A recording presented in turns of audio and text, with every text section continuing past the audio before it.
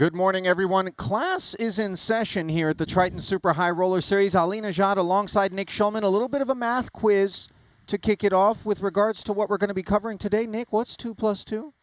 4. That's correct. Let's go. 4-card streets, that's what we're going to be bringing you here today. Already have crowned a champ in the Pot Limit Omaha here at the Landing Casino, Jeju Island, Shinhwa World, South Korea. And the real title that everybody was thinking about, of course, yesterday's incredible record-setting 100K. And when it was all said and done, I don't want to spoil it. Maybe we just let everybody flash back to how it all shook out, shall we? Maybe we do. All right, roll the tape.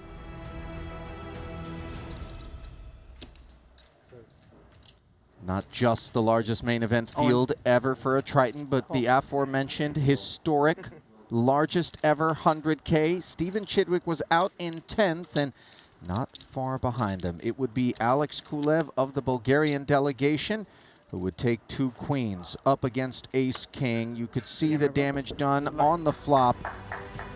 And for Kulev, a disappointing outcome, but not too disappointing. $451,000 would go home with him for that 9th place finish. Queens would emerge once more in the hands of the man who had showered Kulev, that being Roman Hrabec. Chris Brewer was the one to tussle with 2.3 million, sub 10 big blind stack coming in, and he runs into middle set. Did flop the Broadway Gutty. 4 outs, 2 times, but swing and a miss on both occasions, and it was Brewer who would take home $543,000 for the 8th place finish. Now then, we powered on where Igor Yaroshevsky was all out of power. Big blind, 75,000. Forced all in here. Fahdin Mustafov himself would go all in as queens became a theme of sorts.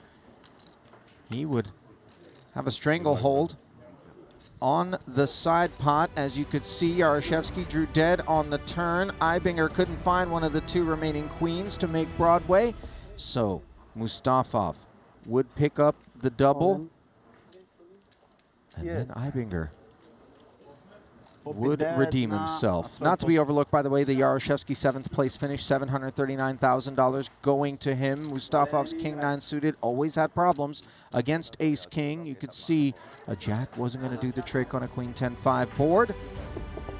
And Mustafov dispensed by Ibinger, the first of 6 7-figure paydays. Let's call it $1 million for Mustafov. And then Citrus Power began to reveal itself. 10s against 3s, top set on the monotone board. Note that Ibinger did have sweats in the form of hearts. None available on the turn, nor the river, as for good measure, Hrabec would make quad 10s and begin to climb further and further away from the pack. $1.33 million would go to Matthias, as the path was slightly more clear for those looking to hoist this main event title. Of course, Antonius salivating over the spot he found himself in against Hrabec, who was very deliberate about Citrus positioning as he took jacks against queens and flop top set. For Patrick, an absolutely demoralizing pre-flop domination turned into 2 outs twice, and you could see the pain worn on the Finn's face. 1.7 million reasons to maybe not feel so bad about it, but ever the competitor, Patrick, out of there in 4th. Elton Sang would be on deck. He would take ace-10 against Agent Ducao, the agent of chaos, JNT. Ace-queen dominating and always in a nice way on the 6-4-3 board. Things stayed clean on the turn, and Elton unable to find the 10 on the end, but also never quite able to wipe that smile off his face when he's out there making a deep run and doing his thing. So then the stage was set heads up as Sang would take down $2.1 million. JNT played a very crafty one with Queen 4 suited. He would get 3-bet pre-flop, decided that he would come along for a big price, and then tore one off on the Jack 9-3 board.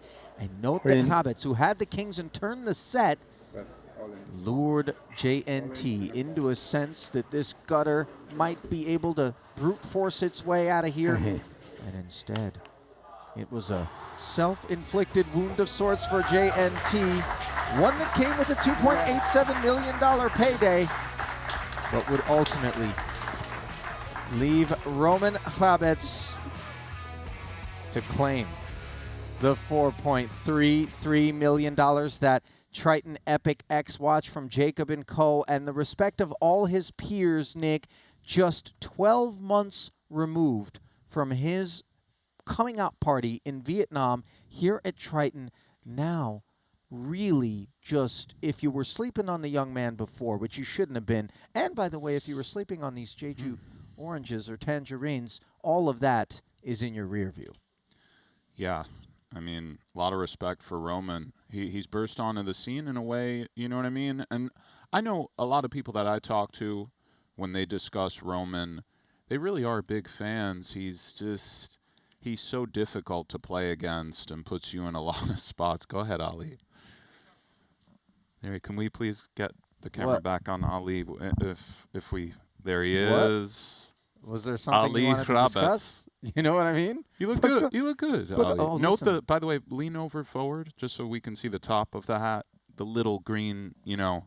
Oh, like a sprout? A sprout, exactly. I often feel like a sprout up here, I'll tell you that much. But obviously, it isn't me looking good. It is Roman looking good. And I don't know that I do look good, just for the record. But it was Roman who really, I mean, the entirety of that FT just seemed in that flow state, I think you like to refer to it, just that zen-like spot. He was in flow state. He was making quads with pocket pairs. He beat queens with jacks. I don't, not to, but it just all came in. He played great. The cards ran out beautifully. And one thing with Roman, he's not real nervy out there. No. Or if he is, he doesn't really show it. And it was a legendary win from a legendary player. Well, Viva the Czech Republic. There's something I do want to spy on before we put a pin in the Roman Hrabets situation. Just look at the first 5 outcomes for him here in Jeju in the Triton Poker Plus app. 1, 2, 3, 4, 5 consecutive cashes, final tabling the silver main for 441,000. Sometimes somebody shows up at a festival and they've just got it, and that certainly seems to have been the case for Hrabets. Turning the page, of course, JNT, runner-up again, fell to Tim Adams in London in the main, and then here to Roman Hrabets. But a guy... Agent Ducao? Is that right? Agent Ducao, I believe. Agent Ducao. It's a tricky one. Agent of Chaos. You christened him this, and he very much earned the moniker pretty much for like 3 tables on, it seemed. JNT will put you in some rough spots, and his passion for the game and his ascent has been nothing short of absolutely legendary. Bravo. 2 second places in Triton mains. That's ridiculous. Yeah, over $7.4 million in earnings now for JNT, which actually stands in excess of Hrabets' haul of over $6 million as a one-time title winner with 9 cashes under his belt. Not to be overlooked, of course, the storyline that we thought might be magnificent. Elton Sang earning his title over $4 million in that prior 150K. Coming into this 100K, we thought, might he have this stuff? And he looked nice out there as well. A guy who confesses he's not really a tournament, maven. Yeah, he did confess that, or, he's a high-stakes cash guy who dabbles in tournaments, and obviously the dabble is going very well. He thanked his coach. That dude was on the rail with him for a long time, and his rail was deep. They were all, rooting for him in a kind of cool way. You could feel the love. Yeah. And for Elton to erupt at this trip is not surprising, but it is cool to see. And when it comes to the highest stakes, he's game time, you know? I think it's quite clear that Elton has made the investment in taking his game to the next level, and I would imagine now, part of that elite 8-figure club, we're going to be seeing more of these deep runs from Elton. And of course, with PLO and short deck upon us, I know Elton likes to sprinkle into those fields as well. Maybe we'll see a deep run out of him here. So it wasn't the only title that we did issue yesterday in the building, because we were playing the 25K PLO as long deck was drawn to a close.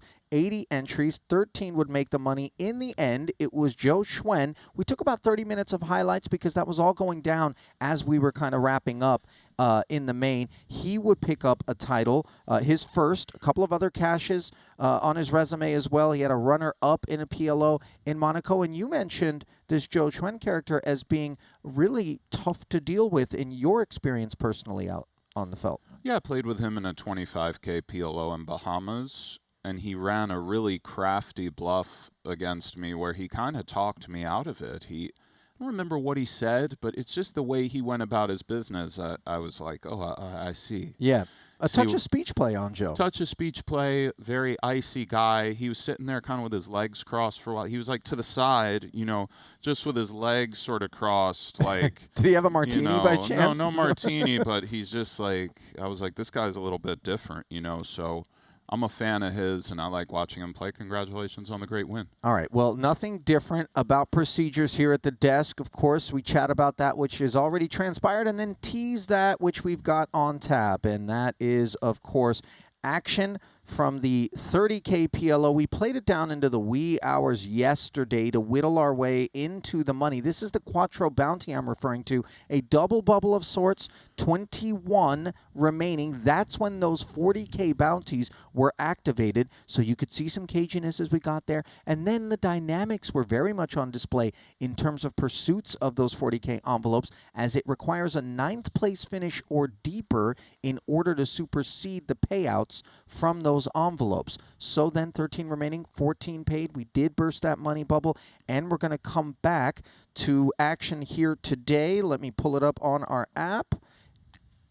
Who is it, Nick, that's in the lead in this one? By chance, I thought maybe, can we get a shot? Yes, you can see it on the tablet, but I feel as though, bro. No, it just happened right away when I put the shades on. That's crazy, I just put the shades on, and then I'm in the lead. I'm out there, and I'm in the lead in here. Really? No, but I should have a lot more. But this one hand, what the fuck? You believe this, Ali. So this guy, hang on. Sorry, guys. 3.3 million in front of Nacho Barbero. Unclear whether he's out there or whether or not he's in here as Nick restores order.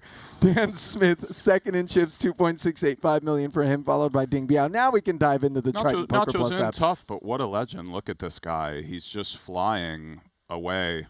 And I don't know if you guys caught last night. I would recommend to catch that last level of last night. Really the entire Nacho show, but the last level got wild. Yes, Ali, please. Well, looking down, I just wanted to not overshadow with obviously the Nacho show on deck. The fact that Joe Schwen has slithered his way into this one, and we didn't talk a whole lot about him. 6 big blinds in front of him. You know what's crazy? He's crazy, but he didn't get a lot of coverage yesterday. I didn't realize that he was still in. I promise that, we were a bit loopy as it got down late. But that's the first that I realized he's there. That is a real slither. That's what I'm saying. He's just there. He's always there. You know what I mean? Yes, I do.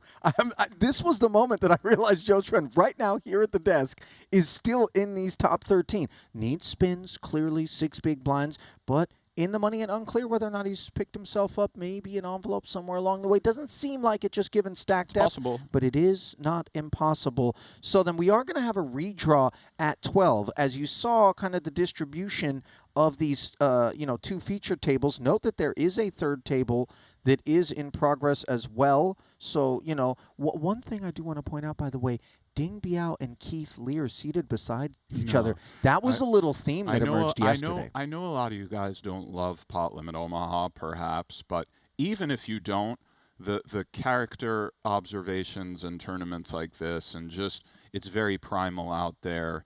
Deep in a PLO tournament, it's so emotional and kind of stressful, but also hilarious. So I love it, Ali. I do. I'm here for it. We got a little bit of rest. We're back with you now. Hopefully you guys are going to saddle up and dig in for the long haul, because we will have 50K PLO action, which is on day 2, coming your way after we crown the champ in this one. $443,000 will go to our eventual champion. We touched on the fact that the money bubble burst at 14, and it was Sam Greenwood who would claim the first of 2 $30,500 prizes. Then we do have just one 33K payout in 12th. And then, you know, the ladders, those are a thing, but it's important to note that those ladders are negligible relative to just claiming pelts out there. The 40Ks are still going to be the focal point, aren't they? Yeah, they're focal, but it does get to a point where remaining in the tournament's focal too. Bounties are very interesting. I'm a little bit inexperienced, so I'm guessing along with a lot of you guys and just trying to feel the spots. Yeah, and we'll see just how adulterated the action will be, courtesy of those 40K envelopes, as we are just about set to send you back into the arena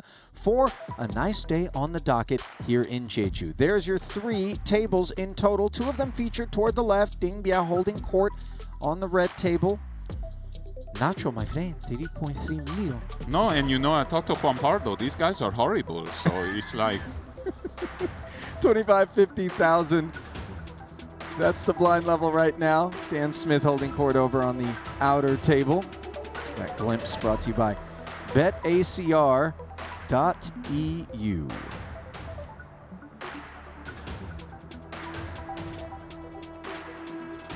Let's see if Joe Schwen can pick up a spin. yeah, let's.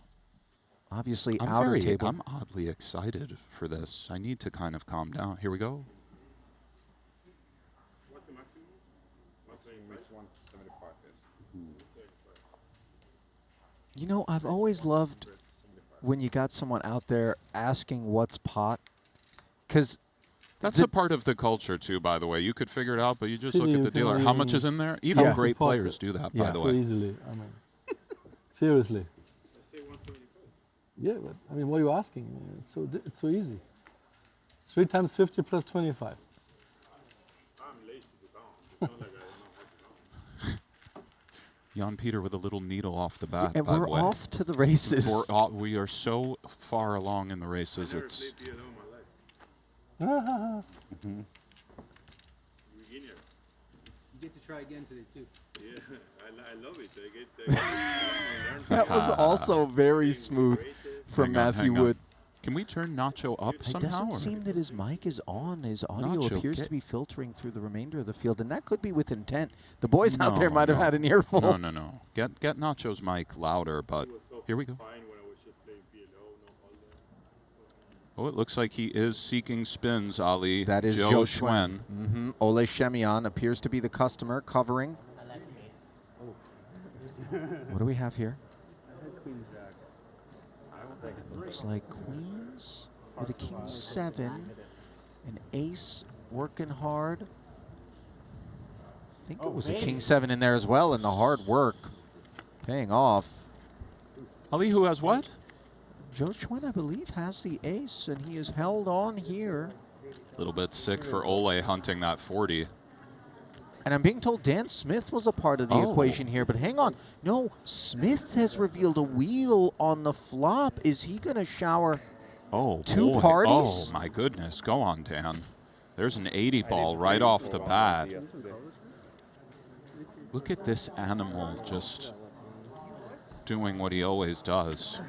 Which is taking us Go ahead, Dan. to a redraw instantaneously, courtesy of a Boy. double knockout. I didn't even realize Smith had cards for the bulk No, of that. well, they didn't show him until the last minute, but that's unbelievable. And look at Ole. He just appears shell-shocked.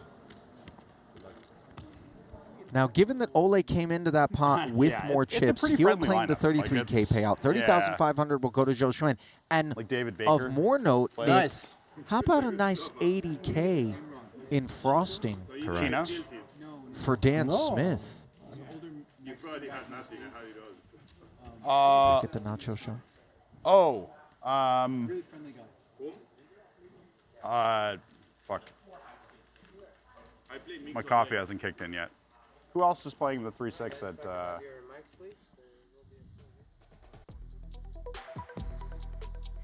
So there's a glimpse at the state of affairs at the Nacho Show.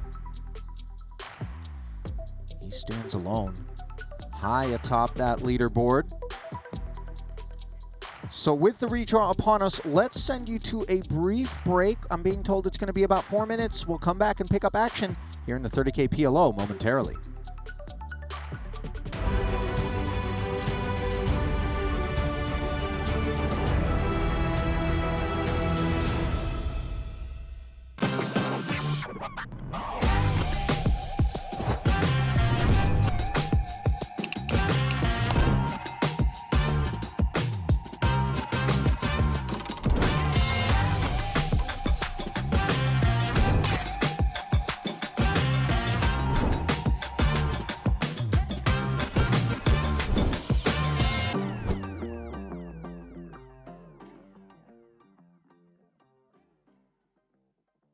Welcome to the Daily Dose of GTO Quiz of the Day.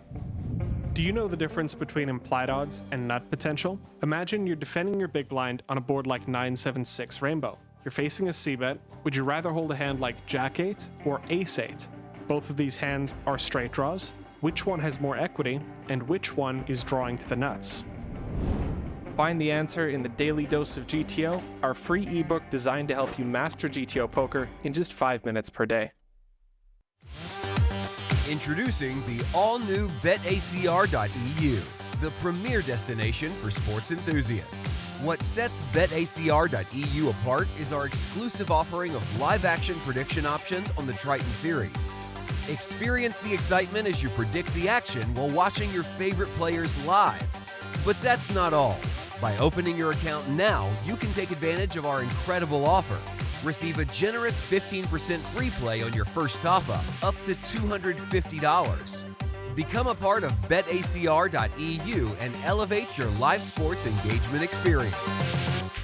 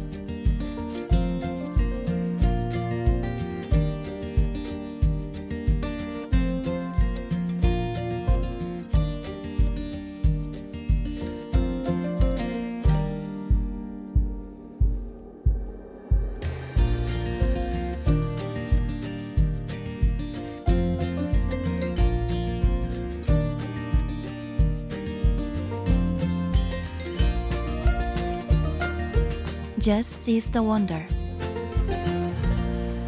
Jeju Shinhwa World. Introducing the all-new BetACR.eu, the premier destination for sports enthusiasts. What sets BetACR.eu apart is our exclusive offering of live-action prediction options on the Triton series. Experience the excitement as you predict the action while watching your favorite players live. But that's not all. By opening your account now, you can take advantage of our incredible offer. Receive a generous 15% free play on your first top-up, up to $250.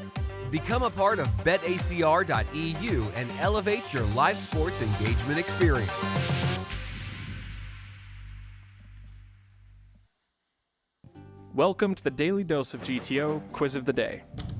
Do you know the difference between implied odds and nut potential? Imagine you're defending your big blind on a board like 9-7-6 Rainbow. You're facing a c-bet. Would you rather hold a hand like Jack-8 or Ace-8? Both of these hands are straight draws. Which one has more equity, and which one is drawing to the nuts? Find the answer in the Daily Dose of GTO, our free ebook designed to help you master GTO poker in just 5 minutes per day.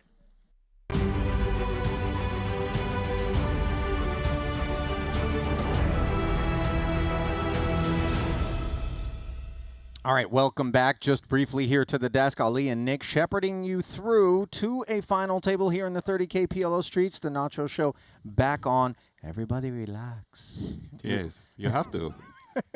443,000 up top. We just saw the double elimination by Dan Smith, which means just 11 remain. $37,000 will be the on-tap payout. The victims, of course, Zhou Xuan and Ole Shemian. How sweet is that to get a double knockout in a 40-dime bounty? Yeah, well, 40 times 2. You're correct. So 37K, by the way, will be the same payout for 10th before we take that 7K hop. But again, go back to the idea that these little jumps, not really what we're focused upon. Yeah, there's showering shorties. Yeah, there's that 440 and change up there. So yeah. It is relevant to be in the hunt for that. But you're right. The 40K bounty does, it's big. Yeah. The redraw is upon us. Tables are populating right now. Dylan Lind is going to be the shortest stack in the room, a little bit behind Ike Haxton.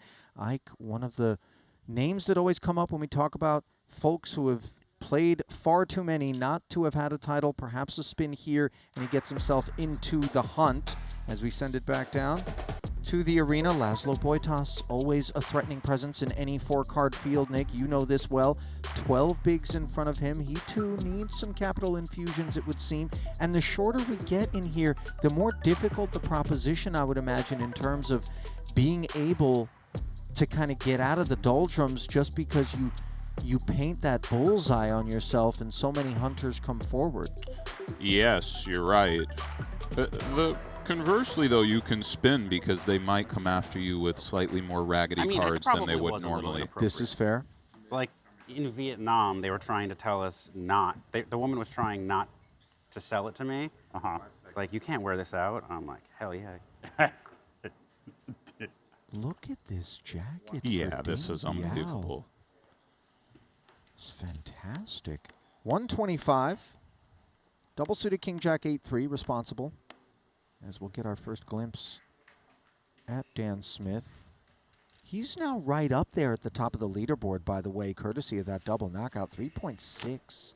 And this is part of the idea of the Open with Ding. This happens a reasonable amount, and it's a good spot for Ding to hunt the 40, even with the lack of connection amongst the 8 and the 3. Perhaps under normal circumstances, we're out. Pre, that is. Of course, not in the face of the 3-bet all-in. Oh, and it's an interesting spot for the Jet. Tournament preservation is an idea. Again, hunting that 40K if we knock out Dylan is an idea.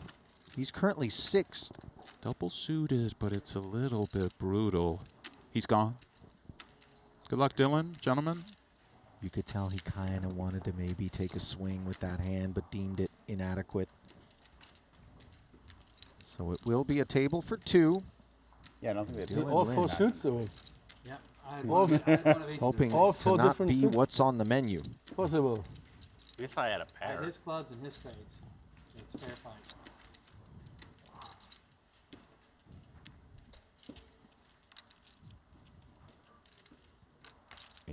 $8.75 in the middle. 6% edge for Lind, heading to the flop where he picks up the nut flush draw. Moves into a 3-1 favorite. Yeah, ace high currently best. Oh, straight for Ding. The gutter Brutal card for Dylan. straight. Now he's the 3-1 dog. rolls right off. And the heart does not. GG, Dylan. It was a little bit cold the way that came down. I mean, PLO can be a cold, cold game. Sit open, table 1. That much we know. Did Ding just D-Mike for some... Well, he's eating. I don't Okay. think, did he D-Mike? it did look like he too D-Mic'd. Okay. I don't think he thinks he's showered. Obviously, we know that. Lynn, by the way, if you ever see me that happy after being showered, know that something's wrong with me.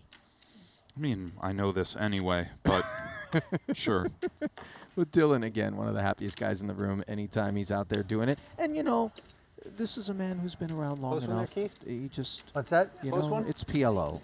Yeah. Okay, No. nice answer. I could have played Where's my the hand, reg but desk? Let's get some more poker going. No on doubt. today. I don't think he's folding. Bounty right? loom large, though. Oh, poor Payout for Great, Dylan. thank you. No, if I go all in The first. first of the two 37K. I don't think he folds. Yeah, I don't think he can distributions. fold. I mean, suited, I go. See? So I said I don't think he folds. Nacho being drawn away from I'll Jan take Peter that. Jakobsen, by the way, a Andy bit of a folds, disappointment but for me my investment personally. or I think they'll tussle again. Jan Peter does need semi-spins, though. 15 bigs deep at present. And agreed, they've been going at it for hours, needling each other, Cheers. you know, extending into last night. Don't know whether I Yeah, I'm mentioned gonna move mine to this box. I just want to commingle. Matthew Wood Yeah, as no doubt. the guy who Barrier finished between ships. Yeah. runner-up, Nick, to Zhou Chuen during yesterday's 25K PLO FT. Joao Vieira finishing in third. Wood did pick up $370,000 for that effort. So he's riding a little PLO high into this deep finish here. Definitely. Smith on a high as well. 4, 5, 6, 7. Dan already having won a title here in Jeju. His second career Triton title, bringing him to 19.4 million in career earnings on tour. This is going to be his 21st cash, and perhaps he's in the hunt for a third title, second here on the island. Good queens for Keith. Start things off with a call.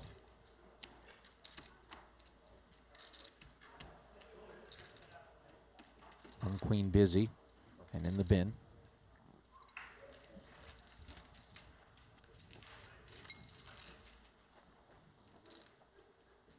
Wow, those equities are intense. 63.37. Feels a touch closer to me, and that's a straight for Cowboy Dan. Lear with top and bottom. Straight draw leads with pot. Dan will be hunting that 40, Ali. It's not comfortable, but backdoor diamonds as well, just in case. Raise. Smith Yeah. asks for the other 275. Keith always knows that's not a good sign. So he'll be hunting a jack to make the bigger straight, a 10 or an 8 to fill up here.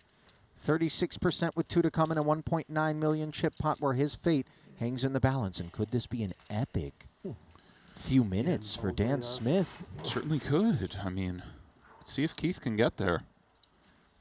Trying to keep Dan's jack, hands 10 or off an his 8. envelope. Yeah, you have some outs, but no one. Not many.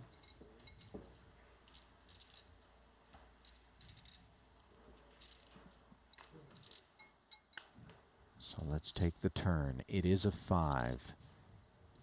Clean as it gets for Dan. 8 outs one time for Keith. Might it be a short-lived day? GG, Yes. Keith. And conversely, for Dan Smith, this is exactly the sort of script, if given the opportunity, he would have cooked up to kick the day off as he has dethroned Nacho Barbero at the top of the leaderboard That should beat a flush. and But as de-seated clean and straight as you can have. Keith Lear. 3 will- bounties right off the bat is just wild. 37 dimes going to go to Here, Keith. Keith. See y'all this afternoon. Yeah, 120,000 in a matter of minutes as he plows through the field. Now we flip back over to the other feature where DeVoris, who did seem like among those who were fairly entertained by Nacho during his tenure at Nacho's table, yesterday's coverage. Yeah, you can't kind of not be, or else it sort of goes against you. You know what I mean? I believe the way you described it is it can turn on you out It there. can turn on you, but you just can't show it. What? 175,000. Oh, big hand for Laszlo in the face of the button pot from Nacho. We'll be going in here, sub 10, Ali. Only 9 remaining, and could it be 8 not long from now? Obviously, the advantage for Boitas is there in the form of the 10 dangler. They share 3 cards. Barbero's certainly not going to be finding the wastebasket. One of the great Omaha players of all time, Boitas. See if he can find the spin. Perhaps the occasional chop.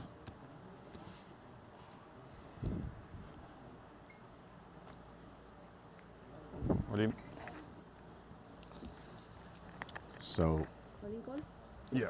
Nacho will feast his eyes No, but it's coming. Use 3-4 again. on Ace, King, Queen 10. Well, you have clubs. 9% spades. edge for Laszlo. Spades are better than clubs, right? They're higher, right? You chop, you get half the To No the way. flop we go. Jack a 5 nine. deuce. The 5 No, dangler nine. connects with Barbero, Put a putting 5. him in front. And it's here. Disastrous for Boitas, who Dead, now Is he hunts. drawing no, they're dead? dead. Only the Or 10 10. would work. 10. Brutal. And GG instead, Laszlo. GG, bro. the Jack pairs. And, you know, when you're as good at the game as 5-star hot. Laszlo is, and you're looking at the opportunity before you, it's obviously very disheartening for him. Certainly. He'll be back. He'll be in the 50K shortly. 9th place finish Justice. for Boitas. Divine justice. $44,000, and the goo is on. Yes. Meanwhile, Kings, that's what's on for Yachman.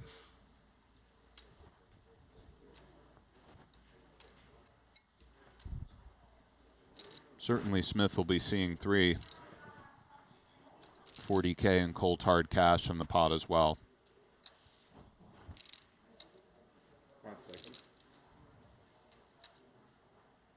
Pot. Well, he's just bounty hunting. He's got Fair the enough. chips to do it with. He does, and, you know, we can understand. These are the dynamics in bounties. And I would think for Jan Peter, he knows these kings are good here more often than they would be in a regular tournament. Yeah, He's going for call. that's a great point. 475. We expect the big stack of Dan to have broader ranges on the hunt for a 4th envelope. There are some bad scenarios for Jan Peter where an ace flops and Dan finds some equity bet fold. But let's see.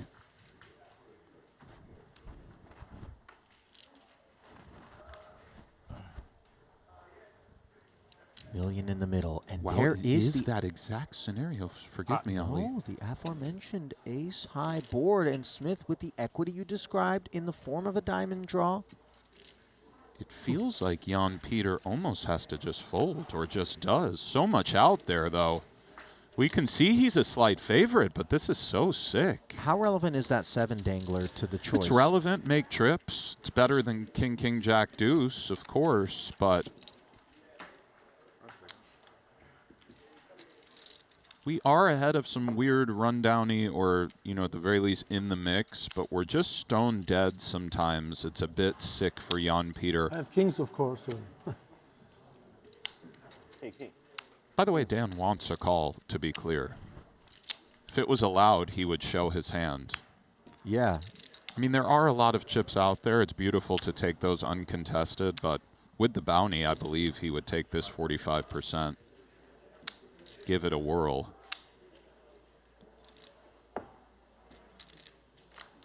He never expects queen high to be in front,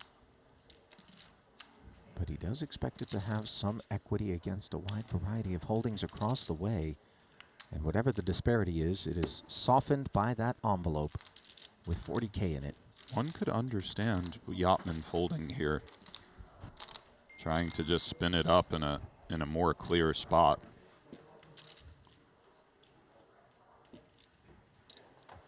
Does let it go.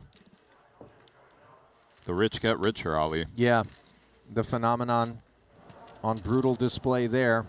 Unless your name's Dan Smith, in which case... Oh, Kirk Steele waking up to all sorts of action.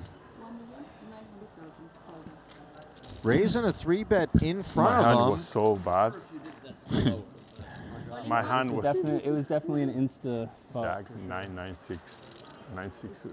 So Kirk, another one of the members of the Canadian delegation who've made a deep run here Against Ike, maybe I call, but I got in this PLO event, hunting the final table. Yeah, I was calling Ike, but I'm not calling 2 millions, And 25 obviously- chips. My hand is so bad. He wouldn't mind 40K to help him get there. There was a 6. 7, 8, 9, 10. I had 2 9s, so million it's kind chip of bad pot. for you. That's very bad for me, yeah. But I have 2 hearts too, so it's kind of not too bad for you either. Hexton Okay, staying the Ike. hunt. 2 clubs on the board, and that makes things interesting. Equity improves. No, Ace not really. of clubs. Oh, it's not a Or hex. you have the ace of clubs. No, Ah, no. okay. Now I am. Turn is a 4. Oh, you had 9. Club needed for Ike, that and winning instead, GG, the sir. king. They're dropping like flies out here. They really are. What have we been in here, 15 minutes? It's been very bloody. Smith Wow, has what a already beautiful collected hand you have, Ike. 120 That's crazy. Gs. And like, look at that flop. There's some real I had chalk no clubs in my outlines hand either. out in the arena. Fuck, I bust Ike. Yes. Oh, you had to. And this time it is Haxton who has been traced. And showered in 8th. I thought perhaps we had 9 remaining. What? I said I didn't want that room. But no, the elimination of No, Laszlo you was have the many of 9th his place outs? finish. So now, 61,000 going to Ike. 7 are left. Yes, yes. Thank you. The FT is just upon us like that. We gotta get the rocks, As right? Kirk picks Oh, up wait, wait, wait. $40,000 and brings the field to a single table. 80,000 on lockup as that final table will be assembled. It's going to take some time to sort that all out.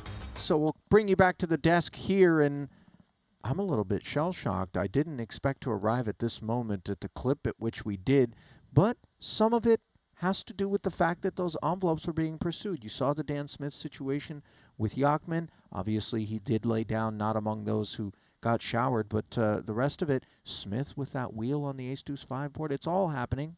It's all happening indeed, Ellie. A little bit of variance in these spots, how fast you get there. We've gotten there very fast. Would imagine things slowed down quite a bit at the final table, but we'll see.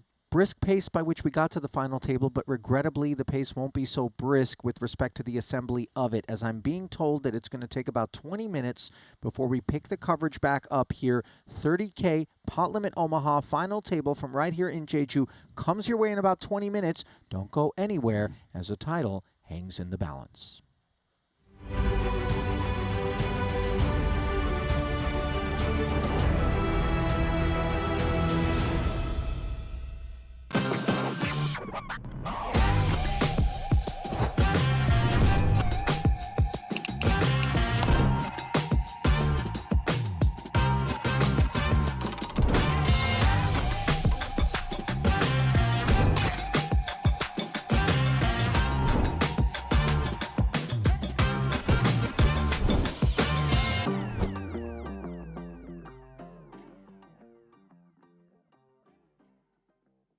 Take your game to the next level with GTO Wizard. Practice against GTO on all your devices. Study any situation using our revolutionary AI-powered solver. Upload your hand histories to uncover your biggest leaks.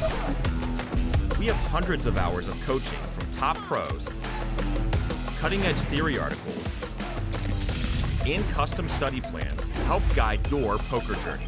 GTO Wizard, the #1 app for poker players. Introducing the all-new BetACR.eu, the premier destination for sports enthusiasts. What sets BetACR.eu apart is our exclusive offering of live-action prediction options on the Triton series. Experience the excitement as you predict the action while watching your favorite players live. But that's not all. By opening your account now, you can take advantage of our incredible offer. Receive a generous 15% free play on your first top-up, up to $250. Become a part of BetACR.eu and elevate your live sports engagement experience.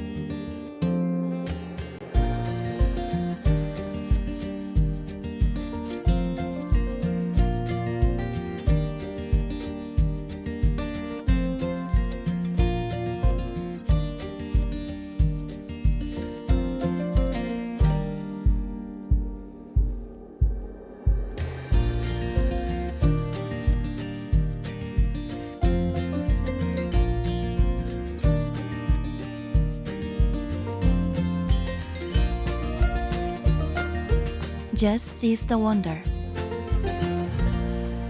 Jeju Shinhwa World. Polished by the I way, see the nail perhaps. polish, the shades. The dark sciences. How much? 1.7. The 3-bet. Another 1.2 out of King Queen 10-7. Does Quan want appeal?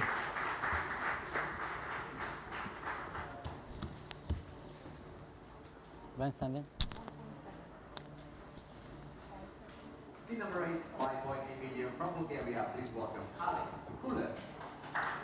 He does.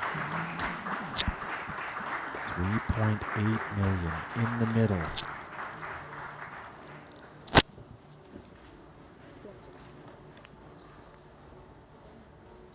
Oh, the aces have been ravaged here.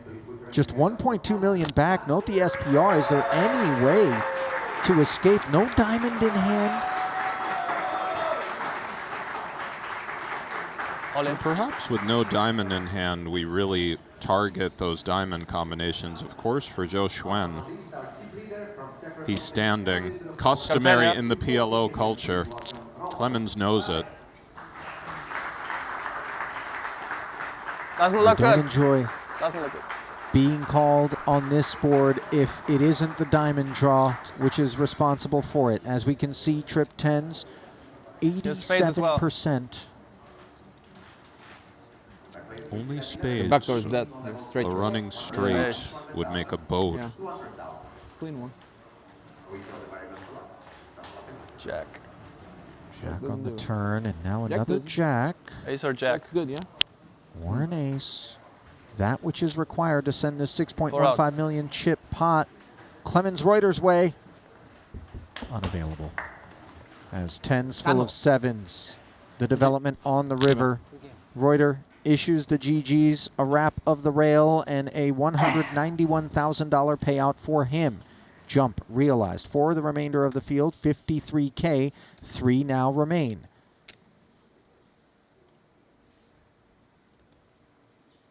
Vieira getting his bearings. Connected at the top and the bottom of the deck with this King, Queen, 3 deuce. Diamonds also. Unappealing.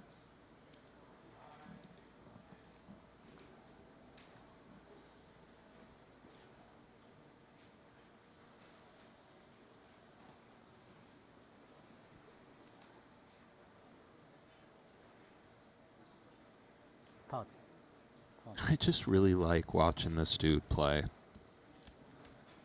Pot announced.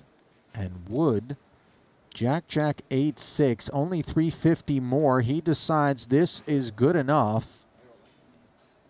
As they do get it all in. And he can't ask for more. To be this big of a favorite with that hand is really the dream. Yeah, not a single overcard across the way to worry about.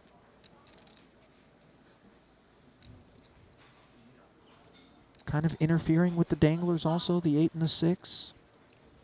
Preventing some of that straightiness from filling in, let alone the jack. King 7-3 board. Let's have the inside straight draw, the 7. Some 2 pair outs. Yeah. No, Zhou Xuan doing better than he was pre now. Dips from 45 to 35% equity with 1 to come as Still we need to fade 2 pair and the gutter. And the river? Still an alarming amount of equity for Zhou Xuan on the turn. PLO tends to cause alarm in terms of equity quite often. PLO, I made a deep run in the Bahamas in a pretty big one, and when I get all in, I mean, I'm standing, sitting, and just standing again. I was in the 1 seat, Ike is in the 2 seat, we got all in. I stood and sat 5 straight times. It's a very emotional, and I'm rallying the rails, celebrating. It's just a different kind of culture, you know, it's it's part of it. Yeah. You count the outs, you share the outs with everybody. It's just... It's a game that, you know, beckons the chips to come forward with far greater frequency than its 2-card counterpart. Yes, and getting all in PLO is a wild experience. It's a rite of passage. It truly is. That's well said, Ali. Monotone ace queen jack 9. Obviously, Javiera doesn't love it, but doesn't want to step away from the small, so he sprinkles another 150 in there to run up against king 7 4-3 with clubs. King in the window. No further aid. Interesting for Vieira, hovering around the king. Backdoor diamonds, of course, we could see they're accounting for themselves in his hand. 900 in the middle, 4.8 back to play. Vieira, a great player.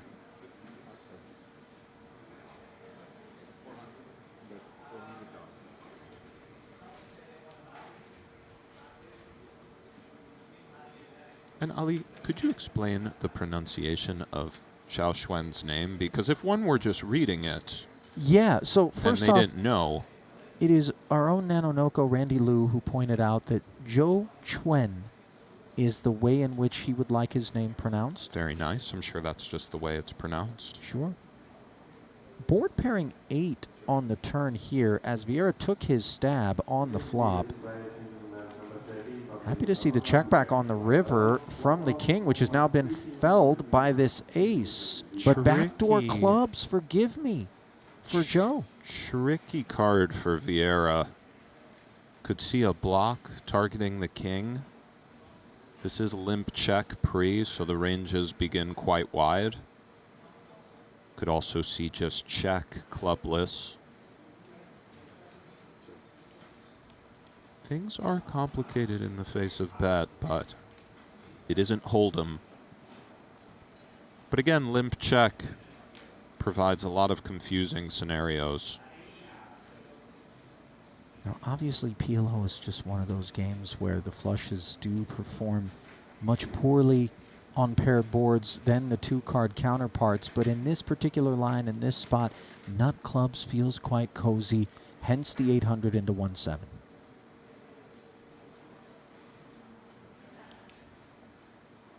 Suppose bluffs spring from the deuce and kind of cards that maybe wrap around the 8 or a fairly ambitious backdoor spade combination, of which we sort of don't interfere with if we're in Vieira's seat. The ace blocker isn't that relevant. Does get away. Nice pickup for Zhou Xuan. Strong jacket as well. Very. Strong pass at the pronunciation also, Nick. Well, you explained it and you've said it multiple times, you know. It's a tricky one. I'm not about to get this guy's name wrong, put it that way. Now then, operating off of 9.4 from the button, a little 9-high rundown. Midfield gap between the 8 and the 6. Played as a limp. Nice one for Matthew Wood. Definitely off 7 bigs.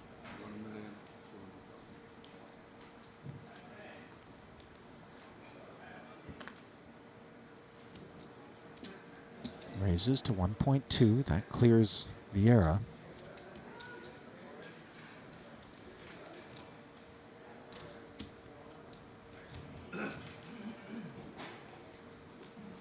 Joe calling the extra 900,000 here.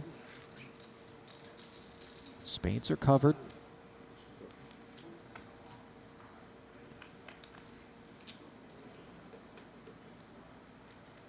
Ace, deuce, deuce, 2 diamond board. Let's see how Wood feels about things.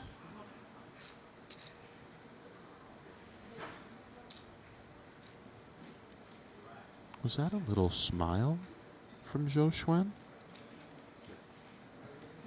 It does look like he's almost smiling. Well, he is checking. Now a 3rd diamond. Rolls off. Gutter for Joe for the requisite card.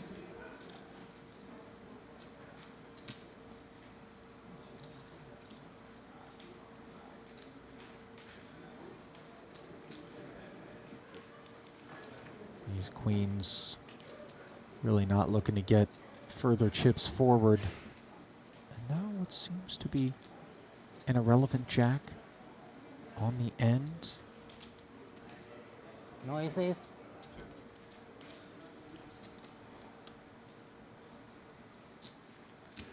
Wow. Now that was curious because I believe the statement from Zhou Chuan after that third check on the heels of the pre-flop raise was no ace-ace. So Zhou whipped a bluff in my face day one of a 25K, and it really took the wind out of my sails. Just the way he did, it was so smooth, and I said, I see. I thought it was one way, but it's the other way. I'm really in the lion's den now with this guy. And again, we played for an entire day, and he's just really tough. But kind of unassuming if you sleep on him. And he made a little comment against me as well. I don't remember what it was, but it was something like, you check again? You know, I'm like, yeah, I checked again, bro. Like, what's up? You know, he just... Street poker. Ruined me. Wood thinking about it. Perhaps a non-believer does have the diamond. No, by the way, the queens, if we remove an ace or a deuce, and we're not up against something checking back like a flush, then we could see the curiosity, and he's going to whip this one face up too, Nick. You know this feeling. I certainly do. Wood doesn't appear particularly amused by that one. One of the worst feelings around. We've all been there. Wood did play the 100K main, by the way, did not cash. This is his second ever Triton Festival. Went 2 for 2 in London. I like Matt a lot. Go back a ways with him. Wow, queens. Here he is, all in. Double suited. King, queen, queen, 7. One of my favorite parts of sweating PLO is just collecting the equities to internalize at a later date. We can look at spots as well, but it's so cool when we just see the equities flashed on the board post as well. Even when they're all in, we can still kind of, you know what I mean, Ali? Yeah, of course. And as you mentioned, you can be on your feet and in your seat multiple different occasions in any given PLO all-in exchange, like the one that we have before us here. Stranglehold for Wood. Just needs to fade the 6. Well, he binned the queens, which were a winner last time, but here he is. There will be no folding the best hand, and there will be no collecting of the 1.7 for Zhou Chuan as he fails to book a date. With Vieira heads up. 因为我俩单挑他不让的。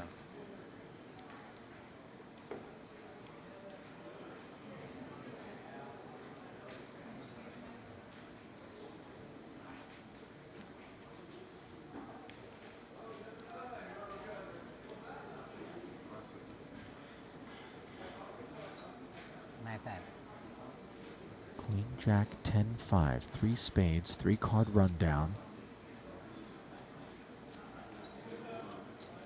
950 declared. Wood, ace, king, 4, deuce. Will make the call all in. Vieira now asking for a count with queen, jack, 9, 9. And is this ever a consideration off of 2.8? I think it's a consideration to defend the big. It's interesting, though. PLO ICM is freaky. Lack of a suit. Always problematic. He is peeling. All of his cards are talking. No errant danglers. Note it was only 550 more as he already had 400 invested. Wood in oddly good shape. 46% as the main pot is completed. Dry side between Vieira and Zhou active. Zhou's equity really derived only from the 5 and the potential backdoor straights.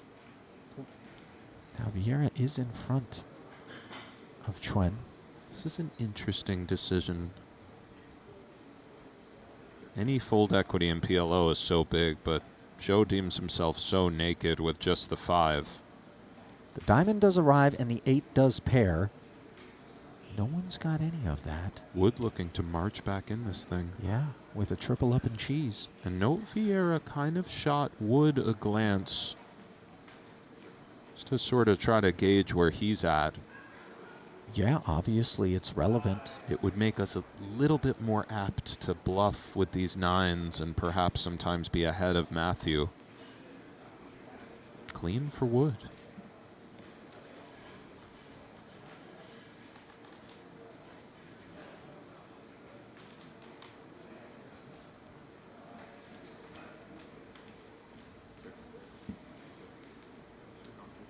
So, side pot does not develop, and it's checked all the way down. Wood very relieved not to be shown anything, although the action certainly suggested that he would be enjoying this 3.25 million with some frequency.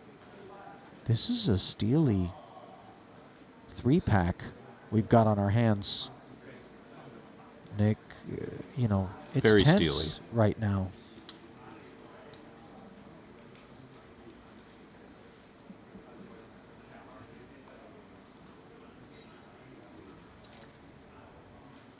Triton gonna sit this one out. Down to 2.3 million at this point is Wood. Does just pot the small.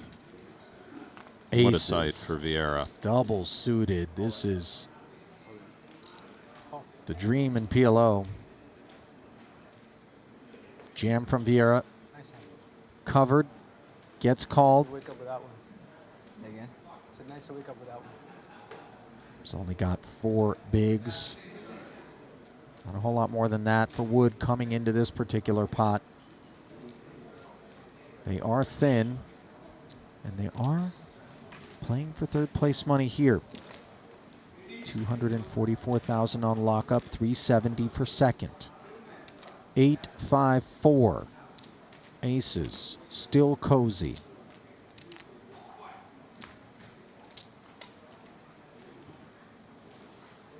Board pairing 5, no issue 1625. whatsoever. And No, drawing that was- dead is yeah, Matthew Wood. 1625. Not too often that you have your 75. opponent drawing dead with just a naked pair in PLO on the turn. But this is...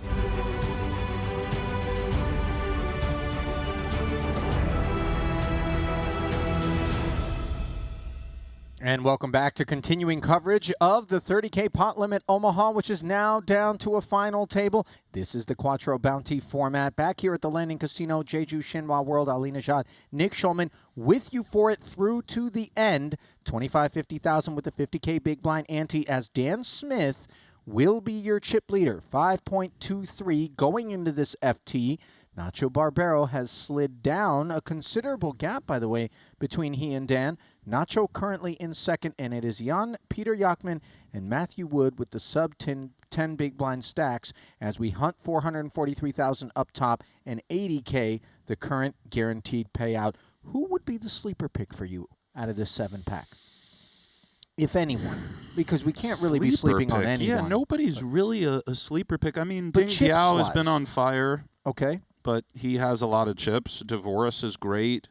Steel has been solid. Obviously, Wood needs massive spins. I don't think there's a sleeper pick per se, but I wouldn't be shocked if anybody did it. All right. The shorties need to get to work, you know? This much is quite obvious. The average stack, 2.4 million right now, 48 big blinds. That's what it's good for. We began this one with 84. We had a double bubble, 21. That's when the bounties were activated. And then, of course, the top 14 in the money. Still those little pay jumps, though, not as profitable as the 40. But as you mentioned, the chance at the 440 up top. Yes, and by the way, Nacho showing crazy heart. He was open about not having a great trip, and now he's going off in the PLO events. Yeah, trying to blast his way out, you know. And he's been doing the Nacho show. So yeah, let's see how it shakes out, Ali. It's time for the Luca Vivaldi show, and by that I mean the final table intros as we send it back into the arena for the final 7. The second PLO event of this series here in Jeju, the 30K Bounty Quattro, has seen 84 entries. We're down to a final table of 7, and it's my pleasure to introduce you to them. Scene number 1 from Canada with 3.3 million. Please welcome Kirk Steele. Kirk yet to cash in a Triton Super High Roller Series event until this one, monkey off his back here at his 3rd ever Triton Festival.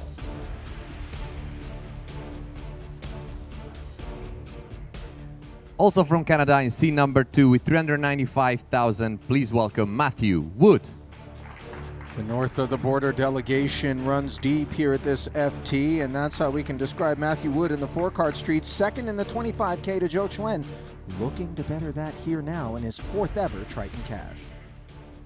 Scene number 3 from the US, our chip leader with 5.2 million. Please put your hand together for Dan Smith. It's been a festival for Smith. This is his 5th cash, already a title in the 50K Turbo Bounty, hunting his 3rd title as he will ascend beyond 20 million potentially here today. Our scene number 5 from Germany with 315,000. Please welcome Jan-Peter Jachtman. Love that. Blowing kisses to the field as Jachtman, who had that very deep finish at the World Series of Poker main event, showing 4-card aptitude and hunting a deep finish here at his 1st ever Triton. Our 3rd Canadian at this final table is seat number 6 with 840,000. Please welcome Dan Dvores. 11.1 million plus in career Triton earnings for the 2-time title winner here in his 32nd cash, 4th at the festival, 2nd final table. Seat number 7 from Argentina with 4 million. Please welcome Nacho Barbero. I think you might need to take this one, Nick. 9 million in Triton earnings, 1 title, 14 cashes. That's not the way to say it. Oh, you want me to say like that? It's okay. It's Last ding but not dong least, time now. in seat number 8 from China with 2.7 million. Please welcome Ding Biao. Last but by no means least, Ding, who has had a lovely festival here, already 5 cashes under his belt, his 15th career and 6th on the festival as he hunts over 6 million in career Triton earnings and a 2nd Triton title. The button has been drawn in seat number 1 on Kirk.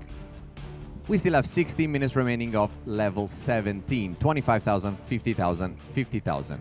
I wish you all the very best of luck. Tiare, shuffle up and deal, please. 30 minutes. That's how long the levels are. You heard Lucas say just about half the level already played, and this is how it all shakes out. Ike Haxton denied a shot at his 1st ever Triton title, 8th place finish. This glimpse brought to you by GG Poker. We noted already Matt Wood and Jan-Peter Jachtman, both the sub-10 big blind stacks.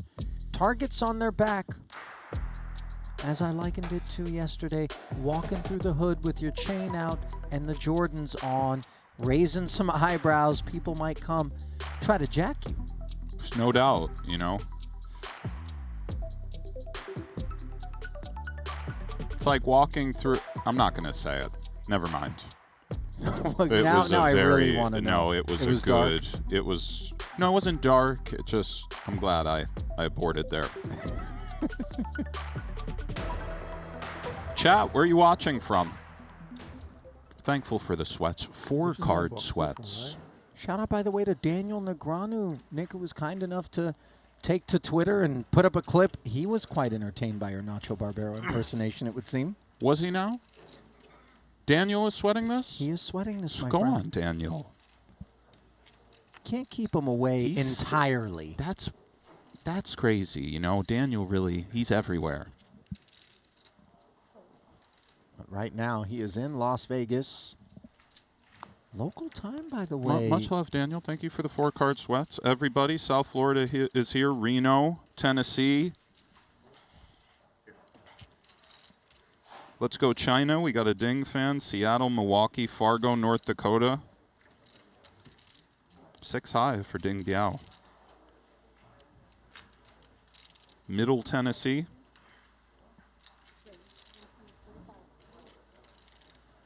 A lot of 4-card players out there. I'm on Twitch, Costa Rica, Phuket, Thailand, Texas, Finland, Pennsylvania, Canada, Argentina, Costa Rica, Oregon. Oregon? Oregon. Costa Rica again. Let's go, guys. Let's ease into this final table. Could be an emotional one. They always are, PLO. Smith defends. Are you surprised to see the 654 do single from the cutoff attacking the boss stack of Smith? Yeah, I would say I'm a little surprised. Pretty raggedy, but Ding is kind of nasty post, and he's moving to the beat of his own drum. Both players with the pair of sixes. Advantage Smith with the jack kicker. Ding does have a gutter if a 7 were to roll off. Looked as though maybe he was contemplating the C-bet in position. Instead, he checks back and finds a deuce to make a winner as it stands. Interesting for Dan in the face of check-check. We would like nothing more than to bet and win. But no real outs. Does check it over. And for Ding now with sixes and deuces and that two-way straight draw, albeit the 7 is not delightful, do we just try to clear equity and go for it? It's always a little awkward when we're capped after checking flop back.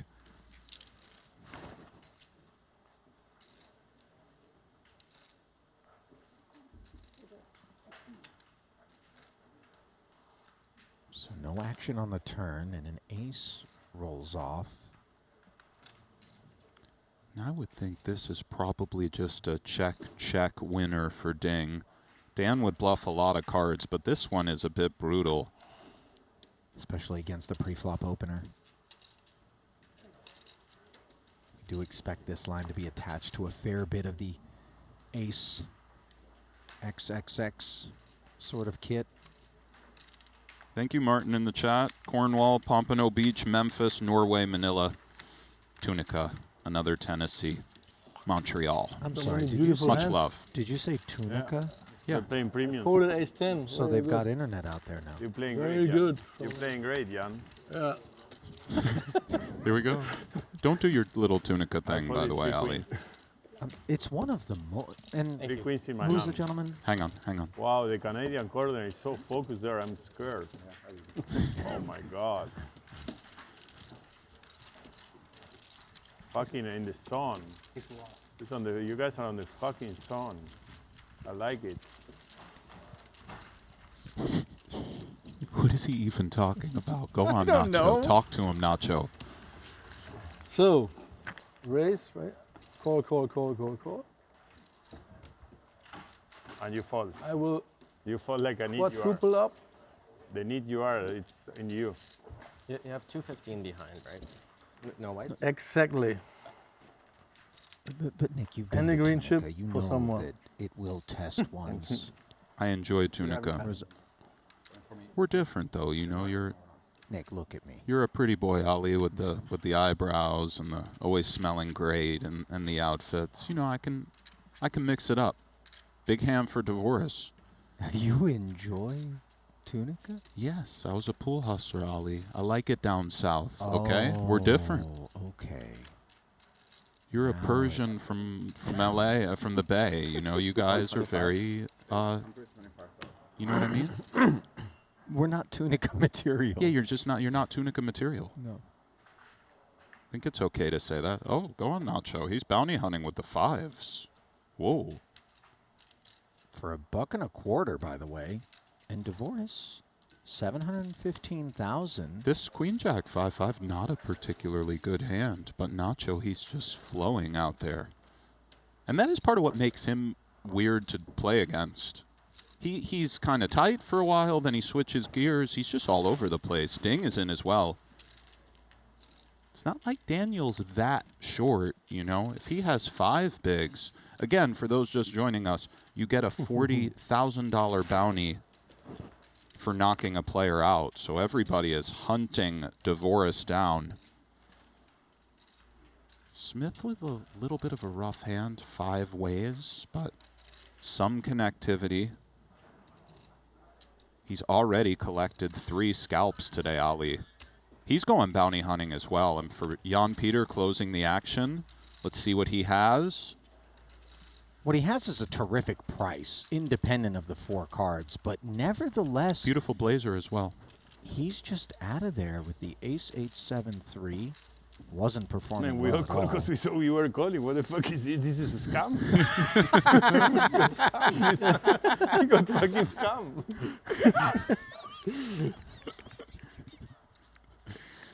Queen Okay. 9-6. Oh, huge for Divorce. Yes. Smith with the wrap. Yes. And the 6. Yes. Sorry, Ali. No, Please, no. please, Ali. I'm just so excited. Go on. Middle set for Kirk, by the way. Wow.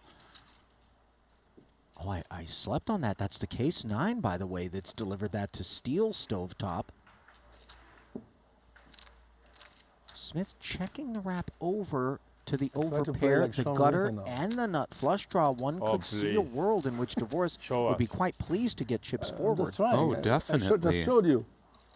Obviously. Pot? And it's a weird decision for Dan. Well, I guess Kirk will just pot. He has the queen as well.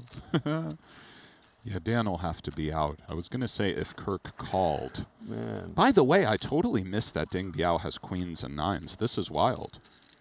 Not a great hand 5 ways, by the way. Top 2. It's quite dicey, but again, that bounty. Let's see. This is why bounty tournaments are so wild. PLO bounties, just forget about it. That's mine. But you can have it if you want. This board is soaking wet in a multi-way pot 715. for a hand such as this all-red queen 9, Nick. Do we have to peel in the hopes that the queen, or as we can see the 9, I don't which think we know so. good I and think doesn't exist? I think we can actually fold, but with the bounty and with him being able to afford it, call is understandable, but we're just never doing great. He is giving it a spin. Kirk will be putting it in.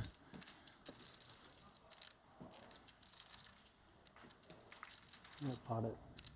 Pot.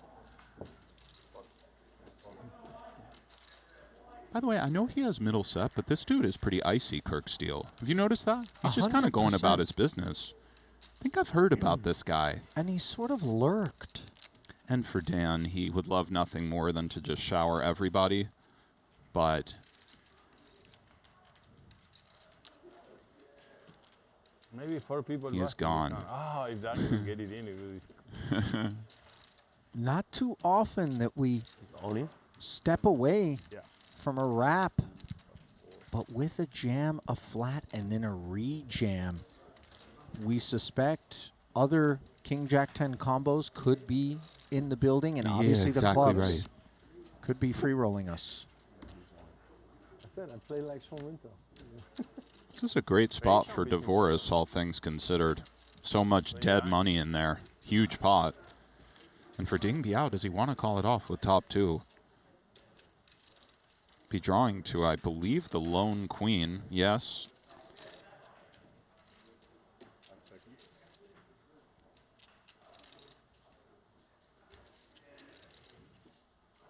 And this is the thing about PLO. 2 pair, even top 2. Very vulnerable.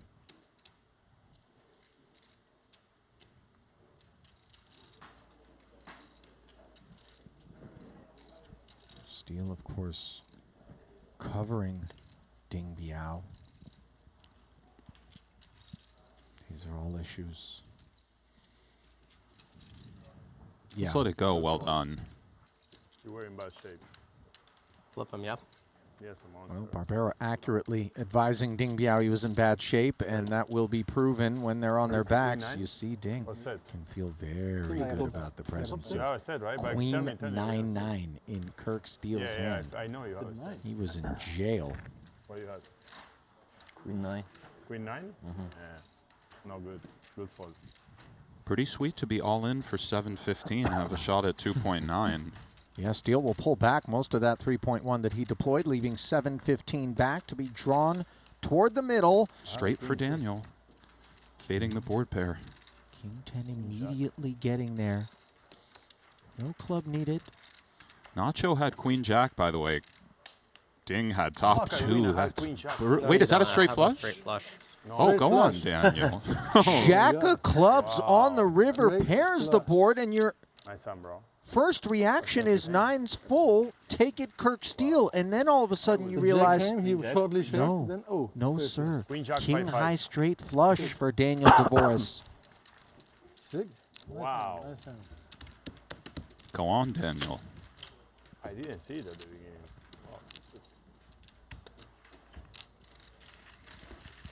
That was an much you explosive would've little won, right? collision. That was a crazy one. I would have. Yeah, I didn't see it straight. What do you have? Yeah. And that's like 20 times more. He has nines. Oh, Queen Jack. Queen Jack, but I lose.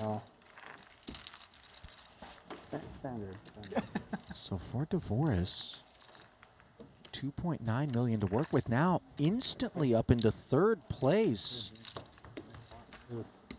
Huge. Yachman now. Just a straight flush. Yeah, To for start half the, of a second you thought you win, right? to start the final For table. half of a second you thought you win. Maybe for two. Yeah, two yeah, I did. Yeah. To start the final I table saw the with jack. style. You were, and then Nice hand, the though. ladies. Thanks. It's the wrong one. The Canadians are rolling. That was a little bit of a Canadian confrontation. 3 on the final table. I never seen that on a Triton. Very unlikely. You guys are like 3 on the whole tournament. No, 6. Timothy? Might not be 6, not for PLO. 6 in like the bigger fields. Barbaro, Timothy, Limping. who else? Are the Dingbat is Greenwoods same. Canadians? Yeah. All of them. What? All of them. All of them? Yeah. Flypaper effects in terms of a snowball. I mean, they have the one guy Canadian open flag, but they limps, might and then the rest of reside us in all Canada. kind of. I have no idea. Yeah, I mean, this is wild. I checked. Want to take a swing? And of course, with Jan Peter being on fumes in the small, everybody going hunting. Nacho alluded to that in that last pot when he Nacho's folded playing- from the big blind. and Nacho's he- playing high-low right now, yes? He looked over and said, "Buddy, we all got in here because we thought you were going to be involved." Yeah. That last one. So What meanwhile, is going 5 on players, 8, 7, 6. All in. Yachman has flopped the baby straight with this 4-5. 8s and 6s for Ding Biao. And then the 9-7 working for Dan Smith. We await responses. The best outcome for Dan would be to call closing the action.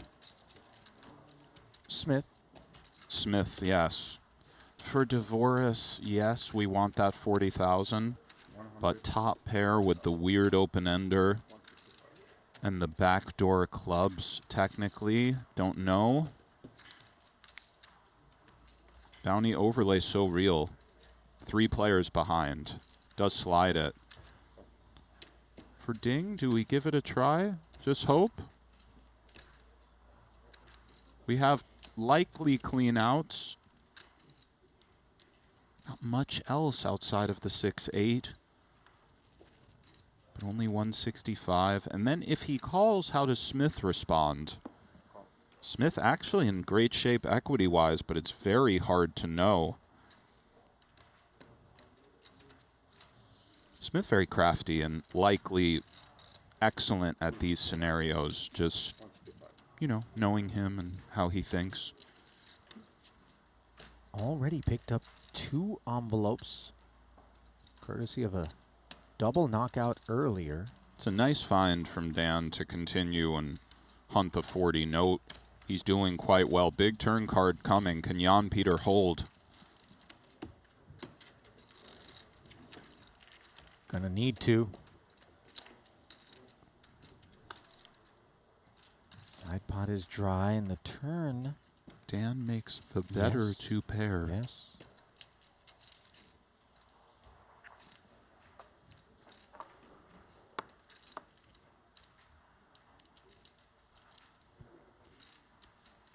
Interesting spot. Maybe just check, check. They would love to clear the other and take it heads up against Yachman. Now, without the presence of the bounty, there can be more of that implicit collusion, let's work together 4 cards versus 2 vibe. But when there's 40K up for grabs, you kind of want to be the only man left standing against the all-in player. It's a great point, Ali. My thoughts exactly.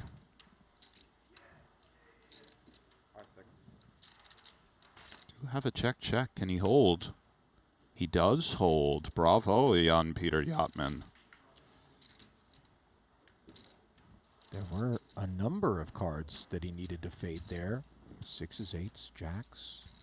5s. And he has to 10s, feel 7s. great in the face of check, check, turn.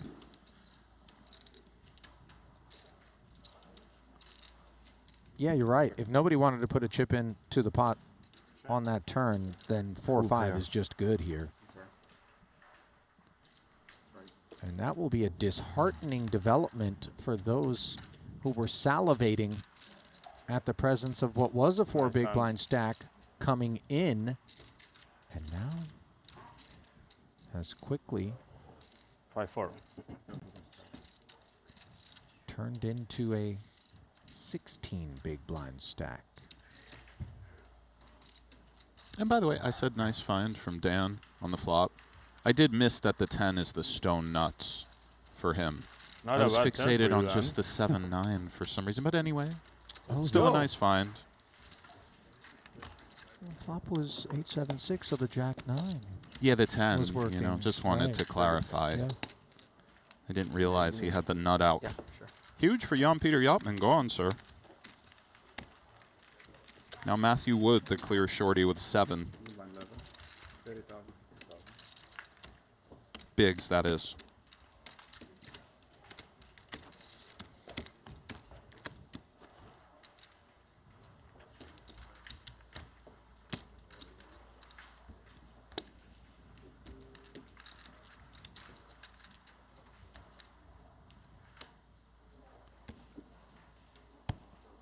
Button on Jachmann.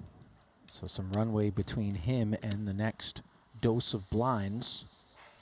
Matthew Wood standing alone at 6 big blinds as the shorty.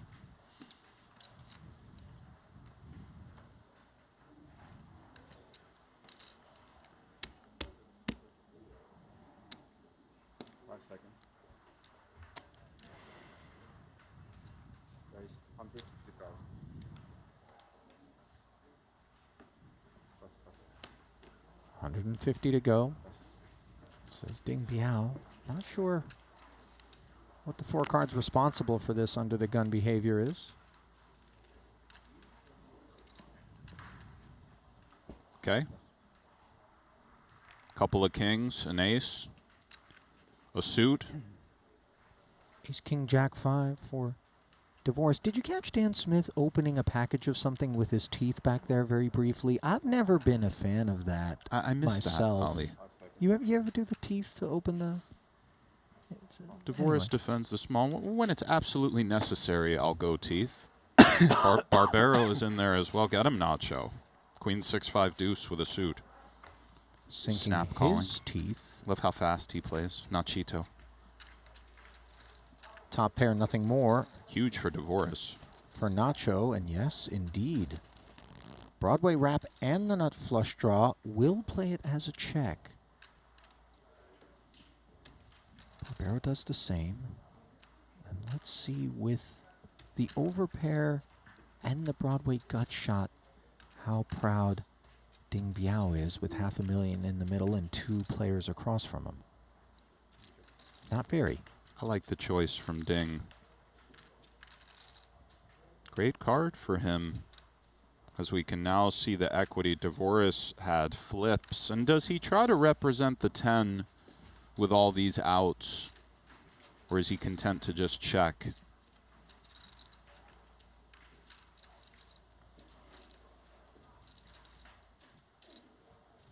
And for Nacho blocking queens full, it's always interesting. He does go for check.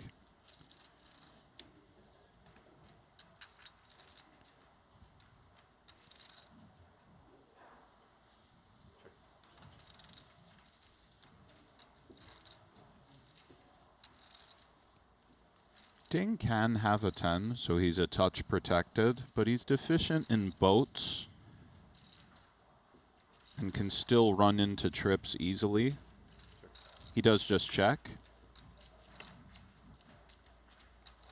Winner for Ding as it stands. Nacho with great blockers. Not that 6-6 is a hand you see too often in PLO, but Nacho with a typical sort of bluff in the face of a bet. Potentially check raise. Potentially just go for it and try to fold out kings or aces. Check would be understandable as well. Interesting spot for Nacho.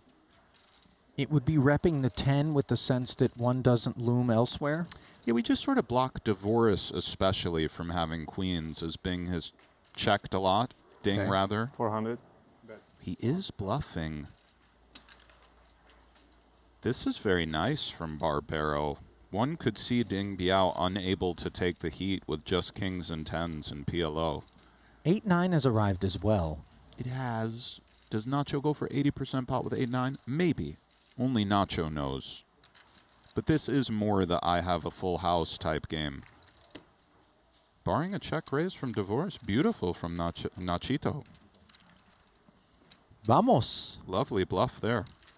And that's how you play those raggedy cards. If you get to work post, sometimes you can pull it off. So Barbero. You might ask, I don't know if I'm going to do it. Who came in as the chip leader, now Okay, Pavel, I do it. looking to reclaim it from Dan Smith. Fine. It's a decent start.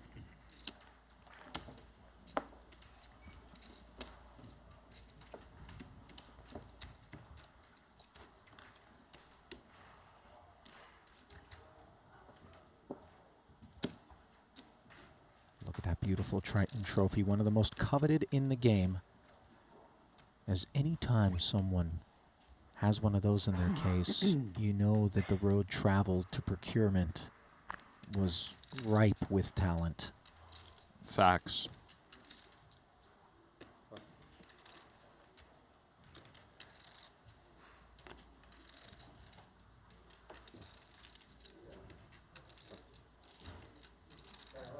No.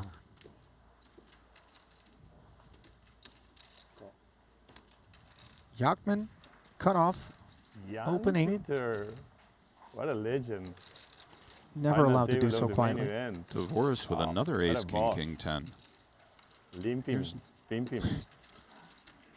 Here's Nacho, kind of needling Jan Peter in a way. Nacho's notching out there. Yes, he is. Pot declared. Reasons are clear from the button. Sound effect.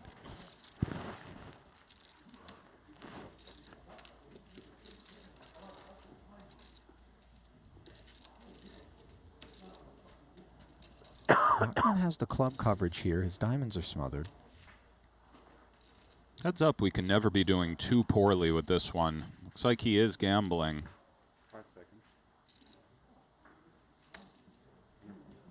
It's official. Another 210, the investment.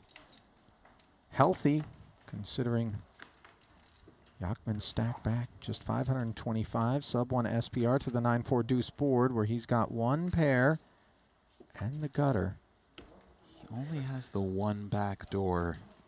I thought maybe he would stop and go putting it in, but he is a bit naked with just the 4 and the draw to the 5. And the ace as it stands. Daniel will be putting it in, and an awkward decision for Jan Peter. It is a flip, as we can see. Do we condense Yachman's range when he limps and then is willing to call the pot size bet from us away from this sort of texture? Yeah, there isn't that much connection at all in regards to two-pair sets. Stop and go was an interesting idea from Yachman here, just to realize your equity. Calling it off as much, because sometimes they fold these rundowns, ace-high, pretty rundowns that they could try to isolate with. Right.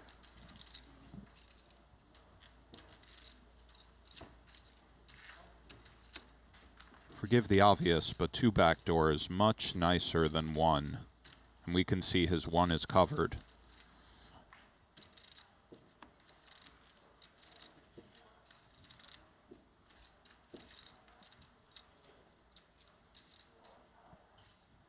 Not in bad shape, though.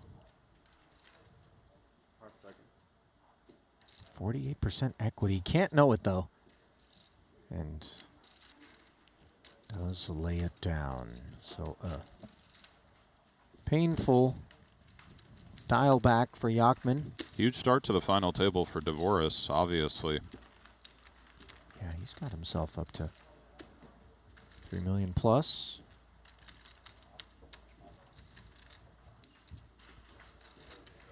Taking a look at Divorce's Triton resume, by the way, Nick. He won the 50K PLO back in Monte Carlo at our last festival. Finished 5th in the 30K PLO bounty. Plays the short deck stuff as well. Plays it all, Ali. And does it well. Couple of 9s for Wood. Under the gun, 6 bigs. Does pot it. These are the kind of hands you just live with when you're very short, especially with that big blind coming around. The ante for dessert. See how hard the big stacks go at Matthew. And the benefit of playing a hand such as this under the gun as a pot instead of just waiting for the big blind and big blind ante to gobble us up in a hand's time, the 10s through queens, under normal circumstances, perhaps the bounty hunters are a little bit more emboldened, but they're going to react a little bit more trepidatiously against this open, aren't they? Yeah, some of the raggedy ones, and this is just the kind of hand that really 6. prefers to be heads up. Nacho isolating with the ducks, going for that 40 Gs. It's got that ace-high spade stuff. Oh, and the other 2 ducks accounted for. There will be no set. Queen blocked as well in Steele's hand. Good luck. Thanks, I buddy. have a really bad hand. Good. Pair of deuces. I have better than whatever I was going to get dealt next hand. So. There's the explanation from Matthew. What is it? 9s and ace, 9, a diamond. You have 9s? Yeah. No way. You have I do. a pair? Oh, but I have flush. Spades are hot. GG, bro. Thanks, buddy. Nice playing with you, man. It was always a pleasure. Nah, I'm shinks myself. No way I win this one now. Oh. Maybe. Oh. You saying there is hope? Still a flip. Give him a 9 of spades. 9 of spades. Go. Barbaro nut flush I draw. take a deuce. In comes that flush, and now 9. the 3 also note would work. Very nice, Ali. But only 4 outs 9, for 9, Matthew 9. Wood. Ooh, so GG, close. Matthew. All right, guys, good luck. Man. Great run. Another good run in PLO for Matthew Wood. Second. Oh, okay. Now Nacho with the one-man applause. This is, I thought the year of the Nacho was over, but I think it's not. I think he's starting again. He's starting. He's cooking this fucking year. oh, he really can do it. And I'm not just talking about Matthew Wood in the 4-card streets, as we see his 7th place finish, earning him $80,000 for the efforts. Path cleared somewhat as his talents exit the arena here at his 2nd ever Triton Festival, 2nd straight final table in a PLO event. And I think we'll be seeing him in the 50K, Nick. I get that feeling too, Ali. I thought the year of the Nacho was over, but it's maybe not. Wow. Another year of the Nacho? I don't know if the poker world can handle that. You might be right. I certainly am uncertain that I can. And by that I mean just, for those that don't know, that this newly minted impression of Nacho that Nick has really zeroed in on, last night I got the sneak preview of it over in the lounge area. Well, what happened was... Yes, Ali, please. I've not laughed that hard, and So I'm being deadly serious. For 15 minutes, you tapped in. I love Nacho and go back a long As ways do with I, him. yes. But I was sitting at dinner alone, reading a book, which is, you know, I've been trying to read more. And Nacho walked in and he said, "Nick, you're sitting alone?" And then he looked at the waitress and said, "I sit with him. Bring me the setup." And I was like, wow, that's very, you know, just kind of confident of Nacho. But Didn't ask you. I was delighted he joined. We had a beautiful bottle of wine, and it was just one bad beat story after the next from Nacho, and I really needed that. I truly did. And then that, you know, that I didn't know, but I just, I felt. You found it. I found it. Double suited for Steele in the small blind.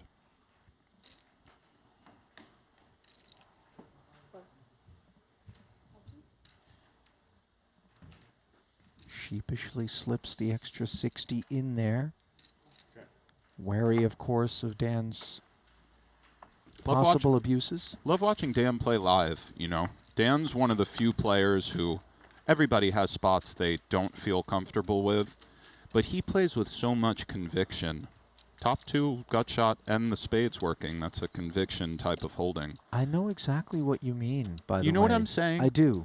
It doesn't appear like he's ever struggling with a spot. Or even if he is, once he makes up his mind, he's willing to to put it out there. Yeah, yeah. 120 put out there here as don't love playing with him, of course, but to observe, we Space enjoy. are hot. I had 3 spades in my hand. What a idiot I am. You think he believes this stuff? The spades are hot? I absolutely do. I do too. Because he was telling Steve, he said he bricked a tournament with the mustache. He suggested he just shaves it right off.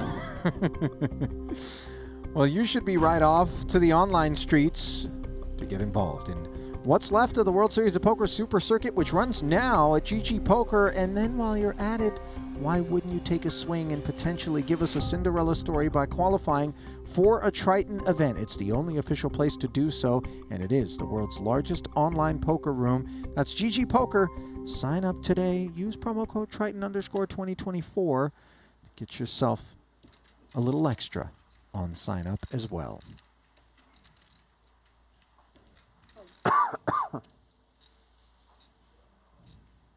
Double suited. Barbero 200. Takes us up.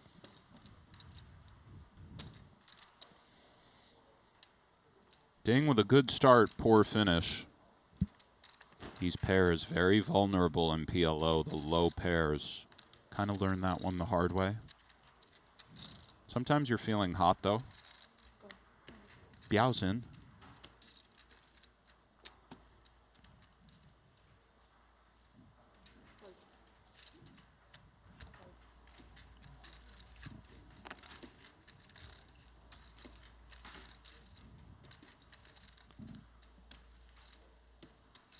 For Jan Peter, closing the action is enticing when we're very short, but King 8-8-3. Let's see. Very dusty.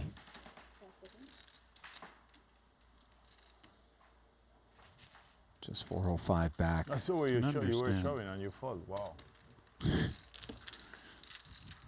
Do you see the little smile? It's, Yeah, it's like he knows it's absurd. Deuce 4-7, 2 hearts. Not too much for both, Ali. Note that 6s are in front. But far from proud, and Nacho could sort of sneeze at this one and presumably take it. 200. There's the Achu.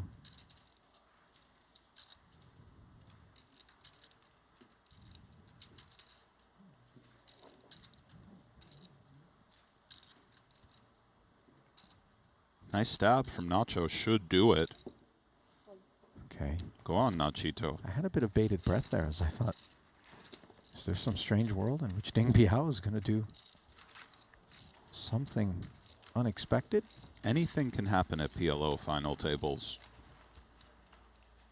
When you have stacks in the stewardship of certain characters more so than others,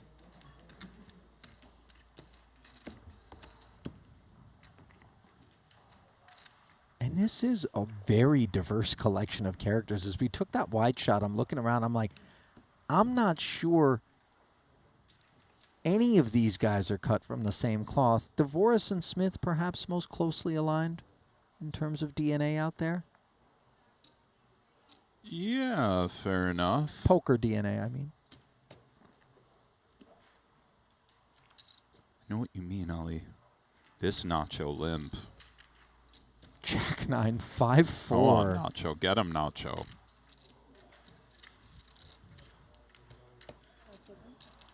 But of course he has the bounties on his mind. Jan Peter short in the small blind.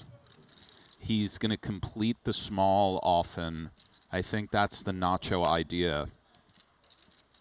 Is limp repot kind of an idea from up front? If Jan Peter pot, if it goes limp Jan Peter pots, Is that the question? Not or? necessarily him, Oh, but just as a someti- strategic he's- sort of approach. Sometimes, sure. Of course, not with the Jack 9-5-4 suit Well, to the of course. 5. But yes, with some hands, certainly. Okay, Family, 5 where ways. are you, Kirk? What are you doing, bro? You play like a NEET. You're not going to get invited to my cash game.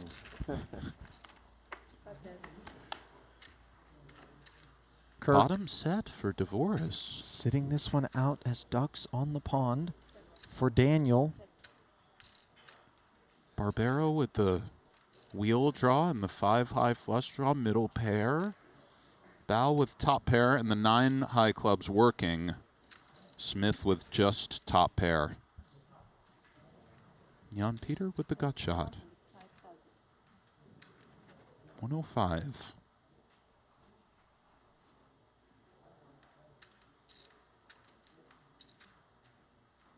Divorce a bit not in love with this situation. We do run into jacks a real amount. Ding is in.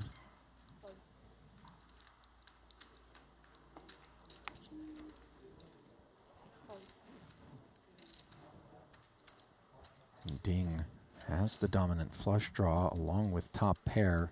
Barbero surrounded by that hand. With bet and call in front of him, how will Divorce respond? The clarity of the Broadway interactivity is staring him in the face. He doesn't hold a club in hand. It is an awkward spot, but he knows Nacho is out of his mind, and Ding isn't scared to gamble. Does just raise right now. And we remove ace-ace from a good number of, you know, these sort of procedures pre-flop from both Nacho and Ding Biao. Do we not? Yes. It's really the jacks we're scared of for the most part. For Nacho. Yeah, there's a little something stinky on the bottom of his shoe. Oh, he's going for the red 3. Go on, Nacho. And for Ding, we have a hand that really shrinks up 3 ways. The 9 high flush draw, rarely good. It is good this time. Ace-king, rarely good. Great read from Divorce.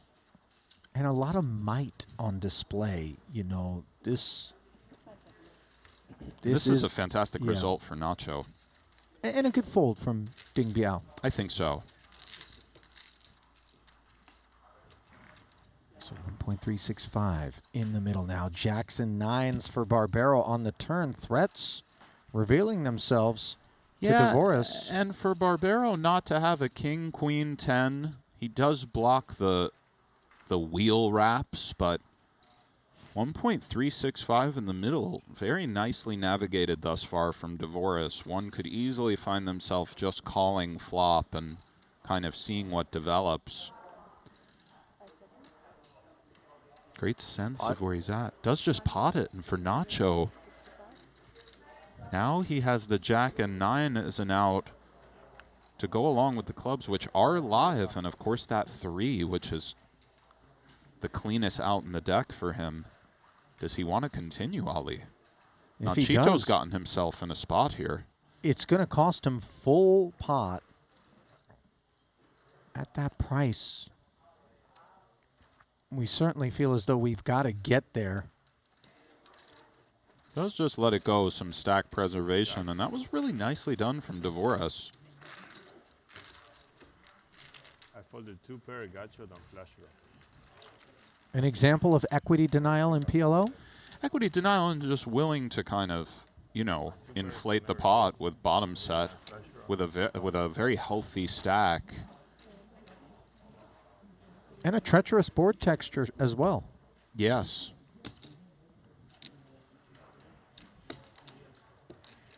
I needed a 3. Man, I saw you would never check raising that board. Fuck.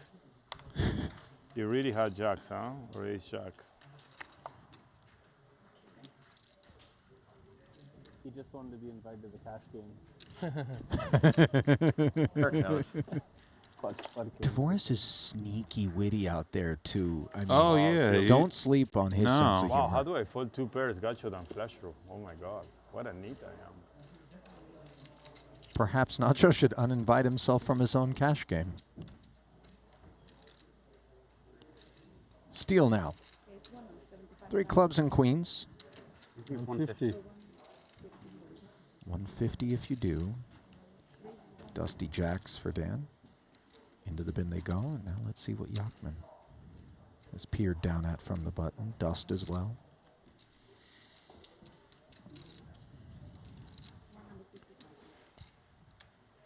Dvoris has really surged here, Nick. 3.8 million coming into this one.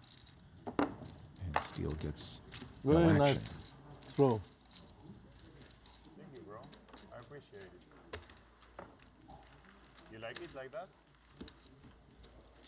Steele strikes me as a Shouldn't play guy who's baseball. explored some martial art, sort of Zen mastery stuff. The bracelet, the bun. Yeah, I wouldn't want to pull up on Steel reckless, you know.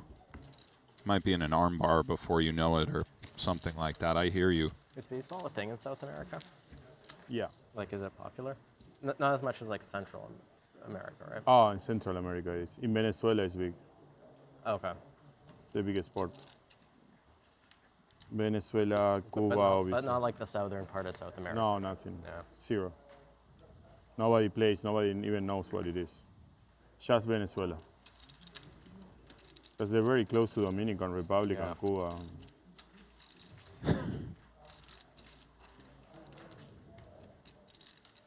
I truly, and I mean this, and I feel as though you'll agree, Nick, especially when I'm not out there playing, I could just listen to Nacho do his thing continuously. Yeah, Nacho is a GOAT, you know.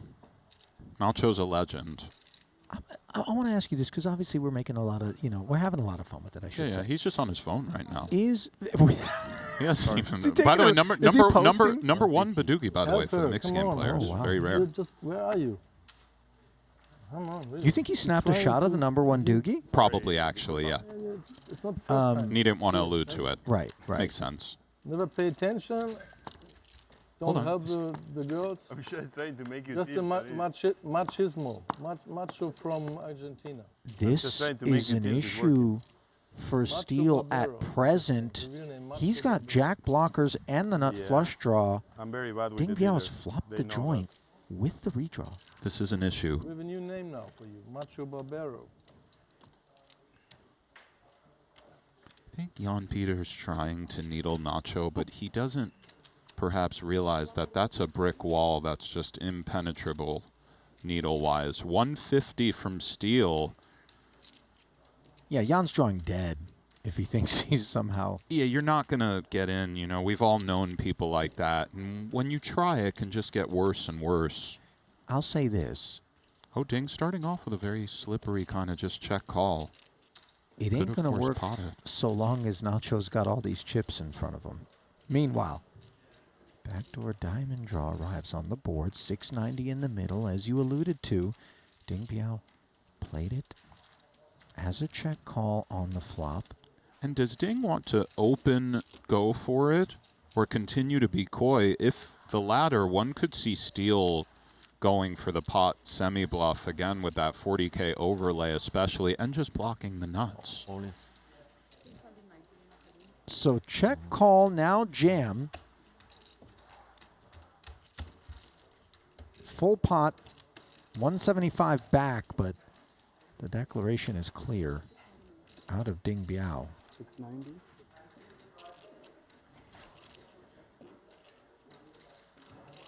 And as we can see, this posture is not tethered to the 8 and its arrival, but Steele doesn't necessarily know that. So, could it feel like all of a sudden a big draw? Well, it still feels like we're behind with the jacks, kind of no matter what. It is possible, but Steele having the ace of clubs as well, we can sort of rule out the ace-8 of clubs, 6-7 of diamonds types, or whatever it may be. Just with that bounty overlay, this becomes a lot trickier.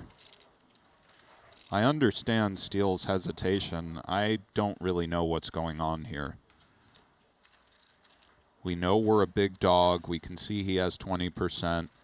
If he does put it in and get there, he gets an extra 40,000. If he folds, his stack is still relatively cozy. Weird spot for Kirk. If I had a feeling one way or another, I'd say, but I really don't.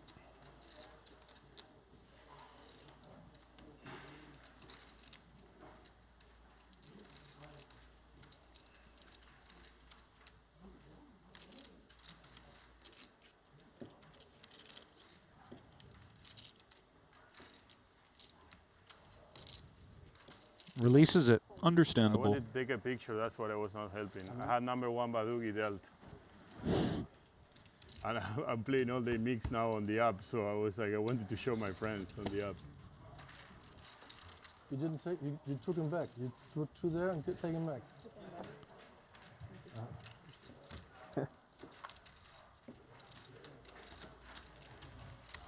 Argentinian style, I like it. So tired. That's the way we do it. Argentinian style. Sapserap, or how you call it? That's perfect. Excuse me. Could a server get me an iced Americano? An iced Americano from a server? Thank you. Caffeinations sought for Smith. Fair enough. Might the haul be long as you look at stack depths? Superstar. You. Chinese superstar. Oh, Chinese VIP. Chinese VIP, yeah. And you final table every tournament. Every tournament, final table.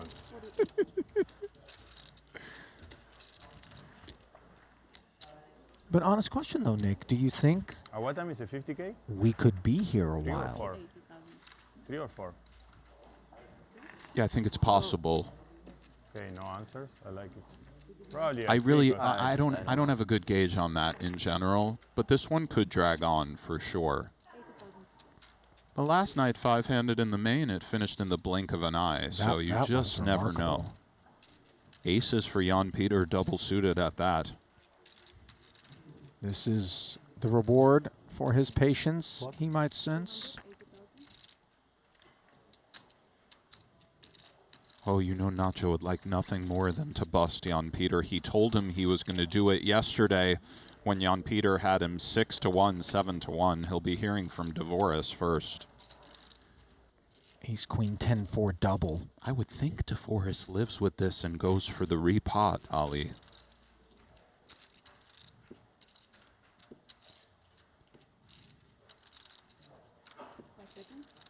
Hot. Here we are.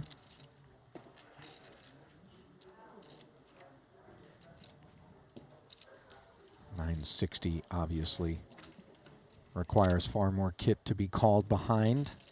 Good luck, Jan Peter. No matter how much you might be seeking that bounty. Gentlemen, I always wish luck to the shorty. Surprise. Double suited. Heart coverage for Yachman is nice. Aces, obviously. Also. Heart's no good for Daniel. Spades live. Straights live.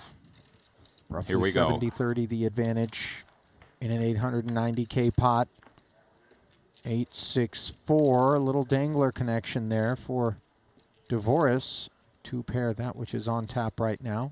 4-10 queen, backdoor spades.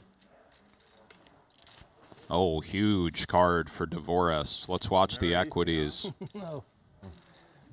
What a card, what a card. Faint knock at that door. Wow, what But a that fade. king How on the lucky are river is a fade. How good One you pair of aces holding on. Massive hold for Yachtman. He's back. Nice on, Yeah, 345. Yeah. You played that one really well, finally. Finally, you play one good. I like it.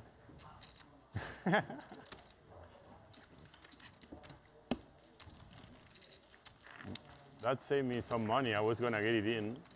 Woohoo, Nachito, save some money. Gracias. You remind me a little of Martin Cabral today. What? You talk too much bullshit. You talk, really. You remind me of Cabral. You're the Argentinian Cabral. That's what you are. Oh, yeah, for sure. Here we go. He's trying, Jan Peter, but You know, I'll tell Maybe you now what, this you're is... like a bit more relaxed after you double. here we go. Maybe. Why should I not be? I'm relaxed. I'm fine. I'm happy. You were not that happy 5 minutes ago. Last night I wasn't happy because I doubled you up. By the way, that's Ooh, harsh. nothing to do. The Argentinian Martin Cabral, that's harsh. Straight up. They're jockeying out there, and I got to tell you, I'm here for it. Play my second tournament ever in Triton. I'm final table. I'm good. Everything's fine. My suitcase comes after 5 days today. I'm happy. I get some new shirt. Oh, Nacho's I eye can and the change my chips. socks. What do you think? Nice. It's $80. Nacho wants to bust him so It's a limp. bad. You know what it is? A limp? Go on, Nacho. Yeah, you know what it is? A limp? Oh, pretty one for Kirk. Oh, yeah. Might just call, though. Still queen high. We've seen the effect of the open limp up front already on display across this collection of characters. Push them out. Let's play heads up. No.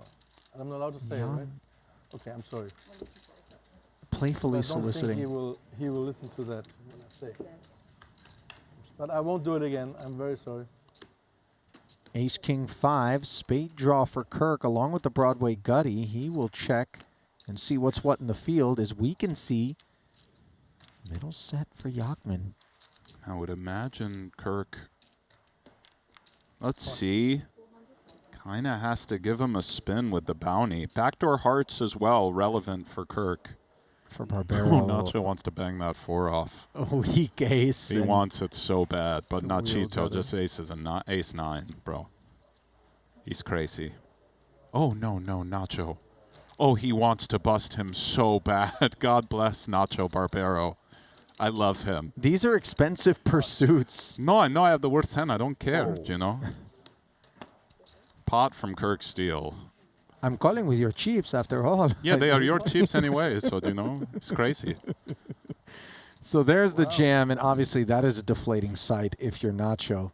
Not so much for Yachman, though. He's loaded for bear, and in it goes. Well, here we go. Wow, Nacho.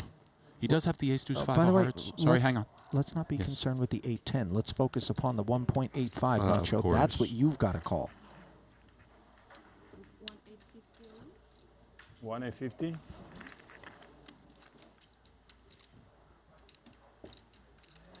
And of course, Nacho hunting the 80K. It is relevant if he calls and somehow gets there. He does collect an additional 80 Gs in bounties, but for me, ace 9 right now, Nachito. will be tough.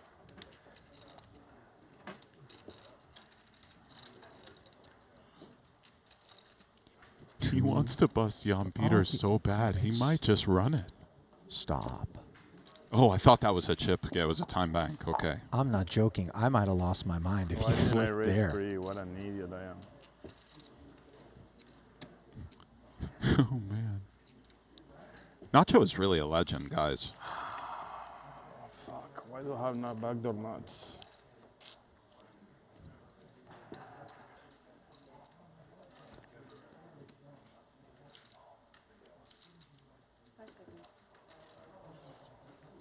If Yachman had the latitude, by the way, I promise you he would be dressing Nacho down with some induction speech play right now. Yeah, you know, they're legit kind of beefing. More on Jan Peters' end, but agreed. Well, rules of engagement, the German hasn't really been firing the salvos. He's just grown a little bit less tolerant of Nacho. Yes, and there's been little jabs here and there last night as well. Nacho's going time banks. He wants to hit that 4 so bad. Look at Ding Biao, by the way. He just kind of glimpsed over Yes. at Nacho's hand. Even Ding Biao can't believe it. He's an action guy. He does have backdoor nuts, as he said, and an immediate clean out. Oh.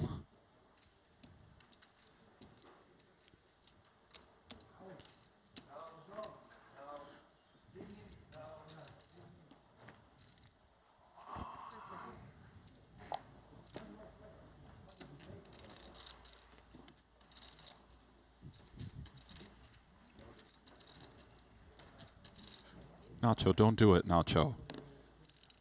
He's gone. Big one here, 2.4 in the middle. Maybe he just wanted to torture Jan Peter a little bit. You know, it's so funny that you say that, Nick. I promise you it entered my mind that this was posturing just for the, you know, the Yachman effect. Yeah. And the effects right now are 3-2 plus advantages for Yachman. Wow, what a card for Kirk. Picks up the heart draw with the absence of Nacho's ace-high hearts in this mix. Jack, heart, or spade. Oh, we see the fist pump before we see the 7. Huge for Jan Peter Yatman. Wow. Oh my God, I asked him. Wow. And that is true. Nacho would have busted Kirk.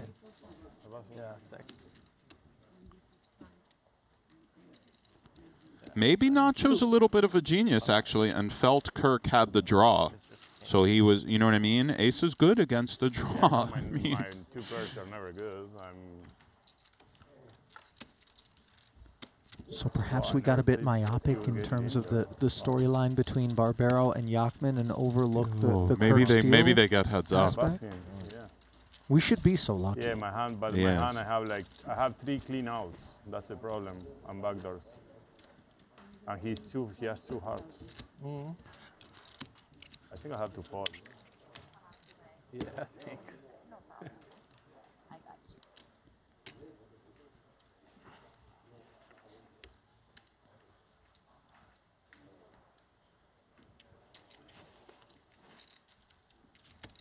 Now Dvoris, pretty one. Up front. He's not drawn much attention to himself in the process. But he has surged up the leaderboard on the day. Sits only 5 bigs back of Barbero. So close. Wow. 200 to skate.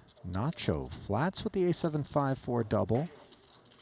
Pretty 3 one for Nacho. spades into the bin at a steal, which dampens the prospects. An ace-high flush for Barbero.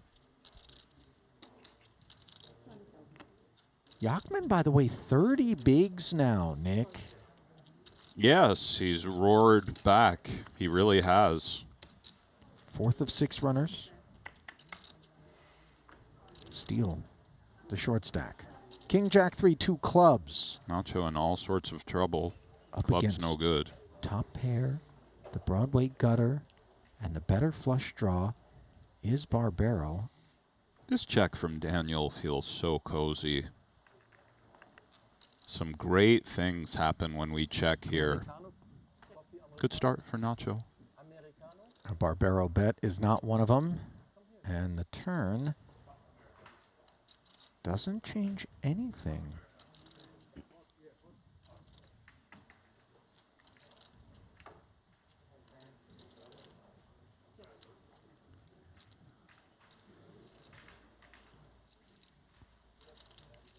Once again employing paw control.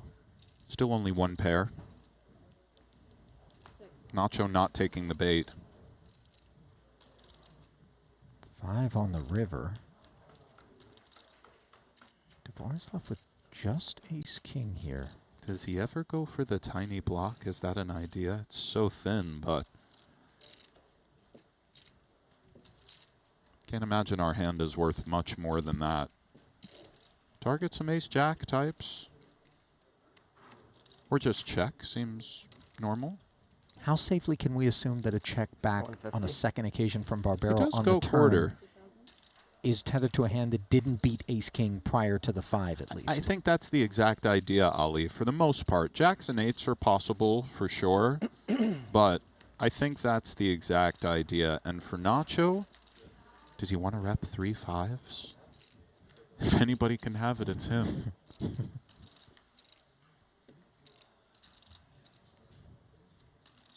Sometimes responses to Milky River bets do come in the form of heroism, but not on this occasion, as Nacho dismounts.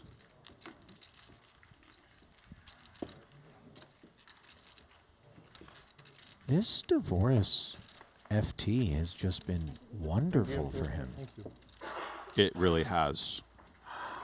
Thank you, Yepanuna in the chat. God bless. Shout out Ghost of M, by the way, for the clean moderations. What a great job you've done for these last couple of weeks. You know, I confess, as you see the current chip counts, I wouldn't mind a little bit of dirty moderation. Like somebody didn't necessarily break a rule, but you just look at his screen name and go, you know what? Screw that guy. Ban him. You know what I mean? The little things like that.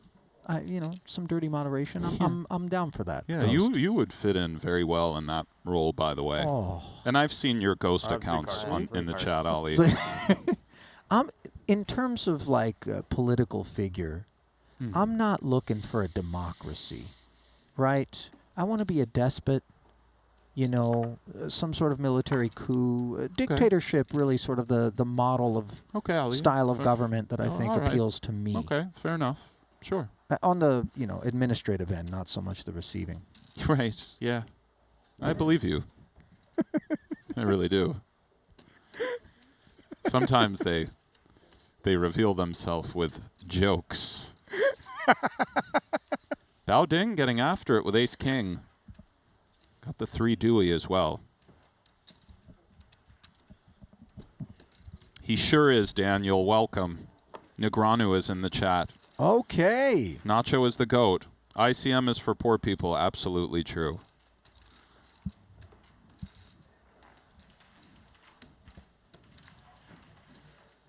Ding Biao. Ace King 3 deuce. We await Divorce's reactions. I'm sure Daniel is trying to see if he can get to Korea in time for the 50K. It does seem impossible, but after watching this,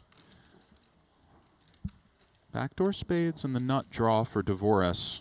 He's grinding Travelocity right now, looking for the next nonstop.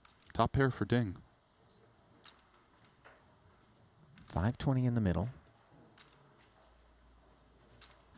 Divorce following up with a check after the defense. Under pair to the king and queen. Broadway gutter. Trailing Biao. Does he want to peel him here with the clean out, but only 4 of them? Occasionally jacks are good. Remember the bounty overlay, too. A 10 is worth more than it would be under normal circumstances. But a lot of hands have us just in very rough shape.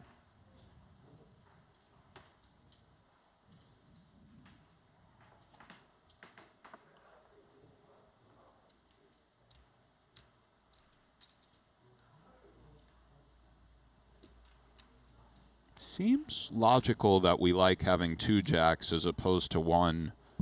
Makes it less likely we run into ace king jack, which has us just super messed up. I think that's true. That's what's cool about PLO too. You can find blocker ideas on the fly. Sometimes we're wrong, but it's just a nice, keeps your mind going. You know, the blockers and the cards we have they're so relevant in conjunction with the board. He does peel. Some added depth to the discipline versus its 2-card counterpart as the backdoor hearts arrive for the man who held the lead and still does. And I would think for Ding, the dream is to stick it in and get folds. Does pick up the hearts just in case we're beat now. And if he does put it in, something like a naked queen 5 would be very uncomfortable, probably just fold.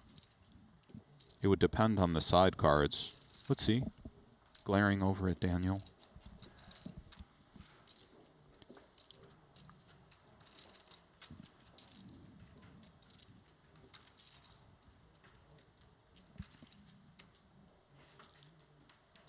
Does check it back. Now, Queen river for Ding. Trip kings. Static texture of sorts.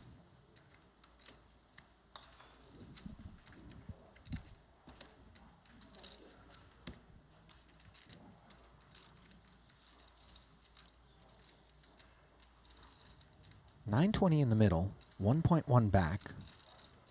What level of greed will be assigned to ace king?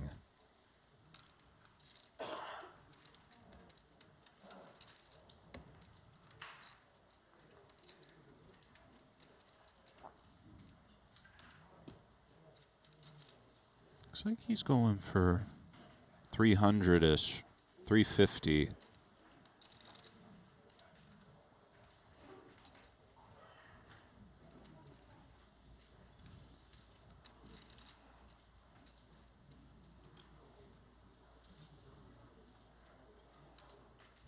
And for Dvoris,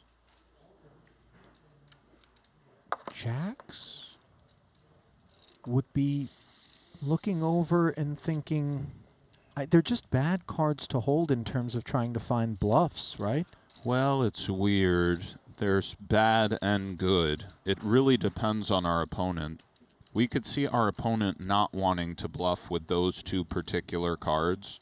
So in that regard, they're sort of good. But he also bet flop and such, so we block the Jack 10 nines, and in that regard, they're bad. So some of that is situational. Daniel does a good job of not having some middly cards that might have taken a free one on the turn, the 6, 8, 9 types that now have found themselves with equity and kind of don't want to get blown off it. And he knows Ding is wide-ish pre, which makes it more complicated. Great price. And why such a great price might be sort of the other thought. Yeah, that's always a two-way street. You're right.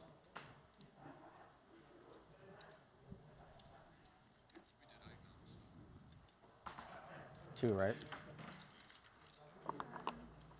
Oh, okay, perfect. So spending time banks, but not 350,000 in chips, is Dvoris as he lets go of those two jacks properly and continues to really not put a foot wrong here at this final table.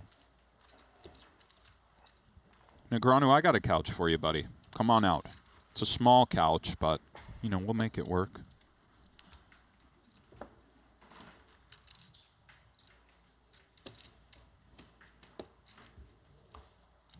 Who's going to take it, Ali? Who do you like? Let's read the chips. Steele has a milli. Smith, the chip leader, 4.5. Jan Peter, 2.2. 3.4 for Dvoris. Nacho with 3.6. Ding Biao with 2. It really is wide open. You're not wrong about that whatsoever. If I had to pick someone right now, just based on serious? just the trend, I didn't even have a queen. Dvoris Yeah, would I was seem to thinking be a that. safe Anything wagon else is queen jack. to hitch ourselves to. I think You have a king? volatility would be the order of the day for Barbero. He's like a meme stock King? out there a little bit. By Could the be way, a pump. by- You never by- know. The dump could be coming. By the way, Barbero in the big blind. Yachman on the Jan button. Peter on the button, yes.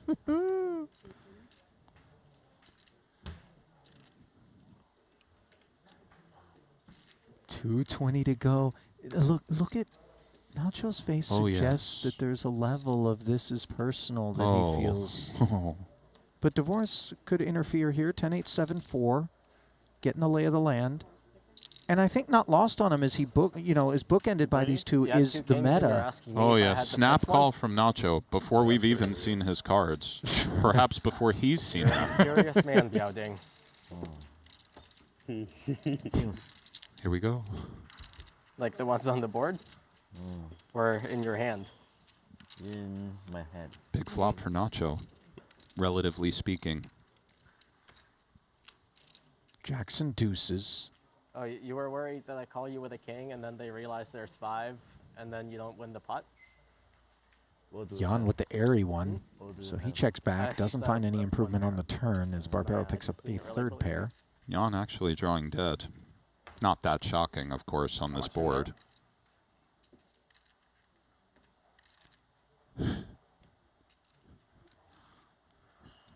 You know Jan is thinking just horrible thoughts. 600? Yeah. How much is in there? You can't even count. Silly man. He can't even do basic math. 600, so Nacho really going for it. Take it, Nacho.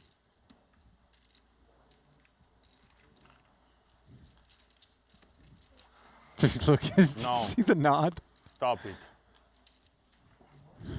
Such a turbo. I want to play real poker with these beautiful people. The legend Dan Smith over there. Being the best player from China. No, sorry. There is Ren Lin up there. Second. Blinds up. 5,100. Ren Lin is American? Ren Lin is very good at flips, you know? Yes. Yeah, very good at flipping. Not with me, with other people, but very good. Yeah. Here's my box. I think I won 10 flips in a row for 5K against him. I only have 3 cards. Yeah, give him one Give him more. the last. Give him the last. Yeah, one more. Yeah, can I? Thank you. I mean, he's good, but I mean, they're not that good to play with one less. I've never heard, no one has ever skipped that joke when the button misses a card. 100% of the time. Say some jokes, Dan. So you, come on. I know you're funny.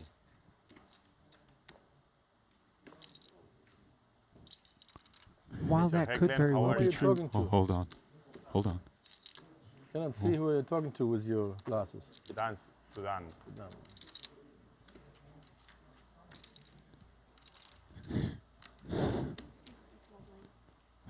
Oh, sorry. It's not just us, is it, guys? No, like, no, you it's know, not. you know him, I Of know course him. it's not. And also, even if you don't know him, It's like, you Kwon's get to pretty know him good, quick. And he's like Limp from Chinese, not like Ren Lin. I'm not gonna speak about him. You already know. What you have beef with him or something? What? You have beef with Kwon?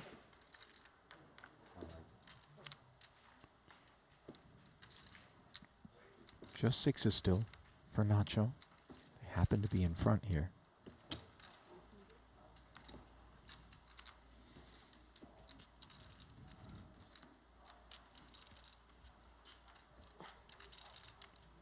Ding pretty empty. Nice stab from Nacho. The 6s are relevant for future bluffing and blocking some calls. Very nice. Note the He busted second. me yesterday. Hang on. He opened under the gun and called Myolin with ace king 9-7, 9-7 of clubs. What do you mean he busted you? In the final, he won the tournament. Oh, the yeah. The 25K. Such a 100% fold. Ace king 9-7 with 2 clubs, 9-7 of clubs. My shot from the small. When I have all aces and kings only.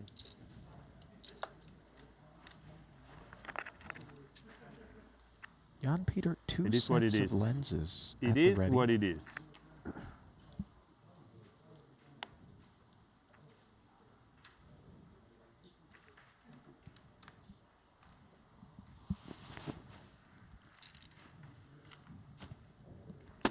Dan Smith, so you miss your flight. Well, when do you have a flight now? Tomorrow. Tomorrow? You're not playing the 50? Maybe I do the same thing again. Or play the 50, probably don't cash. Get chip leader, and then he changed the flight. It's the best flight. There could be some superstitions, by the way, with respect to that, you know. Yeah, might as well change you one more I day. don't want to get so cocky What's the difference? as to change my flight further I can on go as home. though I'm going to You make wanna day go 2 or an FT. And then 300 to go from Nacho. Vegas. With the crabs. I know, Ali, all these guys have different superstitions. Tamerlane, more exactly, if you guys want to know where. Kirk is out. Nice high toss from Nacho. The rich people lives in Summerlin. I can only afford Henderson. Maybe this year, if you have a good year, like last year. Luna comes back. You still have that? I thought it was. Is Luna still on the market? Yeah, it's actually, I still have like 100K, but they gave me an airdrop. Whoa. Now, so Nacho got they give you an rubbed airdrop on. of like Okay, hang on. exactly the same how amount does of Jan tokens Peter you know had. this? But That was at a that big point, we needle were worth from like Jan 10 Peter. millions. Now it's worth 11 millions. Now it's worth 100K, maybe less. But at least I got the airdrop. And maybe it goes up too, I don't know. People buy whatever on bull market, so I'm surprised it's still at $1 actually. So for those that don't know, Nacho did get caught in the crypto streets in Luna for a significant 8 figures, allegedly. He ran it up and Luna stayed in, and it went, you know, straight down. Jan Peter bringing that one up. This is not in the friendly spirit right now. And Nacho immediately 300 to go once again. With the 8763. No, Nacho still took it in stride. We can really learn a lot. Yes, maybe there was a twinge we could feel that one stung, but I know for me, I've let my emotions get the best of me. I look back, why couldn't I have just held it together and kept it moving? Kirk is putting it in. He knows these two. Here we go. Might be some bounty hunting going on. I think Nacho also knows. Nice from Nacho, the snap pot. Here we go. Jan Peter touching his hand. I would not be taking this as well as Nacho. Trash, yeah.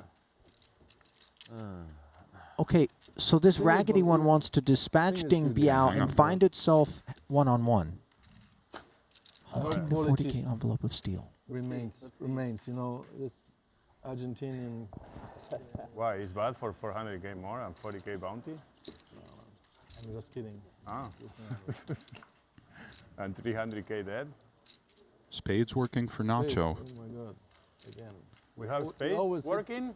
He always hits. Hey, GG Kirk. It was nice playing with you. Not like this. Board pairing turn. Steals queens. Still in front. Oh my God. Can he fade a spade? Straight? I needed a 10 on the turn. The answer is yes. Go on, Kirk. Wow. He's stayed out of the crossfire for the most part, has Kirk Steele. And now enters and comes out unscathed and with a new 2 million plus stack. Thumbs up, delivered to the rail.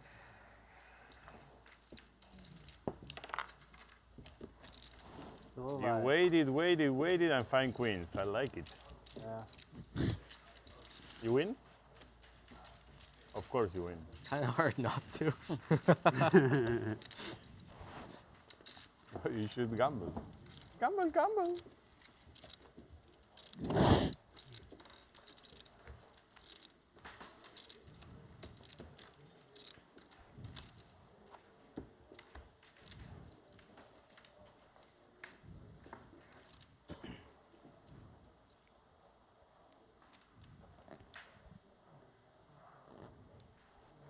Social dynamics out there are fascinating at present. Yeah, you can feel these things. We've all been there, you know, whether it was middle school, high school, or last week. We have all been there. And I must say, watching Nacho operate is, you know, much love to Nacho. And for Jan Peter, you know he's going all out trying to tilt Nacho. Yeah. Fair enough. It's clear. Every hand you attack, my baby. Every hand. And now you see begrudged a little bit by what he Well, perceives Jan to be Peter targeting. An aces for steal. Nacho really running into Kirk. Yeah, fresh off of taking a bite out of Barbero, here he is with knife and fork at the ready. Pot announced.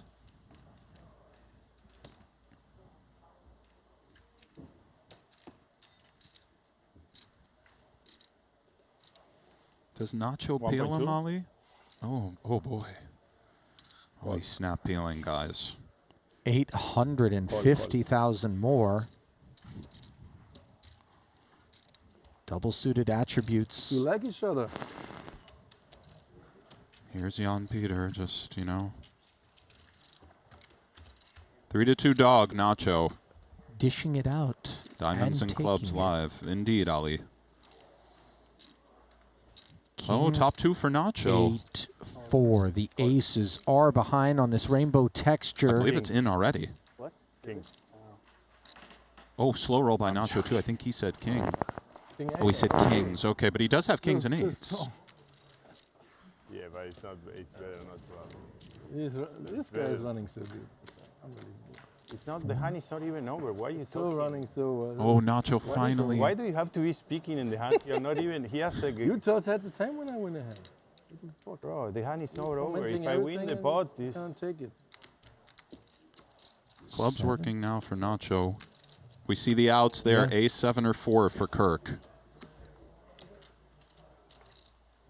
Flush. Go And on, Nacho. instead, it's GG the Kirk. 6 of clubs. And Wow, you're trying no to jinx me sooner. in the middle of the hands. Don't do that, bro. We're playing for a lot of money. Maybe it's small for you, but for me, it's a lot. You Very know, good game to you, I by the way, can live Kirk. 7 years in Argentina with this. Nacho. Oh, yeah, cry. Oh, please, yeah. But you can't talk about my hand that you're running so good. The hand is not even over. He has 1 million outs. Do you think that's polite? You're not even in the hand. Well, it's starting to come undone a Oh, little bit yeah. out there. Obviously, the undoing we focus upon is that of the stack of Kirk Steele, who really kept it classy out there. Thought perhaps having found that fresh He double. did. He played very well. This guy carried Fantastic. himself nicely. You know, great run, Kirk Steele. 99 You dimes. see how good you run, and the hand is still in progress. He has 40% equity. I mean, what are you talking about? You happy you won? Okay, so Yeah, it's not about then I that. just, It's just go on. Now it's clearly testy. Yes, I thought Nacho might never crack, but I get it. You know, Jan Peter's been jabbing him, and then he hit him with the Luna comments. The Crazy how Luna I've been is running where good in we Hang on, turn hang the on. corner. I'm so good. I'm a lucky guy.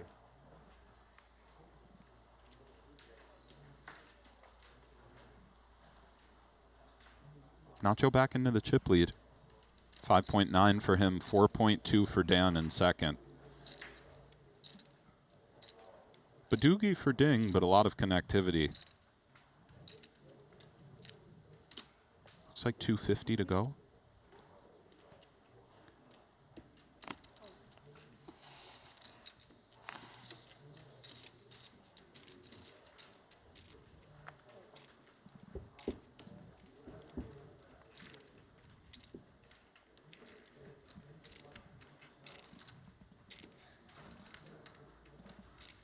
Ace Jack 10-9 with spades. Similar composition for Dvoris in the big. Already 100 invested. Pot. Comes with pot. Pressurizing this exchange. And Biao. Can't take the heat. Mixed emotions for Daniel. Nice to just take it. Bounty hunting, always fun as well.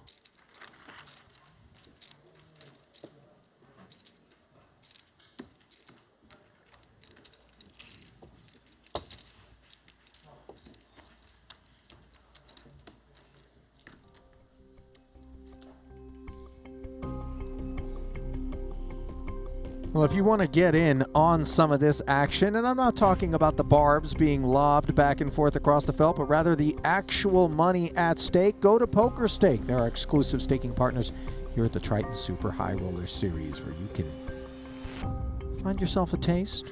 Scan the QR code on your screen or head over to pokerstake.com and get in on rake and transaction fee-free action, all with guaranteed winnings. Not guaranteed, of course, where we're going to place as a part of these final 5. But the one guarantee we can issue is $127,000 payout. 33K is the jump.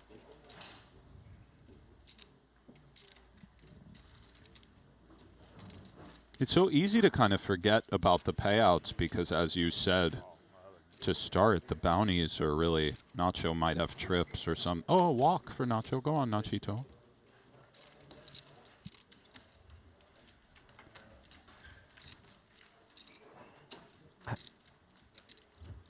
I forget kind of...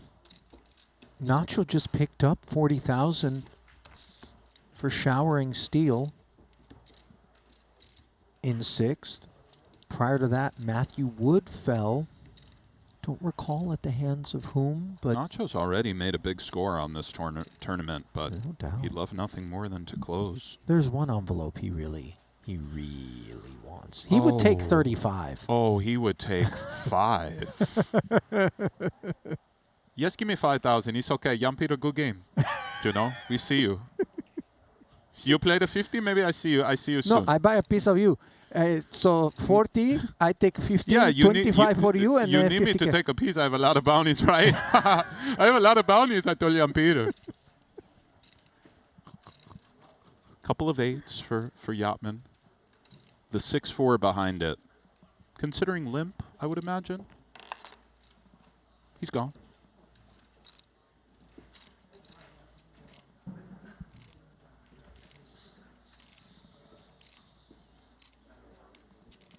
The button's nice, but this 4-card holding isn't. Correct.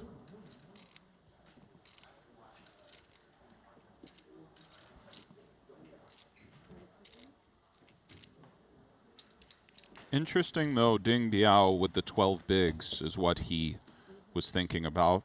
Pretty one for Nacho. Queen 10, 10, 9, double. Okay. Raised to 300. Ding Biao says, come and get this envelope if you dare, with aces and spades. Jan-Peter standing. Oh, yeah, he is right here for Messi, it. Messi, And by Messi, the way, Messi. he Messi, can Messi, see. Messi. He can see the Yes, hands. he has great eyesight. Right. Oh, number... Messi. Inter Miami. Oh, diamonds are live. Inter Packs Miami. are live. GG, bro. Hey, nice playing with you. Ding can take it. Bad guy. Oh, it's never easy. No sweat, just the diamonds. Fast and easy. Ace of diamonds. Let's make it sweat. Oh, he said diamonds. GG Ding. Guys. Another great run. Nice. Jan-Peter is sick. He's incredulous right now as another 40K envelope You and think another you're- infusion of chips goes to Nacho Barbero. Ding Biao falling at the hands and collecting The year of 127,000. continues. You think you're playing well, don't you, Nacho? Thank you.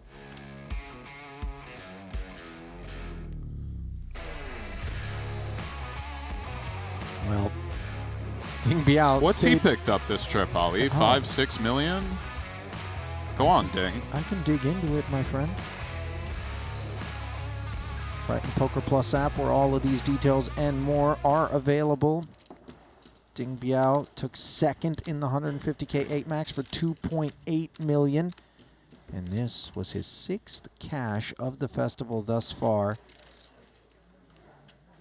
15 now overall for the one-time title winner as he goes up and over 6 million in career Triton earnings. Just like that, we're four-handed. For some reason, it doesn't feel like we are, but we are. Almost a 2-to-1 chip lead for Nacho over Dan. Dvoris right there. Jan-Peter, our clear shorty. Still 18 bigs, though. Pretty one for Dvoris in the cutoff. I got to confess, for about the last 2 hours, I've thought we were heads up. Yeah. If you know what I'm saying. I sure do, Ali. The app says 3-6. But It's accurate. Seems about right. okay, thank you. Smith getting his bearings with these jacks out of the big. 150 more on request. Jack's sort of an important card for Dvoris' holding in terms of picking up one of those coveted wraps. You have like 4, right? Or just you cover me slightly. Correct. Instead, he picks up top 2 pair here, just top pair for Smith on this rainbow texture, 600 in the middle. Of course, a very good start for Dvoris. Smith with not really a take the heat holding. Does have blockers to the nuts, which can come up in the future.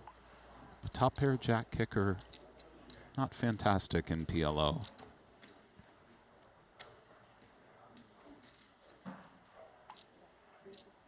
Goes for 60%. Let's see for Smith.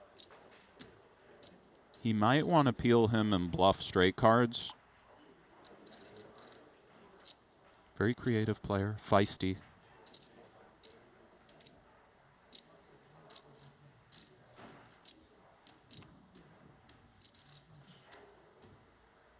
It's just gone.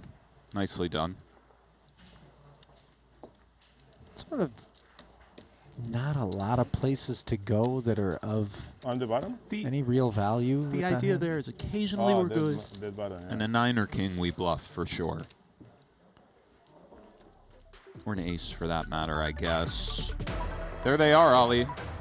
Just 4 of them of the original 8-pack. Actually, believe didn't we? No, Ike was here. No, Ike kind of got showered before we arrived at the FT. Yes, if I recall. believe he bubbled the FT. There he is in 8th, so he was right out before the Nacho Jan-Peter Yatman show. I wonder how Haxton would have navigated it, by the way. Probably Well, sit back and enjoy, but you know, he can add something. Ike actually can take needles incredibly well. There were I've often found that some locals that were not that good at the beginning. net worth, bankroll size do provide quite a bit of cushion in these departments. I've actually found the inverse at times. Really? Yeah, oh, because like, what are you gonna? You can't take me down. Because you know, some of these dudes with crazy paper walk around thinking they're just like, and then they get needled and they don't know what to do. You know, not that Ike is a guy with crazy paper. He's Ike, but you know what I mean. I don't know. I would swap accounts with Ike, Nick. Yeah, I would press that button as well. But I'm just saying. You know, I met more guys from other walks of life for whatever reason. Right. Not that poker players who secure the bag or... Anyway, double suited for Jan-Peter. We don't know what Dvoris has. I'm sure we will. Nachito is in with the jacks. Jan-Peter's peeling. 3 ways. Would imagine Daniel has a queen in his hand. Perhaps a 7. Just calling out cards that are unaccounted for. King 5-3 is top pair, and the wheel gutty is that which is accounted for in Yachman's hand. Yachman with quite a lot of hand in a way. He does just open pot it with the 2 backdoors, wheel draw, and the ace-king. And that is the bulk of his remaining stack. There's Dvoris out of there. We can see that Barbero can't make the call.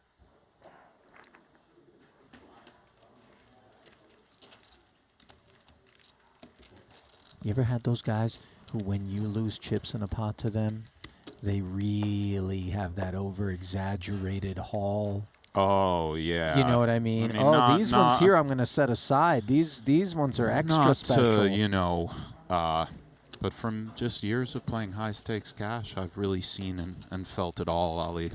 As have you.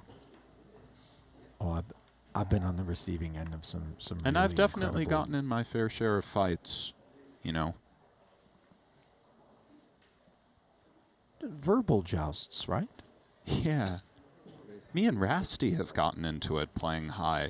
It's really cool to be a little older and just become friends, you know? Sure. Wrong, yeah, that's what I just thought. Gets testy out there. It just gets testy, man. Things do feel like they've cooled down just a touch between Barbero and Yachman. No, I don't think so. No, on the surface. Percolation's just beneath. Yeah, they're just taking a break, you know?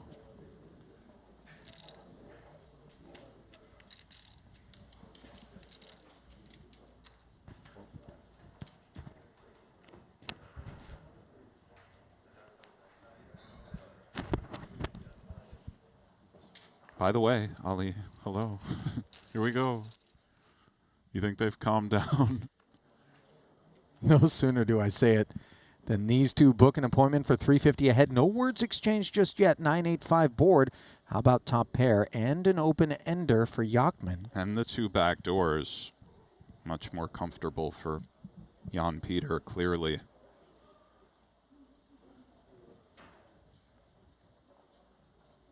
Nacho kind of not falling for it.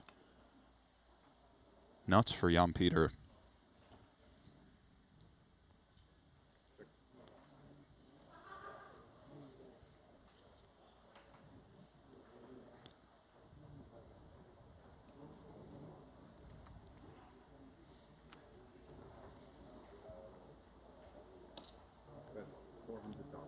And Barbero steps in it. This is so delightful for Jan Peter, who's just been relishing the opportunity.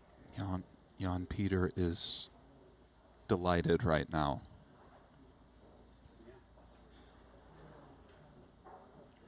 Race pot. Oh, he could have laid the trap down. Maybe Nacho had ideas. Snap folds it, by the way. Does Nacho.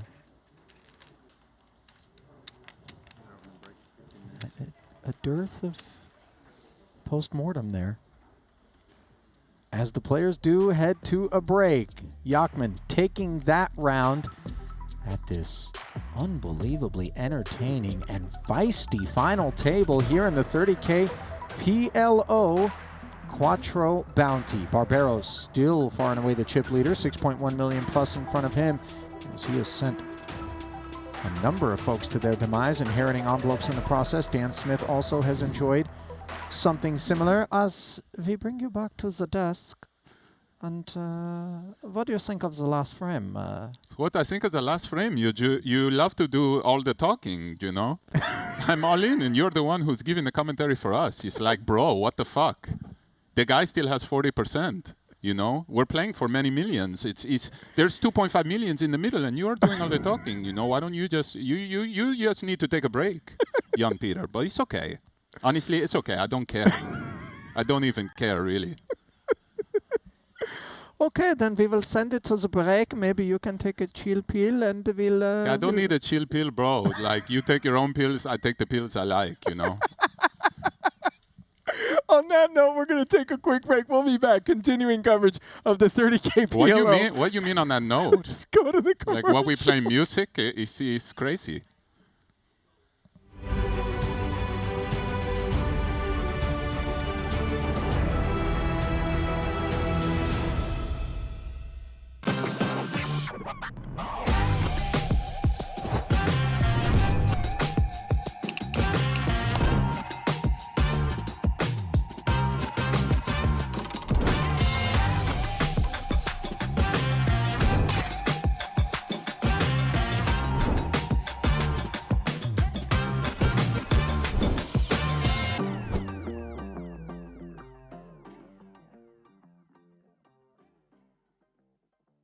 Welcome to the Daily Dose of GTO Quiz of the Day.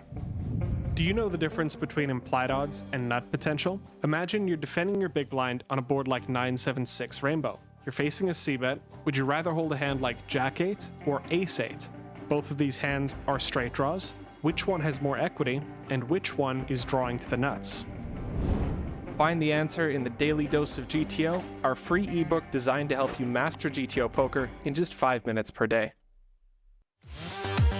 Introducing the all-new BetACR.eu, the premier destination for sports enthusiasts. What sets BetACR.eu apart is our exclusive offering of live-action prediction options on the Triton series. Experience the excitement as you predict the action while watching your favorite players live. But that's not all. By opening your account now, you can take advantage of our incredible offer. Receive a generous 15% free play on your first top-up, up to $250. Become a part of BetACR.eu and elevate your live sports engagement experience.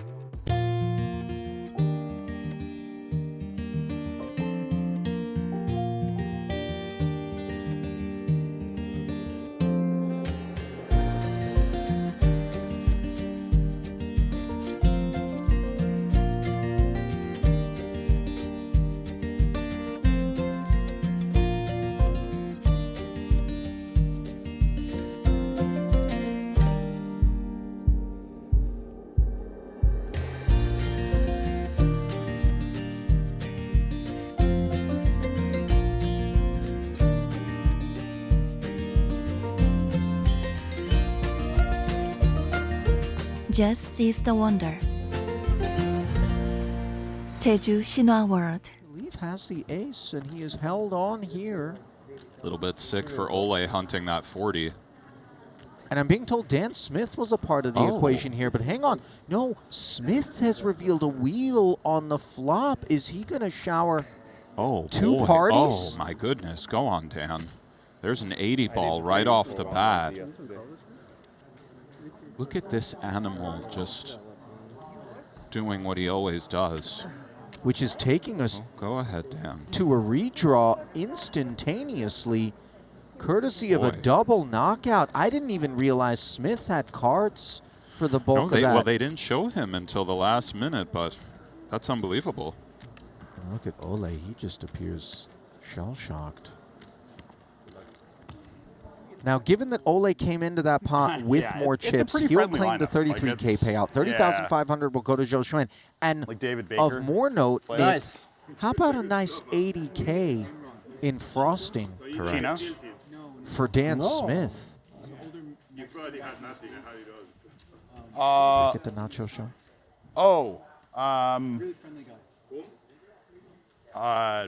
Fuck. My coffee trying to tell us not. The woman was trying not to sell it to me. Like, you can't wear this out. I'm like, hell yeah. Look at this jacket. Yeah, for this is Ding Biao. unbelievable. It's fantastic. 125. Double suited King Jack 8-3 responsible. As we'll get our first glimpse at Dan Smith. He's now right up there at the top of the leaderboard, by the way, courtesy of that double knockout, 3.6. And this is part of the idea of the Open with Ding. This happens a reasonable amount, and it's a good spot for Ding to hunt the 40, even with the lack of connection amongst the 8 and the 3. Perhaps under normal circumstances, we're out. Pre, that is. Of course, not in the face of the 3-bet all-in. Oh, and it's an interesting spot for the Jet. Tournament preservation is an idea. Again, hunting that 40K if we knock out Dylan is an idea. He's currently 6th. Double suited, but it's a little bit brutal. He's gone. Good luck, Dylan, gentlemen. You could tell he kind of wanted to maybe take a swing with that hand, but deemed it inadequate. So it will be a table for 2. Yeah, I don't think they All 4 suits away. Yeah, Hoping to not be what's on the menu. Possible. At least I had a pair. His clubs and his trades. It's fair fight.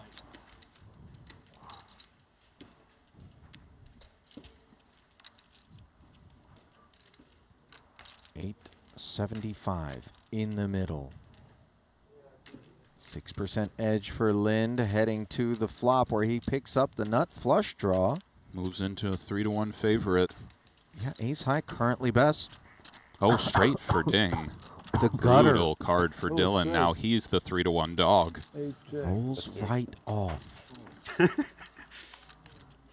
And the heart does not. GG, Dylan. It was a little bit cold the way that came down. I mean, PLO can be a cold, cold game. It open table 1. That much we know. Did Ding just D-mic for some... well, he's eating. I don't think... Did he D-mic? It did look like he, too, D-mic'd. Okay. I don't think he thinks he's showered. Obviously, we know that as no doubt. the guy who finished runner-up, Nick, to Zhou Xuan during yesterday's 25K PLO FT, Joao Vieira finishing in 3rd. Wood did pick up $370,000 for that effort. So he's riding a little PLO high into this deep finish here. Definitely. Smith on a high as well. 4, 5, 6, 7. Dan already having won a title here in Jeju. His second career Triton title, bringing him to 19.4 million in career earnings on tour. This is going to be his 21st cash. And perhaps he's in the hunt for a 3rd title, 2nd here on the island. Good queens for Keith. Start things off with a call.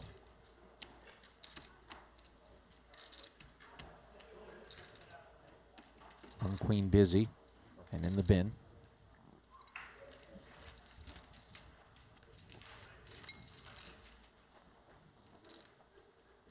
Wow, those equities are intense. 63-37. Feels a touch closer to me, and that's a straight for Cowboy Dan. Lear with top and bottom. Straight draw leads with pot. Dan will be hunting that 40, Ali. It's not comfortable, but backdoor diamonds as well, just in case. Raise. Smith Yeah. asks for the other 275. Keith always knows that's not a good sign. So he'll be hunting a jack to make the bigger straight, a 10 or an 8 to fill up here. 36% with 2 to come in a 1.9 million chip pot where his fate hangs in the balance. And could this be an epic few minutes for Dan Smith? It certainly could. I mean, let's see if Keith can get there. Trying to keep Dan's hands off his envelope. Yeah, you have some outs, but no one else. Not many.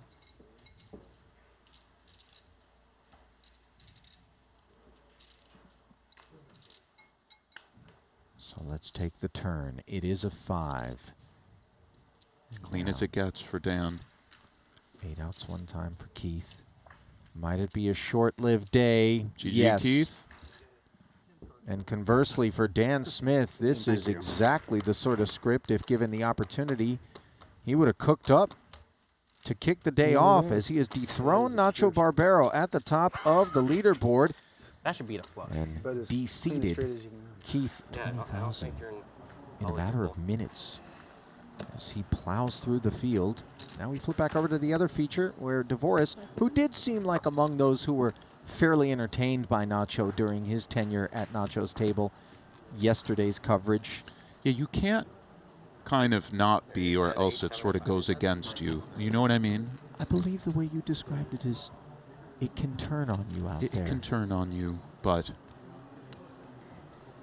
you just can't show it. What? 175,000.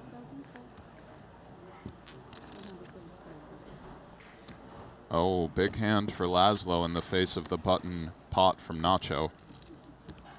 We'll be going in here, sub 10, Ali. Only 9 remaining, and could it be 8 not long from now? Obviously, the advantage for Boitas is there in the form of the 10 dangler.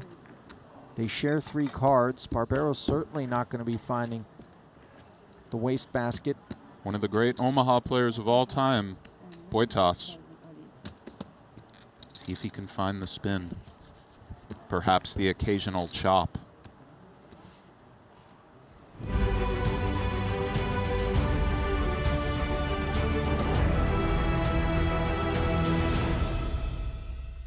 Bienvenidos a la fiesta. Welcome back, ladies and gentlemen, to continuing coverage of what has been a very entertaining final table here in the 30K PLO, helmed by Nacho Barbero for a time, not currently the chip leader. Oh, no, he is. Forgive me. I apologize. Oversights on my part. Just glancing back over at our screen, and there it is. Confirmation, 6.2 million. The only guy with over the average at 49 bigs. 4 remaining here, and you can see Jan-Peter Jachmann and Daniel DeVoris and Dan Smith clustered in there, just 4 big blinds separating them, and the implications as we go to the 50 and 125 level, Nick, of those 40K bounties, and of course now what are meaty pay jumps. Let's dive one more time back into the app to take a look at them. $160,000 on lockup, $36,000 the current jump, and then the 6-figure hop up to second and first in turn.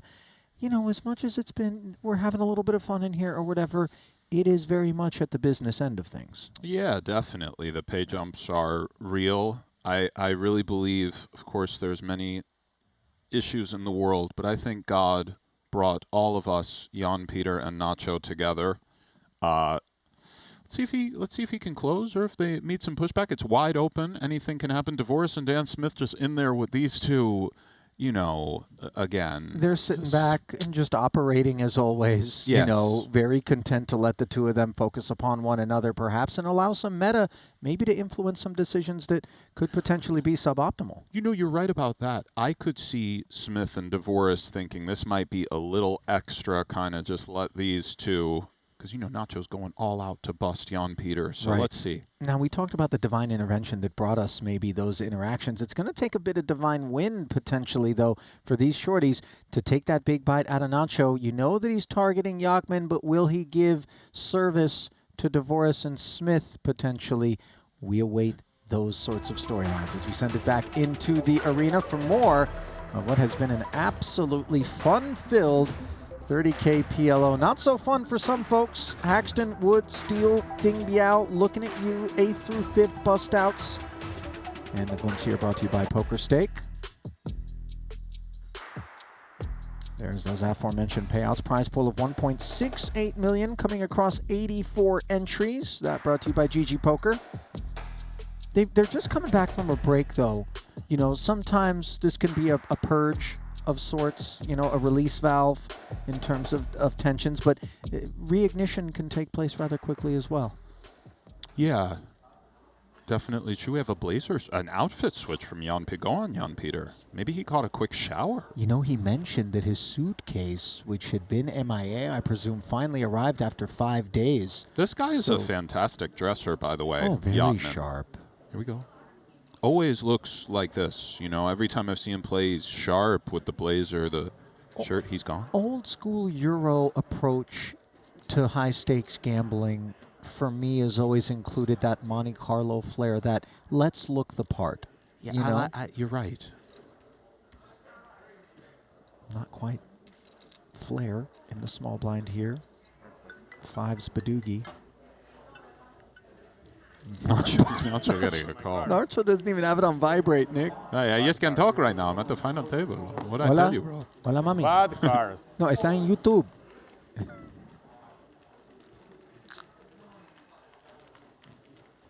Looking up at the clock. You know, I started to touch on something earlier during the coverage, and I wanted to get a sense of how impactful you really think the Nacho show is. Twofold question for you, Nick. Do you think... My suitcase arrived, you know. Okay, there it is. Confirmations about the suitcase. Yes, for you. Oh. Why for me?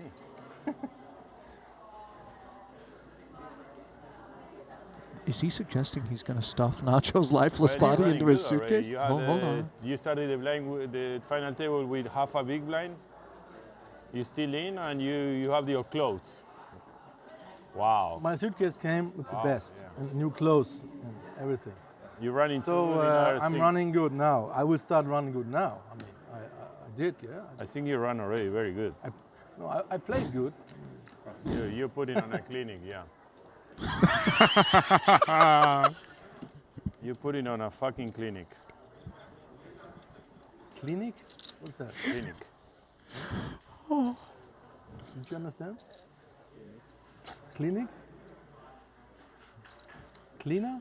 You mean like cleaning? Clinic. You don't know what that is? It's like a hospital in Germany. Yeah, exactly that. It's an expression in poker. When you're playing really good, you say. Now I get it. Barbero is involved in one here. BVB. Overpair in front of Smith. Oh, forgive me. Smith with the overpair. Barbero just the wheel draw. 375 in the middle. Who even cares what they have at this point? Let's just... No, kidding, of course. We never lose sight of that. For Nacho, let's see. He's got the 8, 9, 10 going on, too.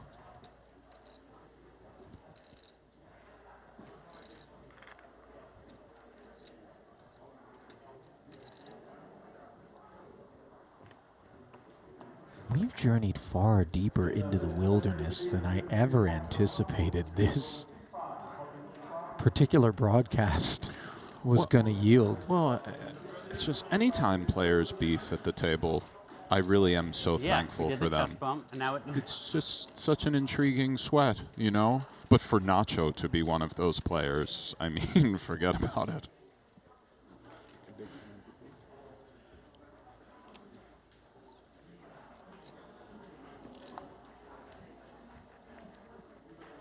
Maybe it's Jan Peter's day, by the way. He's still very much here. 3.4, 6.1 for Nacho. Divorce with 3.4, also Smith with 4 as it stands. Lot can happen. I want to play. Well, the question I was going to ask you is the Nacho Show actually designed to create competitive advantage, do you think, with any measure of intent? And do you think it's actually effective to that end? So for the first part, I would say not so much. I think Nacho is just being himself. He's like this in all settings. Yep. So I don't really think he's, you know, he is hopping in on the button after the divorce limp. The second part, though, very much so, it does affect players to varying degrees.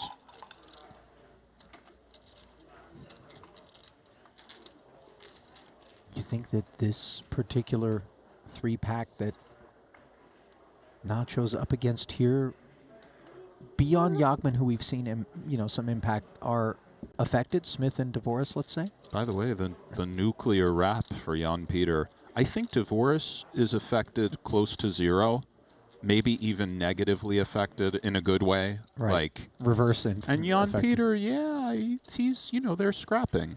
I would say Smith and Divorce, they've seen it all. They're not going to let anything really rattle them. It can happen occasionally.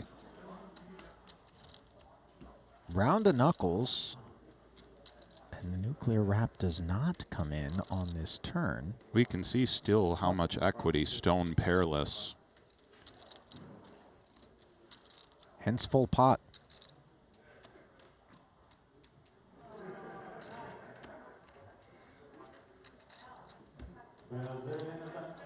Nacho with a small smile appearing.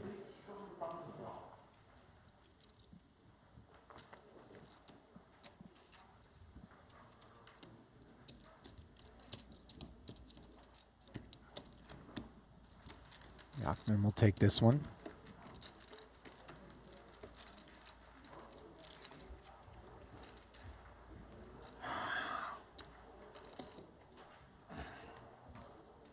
By the way, if it feels like there's some egregious stretch of silence that perhaps you might have expected Nick and I to occupy, we're really not looking to lose or miss any of what might instantly surface between. Well, I think that's implied, but good. But you know, well said, Ali. Never would we want to speak over an utterance of even a drink order from Nacho, let alone 325 to go. 2 pair for Smith. Straight's possible as well. And the puck, Ali. 1-7 busy in Nacho's hand. Connectivity in the form of a straight draw when we are double paired is quite key, and obviously a preference for suits if we can have them. Definitely we seek suits. Making straights is good. Nevertheless, a lot of separation for Jan Peter amongst his cards, albeit double suited. He is gone. Queens and spades for Divorce in the big here.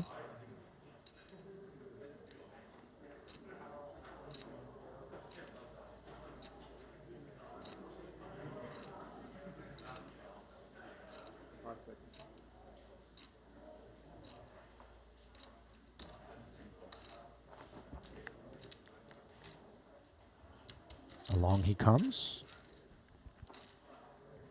So Yachman sitting this one out. 1.15.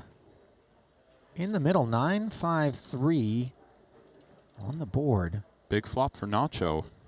Pair and the nut flush draw and the gut shot. Could definitely see a big bet winner for Barbero here. Covering them, bounty hunting. 1.1 in the middle.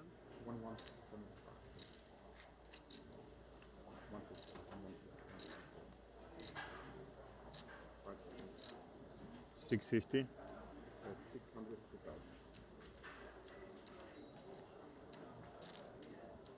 Plenty of pride in this holding for Barbero as he barrels to 650. Smith not interested. And that slightly bigger over pair. Also feeling the same way about it. 5 dangler, but not their boards. As Barbero will take that one.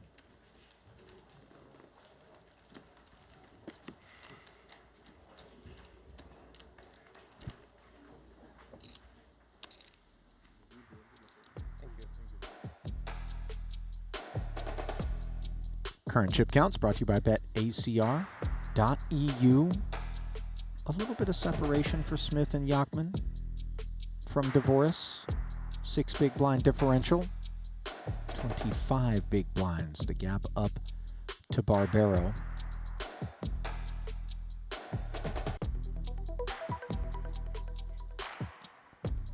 Nacho would particularly love to see Dvoris unravel down into that 10 blinds and less sort of situation. Definitely Nacho would like to see this, Ollie. Throw the shackles on Yachman and Smith. Smith with a decision, he's gone. Like it. Jan-Peter Badugi. And Badugi, for those who may not know, means 4 different suits. Great game in its own right. Limit game, generally. There is some pot limit Badugi. Won't get too far in the weeds, but that's what that means if you're a bit newer. Limp from Jan-Peter, fair enough.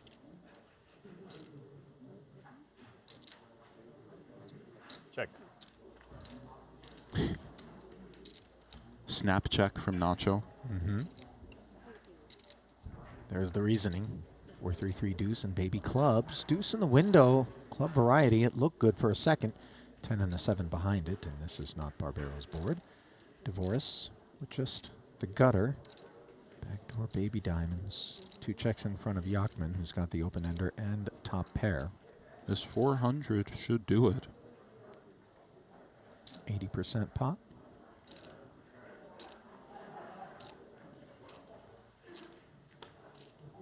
Take it, sir. Note, by the way, that Yachman played the button as a limp here. Suggesting that, you know, even if there is some it's personal afoot. Yes, he's still playing his game. And you will see more limping in PLO than no limit.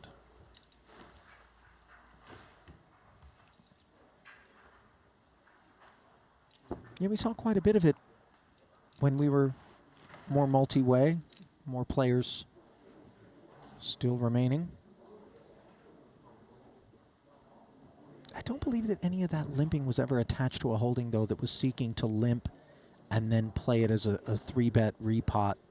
You know, Stevie limped a crafty one the other day, ace, queen, jack 10, where, you know, I don't know how he responds to pots.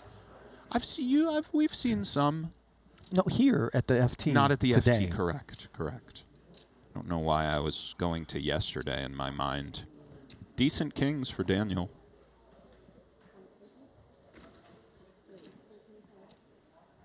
Up we go. Nacho looks interested. A suited ace. And he might very well be. No. Does let it go.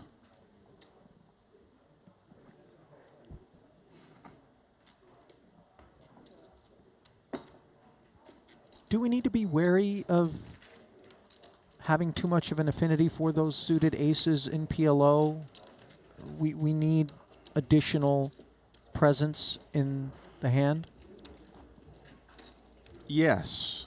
Dylan Weissman once used the phrase, we like our cards to all be talking to each other. Well, I like that a lot. I and like Dylan, it too. a terrific 4-card player. Yes, he's a great PLO player, and that was, you know, that comment stuck with me. Sometimes one of them is, you know, not so much part of the conversation. The runt of the litter. 3 are talking, but, you know, we like communication amongst all 4 in a way that, you know, allows multiple possibilities post, if we can find it. Nacho's cards are certainly talking to each other here. My. Double suited rundown. A quieter conversation being had between these 4 cards for Yachman, but big blind already invested. See if he wants to take a flop. This is indeed a quieter conversation. Oh, he is peeling Nacho. I mean, listen, he wants nothing more than to fillet. Oh. The Argentinian. He does want to fillet him.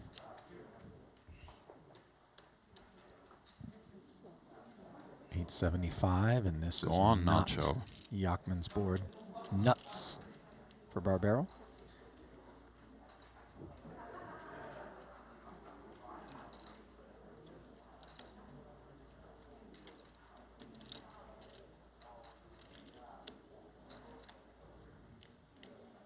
Check in front of him. Were you thinking of trapping? It sprung to mind for me as well, but I think just get on with it. The bet is nice. No one can disagree with that. We do want to get the chips forward this much, we know. But I'm looking at the two parties involved, and I'm wondering if there isn't a little bit of salt and lemon wedge at the ready to, you know. I know exactly what you mean, my friend.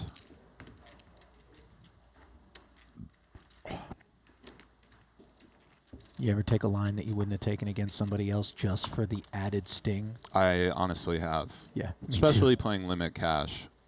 Weird slow plays that cost me a bet, but just I'm in the mood to twist the knife in. You ever flat with the nuts? That one I haven't done on the Me river. neither. That was the Noli Francisco. That's the one that can really set someone go to the on, moon, Nacho. by the way. Yes, that one is, you know. Uh-oh. And Nacho will be hearing from Senor Smith.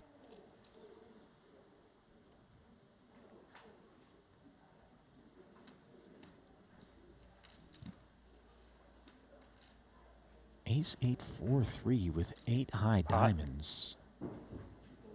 Isn't going to be able to take this heat. Pot predictably announced.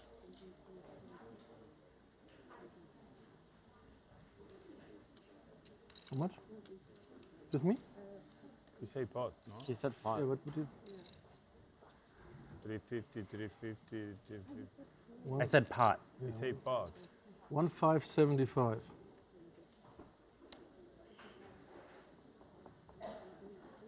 Can see Jan Peter has 1575. calculated the pot a few times in his day.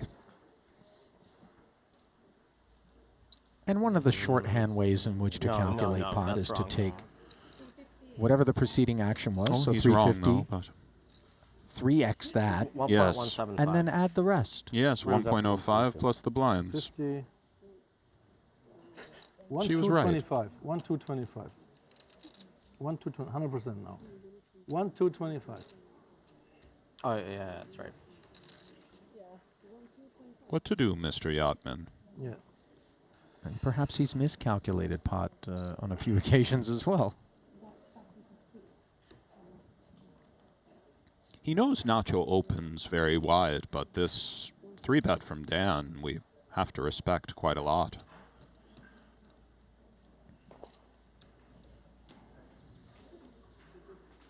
He's gone. Would have liked to have gotten involved. Trash for Dvoris. Big fold. Only because he's the legend Dan Smith.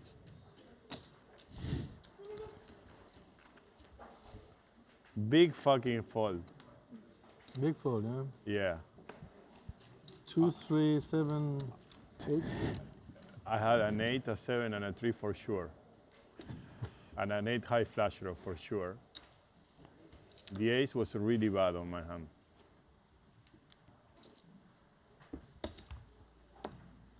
Big fucking fold. In South America, my hand is a premium.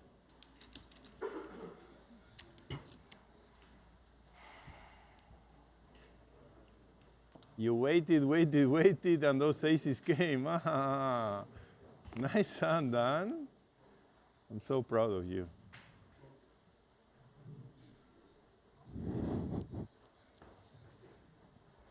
The goo is here.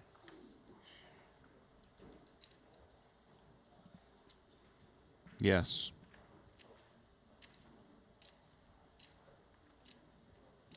Unprecedented amounts of goo. Agreed. Dvoris completing the small. Nacho says no.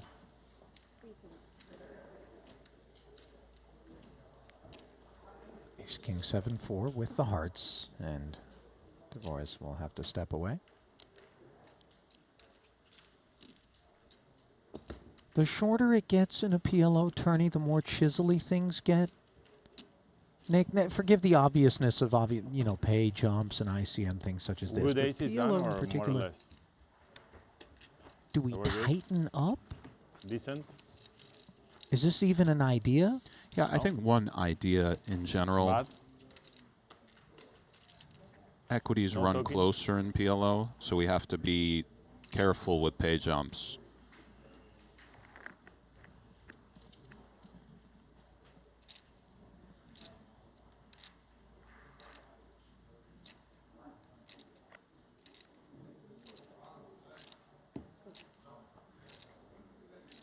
Bit of a sneaky limp from Jan Peter.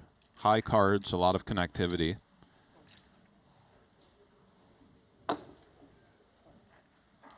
Nacho is in with the 8 Badoogie.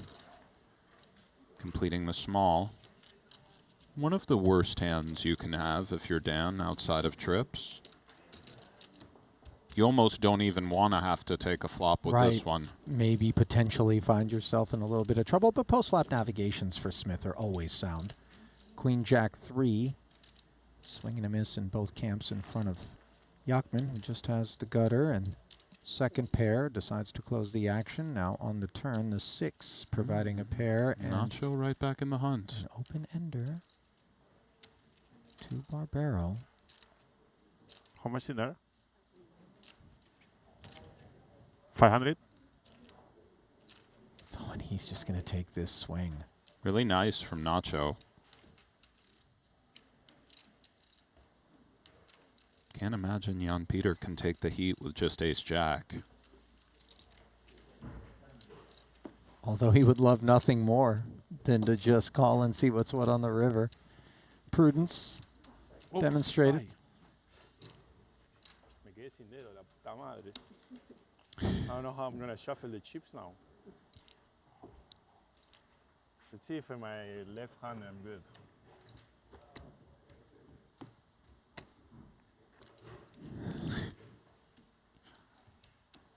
Not sure the injury Nacho sustained to the right hand. He's back, though. I'm sure the dealer faintly grazed his hand.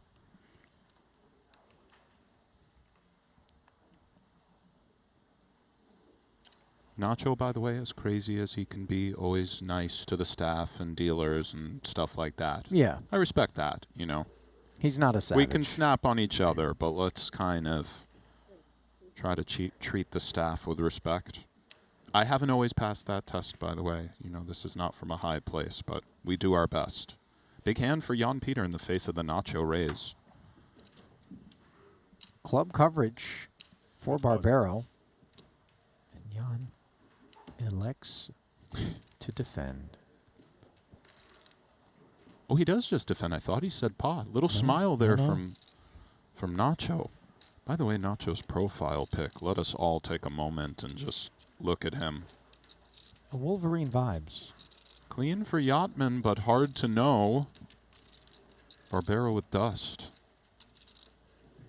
Now, do you think he's more likely to go hard at Yachtman in spots that are low equity potentially, such as this? Yeah, I think he would go slightly hard. I mean, this is just a C-bet against a big blind defense. Looks like Jan Peter's snapping-ish. But I think he would love to whip a bluff in Yachtman's face. I don't think he's going to just do it no matter what, but I would think he goes slightly harder. Nacho is the one with aces full. Has a deuce, but no 3-5, which is good for him as far as bluffs, but 0 equity.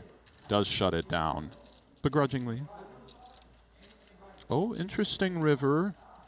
Could rep kings or queens now if we're Nacho. Jan Peter with ace-jack high. Yeah, for those less familiar with pot limit Omaha, we must use 2 cards from our hands, so this isn't 4s full of aces. It is trip 4s with an ace-jack kicker, and any pair in Barbero's hand would down that particular holding. Note that ace-queen, ace-king would down it as well, although unclear whether or not value would be pursued with such holdings.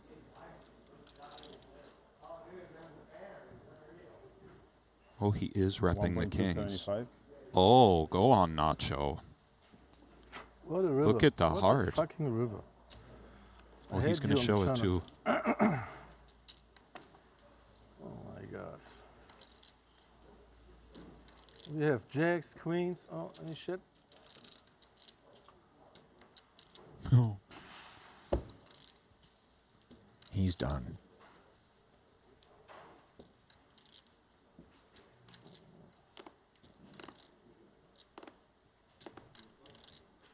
Yeah. Oh, is he going to show King, it? queen, Oh, he's going to block show me. it. Kings and queens. No? Show the bluff. Show it. Too late. King, queen, 8 deuce. You can see it after. But I don't show bluffs. I don't like it. What a player. What? What a player. I was blocking kings and queens. It's pretty easy bluff. Go on, Nacho. I can't call with ace jack.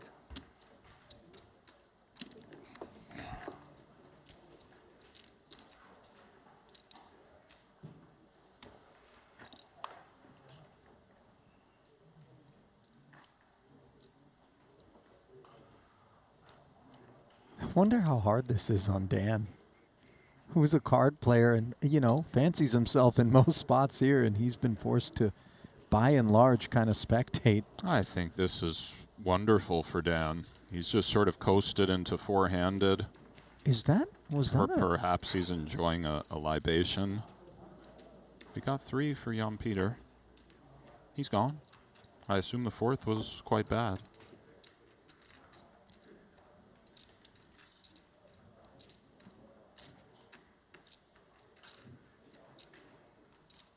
That was a great bluff from Nacho. I was surprised he went full pot. You know, he really just... Because would he go full pot with kings or queens, you know? That is the question, but I think now is where the meta can start to level Yes. ourselves, right? Because You're you think right. normally you wouldn't expect someone to go full pot kings or Exactly. queens. This dude wants to embarrass me. You're exactly right. But and they're kings or queens quite strong on that run out, to be fair. Sure. Jan Peter never has aces, so, you know. It's a credible holding, right? But, you know, it's all of that other stuff that's swirling. And he can occasionally have the 4, ace 4 being slippery on the turn. Still four-handed action here.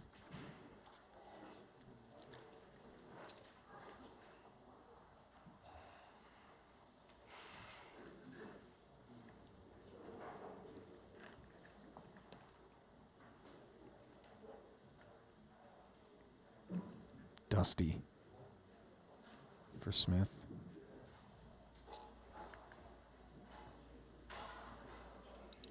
Blinds did go up to 75, 150 now, Nick, and the impact in terms of stack depth is immediately felt most profoundly for the 3 shorter stacks.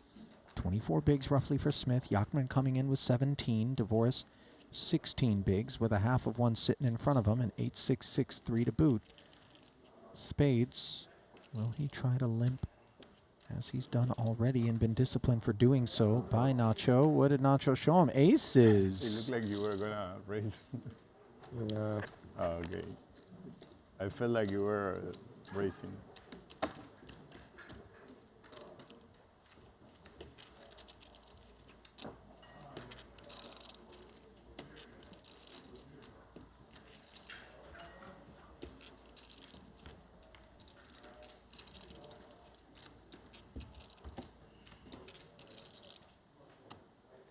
DeVoris in last, 2.3. Jan Peter, 2.6. 3.6 for Smith.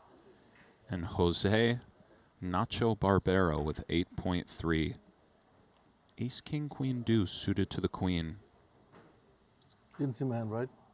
I did not see your hand, no. Yeah, because I was what? I was opening too much to this side. I was looking that way. No, that's fine.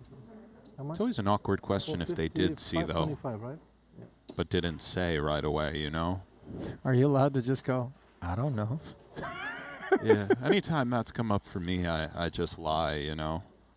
You didn't say you didn't see So it? if it's like 20, no, but if it's like 20 seconds later, you know what I mean? It's like, yeah, actually I did. I'm kidding. I'm never looking at people saying, oh, go on, Nacho. Nacho's got the raggedy 9s, guys.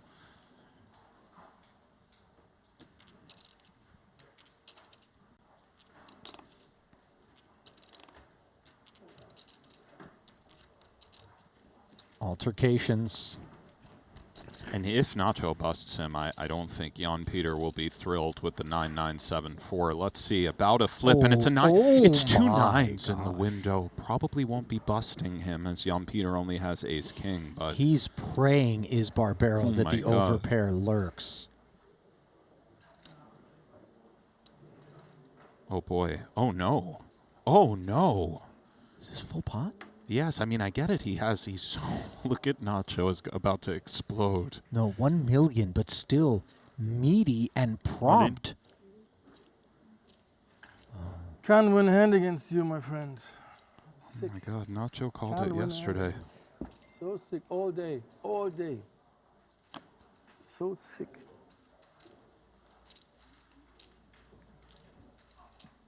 I was a little bit surprised Jan Peter just rifled the milli right in there. Yeah, but he is with short. Only ace, 1-1 back, you can kind of get behind why it is that Barbero would play quad 9s in this way, because he just senses that's more attached to those big pairs. I think it's sharp from Nacho. He just plays his range as all in or fold here. You know?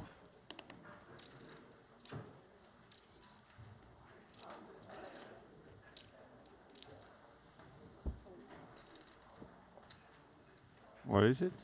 Aces? I've been in that chair. Yeah, of course, aces. Oh, Yachman. Of course I fold aces. I wish you had aces. You know. Yeah, I've been there too. All night, somebody takes the worst of it and just shows down winner after winner. You know the one that's really gotten me of late?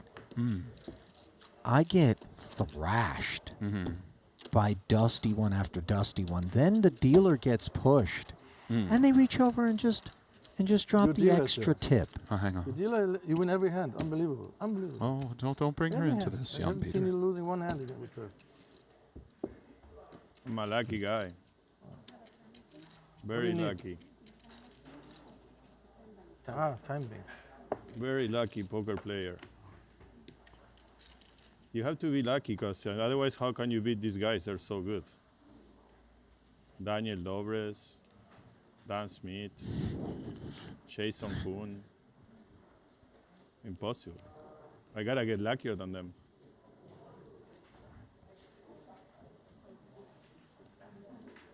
I'm gonna raise blind. Let's see. I was gonna look, but I know I'm gonna raise any 4, so. Maybe I have a good one. Pretty good for the blind raise from Nacho. Ace, king, 10, deuce. Smith in second, of course doing well against a blind raise, but with Jan Peter having 1.1. Oh, he does pot it against the blind raise. Actual blind raise or just declared? Because Queen Jack 7-4 double suited feels like a candidate. I'm gonna call and see a flop. I believe it was legit a blind raise. No, but he's called now. I'm not okay, lying. here we go. He's peeling. It's all true. Roughly a flip. 2.4 in the middle. Yachman continues to stew. Queen 5-4. Barbero with queens up. Just the wheel draw. For Dan with pot to play, wrapping around the queen, the wheel draw on the backdoor clubs, but no pair. Let's see. Huge flop for Nacho. Pot.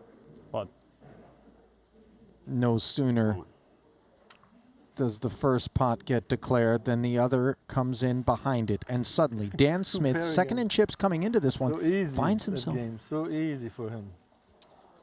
At risk.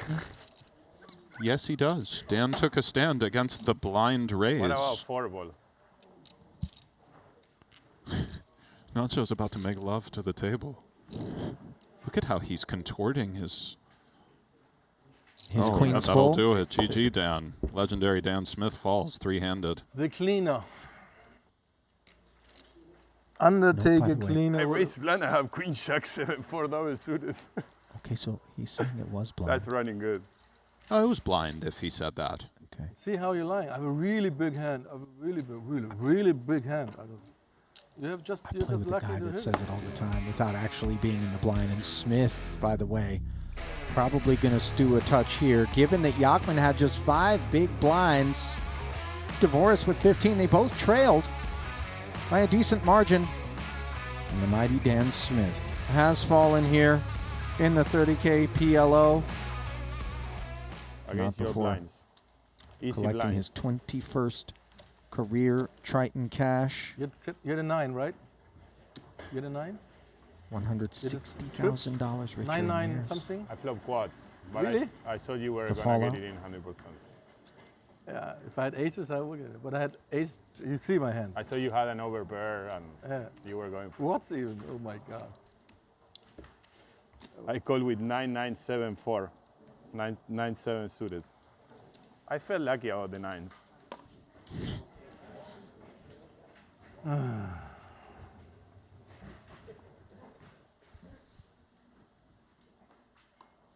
Oh wow, it's a big fucking hand. It is 7-3 double. What do we have? Small? Yeah, you're 75. So for Jan Peter, 700K. Daniel 2.3 and Nacho, Made of course, a with big patient tons. for you. Are you happy? You happy, Jan? Jan Peter Jadman. Are you happy now? No, I'm not happy. Why are you not happy, bro? Because I Be want to happy. beat you, but it's not. You had 3 it's blinds. impossible. You had 3 blinds It's to start the impossible. final table. You're down to 3. It's a miracle. Impossible. You were all in on the blinds. Stop talking. I want to think.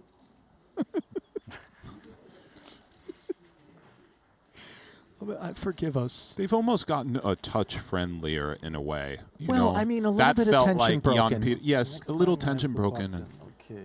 Look, he's down to 5 bigs. Yes. He just got the 36. but with the way he said stop talking, I want to think all it in. wasn't. Yeah. Yeah, he does jam it in. This should be something of a flip, I would think. See if let's see what Dvoris the- wakes up with oh. anything. He'll be gone. Queen, queen, 9-4 Oh, double. yeah, forgive me, the bounty. Let's see. Getting heads up is just so nice. What? Oh, he repots. Excuse me. All Double in. suited queens, sure. Oh. 2 million plus this. I would imagine this is just Yeah. correct 0.15. from Daniel. Nacho's going for the win right now, Ollie. All in. That he is. Lucky 8. Not with a hand that we would anticipate would seek to do so with all that much Lucky frequency, but with 92 bigs. No, you know the Dvoris eights are very 15. lucky right now. And spades are hot. They're not live, though. Here we Wow, go. you guys have the same card. Neither are clubs. Just put the 8. by It's the way. over. It's very simple. Nacho calling for the 8. Just 27%. That was cool Good that game, guys. Dvoris ran it. Nice He's game. in great shape 3 ways. King, come on. Good game, guys. Can I give me one time a nice There's one? 0% One time. chance I lose this hand with this dealer. She's the best. Look. Oh, there it comes, the 3. Daniel over Put a 5, 50%, make it 3 ways. interesting. Can't ask for more. No, it's just an 8. No, 8 no. 3. It's not looking great for Yachman. You see him grabbing his shades. Oh, The 7 is turn good. is a 7. clean. Seven's up. Barbaros just made 2 pair. He has hearts. Didn't lose one hand with her. He has hearts working. so sick. Stop. He has hearts. Didn't lose one hand with her. 2 pair, yeah? I'm dead. Yachman's dead. I'm dead. Dvoris has the flush draw. Could counterfeit the 2 pair Deuce with the of jack diamonds. or a 6. Still alive. Yeah. Oh, and Viva instead- Nacho. Go on, I mean, Nacho. The how much did ace. you tip her? How much? You didn't win, lose one hand with her. Bro, it's my dealer. It's my dealer. What do you think? What do you think? By the way, what you are doing later, sweetheart? Thanks. Wow, Nacho did it. He collected every bounty in the room, Ali. Ali's Bro, just I'm a lucky frozen. guy. Wow. Producer James that's advising he took down 8 bounties Wow. in total. That's 320,000 added to the 443,000 and a title. I believe Nacho's in the black on the trip now. I should hope so. Second career Triton title as he just was a hot knife through butter. 15th career Triton cash and a nice moment there between he and Jan I Peter wouldn't call Yachman. it nice, but, you know, not bad. Nacho, bravo. My friend, please, if I could buy you a nice, beautiful glass of red, to return the favor. He picked up the check the other night at dinner with us, 1,000. He insisted, and I don't like that. But some people believe, and you put the good out, and then it comes back to you, and perhaps that's what Barbero had in mind, as he is your champion here in the 30K PLO. Last look brought to you by Poker Steak, and a bit breathless am I, but... Wow, that was so fun. Nacho, God bless, my friend. And to Jan Peter, sorry to cut you off, to Jan Peter and Daniel, great run, gentlemen. Tip of the hat, no question about it. I'm looking back and I'm wondering, was there any true moment where Nacho was anything other than comfortable out there at that FT? And I'm not just talking about his essence, just the way it all happened. You could see he had the dustiest of holdings when it all got in there, and he goes, there's no way I'm going to lose this spot. No. And just, there's the dangler and then the two pair. The 3 to 5 minutes after the first Luna needle, which, if you know Nacho, that was below the belt. I felt he was just, a touch rattled. He immediately got in with like deuce 4, 7, 8, but he was for tons. Not literally that hand, but it was such smooth sailing. When Nacho gets hot, you're gonna lose. I've seen that a million times, and make no mistake about it, he's an extremely talented card player. When I think of Nacho, I do think of talent and spice and. Bravo. I mean, Nacho's a GOAT. He's an all-time legend. So that was a really fun one, Ali. The Argentinian brought his own brand of excitement into the Triton Arena second time. We see him hoisting hardware, and that means that he's going to book a date with Marianella Pereira, who's going to interview him. But don't go anywhere, because after that interview, a 10-minute break, and we'll come back with 50K PLO action. Isn't that right? Let's see. All right, guys. So long. All right, finally we see a smile on Nacho's face. Yes. Doesn't happen too often. It wasn't happening too often here in Jeju. Well, you clinched your first title back in Vietnam, and since then, it's been incredible runs for you. Specifically, runner-ups. You also clinched a runner-up in Vietnam. You seem to be very good. As a matter of fact, you clinched a runner-up at pretty much every single Triton stop. And here you are, back on top, your second title. But how does this one differ from the first one? This one is amazing because it's my game. I mean, everybody knows I prefer PLO, and I've been playing PLO for a long time, and it's just playing cash and stuff. Yeah. So it feels better, and after losing 4 heads up in a row, I was kind of salty about it. I was like, so this one I decided to finish it on the 300, so I don't have to be embarrassed and play heads up. I wasn't even ready for you. I was still eating. I had to rush over. And, well, there was a little friendly fire there at the table there. Now, you're known for this table chat, right? So what's going on there with you and Jan? Oh, Jan, we go back. We play cash game together. He always invites me to some games and stuff. And, yeah, no, we always come back and forth, but it's only friendly. I like him. He knows I like him. He likes me. But on the table, yeah, sometimes I try to get on the skin, especially if they fire at me. I don't like it too much, so I just fire back. It's my style. Oh, we know this. Yeah, so yeah, I mean, if you want to come to the streets, let's. Shots fired. Okay, we see that. Now, every single day here in Jeju, I ran into you. Every day I saw you, I said, hey, how's it going? And you said algo en español that I can't really say. Let's just say you said it's going terribly. Let's talk a little bit about mindset. What is it that you do to really get yourself focused and get right back in after being in Brick City for so long? Yeah, it was pretty bad, actually. I didn't cash one tournament, and I thought it was going to be always like, oh, I make deep runs, like everything, final tables and stuff. I know suddenly reality hit, like I ran really bad, and yeah, and they say, okay, you got to keep showing up. I just kept showing up and came to play PLO and had 2 back-to-back final tables. But yeah, on Hold'em, I was like, yeah, I mean, they're like big fields. It's a small sample size. Like, I only play 8 tournaments. I mean, obviously you can run bad, but you kind of want to have at least like 1 deep run or something, at least 1 cash. I mean, pretty brutal, yeah. Yeah, it was pretty brutal, but yeah, I mean, it happens, and I got lucky to be on this one, and yesterday the final table, yeah. Beautiful. All right, well, felicitaciones. Let's do the math together. So we're looking at 763. What is 700? 760,000. I might be out of the hall after this. No, let's do that math way later. Let's bring on tournament director Luca Vivaldi, please. Let's seal this deal. Wow, thank you. There you go, ladies and gentlemen, your 30K PLO champ, Nacho Barbero. Bravo.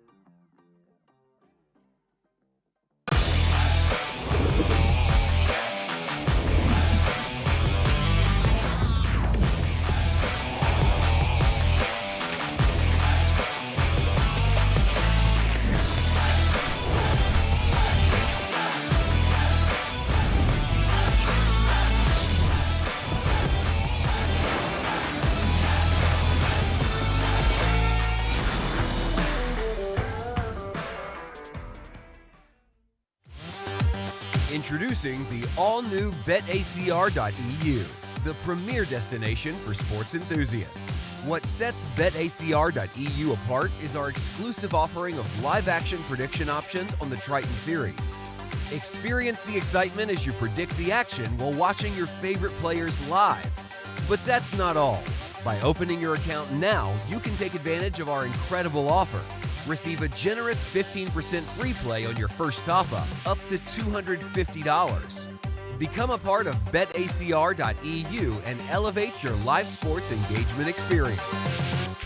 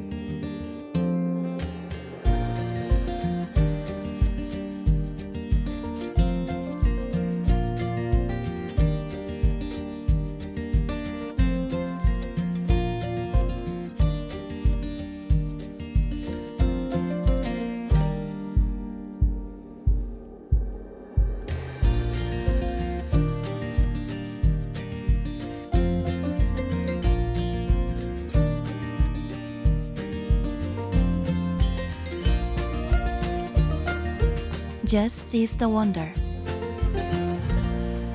Jeju Shinhwa World. You just live with when you're very short, especially with that big blind coming around. The ante for dessert. See how hard the big stacks go at Matthew. And the benefit of playing a hand such as this under the gun as a pot instead of just waiting for the big blind and big blind ante to gobble us up in a hand's time, the 10s through queens, under normal circumstances, perhaps the bounty hunters are a little bit more emboldened, but they're going to react a little bit more trepidatiously against this open, aren't they? Yeah, some of the raggedy ones, and this is just the kind of hand that really prefers to be heads up. Nacho isolating with the ducks, going for that 40 Gs. It's got that ace-high spade stuff. Oh, and the other 2 ducks accounted for. There will be no set. Queen blocked as well in Steele's hand. Good luck.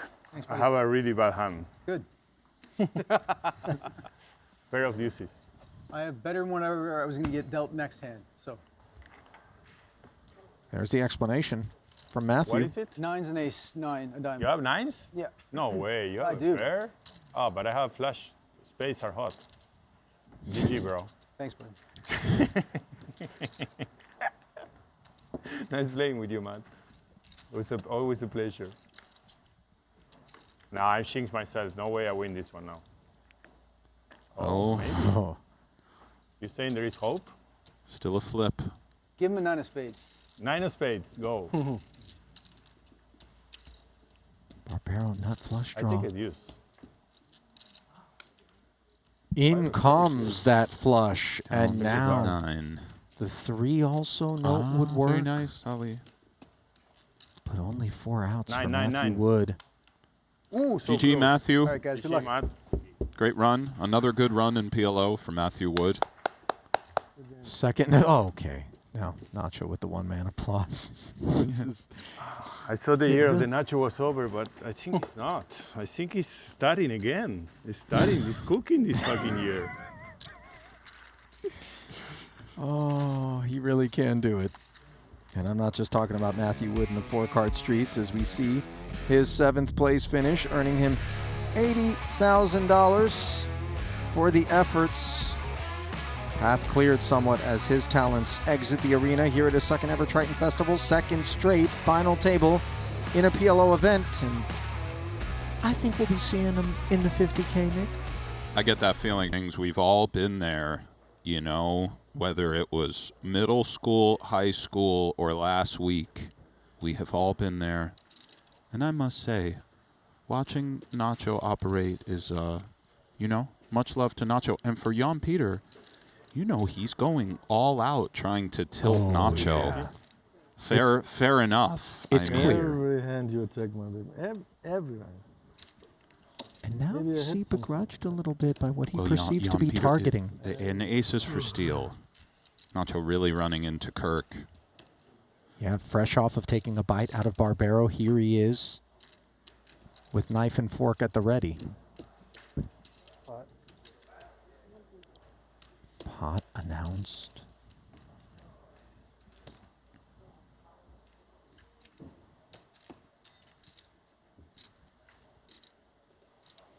Does Nacho peel him, Ollie? Oh boy. Oh, he's snap peeling, guys. 850,000 more.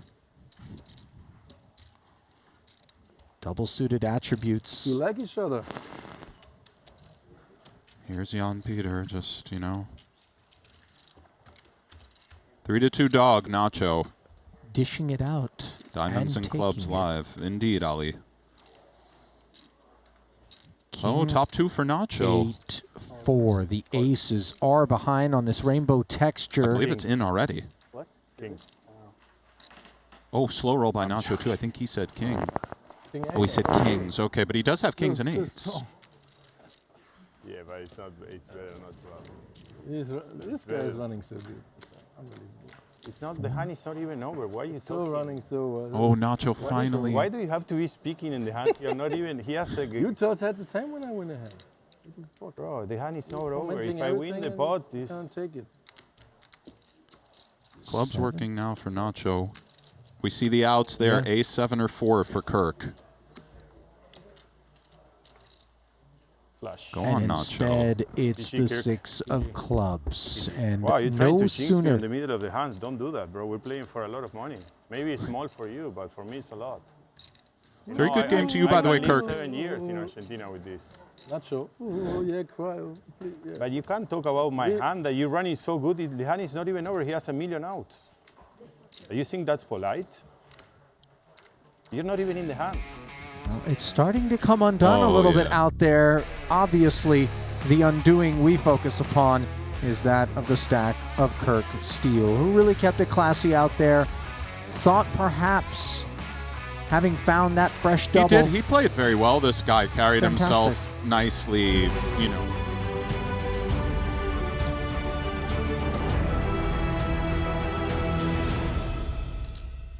So, welcome back to the Landing Casino here in Jeju Island, South Korea. Ali Najad, Nick Schulman with you. We've rounded the bend. Long deck well in the rear view. 2 PLO events also in our rear view. And the final one of them is what's in store for you here. 50K PLO action. Day 2 of that one. Moments away from that. Obviously just crowned our champ in the 30K, that being Nacho Barbero. Second was Daniel DeVoris. Third, Jan-Peter Jachmann. 26 of 28 rather, currently what we have on tap in this 50K. And as we dive into the Triton Poker Plus app, as per usual, we find another Canadian with 4-card aptitude, Andrew Pantling, 430,000 and change, a man that plays with pace, isn't afraid to get dirty out there, and Laszlo Boitas, very much a name that we anticipate toward the top of leaderboards in the 4-card streets, Nick. Pantling is a legend, 4-card, very well versed in the 4-card streets. Also just a legendary gambler. You know, I'll just leave that alone. But Laszlo is a goat.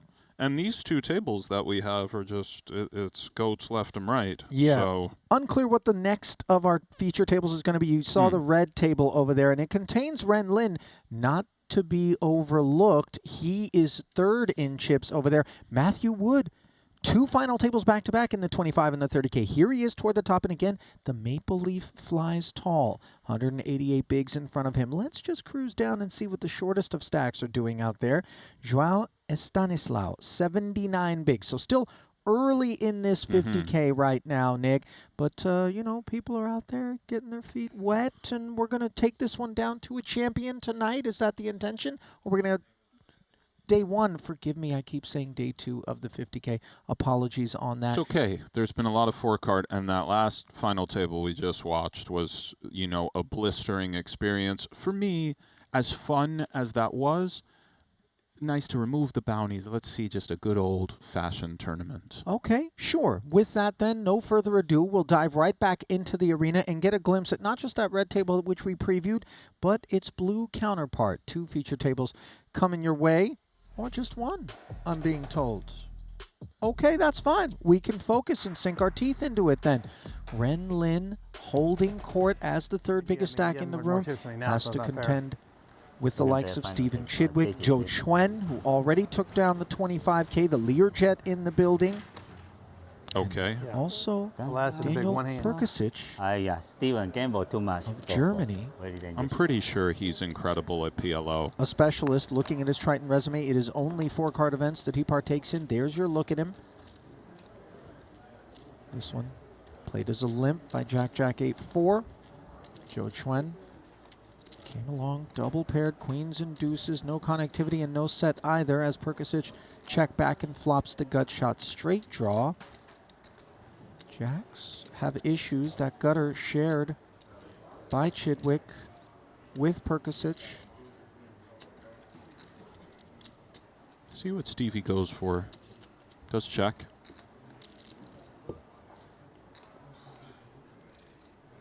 Ten on the turn.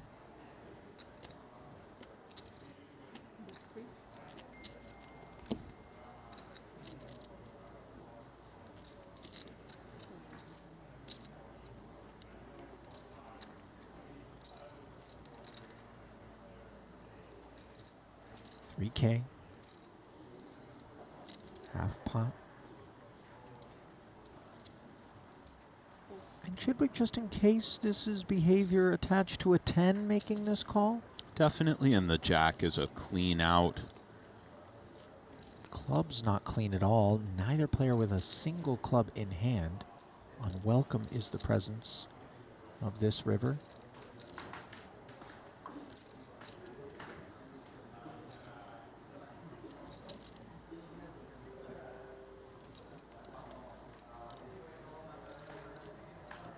For Stevie, do these clubless jacks perhaps just have enough showdown?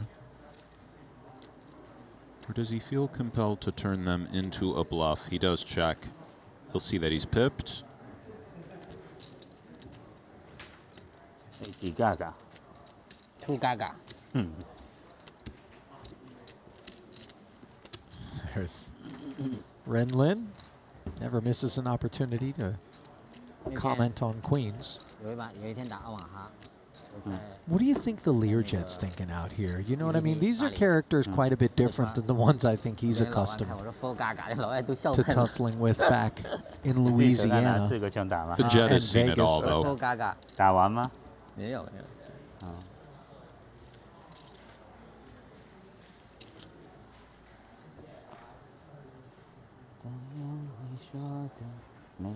Jet had a deep run in the... Right. Was it the 30 or the 25K? I can't remember which now. You got a trouble now. It was this one. It was the third. It was the 30. It was the one Gamble. Nacho shipped. Yeah. Gamble? Yep. Love watching the Jet play. I don't gamble.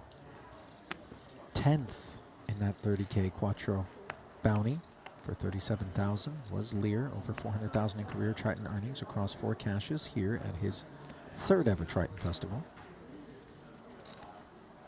Makes it 5,000 to go with the double suited ace 865. Looks like a 3-bet. From the 10-9-6-5. It's quite nice to depolarize yourself. You know, if it's always aces, it's, you know what I mean? It's nice to have some coverage in the middle of the deck. Yeah, we can be very exploitable in PLO if... Lear, of course, not going anywhere. I'm guilty of too condensed arranged. Win 3 betting. Queen 6-4 rainbow here. Here with the gut shot. Pair of 6s. Backdoor hearts. For Perkasic. Also a pair of 6s. Out-kicked. Perkasic with not a whole lot. But he does have the betting lead, as you say, Ali. 2 backdoors as well.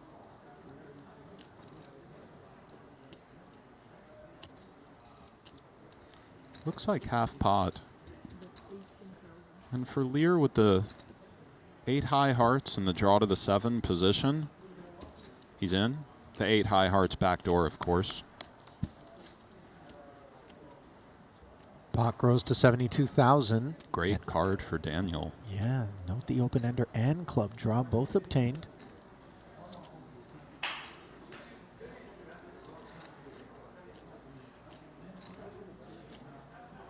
Daniel with 1-5, no 7 or 8, which might make him a little more apt to barrel.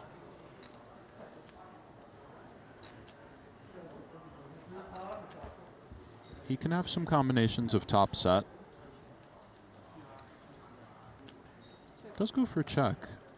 Also understandable, murky spot.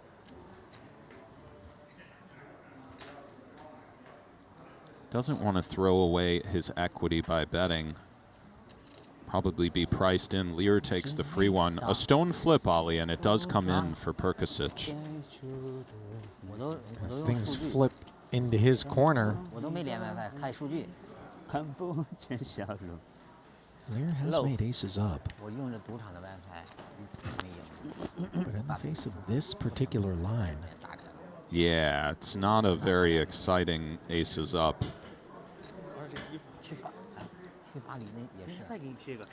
those Broadway rundowns, which tend to activate in the form of 3 bets pre-flop. Suited combos as well, present. And Lear does well to check back against those 9 high clubs. That ace is up.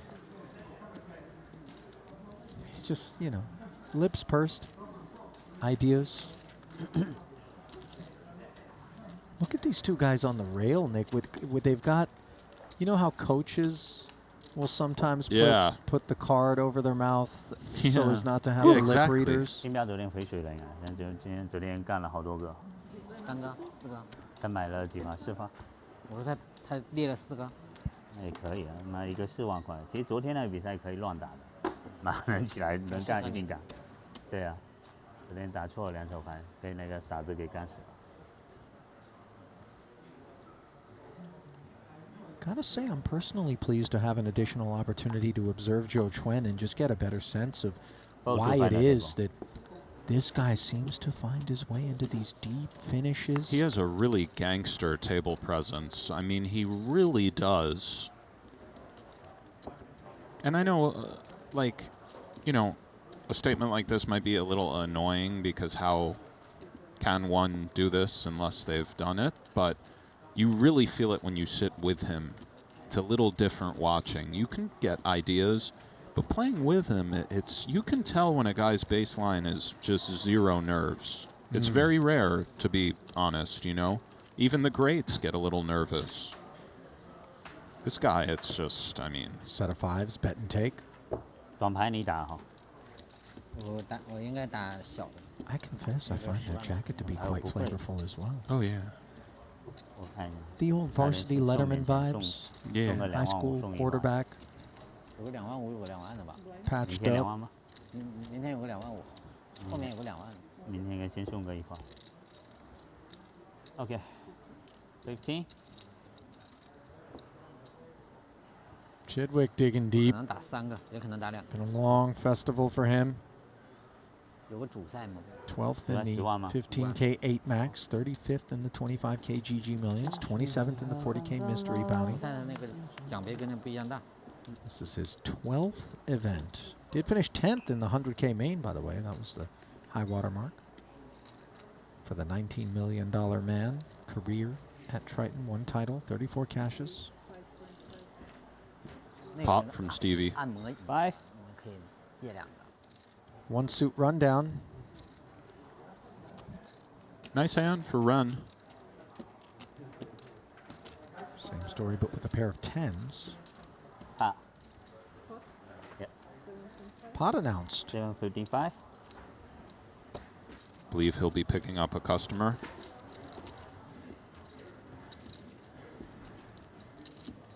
Position in PLO so big. Yeah, I got trouble.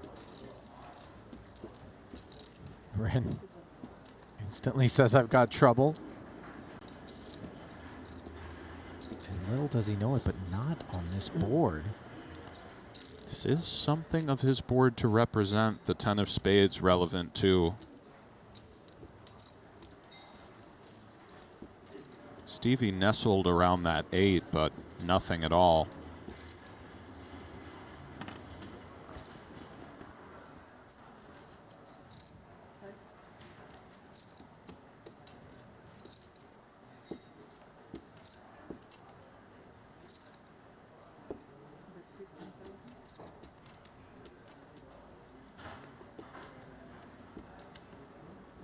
$15K and take it. Always a relief when we get one through. 3-betting.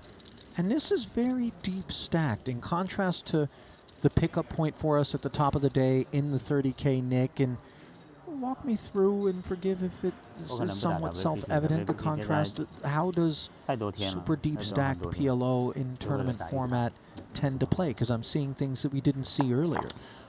So some of the big pair, not great hands go down in value the deeper we are.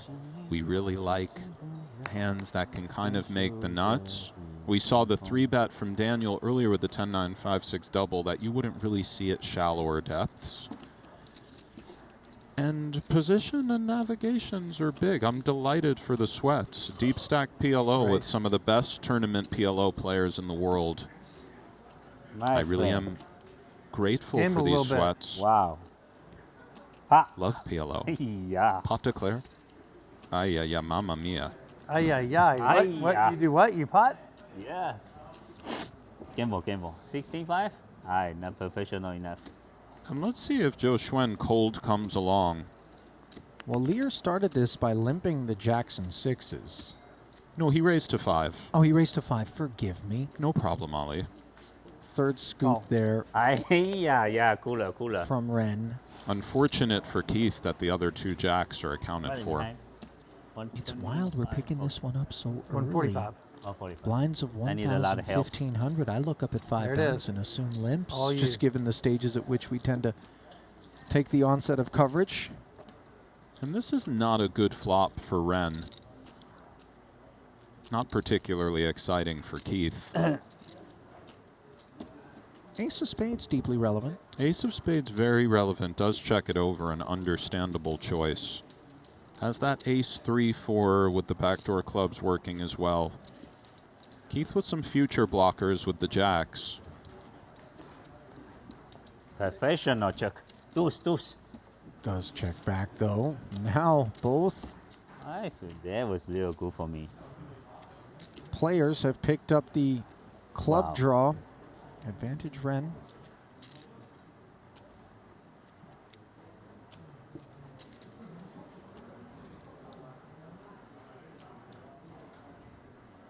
Deliberates. I think Ren feels pretty good about his aces. He's going for 15 into 36. Yeah, cooler. Help, dealer. Deuce, please. Deuce. Lear does make the call. Oh, and a very much a bluff card for Keith with the 2 6s. Not that blocking 4 6 is exceedingly relevant, but I would think Keith will be dropping bombs here in the face of a Ren check. Let's see. Jacks really don't win when Ren checks very often at all. And interestingly, the fact that Ren holds both nut flush draw cards while not nut flush draws, if he faces a bet, or a raise rather, as we see him flick that quarter in there, I thought it was a time bank chip initially. Yeah, Ren going very thin to kind of Ah, try yeah, to set yeah, the yeah, price yeah, go on. Yes. Keith. Ren kind of asked for it here. Professional bluff. But those are How much bad you mean? cards for him to be holding, is what I was going to say. What they are, not? Ali? The ace of spades and the ace of 100 what? clubs, because we know that this isn't some desperate attempt from 110. from Lear with the busted flush draw. Yeah, I'm not sure, but the 4 Wow. is a nice card, though. Yeah. King Queen, you need to release me. No King Queen. 4 6 2 pair. King 7. Yeah, mamma mia. Ren might sniff it out, by the way. He's chewing as the time bank plaques come forward. You got the aces, huh? Yes. Oh, That's why I had to fold. You know I got aces. That's why you push me all in. No, Aces never fold. King Queen, no way. I just figured it out. King 7? Wow, look like I got King 7. That was real bad card for me. Yeah. Doesn't appear that Ren's allowed Keith's kind of brief speech to You impact know, I his got process. Aces, why you don't raise me? King 7, no way you to raise.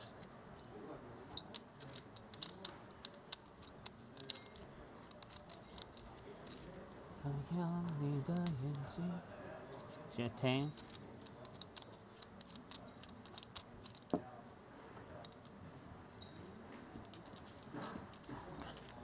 That 4 of clubs is a great card, but with just 1 pair in PLO, it's so tough to hero call. And how thin does he think Keith would go for value? That's relevant as well. If it's a player whose nuts are air, we really like blocking the nuts. But if it's a player who 4 could be 6. going... Here we go. Shit, 5 7 2 pair? No way. Wow.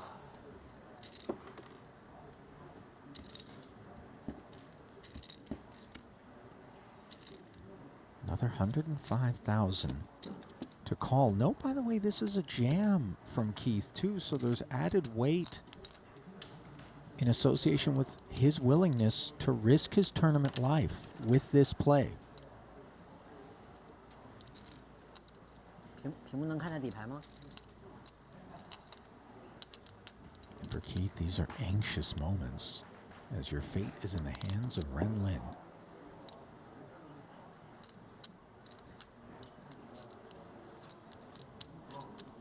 It's not an insignificant sum for Ren. 250 back. And Keith did call flop, so why exactly does he have 4-6 is a reasonable question for Ren to be asking himself. Also, the aces blockers for Ren, I actually think they're good. Keith wants us to have aces.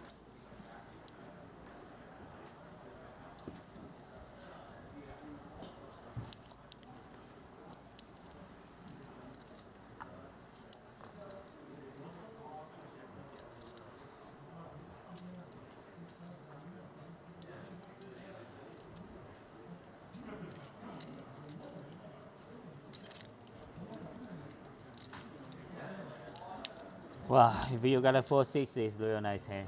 Nice hand. By the way, it was check, check, flop. Still finds it, though. Wow, touchdown, my man. Hiya. Play like a Steven Chidwick. Just like Steven Chidwick. Just like a Steven Chidwick. Hiya. Professional bluff, almost full. Go on, Ren. Wow. Well, credit to Keith. The Learjet gave it all he had there, and you know, he did pin his man with exactly the aces he thought that he could get him off of. He did, and apologies, it was check, check, flop. I said I bet making that call even more difficult for Ren Ali. Very well done. Bravo, sir. And perhaps we just got a glimpse into new chip leader. Some of the procedures that allowed Ren to spin this up to over 300 big blinds, 470,500 in front of Lin. You know what's crazy is, you know, the antics and whatnot. It's so pure from Ren.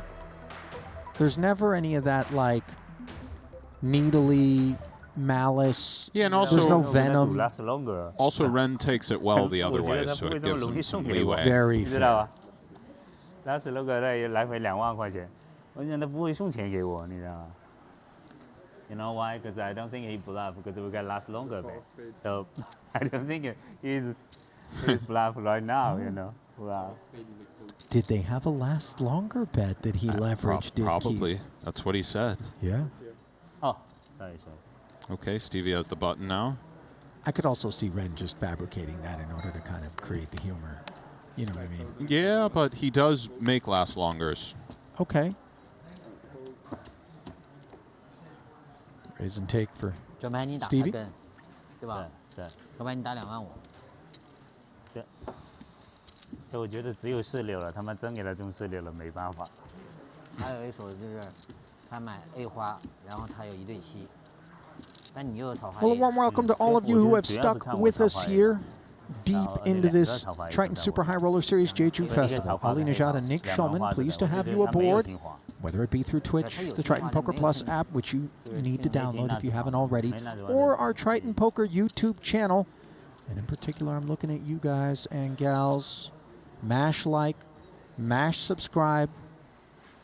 Help us to continue to deliver you the finest in streaming poker entertainment at the bargain basement price. I subscribed to the Triton channel on YouTube the other day. I think I told you this. Second channel I've ever subscribed to. Oh, now that begs the question. Poker Go. Nothing too exotic, you know. I don't bluff. I just catch bluff. On the button, Jack 10, 9, 6, and diamonds. Chidwick has medicine. Indeed he does. Joe not going anywhere. I don't think. Okay, so.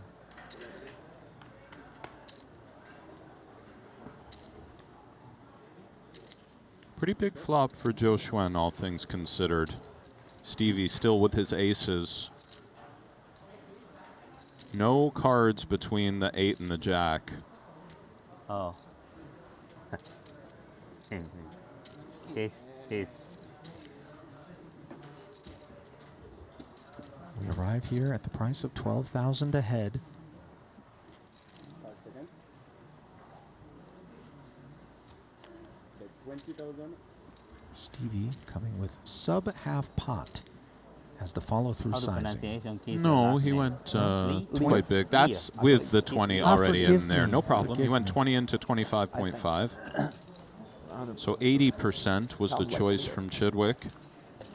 Zhou Xuan is a 3-2 favorite. How does he want to play it? He's calling.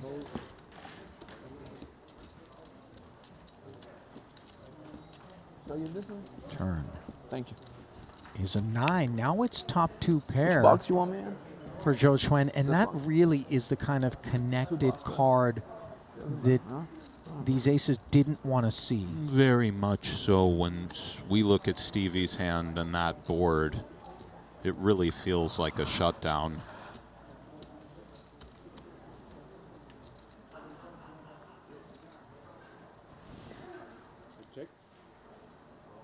Chidwick agrees. Very sneaky from Zhou Xuan. Doesn't want to get blown off of his equity. So and now Chidwick, I don't think he bets for value with just aces, but he could be a little bit curious after check-check.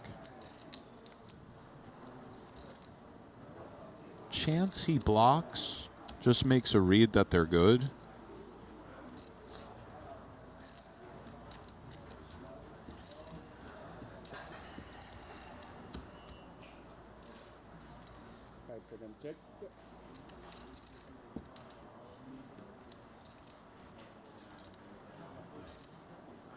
Makes the check. Now feeling quite cozy with the jacks and 9s. And perhaps targeting exactly this sort of holding, which has 3-bet him pre-flop. Zhou Xuan. 37.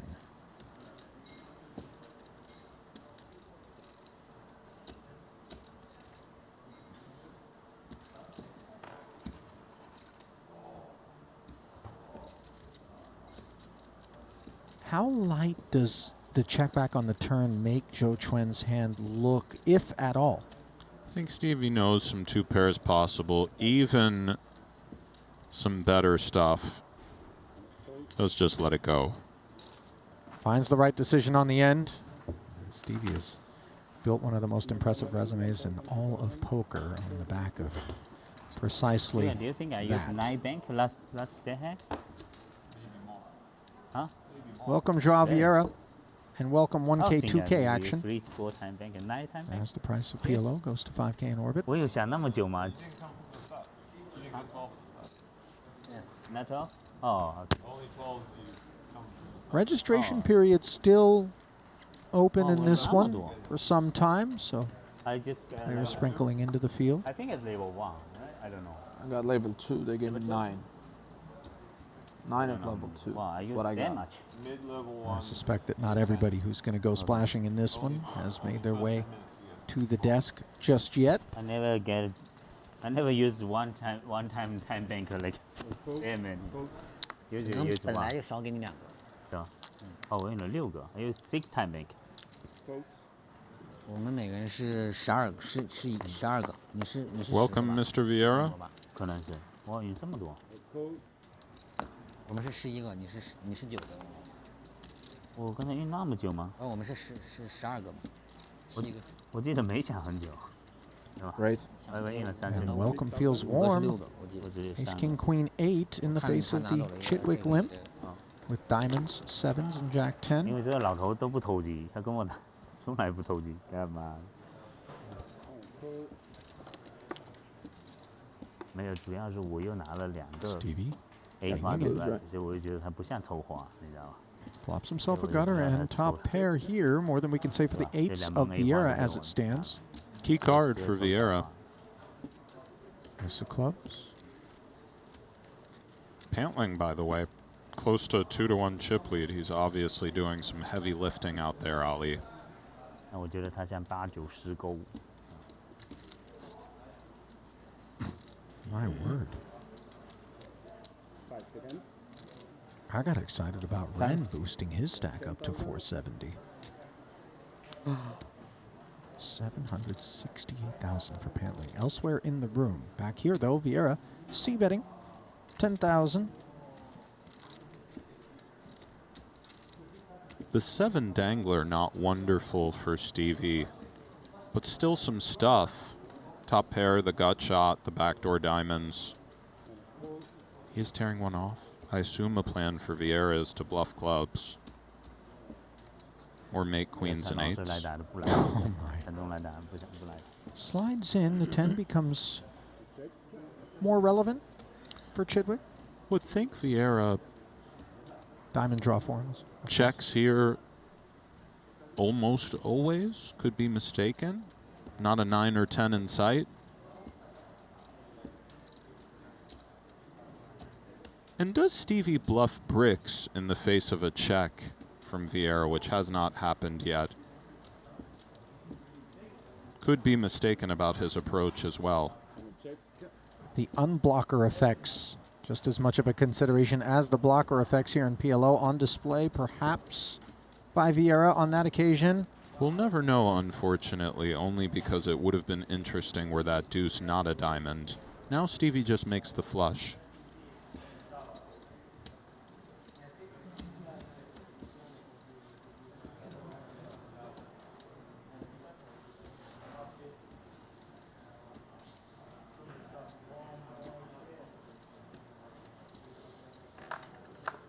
Seconds. 26,000. Vieira with seemingly a pretty poor bluff catcher optically. 26,000. 9, 10 in diamonds, staring him in the face. He doesn't have a 5, 6, or 7 though, which is interesting. Unblocking the inside. We routes. have found some positive aspect of bluff catching. A little bit relevant after check call 10,000. Limped pre as well. That part is a bit relevant, Ali. No diamond we don't like. No 5, 6, or 7 we do like.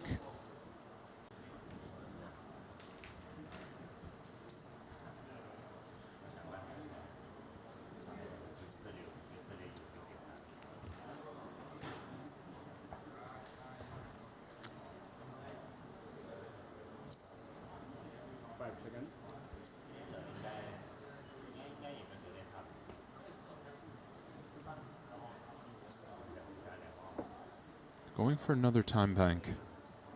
Limped pre from Stevie. Pot, call, check. Call it 2/3, call, check, check, and now 26 into 34. Also, the ace of clubs is sort of better than other clubs in a way. As Stevie might bluff the more errant flush draws than the nut ones.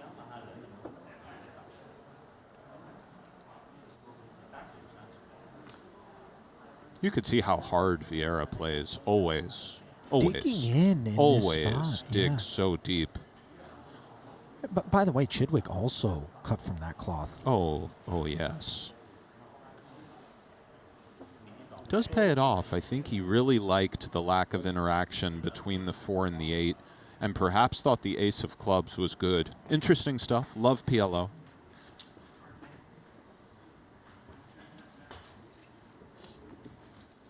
Do you find PLO to be a more exhausting exercise mentally?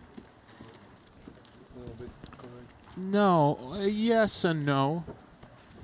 Yes, because of the just digging so deep on blockers, but no, because the spice and the fun keeps you alive. At least for me. Yeah. I get that. It's fairly recent for me having fallen in love with the game. You know, I have some regrets it didn't happen sooner, but it can only happen when it happens. Yeah. But over the last, I would say, 18 months to 2 years, something happened to me where I really fell in love with the game. My friend came to love me today. Have you found it to be more ever-present in the mixes that you're playing? Not so much. It's always been, you know, a mainstay. Okay. I played a lot of 40 big blind cap, but I mean the tournament PLO scene. Ah, yes. I skipped those for years just to play cash or do other things, but now I'm looking to get in there. So is Perkasic with As Ace is King 10 Stevie.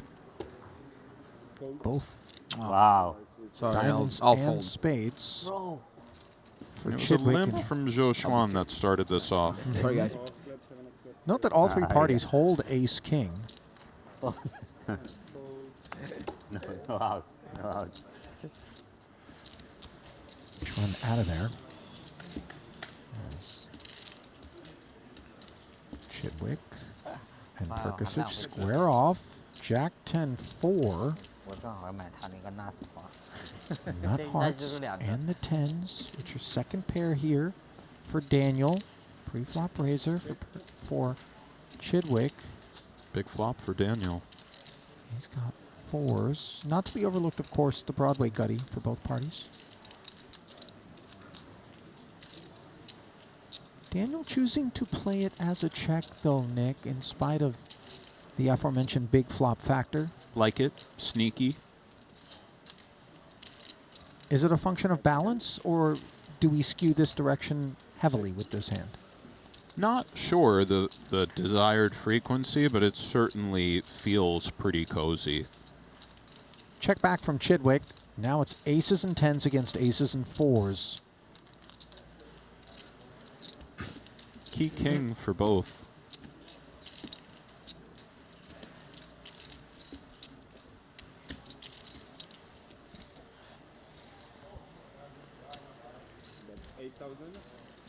Goes for 8 into 26. A cool idea. A size where we can comfortably call raises and we don't get too carried away, and also target exactly what we're looking for. I think a naked ace-4 with no other potential is likely out, at least a lot. But with the king, it's a bit trickier for Stevie. Still fall to all of the value. He is tearing one off, and he's in dire straits, Ali. That he is. Hunting the chop. Or the 4 occasionally, very close to the 4. Instead, it's a 3. Not sure how much deuce 5. And let's see if Daniel goes for the small bet again. Which feels like about what his hand is worth. Or if he just checks. I don't think we get too greedy with aces and tens. Would he not have heard from better on the turn than the aces and tens? I think ace-jack is still possible for Stevie. Okay. 5 seconds. Let's just check. I believe Stevie will be happy to do the same. Yeah. Doesn't take him long to arrive at that choice either.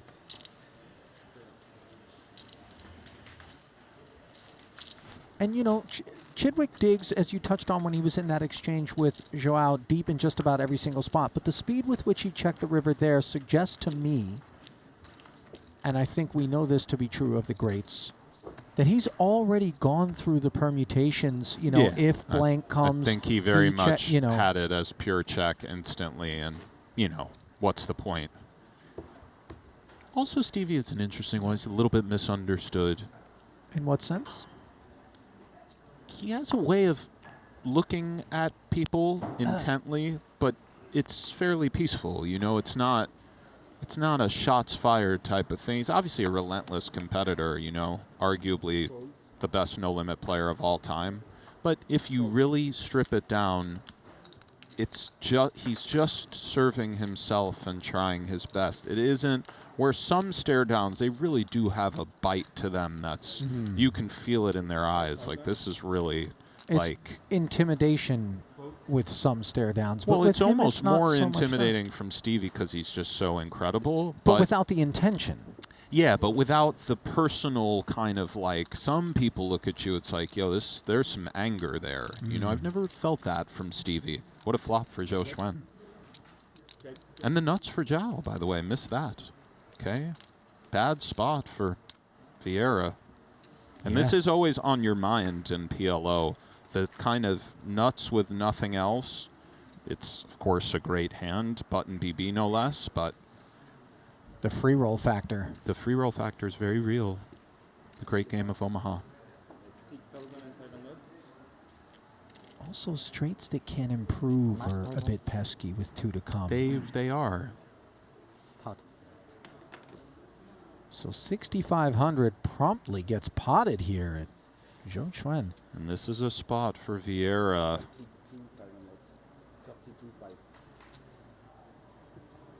It's immediately uncomfortable. And he knows Zhou Xuan is not some insane blaster. A blaster can have, you know... Naked spades? Yeah, all sorts of stuff. But he does have the stone nuts as it stands now.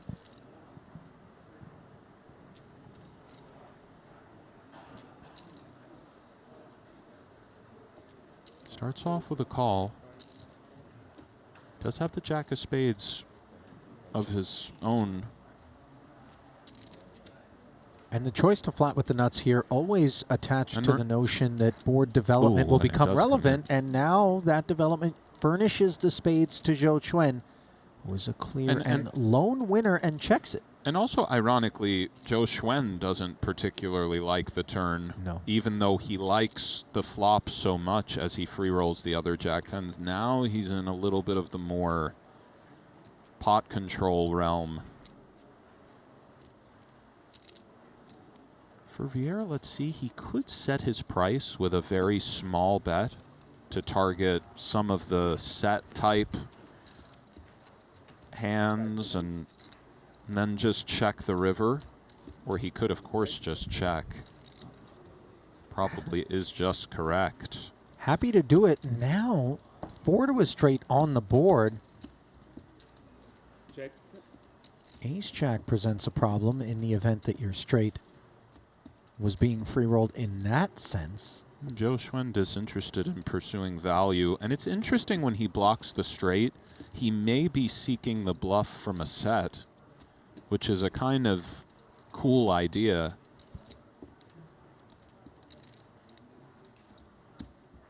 Maybe he would be more apt, or one would be more apt to bet a flush that has 2 pair in it as well. Unclear. 45,000. 45 to go from Vieira, and this puts Zhou Xuan in an uncomfortable spot, but... In spite of the check back when the spade arrived? Yeah, because of the ace-jack concerns as well? This SPR, inflating the pot, not that big a deal, and also queen-high, jack-high flushes are very real for Vieira. He's trying to bluff a chop-out. Don't know if he's trying to bluff this one out, but he may very well do just that. Zhou Xuan can fold. I've seen him. Pardon me, Nick. I mentioned the ace-jack. Not a concern, clearly, when we have the spades. So it is strictly the larger spades you touched on, the queen-high variety. Queen-high, jack-high, even 10-high. Very real in this line for Vieira. Huh? Yeah, only second place. I need the first place. 5 seconds. Remember, they were 3-handed in the first 25K that Zhou Xuan won, so they know each other quite well.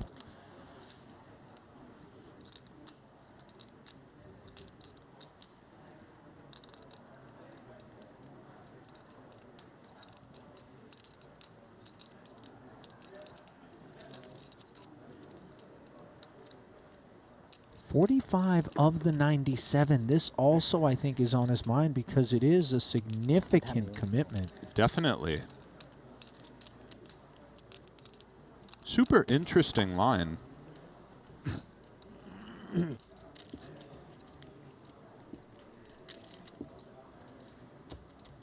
Would spadeless ace-jack value here? I think that's also on his mind, maybe? Maybe with a spade, yes. Although it would need a spade. Perhaps the ace of spades. Not totally clear to me. Does pay it off. Mm-hmm. He'll see the good news.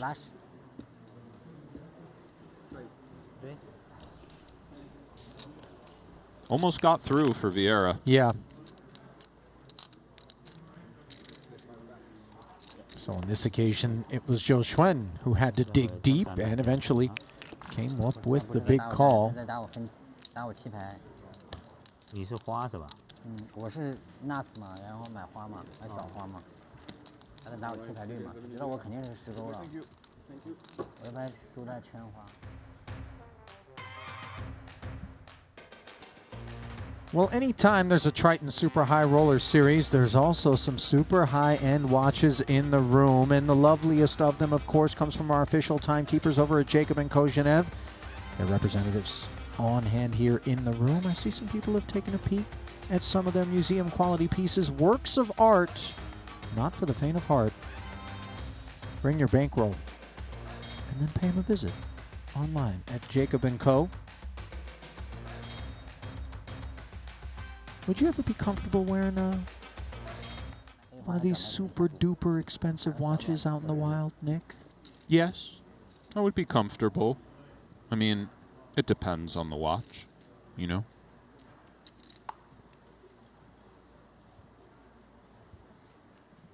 I heard stories about dudes on scooters with machetes that wouldn't even... Anyway. Try me, buddy. You know what I mean? Now you can't say nothing, scooter man. It goes wrong for you, bro. You're Nub Shulman. Just Yeah, want you to know how I'll that tell goes. you exactly how that would go. I would be taking the watch off quick if the machete guy rolled up on me.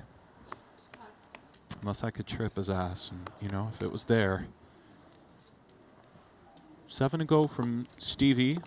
Pretty Kings. Ren is in. Daniel is in. 21,000 across 3 players, along with some blinds. Bring us to 24,000. 15 cents on the board. Chidwick loves it.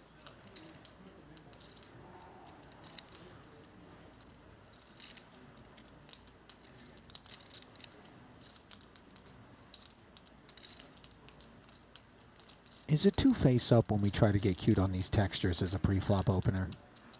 In the sense of like check, hope somebody gets curious? No, I don't think so. But it's an objectively great board for the opener, despite the 5. 6,000. Quarter pot sizing. Just ace jack high for Perkasic. He does lay it down.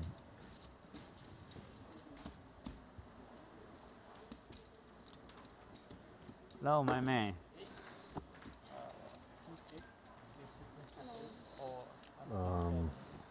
I'm 8, I think, yeah.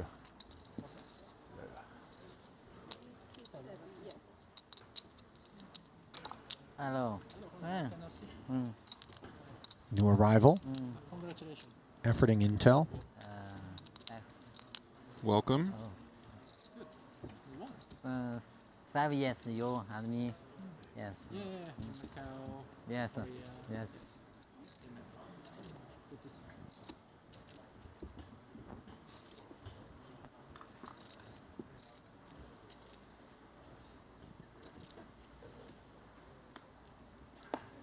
Some folks in the chat expressing some confusion with respect to how Pot Limit Omaha works. It's different from Hold'em for our newer fans. Welcome. 2 cards from your hand and only 2 cards exactly must be utilized in conjunction with 3 on the board in order to make the best hand you can. 4 flushes on board.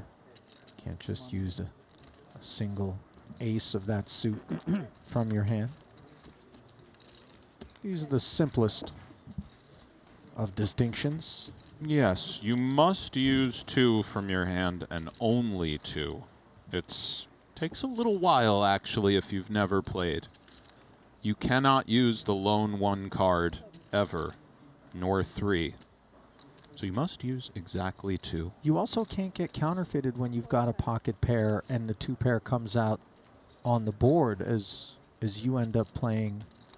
You know what I mean? If aces and kings are on the board and you have jacks. You still have right? aces and jacks, right? That's what you're saying? Yes. Know what you mean. Go on, Zhou Xuan. Aces and 7s.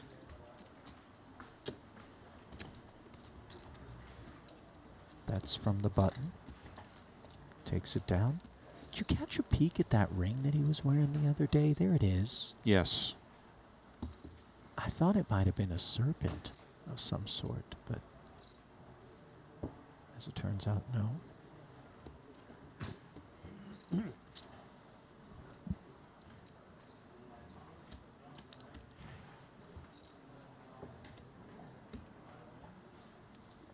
believe that's a member of the Japanese delegation that's joining us, and indeed word has just come down. Kosei Ichinose. Spent some time observing him in the two-card streets earlier here at this festival. Welcome, Mr. Ichinose. I've enjoyed watching him play.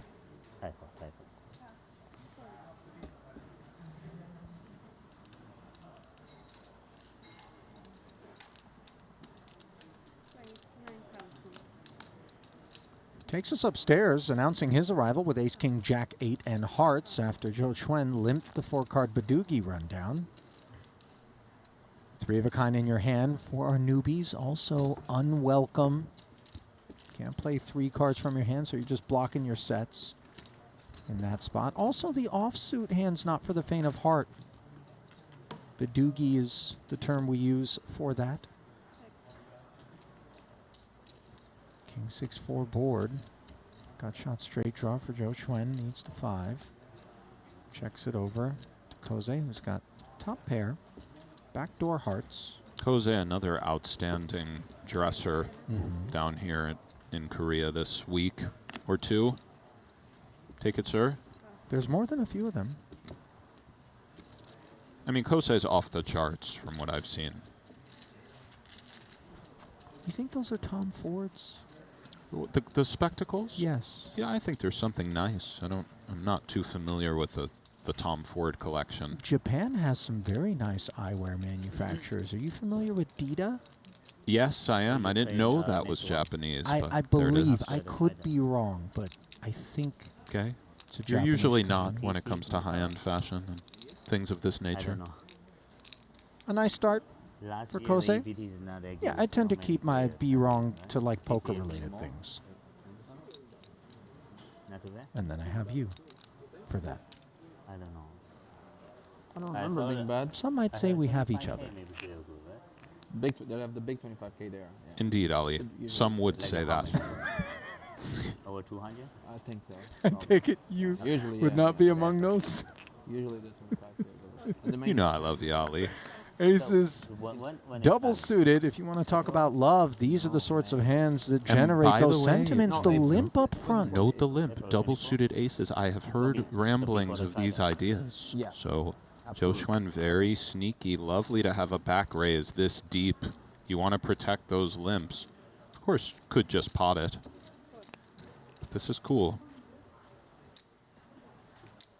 We're always a bit wary of the under the gun specifically limp in these spots in terms of our willingness to raise it up. So we do see some flypaper effects from time to time. Both blinds will take the price. It comes Queen, Queen, 5 as the aces turn into trips. I think I need to break. I don't want to play that much this year.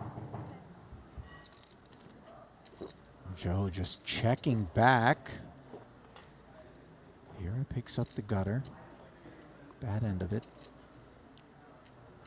7s for Ren.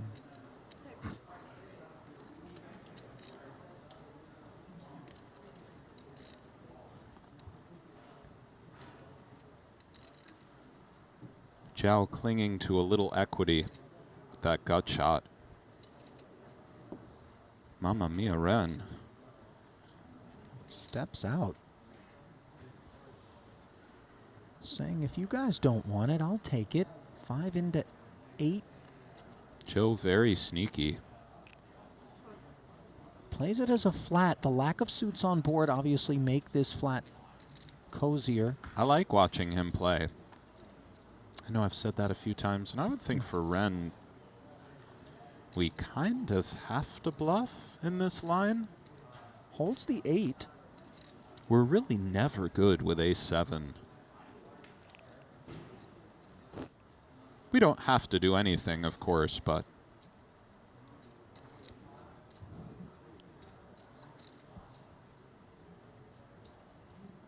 I like targeting kings, jacks even. Does just shut it down. A good choice, by the way. Perhaps there was some sense.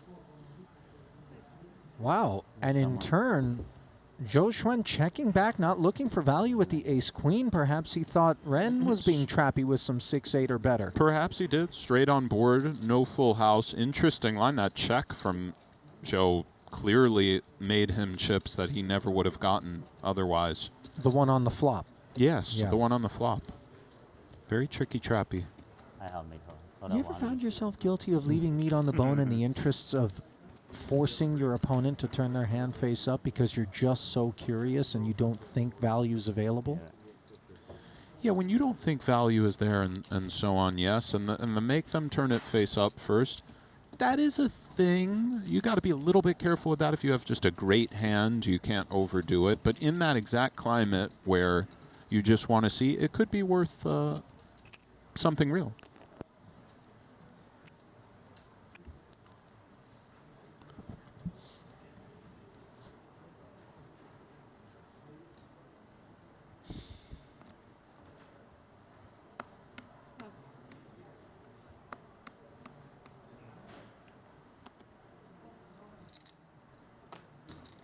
Perkasich, as we move on, ace 10, 9, 4. Raised to 7,000.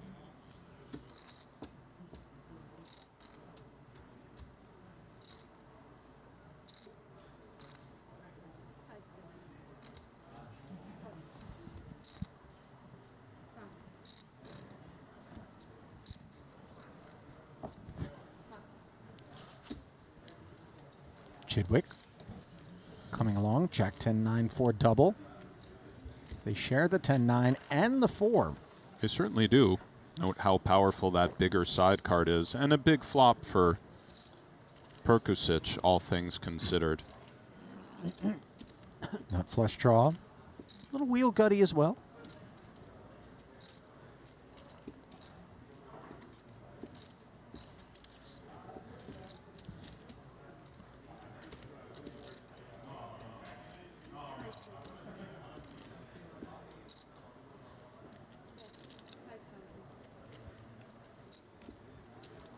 $5,000. Easy release from Chidwick.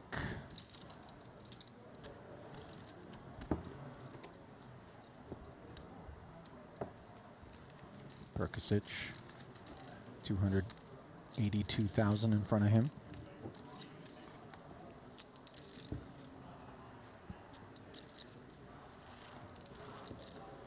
Gotta stretch it out there. You do any yoga, Nick?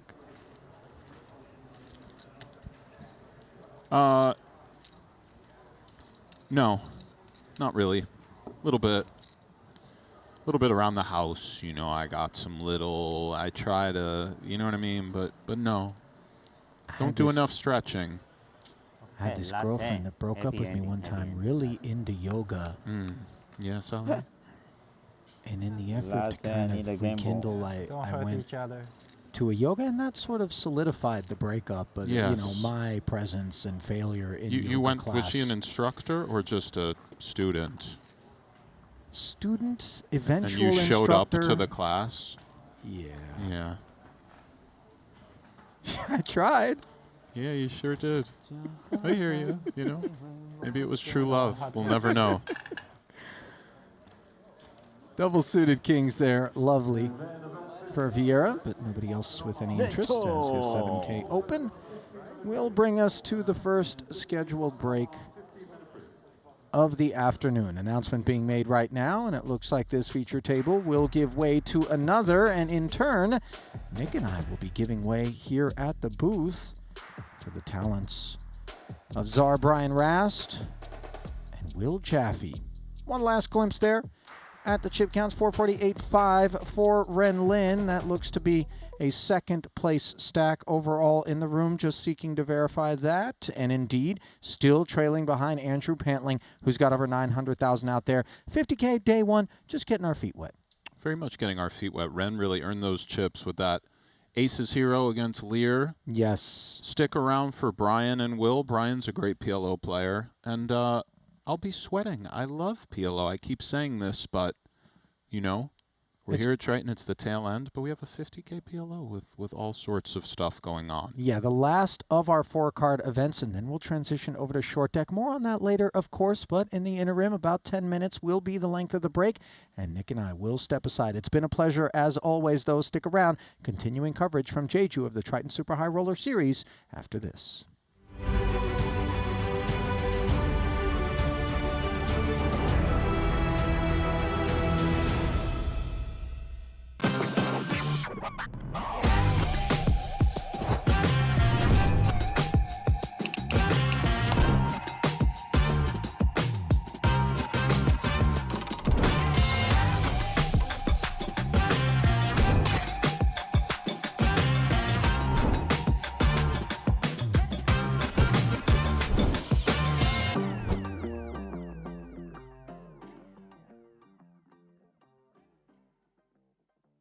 Welcome to the Daily Dose of GTO Quiz of the Day. Do you know the difference between implied odds and nut potential? Imagine you're defending your big blind on a board like 976 Rainbow. You're facing a c-bet. Would you rather hold a hand like Jack 8 or Ace 8? Both of these hands are straight draws. Which one has more equity, and which one is drawing to the nuts? Find the answer in the Daily Dose of GTO, our free ebook designed to help you master GTO poker in just 5 minutes per day. Introducing the all-new BetACR.eu, the premier destination for sports enthusiasts. What sets BetACR.eu apart is our exclusive offering of live-action prediction options on the Triton series. Experience the excitement as you predict the action while watching your favorite players live. But that's not all. By opening your account now, you can take advantage of our incredible offer. Receive a generous 15% free play on your first top-up, up to $250. Become a part of BetACR.eu and elevate your live sports engagement experience.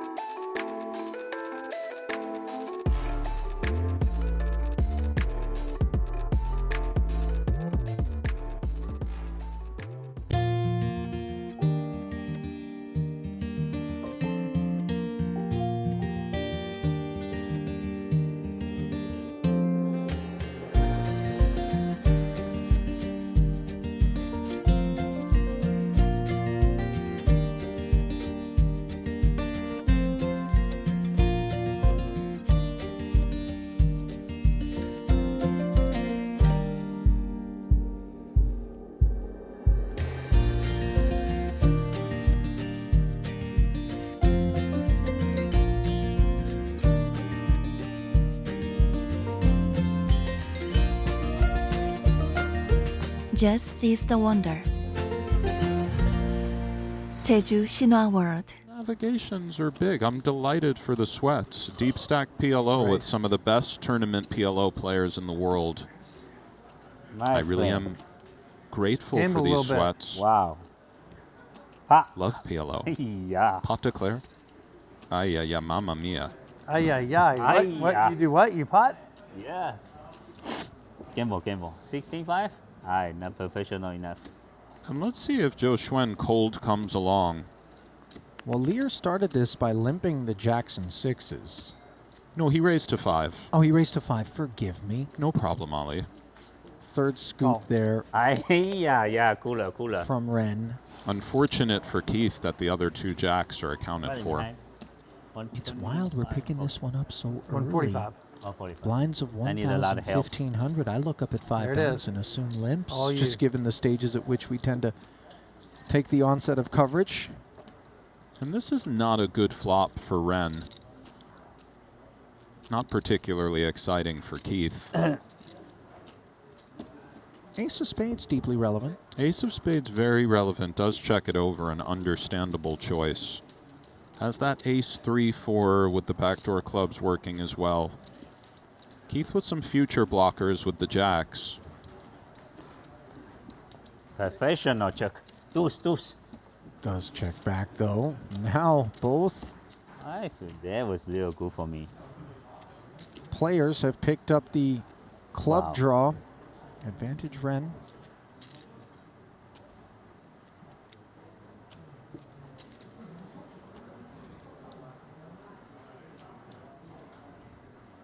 Deliberates. I think Ren feels pretty good about his aces. He's going for 15 into 36. Cooler. Help, dealer. Deuce, please. Deuce. Lear does make the call. Oh, and a very much a bluff card for Keith with the 2 6s. Not that blocking 4 6 is exceedingly relevant, but I would think Keith will be dropping bombs here in the face of a Ren check. Let's see. Jacks really don't win when Ren checks very often at all. And interestingly, the fact that Ren holds both nut flush draw cards while not nut flush draws, if he faces a bet, or a raise rather, as we see him flick that quarter in there, I thought it was a time bank chip initially. Yeah, Ren going very thin to kind of try to set the price go on. Yes. Keith. Ren kind of asked for it here. Professional bluff. But those are How much bad you mean? cards for him to be holding, is what I was going to say. What they are, not? Ali? The ace of spades and the ace of 100 what? clubs, because we know that this isn't some desperate attempt from 110. Lear with the busted flush draw. Yeah, I'm not sure, but the 4 is a nice card, though. Yeah. King Queen, you need to release me. No King Queen. 4 6 2 pair. King 7. Mamma mia. Ren might sniff it out, by the way. He's chewing as the time bank plaques come forward. You got the aces, huh? Yes. Oh, That's why I had to fold it. You know I got aces. That's why you push me all in. No. Aces never fold. King Queen, no way. I just figured it out. King 7? Wow, look like I got King 7. That was real bad card for me. Doesn't appear that Ren's allowed Keith's kind of brief speech to impact his process. Aces, why you don't raise me? King 7, no way you to raise.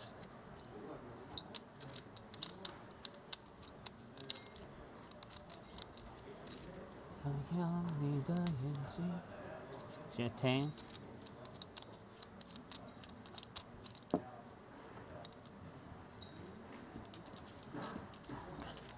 That 4 of clubs is a great card, but with just one pair in PLO, it's so tough to hero call. And how thin does he think Keith would go for value? That's relevant as well. If it's a player whose nuts are air, we really like blocking the nuts. But if it's a player who 4 could be 6. going... Here we go. Shit, 5 7 2 pair? No way. Wow.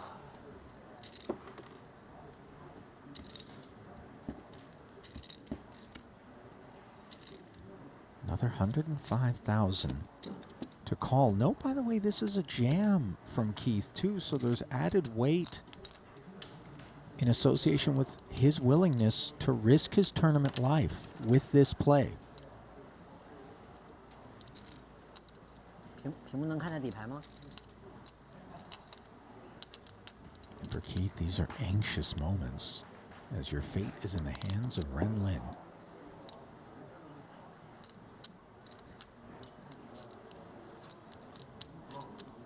It's not an insignificant sum for Ren. 250 back. And Keith did call flop, so why exactly does he have 4-6 is a reasonable question for Ren to be asking himself. Also, the aces blockers for Ren, I actually think they're good. Keith wants us to have aces.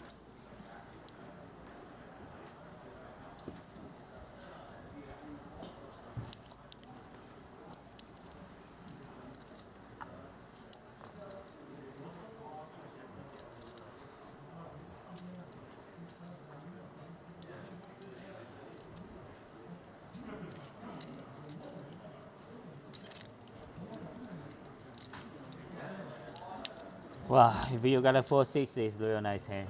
Nice hand. By the way, it was check, check, flop. Still finds it, though. Wow, touchdown, my man. Hiya. Play like a Steven Chidwick. Just like Steven Chidwick. Just like a Steven Chidwick. Hiya. Professional bluff, almost full. Go on, Ren. Wow. Channel, and in particular, I'm looking at you guys and gals. Mash like, mash subscribe.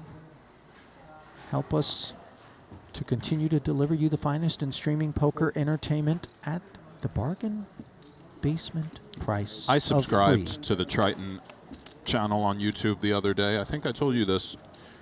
Second channel I've ever subscribed to. Oh, now that begs the question. Poker Go. Nothing too exotic, you know. I don't bluff. I just catch a bluff. On the button, Jack 10, 9, 6, and diamonds. No way. Chidwick has medicine. Indeed he does. Joe not going anywhere. I don't think. What he name? Okay, so.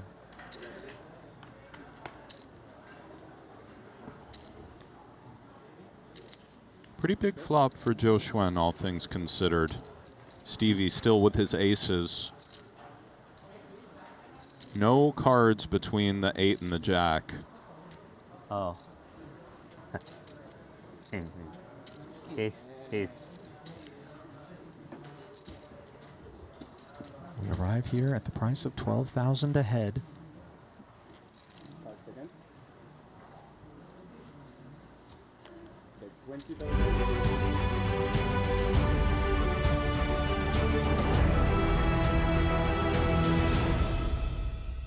Hello and welcome back to Jeju Shinhwa World Triton Super High Roller Series. Will Jaffe, Brian Rast. The No Limit Hold'em is done. Yeah, we're out of there. 2-card gone. There will be some short deck events, but it's PLO time. 4-card pot limit Omaha, and Nacho Barbero starting us off pretty hot, winning the 30K PLO bounty, taking 8 bounties down, just completely dominated the final table. Did you catch any of that earlier? I didn't. The most I really caught of the tournament was the hubbub about Nick's great Nacho impression. I did see a little of that. I saw Ningrano do a Nacho impression, so, you know, it's fitting that he won the tournament. Yeah, I mean, it sounded more like Nacho than Nacho, the way Nick was doing those impressions. We're not going to be able to render those for you guys, but we are going to give you coverage here.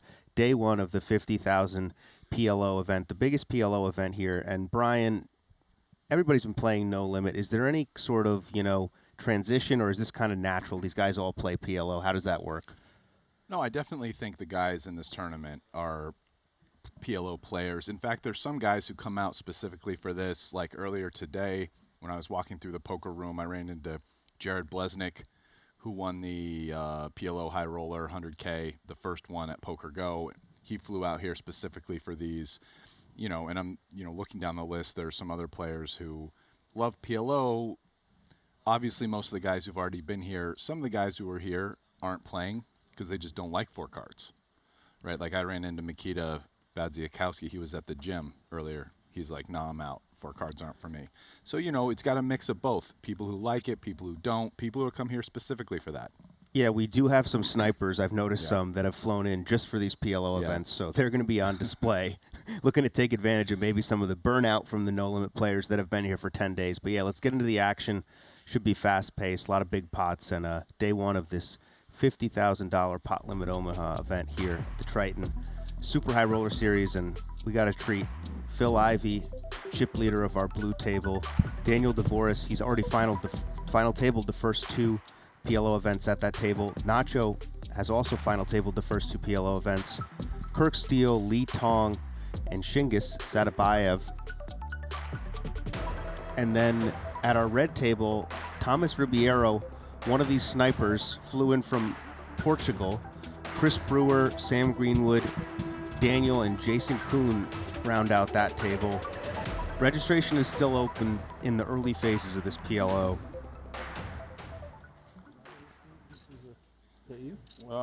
No, I think you can use the one on your left. It's been the Nacho show so far. Let's see if that continues. Yeah, he took down one already, and here he is back again.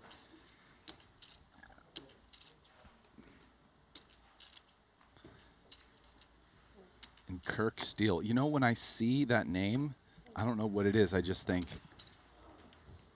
like, this is 300 pounds of twisted steel and sex appeal. Kirk Steele. Interesting, you know? yeah. PLO's for real. I had some different thoughts, but Dvoris gonna limp the small blind. And Lee Tong, played some high stakes with him in Vegas.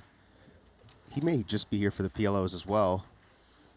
Yeah, I don't remember seeing him in any No Limit, so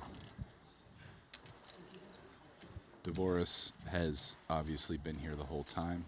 He's been in and out of the coverage. It's a pretty tough continue for Tong there, Jacks. If you think Jacks on a board like that with nothing else are bad in No Limit, they're that much worse in PLO where you have 4 cards. Yeah, obviously with the 2 extra cards, the hand requirements start to go up a bunch, don't they?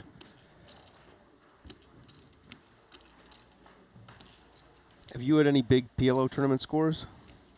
Yeah, sure. No major wins. I've gone deep in some, but straight PLO, no, not too many. You play straight PLO in the Poker Players Championship, though. Yeah, no, it's but it's 1 of 9 games. 1 of 9 games, yeah. Is it one of your preferred games, one of your least preferred? You know, all that really, for me, mostly depends on the table. I like playing PLO with guys that don't play PLO. It's 25, right? You know, so if I'm at a table full of mixed game players who like the limit side, yeah, I definitely love it. You know, earlier in my career, PLO was, before I got into mix, I was like a Hold'em player, and then I adopted PLO very early. But so I played quite a bit of cash PLO, and in fact, there were a number of World Series where that was my main game. I was playing with Sammy Farha, but a lot of that was like 16 years ago, 15 years ago, 14. So, I mean, it's been a while. And then after I started playing more No Limit Hold'em tournaments and mix, I kind of just haven't really played straight PLO that much for like 10 years. Sammy Farha, one of the original OG PLO players. Yeah, there'd be a game in Bobby's room, especially like, you know, he liked PLO a lot, and so sometimes he'd play that, especially when the big mix game wasn't going. I was He'd just play telling like 300, 600, or Dylan, 200, I'm like, PLO. I'm buried. I've never had so much fun playing poker in my life. Nice. Like, I don't even, it's like, I don't mind losing if it's like a good experience. Oh yeah. I lost 250 yesterday. I'm like, and I'm in a great mood. Good. It's like weird. I love Glad. it. What were you saying? How did you get tickets to the baseball game? On that. I'm actually, my business, they're taking me to the game. So it's like a business thing. Yeah. No, because we were looking, because there's no real like secondary model. And Tomas Ribeiro, we couldn't I find don't like. recollect seeing his name around either. Really? He might have came in here Stadium, I guess, is pretty as a small, specialist as well to hit these PLO games. No, he is a PLO specialist. Yeah, I spoke to him about that. You can like navigate like the Korean internet or whatever you can do to wow. people, but like they're not listed on StubHub or any of like the normal stuff. 21st, I think you'd go. It's Wednesday night. It's Wednesday night. If the So the Padres baseball, the Padres are playing the Dodgers in Seoul. So I'm going for my business. The private short deck tournament. Yeah, it's gonna be cool. Otani. Didn't work out for you, then you could go. Oh, okay. Yeah, I didn't even know. You know, they invited me to go. I figure I'm gonna stay a few days and go to the game. There's 2 games actually. They're playing 2 days in a row. Makes sense. It's like wheel for baseball to only play 1 game. Huh? That'd be wheel for baseball to like Yeah. only play 1 game. Yeah, especially for them, they're flying so far. Yeah. 10,000. Yeah, no, I was just talking to Wow, the and guy. he's I'm gonna double-barreling come back. here. Montenegro's the next one. With a right? hand with Probably come back. Yeah. I just told him, I said, more PLOs. very little equity when called. The PLOs bringing the Interesting. Americans. Yeah. Going pretty big. Kind of uncomfortable here with just top pair bad kicker. He does have a draw. It's a gutter paired board. Both of them have a lot of blockers around the 6, though. These are the places to play it. After you told me that 100, it's crazy. Yeah. Montenegro is beautiful though, too. It's nice there? Yeah, it's real nice. Back to swimming in the sea again, Slammy. Chris, you play in all of them, right? Does Thomas have another bullet in the chamber? Probably knows he can't win by checking. It's amazing. It's good. I wish I could get away from like work and play a lot Almost more. for sure he can't win by I would checking. go to all these. Daniel will check this back. He's going to be happy to show down a queen. Yeah, and when you get called twice, I mean, obviously, I think Thomas wishes he bet, but can't blame him. Yeah, I bet would have got that done on the river a lot, not 100%, but pretty frequently. It's actually kind of good. But I don't know. Daniel called turn, so it's good when you get a lot of the them. king isn't great. He's now losing to some hands with like maybe ace king might value bet river, but even that gets a little bit dicey with that. I was in for 5. 2 6s on board. I mean, in PLO, it's just so much more 100 likely buy? in that spot when it's like 5? bet near pot and call that one of them has 3 6s. Yeah. For him, it's hard. Madrid, I was in for 5. Yeah. I mean, it depends. It depends if you give yourself like extended breaks or not. Short deck, you could. Oh wait, let me ask you guys: are they automatically picking up the cards here, or is there a box or something? Yeah, there's a box. Where is it? Oh, it's. Oh, And it's Jared there? Blesnick, Okay. for you guys, is. I mean, I know I said he won the first 100K. All right. But What are the no limits? luck box. I mean, the guy's been crushing PLO as long What are as the limits? anyone 2,500. online, 25? live. 8,000. A lot of great results. Traditionally wasn't really a tournament player, but has been playing more PLO tournaments, especially as I feel like PLO tournaments have had a little bit of resurgence in the last few years. Like Poker Go's done PLO only stops, so there's like 8, 9, whatever tournaments in a commentating this row. right now, do you know? A couple more high rollers at the WSOP, and look here at Triton. Now we've added PLO to the mix, so They're the kind of a best lot more combo in the opportunity business. for PLO tournament The two are players, the and best. Blesnick has been over here more in these streets. And he's not necessarily like from a GTO bet standpoint the most 10. precise or studied guy, but he's just an incredible PLO player, has a really good feel for the game, makes a lot of good decisions, a lot of good exploits, and has just continued crushing for years. I'll call it again. Yeah, and he flops a monster here. Trips with the nut flush draw and an open ender. And turns the nut flush. I'm gonna check. Gonna play it as a trap. I mean, he has a 6, so he's not very worried about his opponent having a full house or being able to make a full house, betting for protection with the nut flush. I know that sounds weird, but that's the PLO style. So he's gonna play as a trap, try to induce. And I think Greenwood doesn't really have the best candidate. He does have the king of clubs, but you know, his kings have a modicum of showdown value. I mean, not the most actually, because in some runouts where kings are good, or a number of runouts where kings are good, Jared will bluff. Now Jared's just going to value bet.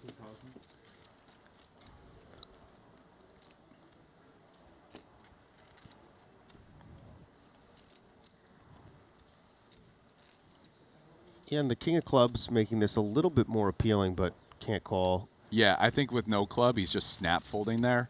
With a club, he thought about it, but yeah, I mean, just straight bluff catching. Double paired board, which actually makes full houses a little bit less likely. Because in PLO, you can't just have a 6 or jack here in PLO, right? PLO, you must use 2 cards in your hand. So if you have a 6 or a jack, you actually need either a 9 or the other one. So double paired boards in PLO make it less likely that somebody has a full house. You see Nacho enjoying that massage after all that hard work. I believe with the bounties, he cashed for about $750,000 in the last tournament, the 30K PLO bounty. Oh, pretty sweet score. Apparently got him even on the trip, Brian. Oh, yeah. I mean, there... Or into the black. It's, I mean, there's a lot of big buy-ins, re-entries. Yeah, if you're stuck big you're one of the guys who played all the no limit and you didn't do very well, it's a little tough right now.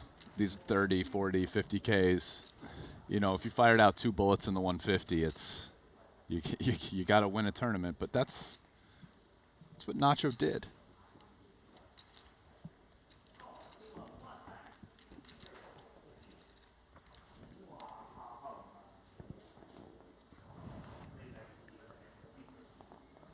Still in the early phases. No. I also don't want to necessarily legitimize that mindset. It's a very terrible mindset to have. Like, let me try to get even. That's like never the hallmark of a world-class gambler. Okay, but, you know. But it's human nature, yes, isn't it? It is. Just let me get even, baby. One more shot. We've all been there. Yeah, that's usually the sounds of desperation you hear from somebody that has a good chance that they're about to lose more money. And this is probably going to go in here. Sadabayev, our short stack, not many chips behind. Yeah. Yeah, he didn't. You can't fold basically anything after potting. And this is one of the big differences we'll see in PLO. So many more close equity hands. This is just a flip.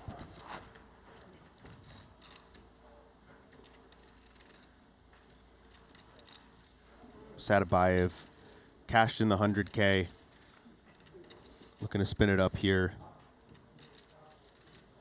Does flop a gut shot, but Dvoris way ahead with top 2. Yeah, way better flop for Daniel. That's going to do it.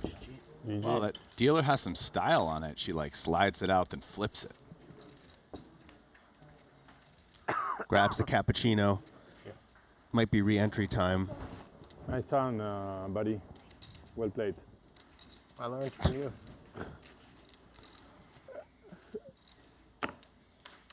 I'm not up on my Nacho, but that just had the feel of sarcasm in it. Yeah, Nacho, he's been known to shoot a lot of sarcasm at the table. I mean, especially the buddy. Nice hand, buddy. Well played. That's like, it's never, you're never being... He and Jan-Peter Jachmann were really getting into it at the final table earlier, and he said, really? "You're playing great, buddy, putting on a clinic." Yeah. You see the deeper stacks here on day one. 123 bigs for Daniel. It's fair. You won, I got third. Yeah, for you guys out there who English might be your second language and you want to get up with the slang, buddy is an interesting word.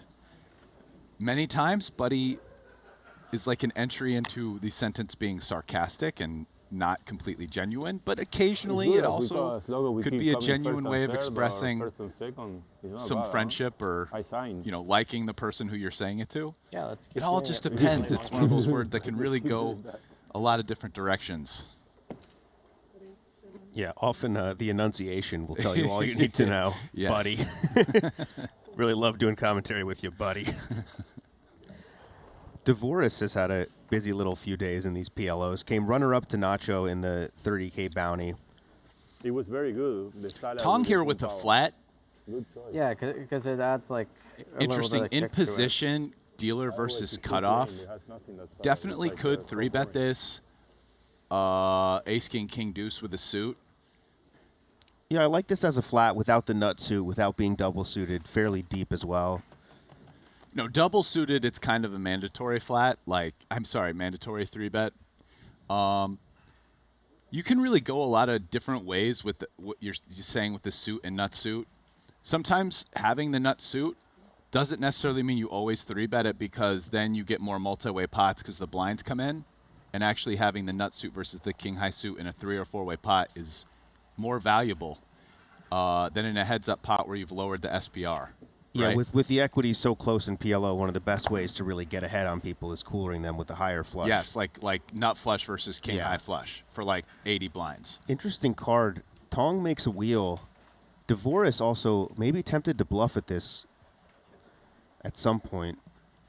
Agree, but looks like he passed turn. Yeah. See if Tong decides to bet again or just check back. I think he can go both ways. It's kind of dicey to really get 2 streets of value here betting big. Yeah, so he's going to play this as a trap. Oh, Sean Winter. And that's a very interesting card because now Devoris is not going to bluff. He's going to want to show down. I think as played, I mean, it's like check, decide, or block. Block is a little dicey. It's how much value you're actually getting on this run out. So I guess he's probably checking. Tong is going to go for value now. Yeah. And it makes sense not to block, I think. Oh, maybe not.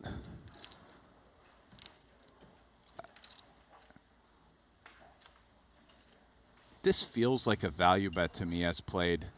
I think this would be a little bit of a tight check back. Yeah, I like this value bet. Devoris can have a bunch of 2 pairs and who knows, maybe even like aces are that want to bluff catch. Ace is a little dicey. We have an ace ourselves, but definitely a lot of 2 pairs. I mean, if you're Tong, you have no pairs in your hand, right? You're unblocking all the pairs on the board. Yeah, and even though Devoris just has middle 2 pair, Tong's not betting a set here, most likely, or 2 pair, so he has a decent bluff catcher. Also, with the 7 and the 5 blocks hands with a 6 in them that would be value betting a straight, so he may look this up.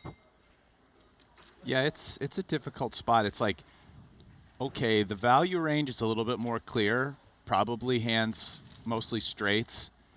Sets don't really make sense because like there was no raise on the flop. Turn got checked back. Yeah, he does pay it off. Nice value bet from Lee Tong there. You can find a number of bluffs. Like, how about any flop 1 pair that didn't improve? Like, what about a hand like Ace, King, Queen, 5? There's a lot of 1 pair hands out there that know they're not good and Yes. are incentivized to bluff at that point. So makes sense. Nice check back by Tong also. Knew he was probably not going to go for 3 streets of value, so decides to get it on the river. As we see Sean Winter joining the table.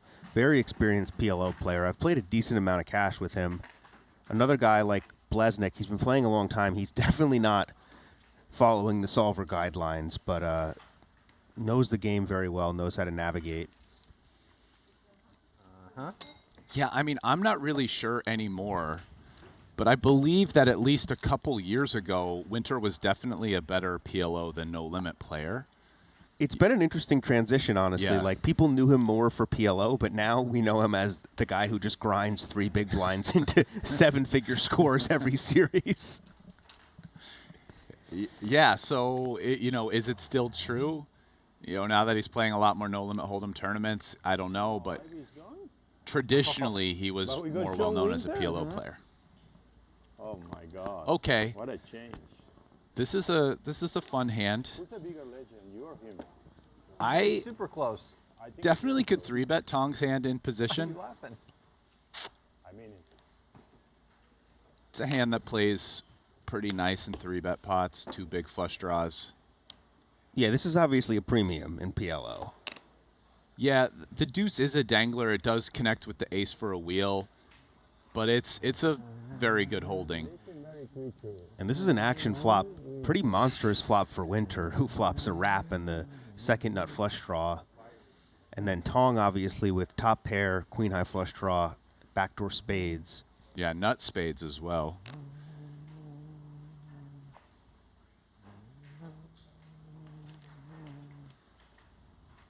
And had Tong 3-bet this pre, Winter never sees this flop.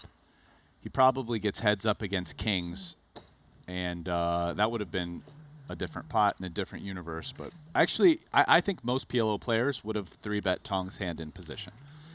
So does turn top 2. Really good turn for him. Winter looks like he wants to keep betting. And now Tong has a real decision. Yeah, I mean, he probably just... I mean, I think with ace-queen here, yeah, does he raise or call, right? Yeah, obviously, in no limit, we know we have the best hand almost always, but in PLO, sets are always much more likely. Yeah, and it's a four-way pot, but there's no folding this. He is just going to call. You see Winter still has 40% equity, a lot of outs for him.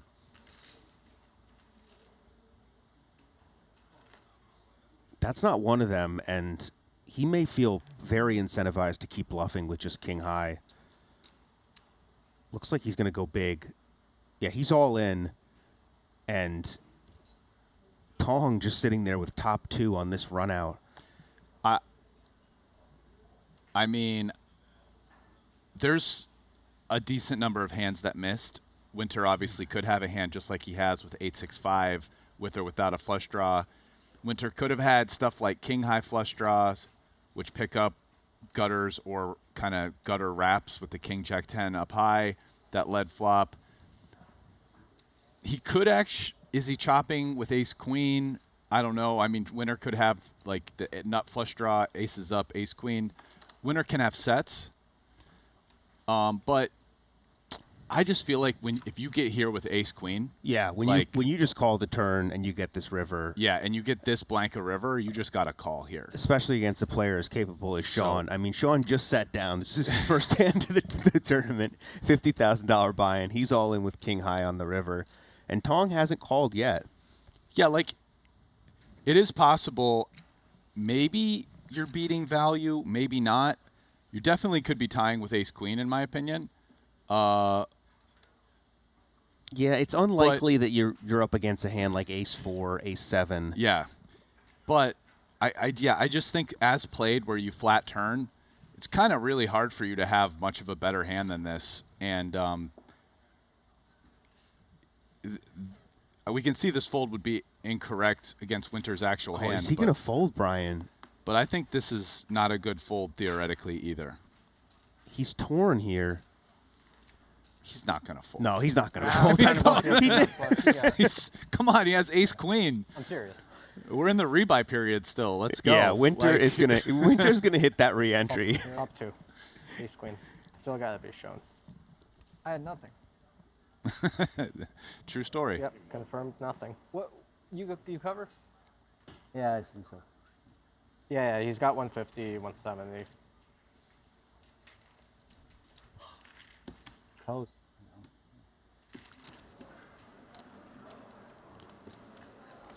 We got action over here. Blesnik versus Brewer. This pot's already gotten very big because Brewer 3-bet, then bet the flop. And now one of these interesting spots, Brian, where Blesnik just has a king, but has some nice blockers here with the 8. And he's going to bluff, and this is the instinct you talk about, right? He knows he's not good here, but he also knows in this kind of action that this is the type of spot he wants to start representing some straights, some 2-pair sets even, and take this pot away from a hand that looks like kind of what it is with Brewer's aces. Yeah, he's got some very relevant cards. I mean, so first, there's the fact that Brewer 3-bet this, right? And then he bet flop and check turn. And so he's not very likely to have low cards that make a straight. He is blocking 8-6 with the 8. He's also blocking having a king. And Brewer actually calls, and look at that river. This is going to be really interesting. Yeah, Blesnik has no hearts, so he's unblocking Brewer from having hearts as well. This is going to be a curious bluff because Brewer's actually considering bluffing this. Yeah. With just the 9 of hearts. This is kind of a wild hand. Brewer having a heart makes a little bit more sense in his hand, check calling with the idea that we're bluffing hearts. Now, Blesnik has 0 showdown, but he has to be worried his opponent has a flush and is just basically giving him rope here. He doesn't have a heart in his hand. He's going to be able to find better candidates to bluff that have a heart, but this is one of those spots where he just got the feels. Yeah, and he is a field player. He is kind of. Jared Blesnik, one of the PLO OGs yet. I would be shocked if he checks this. Also goes for a medium sizing, which can represent a wider range of hands and takes it down. And that's just an example of what you talked about earlier. Not the most theoretically studied player, but just... I think he just showed 8-10 jack with no heart. Not a good feeling. Always nice when you can show 3 that show that you basically can't win at showdown. The same hand. He did. Little steam from Brewer.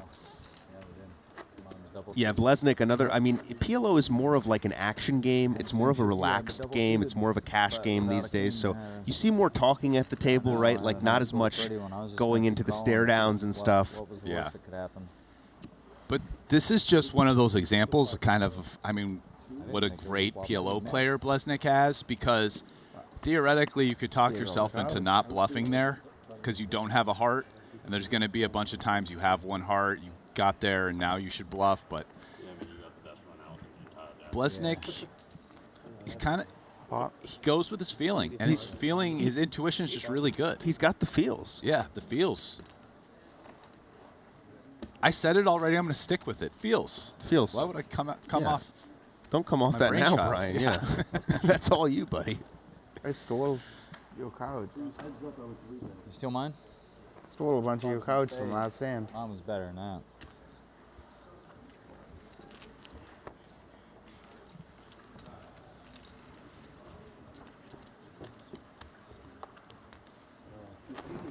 Kuhn there with an interesting one, by the way. He had Queen 9 7-4 double, but he was in the small blind. It's one of those hands that when you first get into PLO, it looks a lot better than it seems, and it's not a hand you love to go multi-way because your draws are kind of dominated a lot.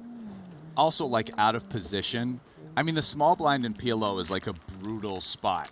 Yeah, because you're always out of position. Position is actually more important in PLO than it is in No Limit because of how much the nuts change.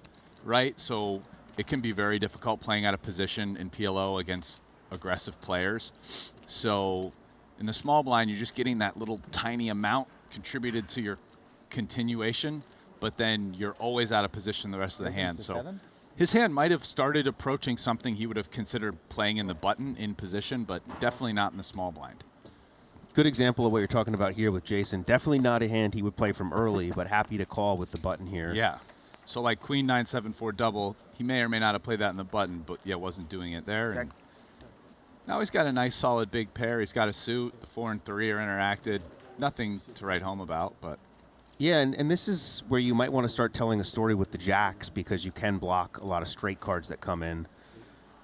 Yeah, but he's got so little going with this. Like, doesn't even have backdoor clubs. Like, you start betting, it's just so hard to find. No chips behind. So hard to find continues. But this is a major action card.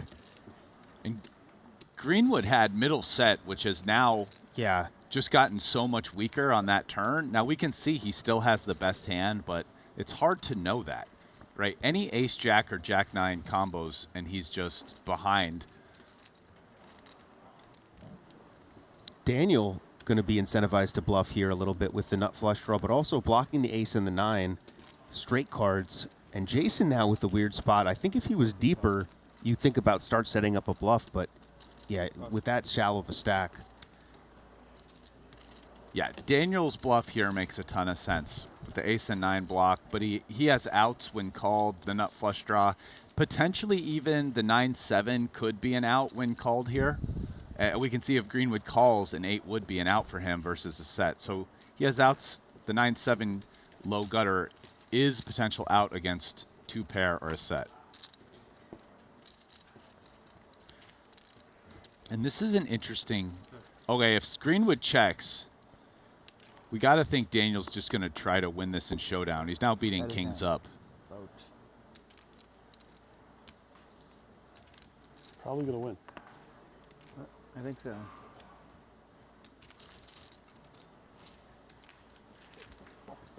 You play more Hold'em, right? Me? You play mostly Hold'em? Yes. Jared, never mind. Check out the Triton Super High Roller Series exclusive merch giveaway. Get some of the swag. You see me and Brian. We did not coordinate these outfits. We both love this little track jacket. A lot of good swag out there. Check the QR code for more info. Really, really good gear here at Triton. Not just saying that either. Brian's got a few of those bucket hats he rocks out on his boat when he's back stateside. Listen, Jared right there, coming with a little needle, like, you play mostly Hold'em, yeah, right? That wasn't a compliment, was it, to Greenwood? No, we saw him check the tens full on the board change card and was kind of surprised he didn't lead. That's my read on that.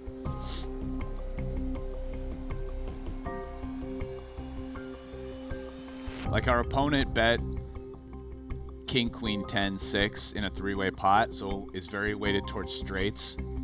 And it's pretty common there to come with lead after boat. So I think Jared just wanted to double check, you know? Like, oh, is he hyper sophisticated or does he just not play PLO? That was you never know with Jared what he's doing. He's got all kinds of layers in his tabletop. This is one of the worst hands, though. A hand you do not want to see is 3 of a kind in PLO. You don't get any bonuses for that. Oh, I really have one of those. Double suited cheese. But they can hurt. They hurt. I know. They hurt. I learned that from you. Yeah. You've taught me this lesson. On the final table. Yes. Yes. Yes. I smelled the South American cheese, and I. Yeah, but that had a reason. Obviously, you know what happened. Yeah, to flop the nuts. No, but not that. Yes, it was a good reason. I had to limp. Somebody who was on the big. Yeah, I remember. That's what I limped.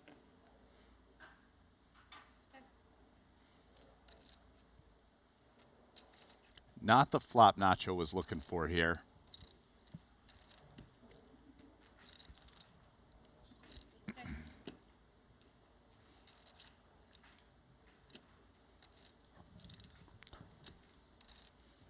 Dvoris checks this back in position.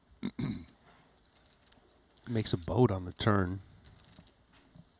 Nacho doesn't take the bait. Just coming with the check fold give up here. Oh, and Dvoris going for the double check back. And look at that. Let's Nacho slide into a boat on the river. And Nacho, who has ran very well in these PLO tournaments, getting some of the bad variants here, obviously is going to think this is good.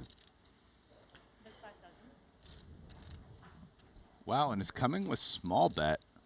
So, I mean, Dvoris obviously going to raise this.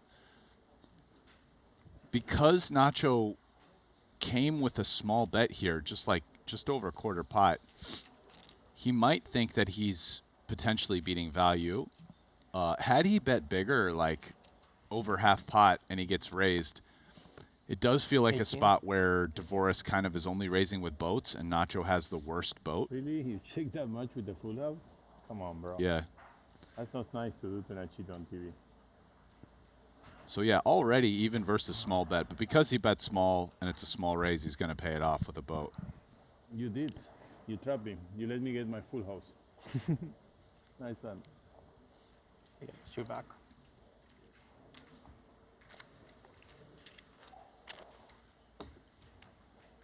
I was gonna check raise the flop. You would have gotten the same 17, by the way. I had a big fucking hand. South America big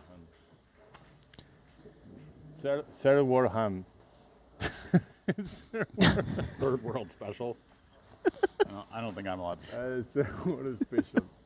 I have to mute the mic.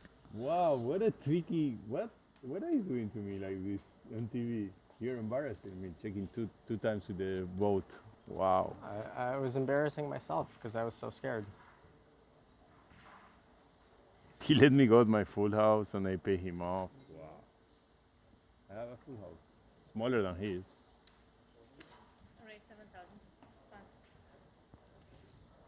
I'm very tilted now, you know that, right? Do I cover you? It's not bounty, right? No, it's bounty. I'll give you $1 if you bust me. Is it bounty or not? For us. No, but stop lying. Is it bounty or not? You get $1. I'm trying to see if this is a bounty tournament. There is a bounty. If you think you're from a third world country, it's kind of a lot. What? I'm tilted. Not just going to pot it up here. He's not totally lying, right? Like, this is not a premium hand he's potting with here.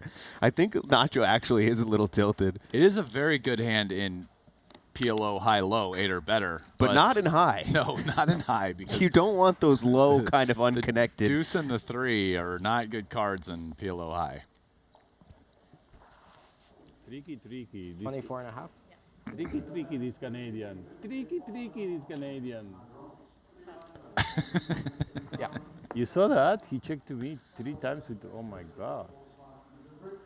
That's very mean. He tried to fuck you. Actually, he did. He fucked me, and he fucked me. Yeah. He tried to fuck me, and he fucked me. Nacho totally whiffs. Yeah, really not much going on. Not entirely unexpected when you have ace, deuce, 3, 9. Yeah, and in high-low, you have a nice little low draw here, right? Yeah, But in high... Uncounterfeitable draw to the nut low, but not in high. Dvorak has his hearts covered, too, and Nacho's going to keep firing, Brian. Yeah, Dvorak is his top pair here, so definitely not going to fold. This is they're kind of maybe too deep for him to go where the check raise, fold to a shove. I think once he raises, he's got to go with it, so he probably just calls. This feels like call's the only option here. Yeah. Nacho could get himself in a lot of trouble here. Ooh, a deuce. Again, now he would have the nut low. Just has a deuce and a gutter. Does he want to keep bluffing with essentially a no equity hand? Well, it did actually picked up some equity now. I know. That's kind of one of the best turns in the deck for him. So, yeah, he's just going to try to get there. And wow, what a river for Dvorak versus a check back range on this board. He's just good here almost always. So it's hard to see Nacho checking back 2 pair or better on the turn, given how draw heavy it is. So Dvorak probably just bets for value himself as played. Just going to hope Nacho has like a 7 or jacks or queens, something like that, and he can pay this off.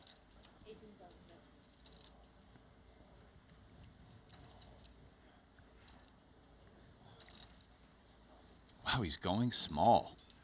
This is some bait right here. Yeah, he's really tempting Nacho to do something silly. Yeah. Maybe Dvorak has a little bit of a feel for what's going on in this pot, like spiritually, you know, like with this. I mean, we're seeing the feels on display here, Brian. I think you have nothing, like real nothing.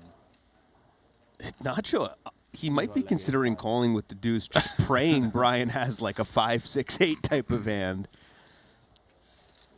I really do. You think you have ace high here? Not as likely because Nacho has make ace. it like a milky bed, like you have the king. Or you just have quads. It's one of the two.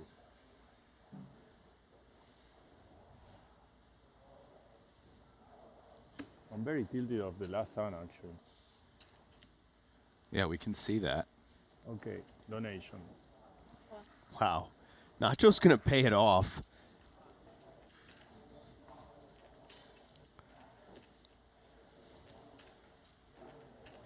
But he had a pretty good breakdown of that.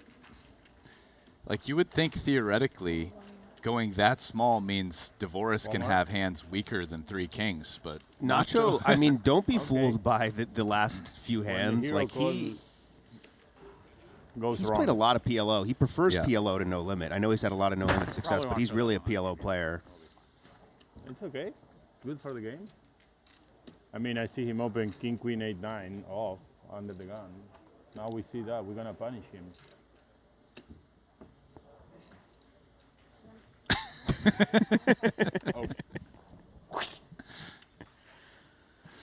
Dvorak no. Yeah. He did have a suit. Yeah, you did. Strong hand. I love it. Nacho's doing one of these funny things. Like, he didn't have to show his hand at the table, so he's criticizing Dvorak's hand when, out of the two of them, the one who was the way more egregious speeder was him on that one. Yeah, I mean, the table can't see his hand, but we can see that he objectively played it much worse than Dvorak. And just had total garbage that's just a fold versus the open that he 3-bet, basically. Oh, it's a reverse bounty. And now he's criticizing his hand I caught you selection, with a which pair of is deuces. rich. Oh my god, it's gonna look so bad on TV.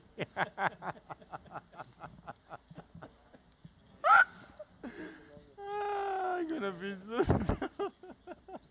It is going to look bad on TV. Good for the game, though. Great for the game. Keep going, Nacho. Of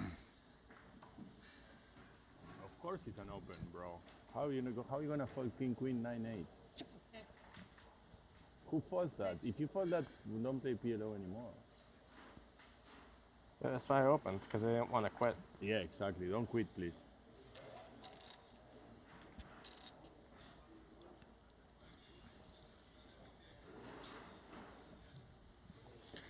Now it's just layers within layers where I'm not entirely sure if he's being serious or not, or he's actually still making fun, because I'm pretty sure Nacho would open king queen 9-8 with a suit, so like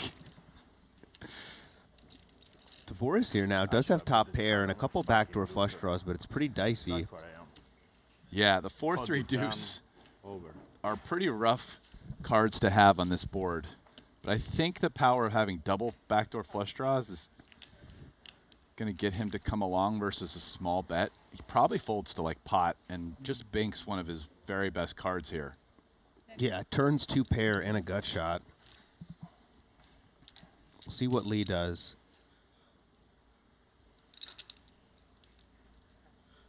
Seems like, having watched Lee play here, feels like he probably checks this one back.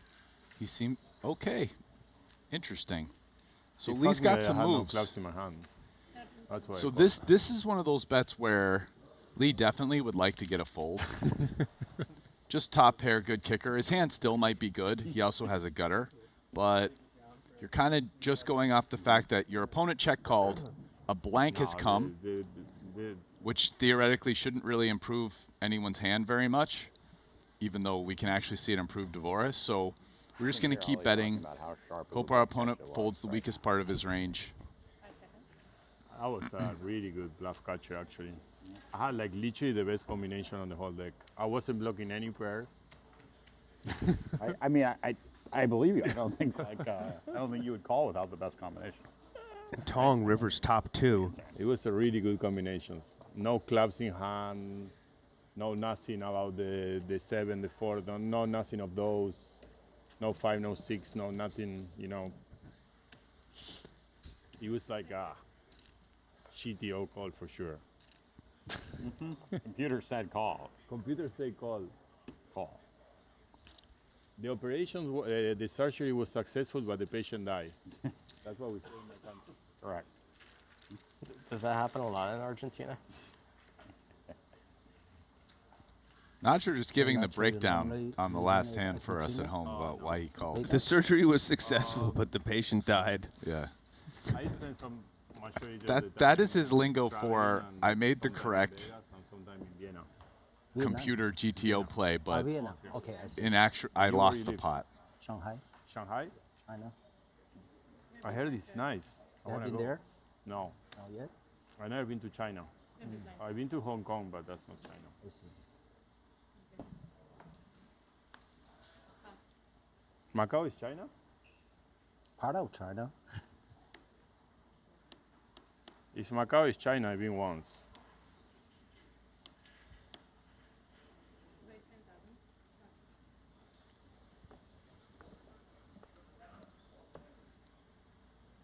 You spent plenty of time in Macau, right, Rasty? Yeah.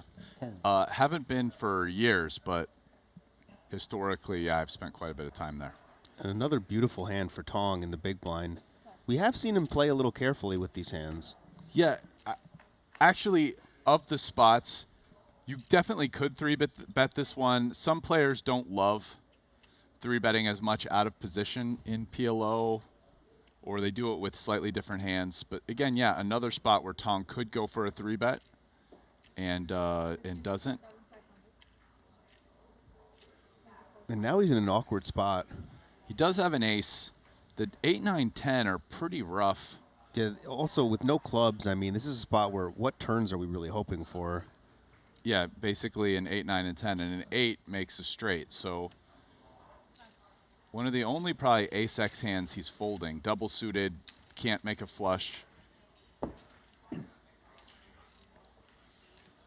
Don't know much about Kirk. I have a feeling he may be one of these guys who flew in just for the PLOs. Yeah, same. Canadian player, also Canadian Andrew Pantling, big chip leader here. Ren Lin is second on our outer tables. Oh, 3 and 3.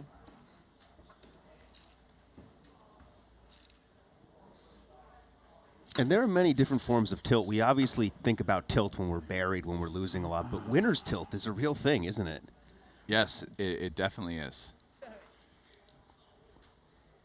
Not saying Nacho is on winner's tilt, but maybe if he doesn't ship that tournament earlier today, he's playing a little bit more carefully. Yeah, no, he definitely could be on a little bit of winner's tilt right now. Just kind of feeling good, splashing a little bit, but it's making him fun to watch, that's for sure. Beautiful hand on the button for Dvoris. Nacho's going to have a dusty one to fold it. Yeah, he's definitely playing here. He made this may go upstairs. No, it's... Yeah, he would need like trips with Badugi or something to not see a flop here. Check. Daniel flops top pair, top kicker, and nut flush draw. And Nacho's going to be frustrated after this just because Dan keeps winning pots off him. Yeah. Yeah, this is a terrible flop for Nacho's hand, which isn't a very good hand and is not going to flop well most of the time. I mean, you're really basically looking for a 10 with that. Too good. You know, not playing anymore with you. Maybe low straight draws.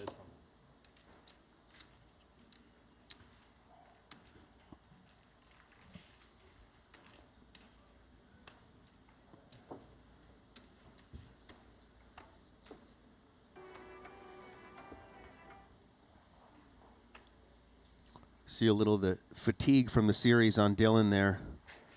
He's played all the events. Will this be the one?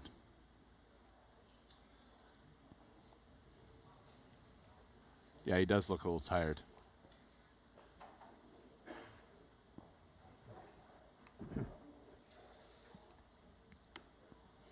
Yeah, this is one of the longer Tritons. Yeah, I mean, it makes sense though, right? These events are so big, you might as well keep going.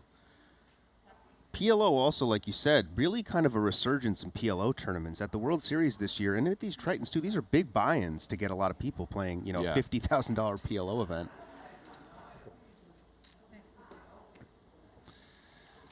I mean, I love to see it. Like, there's, as great as No Limit Hold'em is, and there's just a lot of beautiful, wonderful poker games out there. And as somebody who's more than anything just a mix kind of all-around poker player at this point, I just love seeing more and more games get traction.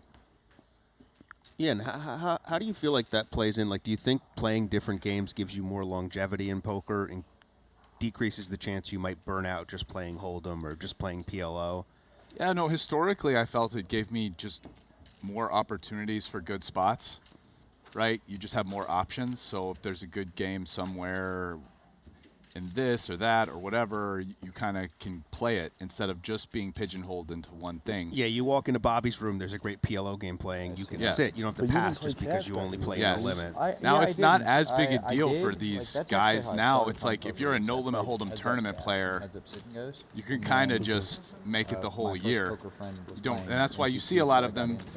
A lot of guys don't play something else. Makita's at the gym. He's taking off. You know, Nick Petrangelo doesn't play the PLO. And I'm sure they think about it, they talk about it, but it's just like they get to come to Triton, do a million in buy-ins every stop, play online tournaments, World Series. There's so many No Limit Hold'em tournaments nowadays. There's a little bit less incentive to branch out rather than just get really, really good at the one game that you specialize in. So I want you to tell your Hack was T-Rex. Yeah. You're in danger. He's talking about Hack Dang. I want you to tell him something. Z? Yeah. To this day, me and him, we weren't like close, but we were friendly back in the. I'll tell you this. Yeah.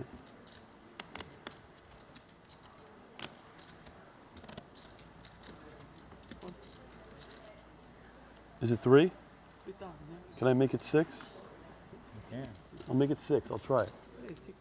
No one does it, but I'll try it. Everyone else just goes pot or calls. I bet in the dark. I bet 10. I'll bet 10. I'll try that too. Nothing is that bad. That's what people don't get. It's not that bad. It's slightly bad. Nothing We're at the matters. School of Blesnik. Nothing matters. Yeah. I mean, make it 6 costs you nothing. You're in the I'll most. make it 9. The most important thing I ever learned in my poker career, I swear to you, was from You're in Danger. Oh yeah. To this day, and I'm never going to reveal it, but he taught me something. I'm never going to say what it is, but he taught me the most important thing about my whole career. Do you think if Jason were to ask him, he would know? He would have no clue. He would have no. The reason he would know is he would take. He says, we battle Gus. Me and him would take turns battling Gus. Yeah. 500,000 Yeah. with a 40K cap. Yeah. And I remember one thing he taught me, and I still use it to this day. And it has nothing to do with anything solver related. But it is like. For the record, I will say, he's the one person I could say, at the time, buried me.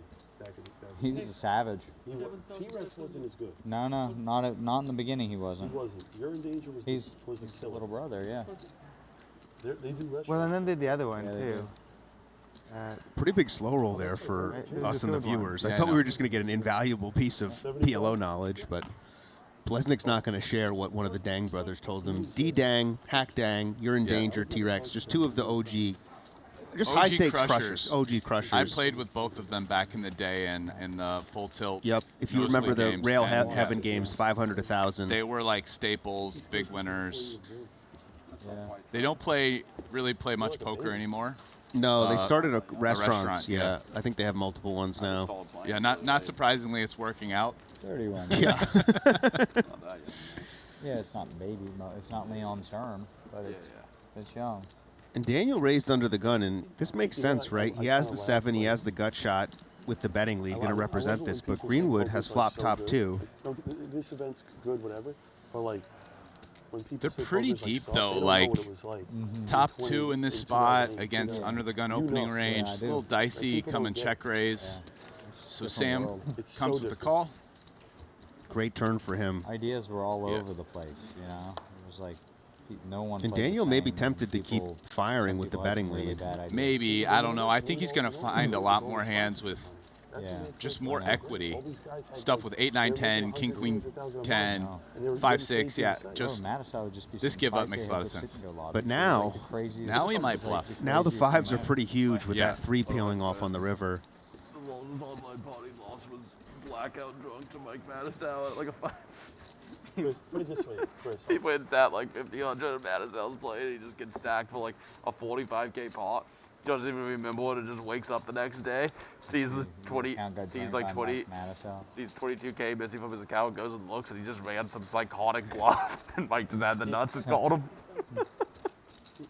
Chris, if you know what you know now, and you can go back 15 years, you would pay $5 million a year to play in those games, and you'd still be fine. yeah, probably.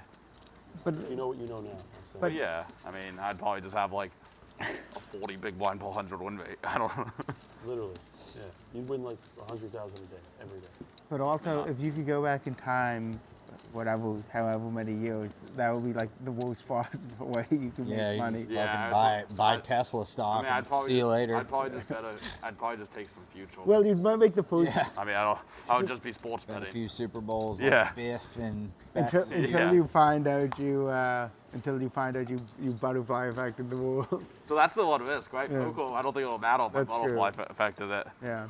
People would just get good quick, but Yeah, they would. I'm going to tell you right It's now. funny, it actually would change because you'd just be like such the whittle that people would be like, oh, I guess I'll bet small on the like flop. that guy, Yeah.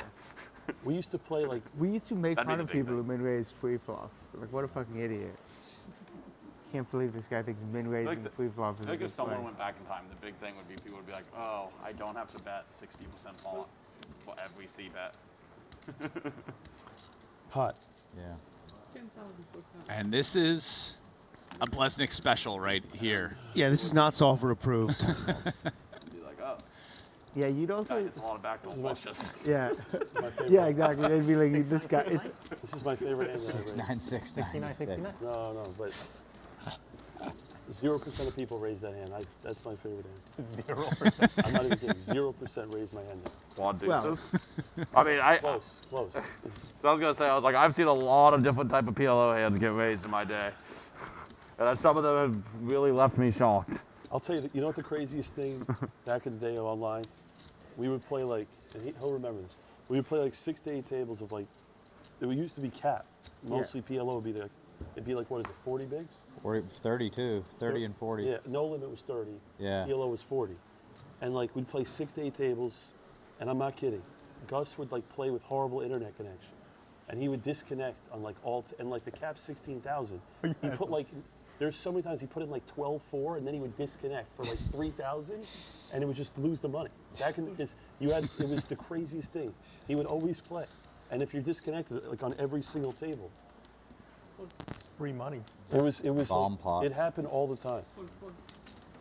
Yeah.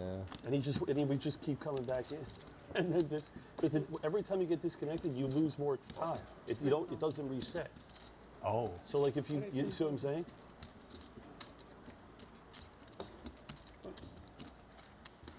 I'm loving these old time stories. It's harkening back to games I played in, The first one of actually. these, you probably heard this story, but the first one of these was like a told me? 250K buy-in. And You on told me day they're not 2, There's no flush hand? no, this is different. This is the first no limit trade never. Oh, no limit. Was a 250K buy-in that was like unlimited money for first. Day 2, 3 guys didn't come back. They just blinded their stacks up because they were playing baccarat. There's 21 in there, right? Wow. 3 guys on day 2 of a 250K. They just didn't. That's Macau? Philippines, Manila. That's Another one paid all one, right? That's Yeah, incredible. yeah. They just blinded out. Let me Just guess. added. I'm gonna take a wild guess and say you won that tournament. No, I No, didn't play Fedor. it actually. I didn't play that one. Fedor. Fedor, Fedor yeah. won that? Yeah. You won with a handicap? I want to play more PLO with Fedor. That's what I want to do. I'll stay away from the no limit. PLO, I'll hold my own. I'll be okay. Is he here? Is he playing? I doubt it. He played the 25K and then I think he left. Yeah. I think he had like a flight Yeah, book that's right. and He he said just he was went to play. leaving after the. Yeah, he had all the chips in that. You could Great maybe turn do for a Brewer half here. and half at the challenge with Fedor, I bet. Half PLO, half no limit. You think?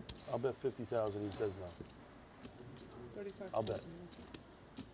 I'll bet 50,000. An interesting he spot won't for play. Daniel with the Half and nut half? flush I'll draw. bet. Also has an I've never open-ended played straight poker. draw. Obviously, we can Here, see it's no good. We could bet it. That's all right. Yeah, against the bets that isn't full pot. Because I'll play him. I'll do both. Kind of see all the options on the Then you should table ask here. him. Yeah, but I'm not trying. I don't really want to. You know. I think if you really wanted to do it, you might be able to get some action. Play cash. Yeah, I think He's played heads up. call no makes limit. sense to me, He's given been that heads up- he he's been has heads up 9-8, challenges before. King Oh, 9-8 here. Maybe I So Yeah.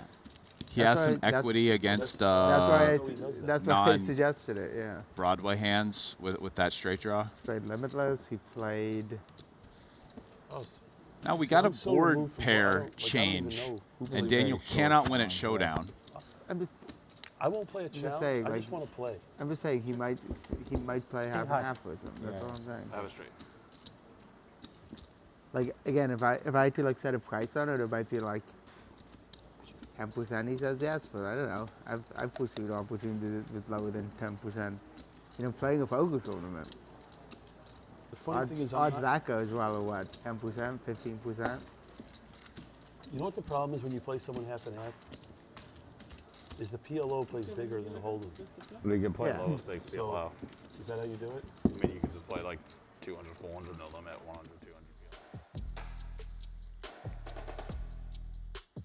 Pretty quiet series for Jason Kuhn. I mean, 5 out of the last 6 Tritons, he's won a tournament. So yeah, he did have a 9th place earlier, but not as much as we're used to seeing from him. Blesnik out in front. Jason pretty short, but still very early in this 50K PLO. Yeah, he's just taking this one off, I guess. I mean, he has double the lead in Triton titles on number 2, right? 10-5. So he's a nice guy. He's probably just trying to let these guys catch up a little. Yeah. Finally gets you. Yes. There he is. I was so mad when they moved me. I want to play with you. You take all my chips. I want to play. How much? Oh. You ran it up the other. You won every pot when I was there. The other day, you won a lot of hands. Yeah. Here you go.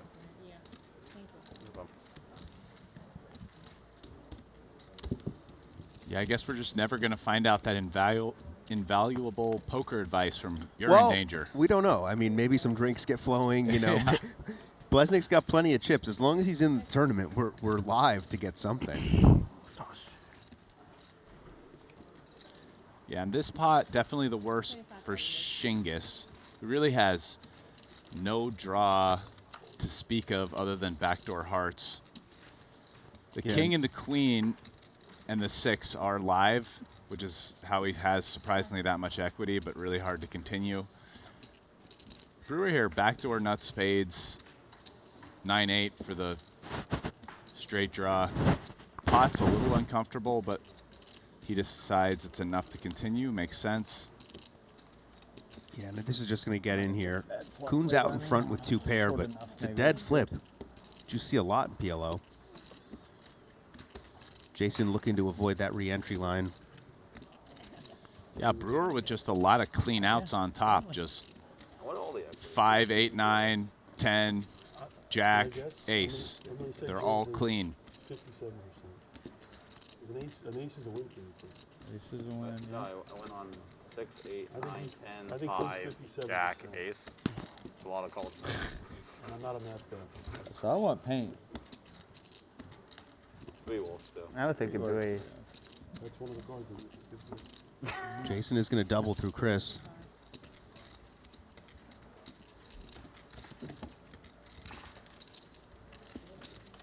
Seven deuce bounty.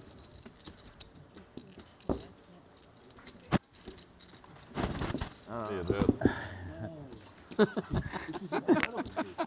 You sit down and they Whenever I'm coming, He requests you leave every time. Santosh like kicks the dealer under the table. Oh, I guess we're losing Blesnik. That's too bad. He's actually been the most interesting person at this table. Yeah, I mean, good news is we're getting Santos, who's also very entertaining. Yeah. Yeah, I mean, why not just keep both? Guys, what are you doing down there? I think I'm a favorite. Got to rebalance. No, I'm small dog. I'm like 40. I'm 48%.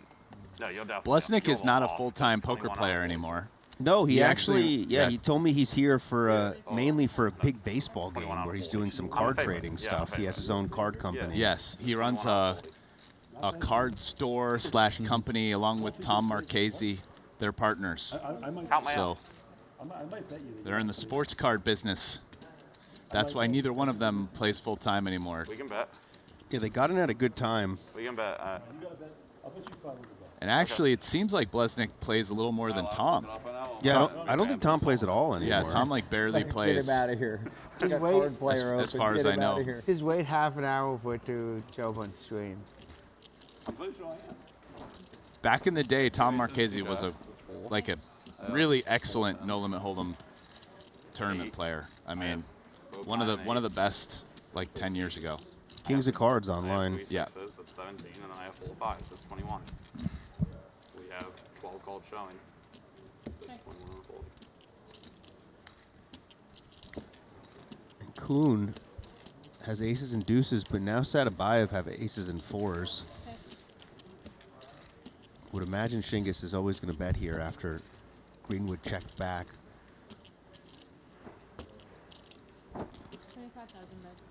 A pretty dicey spot for Jason. Yeah, my guess is he keeps going with aces and deuces. I don't know, though. So few good drawouts.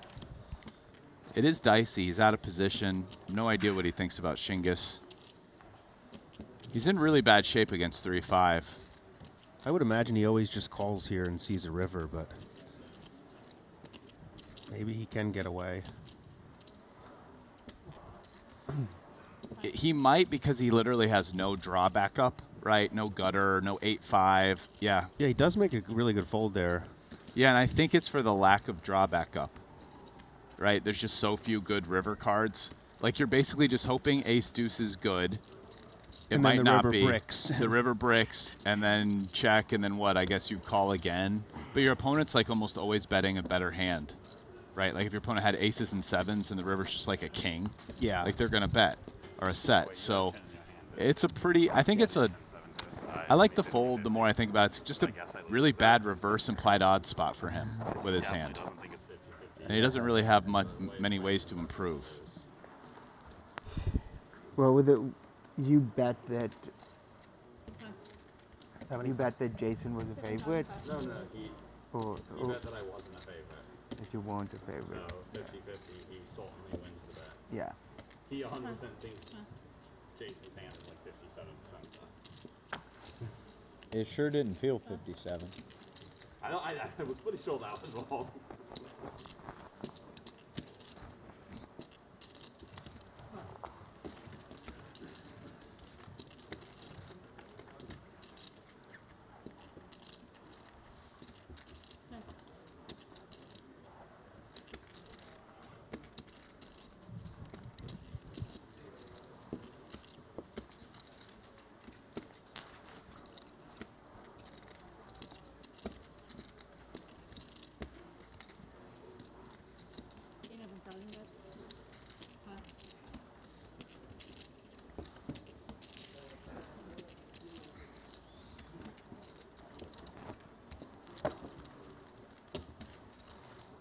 Daniel, no stranger to pot limit Omaha tourney success in October. He got second for 172,000 in a 10K at the Poker Go studio, and then won the 25K for almost 500,000.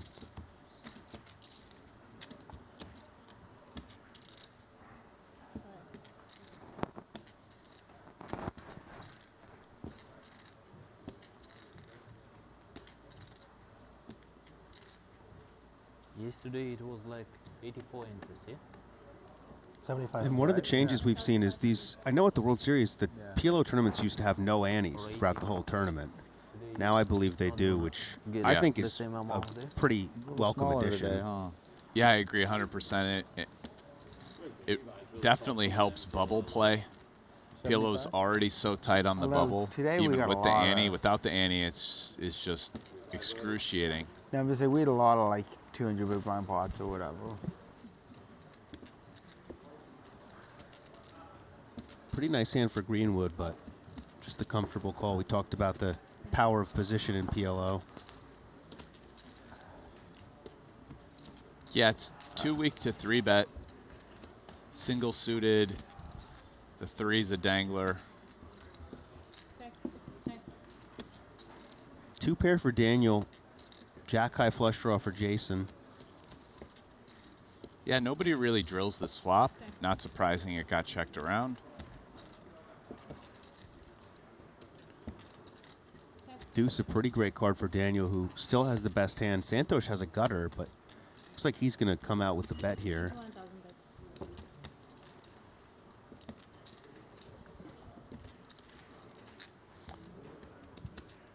Kind of the worst person betting for Daniel, but he's going to make a good continue here.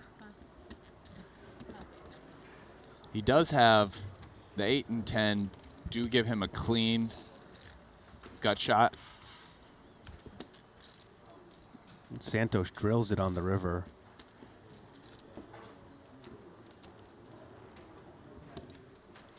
He bets the pot. And Daniel, he doesn't have the worst bluff catcher, really. With the 8-7-6, kind of making straights a little bit less likely, but that said, no big clubs. But yeah, no, just lets it go. Santosh going to take it down. Pretty quiet series for him, too. He's been making a lot of noise here on these Triton series.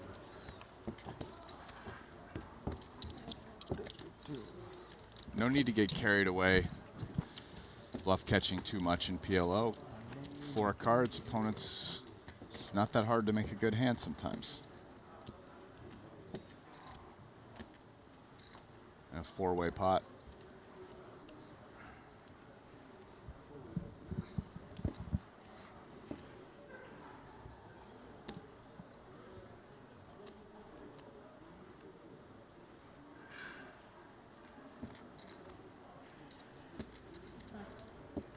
$45 players so far registered in this $50,000 buy-in.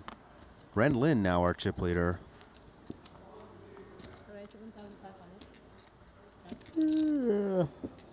Still plenty of time to get in this. Late reg is open for a while. Would imagine most of these guys will be firing as many bullets as necessary.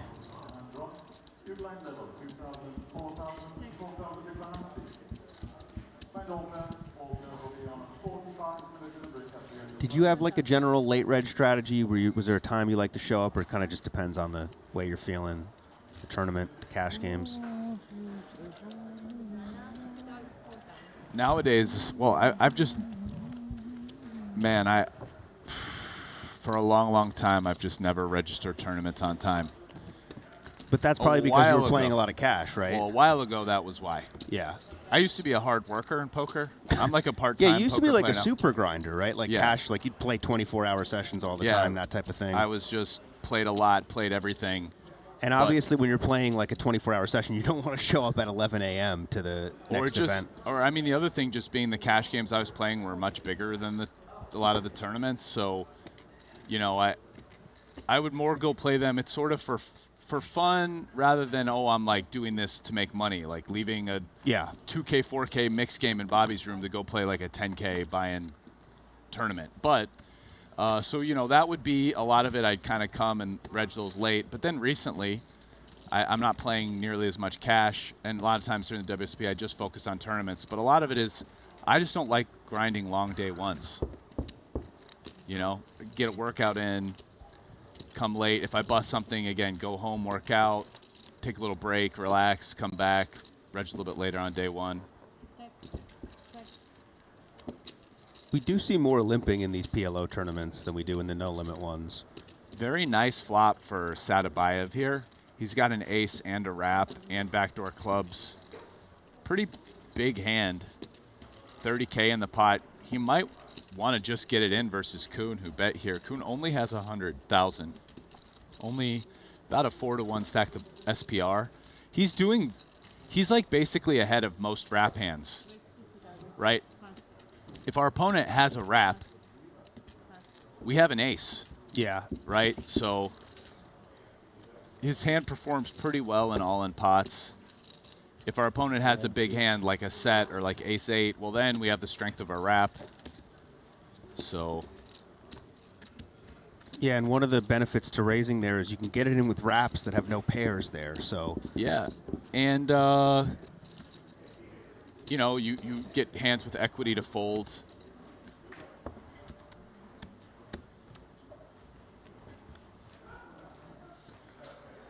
You know, just like No Limit Hold'em, it's kind of that art of what's the SBR, how deep are we, you know, how good is this hand? So that's the type of hand versus Jason with a 4 SBR, you're pretty happy to get it in. If they were a lot deeper, like, you know, he has 250K and he's getting it in with someone else for like a 10 SBR, it starts to get a little bit more dicey there because you're just going to see like sets or maybe, you know, the ace 8, 9, 7. He's not doing that well against that. The 9-7 being a better straight draw, and he's losing to aces up, for example. Anyways. Yeah, important concept in PLO. The lower the SPR is, the happier you are to get it in with a wider range of hands. The bigger the SPR is, the more you just run into the nuts. Yeah, and then at some of the larger SPRs, it kind of becomes an art of like when you do raise flop, for example, you know, you need to have some kind of bluffs in your range, like hands you're not getting it all in with, but you're raising. And then so like what blockers am I doing that with? Nut flush draw blockers, like top pair blockers, etc. But, you know, maybe hands you're just not going to get in all the rest of your chips with if your opponent raises you back. At lower SPRs, usually a raise is pretty committal. You know, for the 4 SPR, it's kind of hard to find hands you're raise folding too often. 3 SPR. You see Greenwood, one of his cards stuck under the felt there. Digs it out. And yeah, that's a spot right where Shingus, he's just not going to have many raise folds when he puts in 50K there. Yeah, no, like none. I mean, none against... Not against a stack that only has 100. Yeah, 100 none. start Zero. with, Because PLO's, like, no limit. You can actually kind of do that. You can have spots where you raise, and even though you're getting, you know, 3, 4 to 1 on a call, like, you literally might have, like, 0 equity almost against hands that go all in. You know, you do it with air. In PLO, by the time you're getting 4 to 1, it's, like, a pretty good chance that whatever you're doing this with probably has, like, at least 20, 25% equity. Right, it's as we've said, the equities run closer. Yeah, interesting spot here. Santosh raises. Jason going to put almost half his stack in, and Sadabayev has a decision with the double suited rundown. Wouldn't be shocked to see him cold call here.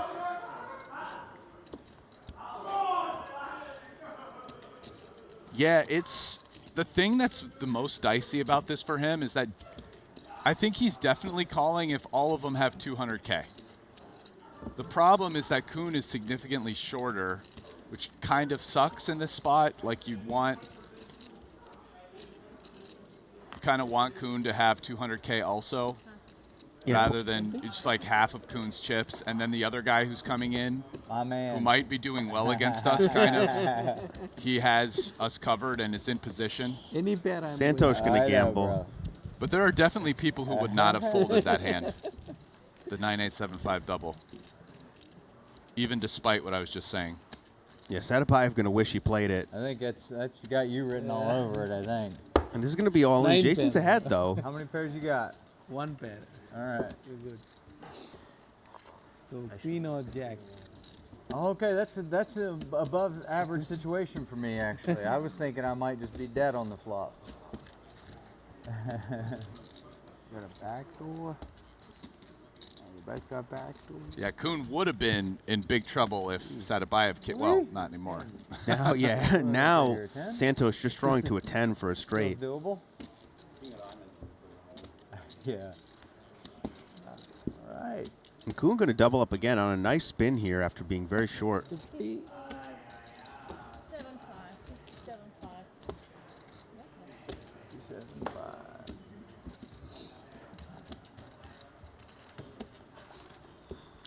Sadabayev would have ended up in 3rd, behind 3 kings and queens up, despite it being a pretty great flop for him. Just goes to show you what happens in PLO. Yeah. 2 pairs very vulnerable. PLO, especially when you're not super deep as this game, you end up seeing a lot of all-ins. And if you're running good in all-in EV in PLO, you crush. Yeah. If you're running bad in all-in EV, it's no fun. Got to win your all-ins in PLO.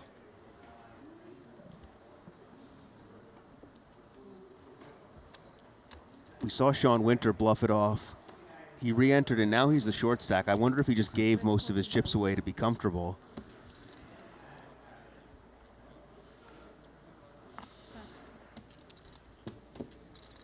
Santosh, look at this. Kuhn with kings again. Santosh has raised. Yeah, and what he's got, like 50 blinds? Oh, no, sorry, much less, sorry. 4K big blind now.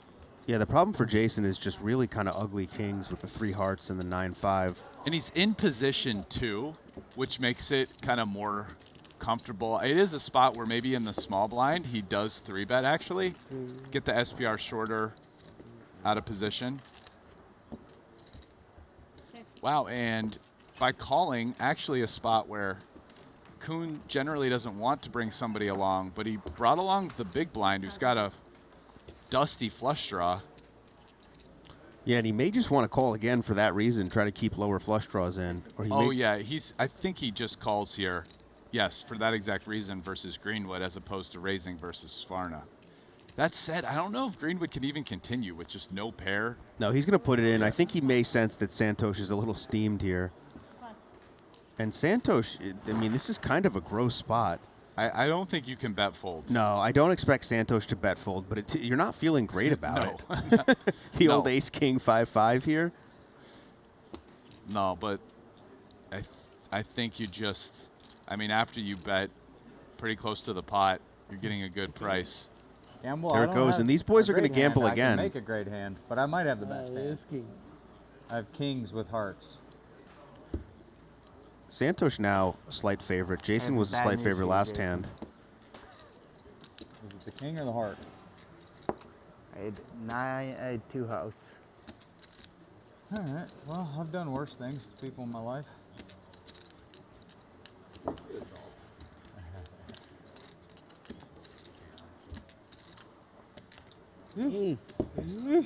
There it is on the turn. Santos drawing dead.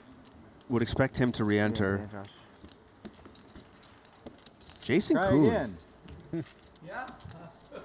That's what you talk about, right? Running good in all-ins. Yeah, there it is. Kuhn I was mean, short, and all of a sudden he's running it up. Yeah, vaults up the leaderboard into the top 10. Got to win that 40%, 60%. We just got to keep scooping them.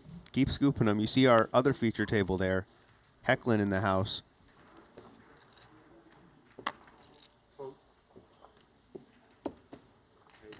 And that is Omaha for rolls. Laszlo, very familiar to a lot of the Omaha players out there. Really considered one of the best Omaha players ever. Yeah, in the cash game streets. Has been trying his hand at tournaments. Yeah, he's had a lot of success in not just PLO tournaments, but no-limit tournaments. But his definitely considered to be one of the all-time PLO cash. One of the best. Yeah, I used to actually play a good bit with him on PokerStars when I was playing like 1-2 and 2-4. And he was always insane. And we thought he was a fish, but I think he was just way ahead of the game. When was this about? This was like 2010, you know, right before Black Friday, then a little after Black Friday. He just played insane, and we assumed he was a fish, but honestly, he was just very aggressive. And I talked to him about it. He said he never really studied, just kind of played by feel. And I think he figured a lot of things out ahead of time. Yeah. Probably just taking advantage of how a lot of people played back then. Probably people overfolded, especially post. Absolutely. Right, like same idea when the no limit, the 3-betting picks up, you 3-bet, keep kind of c-bet small, this and that. He was probably some of that too. I mean, I know when I played Omaha initially, I was terrified of getting, you know, running into big hands all the time, and I think that was much more of a common sentiment back then. Also, I think back then, people had like, with the 3 and 4 betting pre-flop, people's ranges were not balanced. Yeah. And so if you got in a spot where you were 3-betting people, like there was like a pretty large number of people who, you know, up to decently high stakes who would like only 4-bet you with aces, basically. Exactly. So it's like you pretty much knew what a lot of people had when they 4-bet you, like a long time ago, I'm saying. Because I played PLO back then too. You know, it was, so you could really kind of take advantage. You 3-bet. Okay, he doesn't have aces. He's got aces. And that just made it a lot easier to play hands when you could kind of narrow someone down to only having aces. And, you know, you call and you still have a SPR over 1. Anyways. Incredible spot for Dylan. Slow plays the jacks. Gets Jared to bluff and Laszlo to call. Jared, obviously, with a air ball. We'll see if he wants to keep firing. He's... Huh?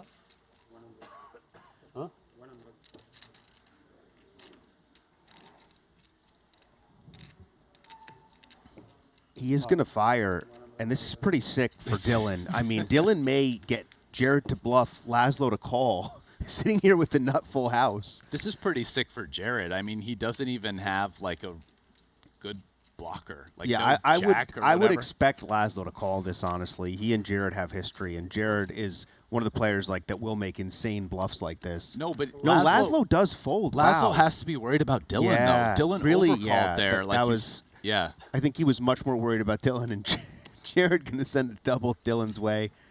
Is it 100? Not quite. That was 99. That bluff seemed reckless. It's no blockers. Sure. The feels. That's the feels That we was were the talking feels, about. yeah. Sometimes they're right. Sometimes they're not. Nothing. 5? Nothing. Yeah. I guess the flop got checked. You have 9? No, he doesn't have a 9. Yeah, Laszlo folded that 4 Yeah. pretty quickly. Definitely worried about Dylan. Oops. Correctly so. I tried. Dylan got his man figured out there. Kind of played his hand perfect. And Yeah. I was more really, worried I about you mean, than there him. aren't, there are almost not many people in the 2? world who would just do what Jared did there. So in a sense, Dylan's slow play worked out perfectly. Like, let's give Dylan Lynn some props for, you know, basically picking the right guy to run that slow play against. Definitely knew his man.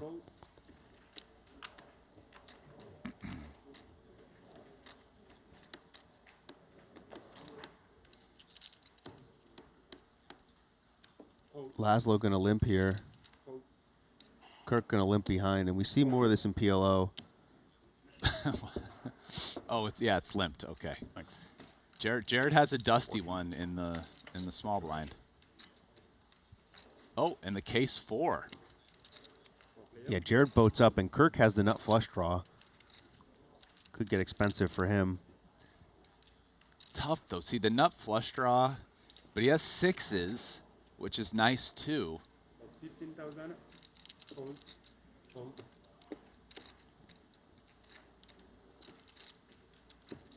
He's definitely going nowhere on the flop. But in a 4-way pot, board paired on the flop, it's hard to love the nut flush. We did just see Jared bluff it off with Yeah. 0 equity, though.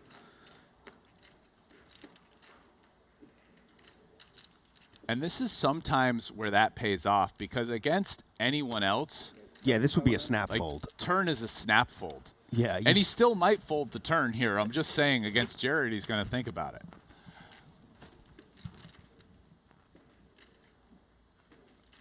I mean, probably still will fold the turn, I'm going to guess, but like. And the 6s are really bad there because also the ace of hearts too, like the ace 6, 7, 8 type of hands make up a lot of Jared's semi bluffs. Does get away. Blesnick's still very healthy.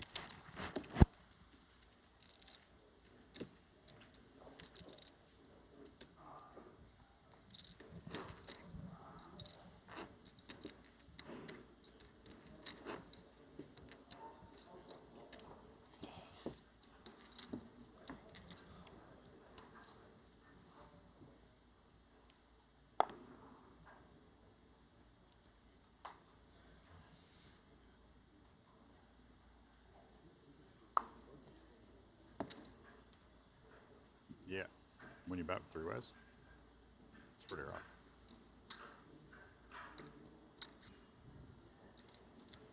Kings now for Kirk. And this is one of the hands that I think kind of makes sense to limp, right? You don't really want to raise and get 3-bet out of position. 18,000. And you do have Jarek lurking, and Jared is now just going into animal mode here. Yeah, yeah. There's no rhyme or reason to this. This is completely feels. He's just isolating a limper in position. He wants to play big pot poker right now. He's aggressive.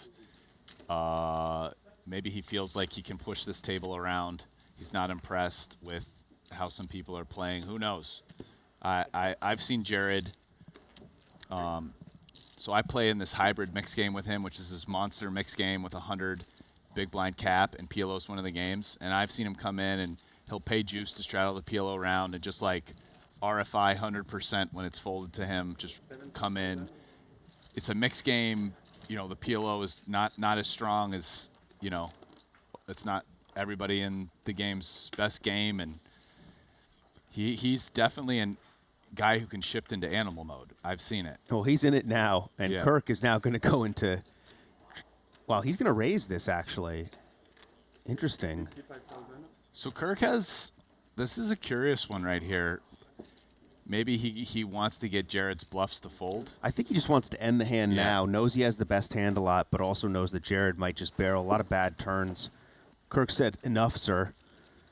Does get tricky when you're called there. Absolutely. Yeah, but it is nice to clear out the riffraff and just win the hand as well.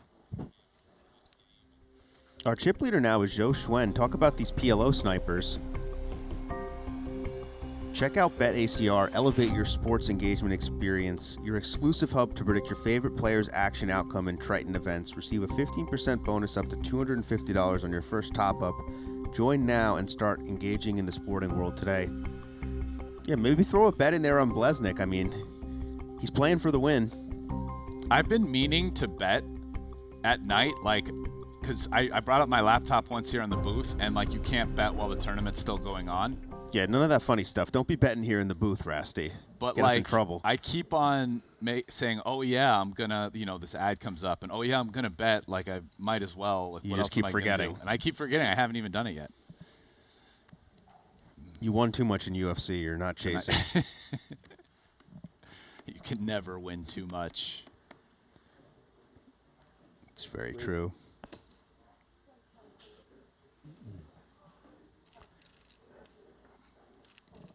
I didn't even. They just had a card yesterday, not like a pay-per-view.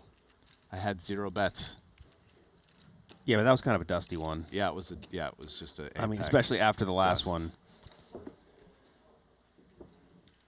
Yeah, our chip leader, Zhou Xuan, first place in the 25K, then 13th place in the 30K. So definitely one of those PLO snipers. Although he did come for all the no-limit events. That's got to feel good. He bricked all of the no-limit events, wins the first PLO, cashes the second, and now he's chip leader here in the third. Or was it used up? Was I it don't spades? It felt like you feel like it's spades. All Okay. spades, bro. Ooh. Ace, queen, jack, all spades. I was just like, Here we got aces with a suit. I got one bet. Welcome to the table, Not one sir. like Danny. Danny made a royal and doubled up this trip. He's gonna pot it in position. It Try to looks do like. it again. I'm going royal flush week right now too. This is this is royal flush week. PLO short deck. And so Kuhn probably calls here. You don't see very much like limp fold in PLO. It's kind of one of these spots where Kuhn's not very thrilled about the spot, but you just have a decent amount of equity. Yeah, you're not limping to fold there. Yeah. And in general, you won't see too much of that until we get deep, the stacks get really short, and ICM pressure comes up. Then you start seeing more of that pre-flop. But we're not there yet. And this is a troublesome flop for him. Middle pair, nut flush draw. Also with the jacks. Daniel has top set. Yeah. Don't really see how this goes other than check, bet, call. No reason to slow play if you're Daniel. He is going to bet small, though. 14,000. Yeah, so that's just under third pot. I mean, Kuhn doesn't really want to get it in. Check raise.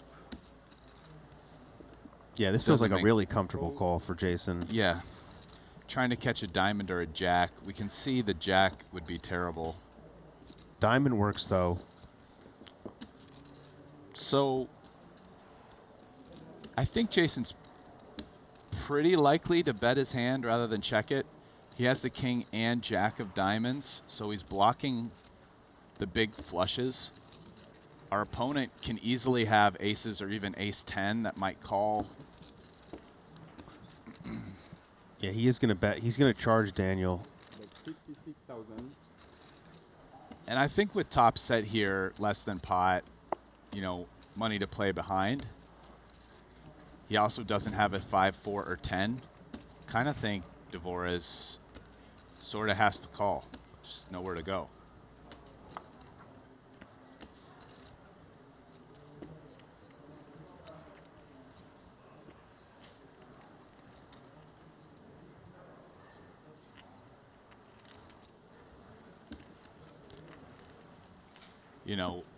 Even if you said 100% of the time my opponent has a flush, you're getting 2.5 to 1, and you kind of only need 3 to 1.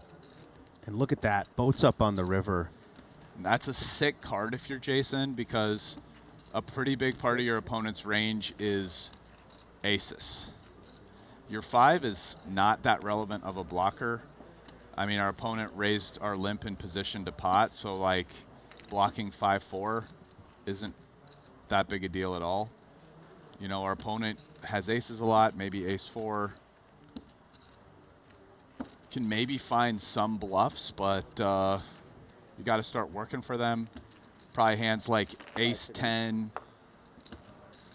Ace 10 is probably the biggest hand that turns into a bluff.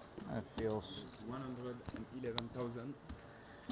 feels super wrong, man. God, I even had a pair on the board. Yeah, brother. 5 isn't gonna pair. Sheesh, that's probably like 80% on the turn, I think.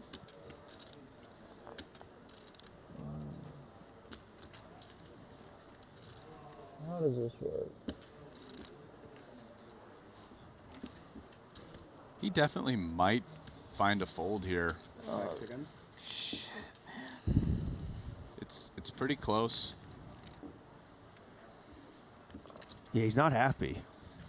Yeah, again, it's like value's easy. Mostly aces, sometimes ace 4. I mean, maybe occasionally 10s, but that's very, very rare. And then the bluffs are going to mostly be like ace 10, maybe like an ace 5, but we're blocking that a little bit. Any of those aces up hands that call turn, and now you're kind of blocking boats. And those would be Dvorak's lightest turn calls that he may or may not even make. Yeah, he's going to let it go. Good Yeah. fold, Jason. Just not enough bluffs there from Daniel. 1 or 2, Carl. 1.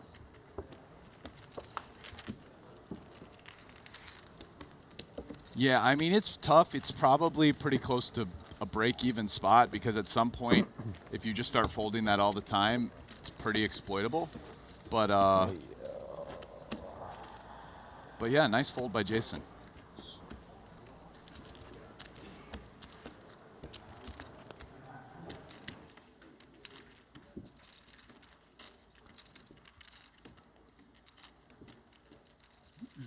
$49 players here in our 50K. Still plenty of levels of late registration open.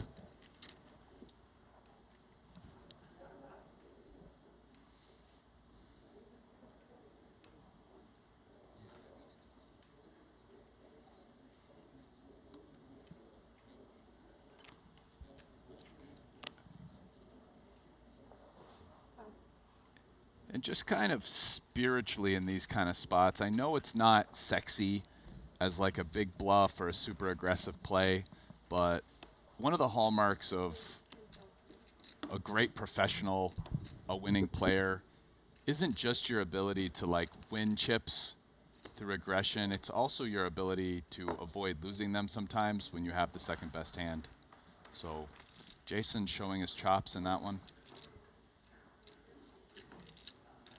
It's not as glamorous, but plenty of great players make their money in the game by being a bit more careful.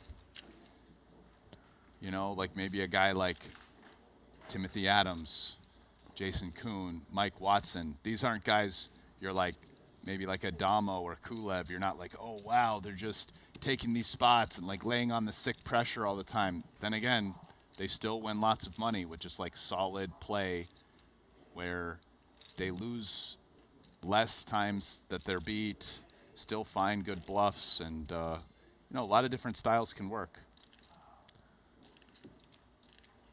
Eklund going to make a boat here on the river.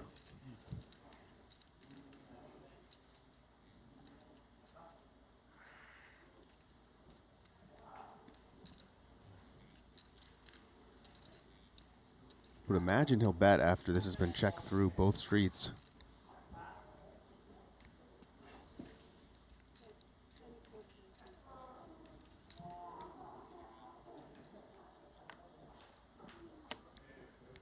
Pretty awful bluff catcher for Kirk. Yeah, he's got an ace. Big blind, kind of wide range, though, can have a lot of more goofy hands. 10's not that relevant block regarding the queen. Yeah, and I think we get this idea, to go back to your point, that these guys, these super high rollers, they're doing all this insane stuff, you know, these crazy triple barrel bluffs, and they are. But it's a lot of just fundamentals, intangibles, just doing the right thing over and over and over again. Yeah, and the right thing isn't always some insane, like, cool, you know, play. No, sometimes it's just check folding the nut flush after the board pair's on the river. Yeah.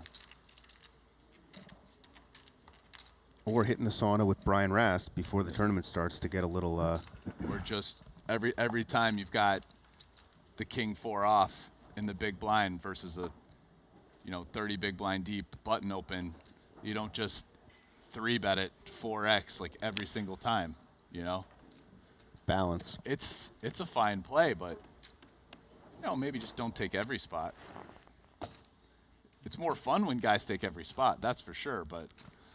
Blesnik may be taking every spot today. Yeah, I don't think he came here to sit back, but did have a big hand on the button there. I mean, the Blez, he was probably raising that button super wide. Oh, actually, maybe not as wide. It was Boitas's. No, if big there's blind. one player he does respect, it's Boitas. Yeah, he's probably going to raise something reasonable there on the button. You see our next feature table, Stevie. I mean, how freaking brutal was that one he took to Roberts on the final table bubble? I mean, that was nasty. I actually sent Stevie a message after that, like, wow, man, you played great. Sorry, bro, type of deal. Because that was just, I mean, we calculated that. That pot was worth $1.6 million to Stevie in equity. Potentially more if you're going to argue he's plus EV at that final table, right? Like, and he definitely was. So, yeah, I mean, we're talking about nearly $2 million bad beat with ace-queen suited to ace-4. Oof. Did you get a response or left unread? Nah, no, he responded. Of course, all these guys are cool with Rast, I know. Rast is still in these streets. He's not playing these events, but he's brushing shoulders with these guys, getting schwitzes in with them, light workouts. That's how he stays current. That's how he stays up to date. Yeah, we will have a couple new feature tables. You saw Ike and Santosh with another bullet on our other table. 4.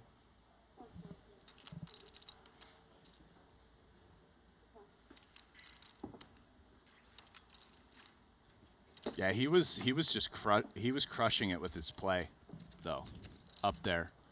We were in the booth together, just double barrel, queen 10, lost the minimum with kings, just playing I mean, so again, well. there's a lot of great tournament players. I've gotten the feeling from talking to these guys that the consensus of who they think is the best, if there is one, is Stevie, and we've seen that from what we've watched in the booth. Yeah, that I have the same feeling based on what I've heard guys say.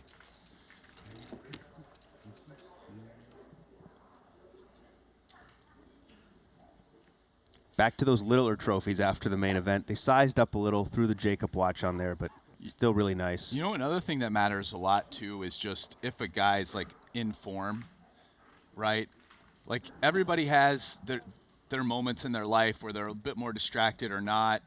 Like, who's there? Who's really in the zone? Just in the matrix, kind of having all the good thoughts, seeing everything, focused. And that is something else I've noticed about Stevie, and probably part of the reason why maybe guys are like picking him.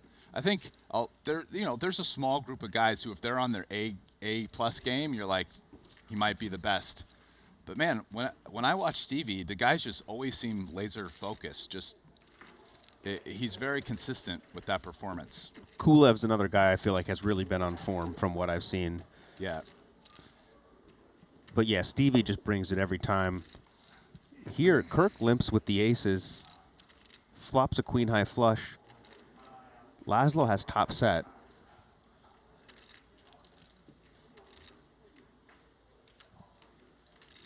Blesnik with Broadway, going to be happy. I would actually expect Laszlo to start betting this. Yeah. It's an interesting semi-bluff where you can get better hands to fold pretty easily. Yes, like straights, especially only queen high straights or jack high straights. I mean, they're probably folding. Now, you're not going to get the flush to fold, but then you have outs against a flush.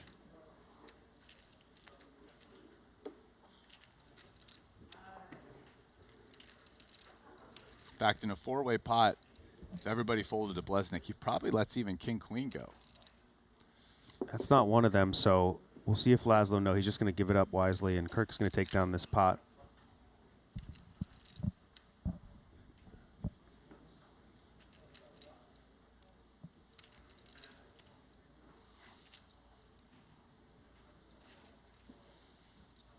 Yeah, in my opinion, that's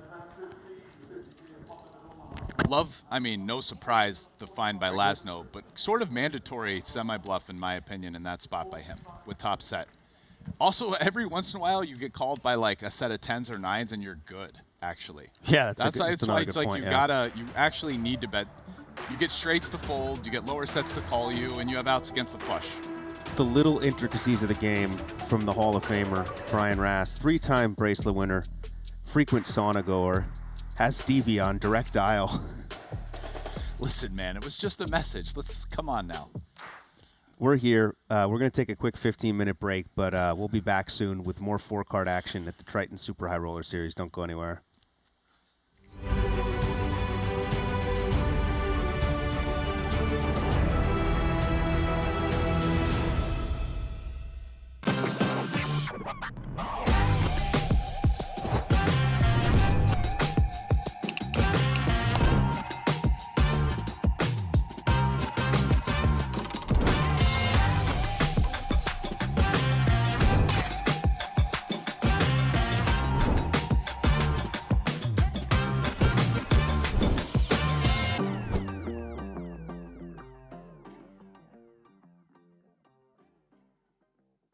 Take your game to the next level with GTO Wizard. Practice against GTO on all your devices. Study any situation using our revolutionary AI-powered solver.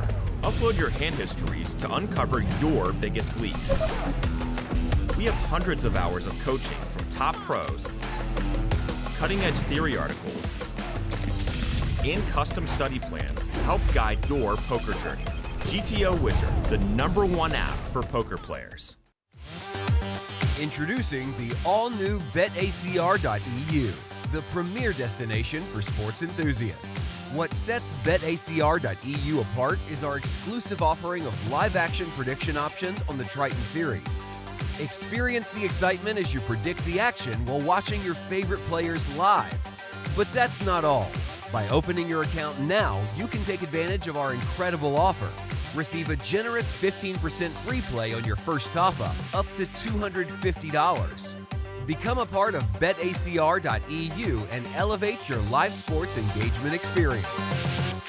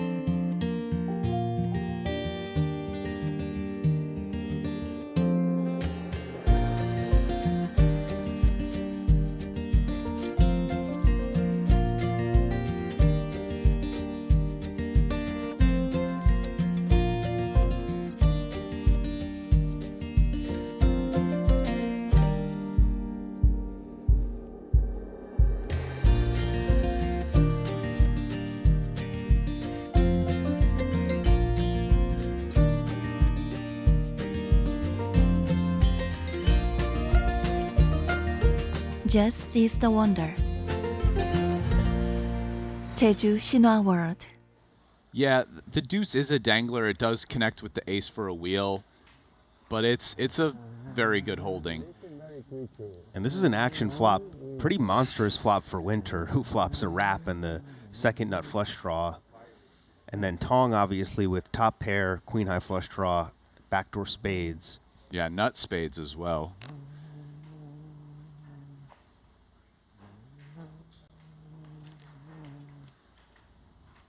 And had Tong 3-bet this pre, Winter never sees this flop.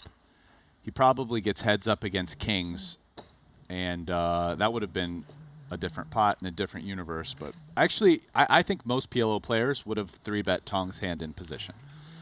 So does turn top 2. Really good turn for him. Winter looks like he wants to keep betting.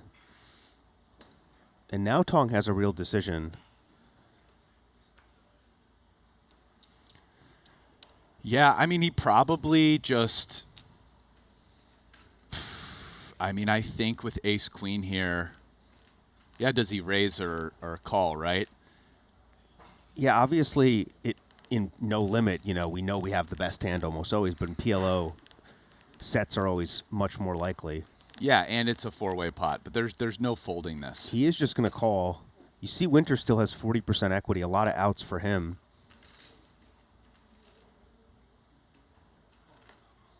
That's not one of them, and he may feel very incentivized to keep bluffing with just king high.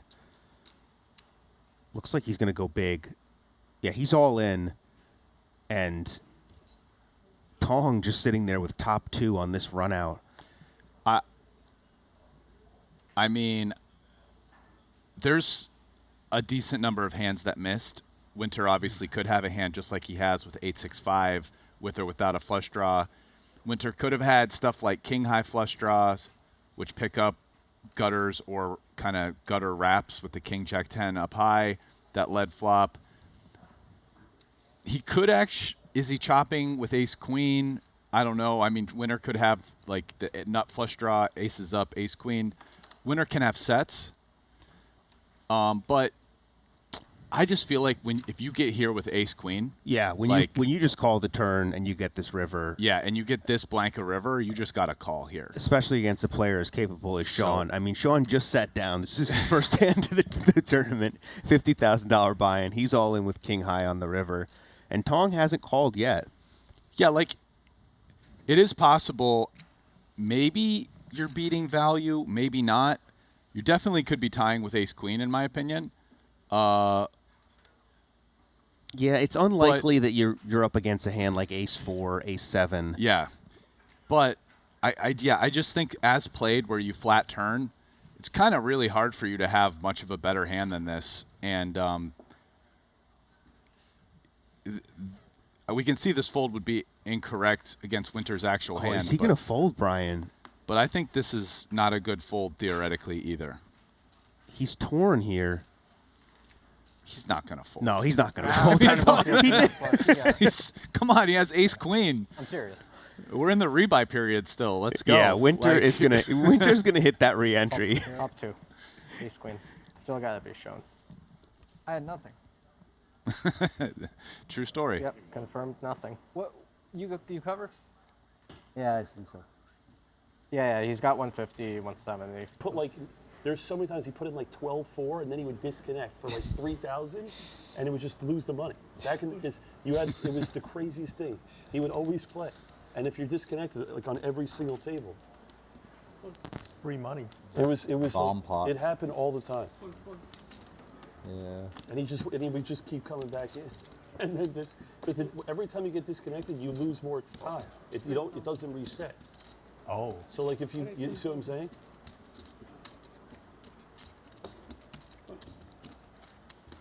I'm loving these old-time stories. It's harkening back to games I played in, actually. The first one of these, you probably heard this story, but the first one of these was like a 250K buy-in, and on day 2... The no flush hand? No, this is different. This is the first no-limit Triton ever. Oh, no limit. Was a 250K buy-in that was like unlimited money for first. Day 2, 3 guys didn't come back. They just blinded their stacks up because they were playing baccarat. There's 21 in there, right? Wow. 3 guys on day 2 of a 250K. They just didn't. That's Macau? Philippines, Manila. That's The other one, Fedor won, right? That's Yeah, incredible. yeah. They just blinded out. Let Just me guess. added- I'm gonna take a wild guess and say you won that tour. No, I didn't play Fedor. it actually. I didn't play that one. Fedor. Fedor, Fedor yeah. won that? Yeah. You won with a handicap? I want to play more PLO with Fedor. That's what I want to do. I'll stay away from the no limit PLO. I'll hold my own. I'll be okay. Is he here? Is he playing? I doubt it. He played the 25K and then I think he left. I think he had like a flight Yeah, book that's and right. he He said just he was wanted to play. leaving after the. Yeah, he had all the chips in that You one. could maybe do a half and half heads-up challenge with Fedor, I bet. Half PLO, half no limit. You think? I'll bet 50,000. He says no. I'll bet. I'll bet 50,000. An interesting spot for Daniel with the nut flush draw. Also has an I've never open-ended played straight poker. draw. Obviously, we can see it's no good. We could bet it. That's all right. Yeah, against the bets that isn't full pot. Because I'll play him. I'll do both. Kind of see all the options on Then the you should table ask here. him. Yeah, but I'm not trying. I don't really want to. You know. I think if you really wanted to do it, you might be able to get some action. Play cash game. Yeah, I think He's played heads-up call no makes limit. sense to me He's given been that heads-up- he he's been has heads-up 9-8, challenges before. King Oh, yeah, 9-8 does? here. Maybe I So will. Yeah. he has That's some why- that's- equity against That's why I suggested it, yeah. Broadway hands with that straight draw. Played Limitless, he played... Oh, Now we See, got a I'm so board removed from pair Broadway, like, I don't even change, know who and plays Daniel that. cannot win at showdown. I won't play a I'm just challenge. saying, I like, just want to play. I'm just saying he might play half and half with him. That's Yeah. all I'm saying. I have a straight. Like again, if I had to like set a price on it, it might be like 10%. He says yes, but I don't know. I've pursued opportunities with lower than 10%. You know, playing a poker tournament. The funny thing is, odds that goes well or what? 10%. Right, 10-5. So He's a nice guy. He's probably just trying to let these guys catch up a little. yeah. Finally gets you. Yes. There he is. I was so mad when they moved me. I want to play with you. You take all my chips. I want to play. How much? Cool. You ran it up the other. You won every pot when I was there. And the other day, you won a lot of hands. Yeah. Here you go. Yeah. Thank you. No problem. Yeah, I guess we're just never going to find out that invaluable poker advice from You're Well, in Danger. we don't know. I mean, maybe some drinks get flowing, you know. Blesnik's got plenty of chips. As long as he's in the tournament, we're live to get something. Yeah, and this pot, definitely the worst for Shinhwa, who really has no draw to speak of other than backdoor hearts. The Yeah. king and the queen and the 6 are live, which is how he has surprisingly that much equity, but really hard to continue. Brewer here, backdoor nut spades, 9-8 for the straight draw. Pot's a little uncomfortable, but he decides it's enough to continue. Makes sense. Yeah, and this is just going to get in here. Kuhn's out in front with 2 pair, but it's a dead flip. Which you see a lot in PLO. Jason looking to avoid that re-entry line. Yeah, Brewer with just a lot of clean outs on top. Just 5, 8, 9, 10, Jack, Ace. They're all clean. 57%. An ace is a win king. Ace is a win. No, I went on 6, 8, I think 9, he's- 10, I think 5, 57%. Jack, Ace. It's a lot of calls. And I'm not a math guy. So I want paint. 3 wolves still. I would think it'd be. That's one of the cards. Jason is going to double through Chris.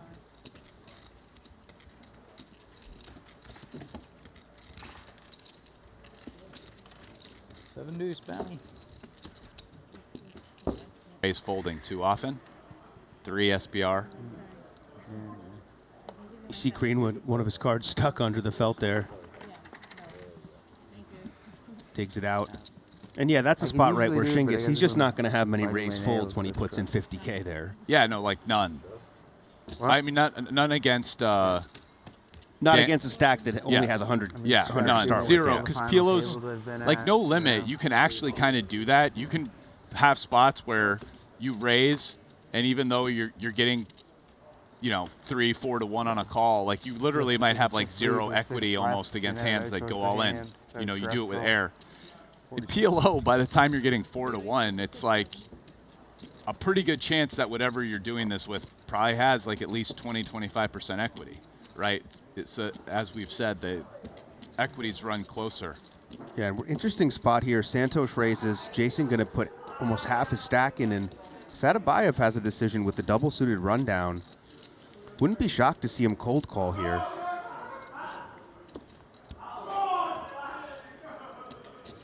Yeah, it's the thing that's the most dicey about this for him is that I think he's definitely calling if all of them have 200K. The problem is that Kuhn is significantly shorter, which kind of sucks in this spot. Like you'd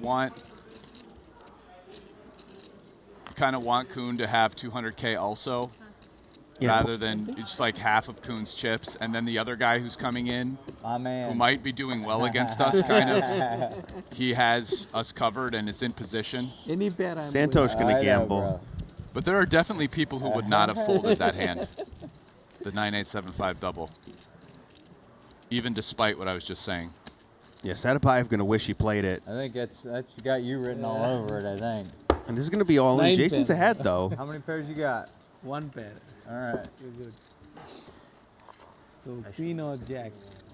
Okay, that's a above average situation for me actually. I was thinking I might just be dead on the flop. Got a backdoor. Both got backdoor. Yeah, Kuhn would have been in big trouble if Sadabayev well, not anymore. Now, yeah, now Santosh just drawing to a 10 for a straight. Feels doable? Yeah. All right. And Kuhn going to double up again on a nice spin here after being very short. 50.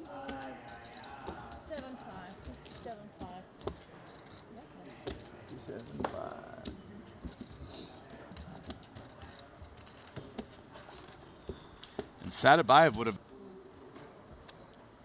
We saw Sean Winter bluff it off. He re-entered, and now he's the short stack. I wonder if he just gave most of his chips away to be comfortable.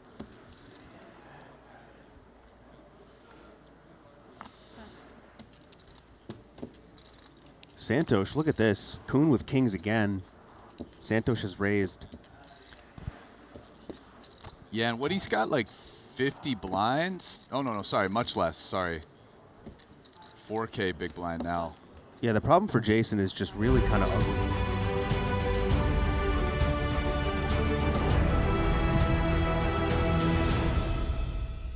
Hello and welcome back to Jeju, Triton Super High Roller Series. Will Jaffe, 6-time bracelet winner, Brian Rast. We are getting into the 4-card area here. No more 2-card. We will have some short deck, but no more pure no limit hold'em tournaments. What stood out to you so far about this 50K PLO, Brian? I mean, I'll tell you, overall, it's probably just been how relaxed the guys are at this point. Like, very relaxed, a lot of conversation. I almost feel like even more maybe than some of the no limits. And maybe just as an individual, Blesnik, he was just chatting away, stories about the old-time games. We're talking about hack dang, you know, you're in danger. Those brothers, the old-time games on full tilt, this, that, all these stories. So, yeah, those are the main standouts to me. What do you think? Yeah, I mean, it feels more like a home game almost. Yeah. Zhou Xuan, our chip leader, worth noting again, he won the 25K PLO and 13th in the 30K PLO bounty, so crushing. We are going to have some new feature tables here. You see Ike Haxton, Keith Lear, Lee Tong, Santosh on our blue table, and then Matthew Wood, another PLO specialist, final table at one of the events. Andrew Pantling, Ali Shemian, Daniel Geen, and Yoao. I'm not even going to pronounce his last name. Like you said, home game feel here in these PLOs. Are you expecting it to get a little bit more serious as we get closer to the money, things get more intense, or maybe this just plays like a home game the whole way through? That'll depend on who makes it all the way through. There's a chance if we get Blesnik making it deep, he'll kind of bring that vibe the whole way. I think some other characters probably clam up a little bit and talk less, so going to be player dependent. Yeah, you don't think Blesnik's going to start doing intense stare downs if No. we get to the final table? Yeah. No, he's going to be chatting the whole way. Blesnik loves talking at the poker table, so He loves to chirp. Only Shemian with a lot of big blinds there. 105, chip leading our red table. Joao, Andrew, Matthew Wood, Santosh at our blue table. Keith Lear, both over 100 bigs. Lee Tong, Ike, and Sergio. Martinez Gonzalez. Shorthanded here. A lot of shorthanded play so far. Blinds up to 2,500, 5K. Still plenty of time to late reg this puppy. And Keith Lear, I've played a lot of poker with Keith. PLO games, in mixed games. He's been playing poker for a long, long time. He came out here to fire up these PLO tournaments, and here he is. He's fired a pretty full schedule. He's definitely been in there in the no limits too. True. I think my guess is he probably played the smaller no limits. Yeah, I think the smaller and then the 100K main he did get in there. The Learjet. Yep.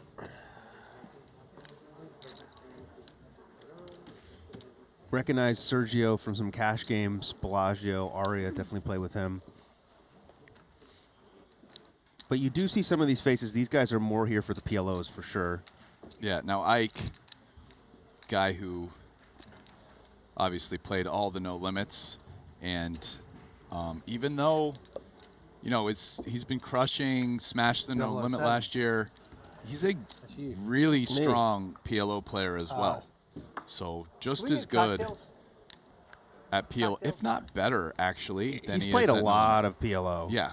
An Americano. He's played high stakes online, heads up, kind of all of it, and my understanding is done well and kind of one of the best. Worth noting, Ike bubbled the 100K main, not directly, but a few spots off the money, Yeah. all in pre-flop with queens versus 10-3 offsuit. I'll say this right now. Ike's still got a few years to go, but in my opinion, Isaac Haxton is a first ballot poker Hall of Famer. He's been playing high stakes super long. He's really, really talented. Has amazing results in No Limit Hold'em and PLO, and he's even played the mix in Bobby's room. Some was never his forte, but again, treading water and just outstanding poker player, outstanding mind of the game. It's hard to have a more traveled poker career Yeah. than him at his age. Do you have a vote now? I do now, yeah. I'm voting, so I'll probably end up writing about it in the next month or two once. Can you get me in there? I Maybe might even get me on the ballot. One of the things I think I'm going to end up writing is, why isn't Patrick Antonius on the nomination list? I mean, guy's a legend of the game, been playing high stakes poker as long as anyone, and he wasn't even a nominee last year, which to me was crazy. We'll get back to that. Santosh raised up here, got called in 2 spots, and look at this. The Learjet with middle set on the flop is just going to slow play, though. Yeah, they're 500K deep, and I think Lear, it's one of these spots where you can raise it in here. It's sort of fine to get it in, but you can also call. If a blank comes off, you get it in. Okay, like this. Now, your hand's definitely under-repped. You're doing way better against draws. Well, now draws have no outs, but I mean, let's say it was a 3 instead of a deuce. Yeah, the call looking to be very profitable for Lear as Santosh keeps betting. And now, in a lot of spots, he might raise, but with the board pairing the deuce, he's just going to call to keep in wraps, keep in whatever Svarna has. And that's a terrible river for Santosh. River's Broadway is going to check, though, and he's going to check snap call, probably. We'll see how Lear plays this. He's definitely going to bet. The question is how much. Yeah, I mean, why not size to get called by straights? Looks like 135,000, and Santosh, you can tell he's not thrilled here. No, he takes his time in a lot of spots. I would lay like 20-1. He's calling. Yeah. He would win. Santosh going to pay it off. Huge pot for the Learjet. With that, he takes flight into the chip lead of the tournament.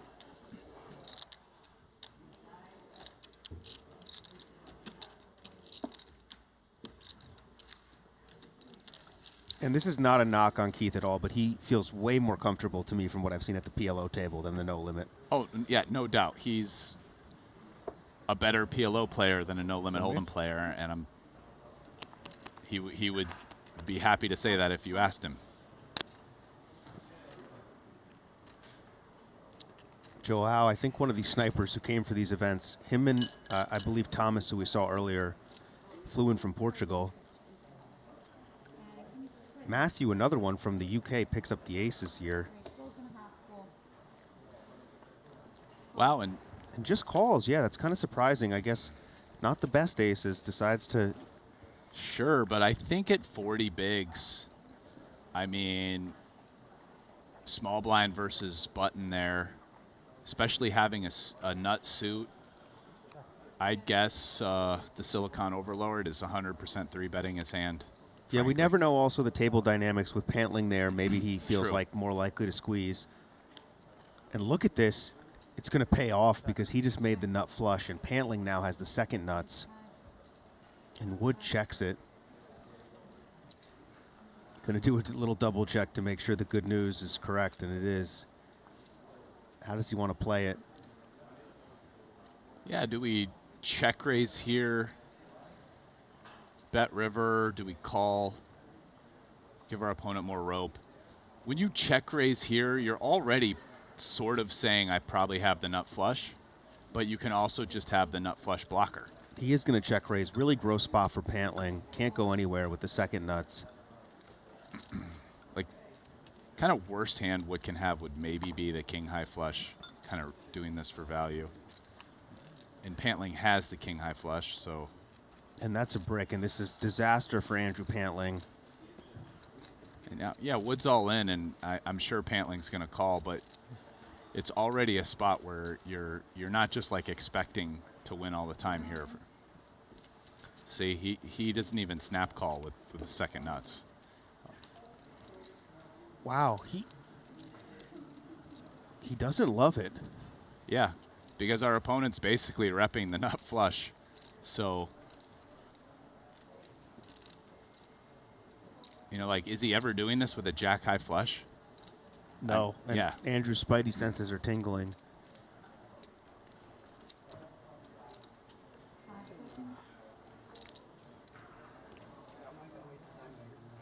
Wow, he does lay it down. Great fold there from Pantling. And like you said, Wood just repping a very narrow range. And, I mean, it is credible to have a bluff there. Can definitely make that play with just the naked ace of diamonds. That said, you know, again, you ask yourself, how often is my opponent doing that? You know, I guess Pantling came up with an answer that not often enough to call here. Wood, PLO specialist, he got second in the 25K PLO here and then 7th in the 30K PLO bounty. So looking to go 3 for 3 here in Jeju.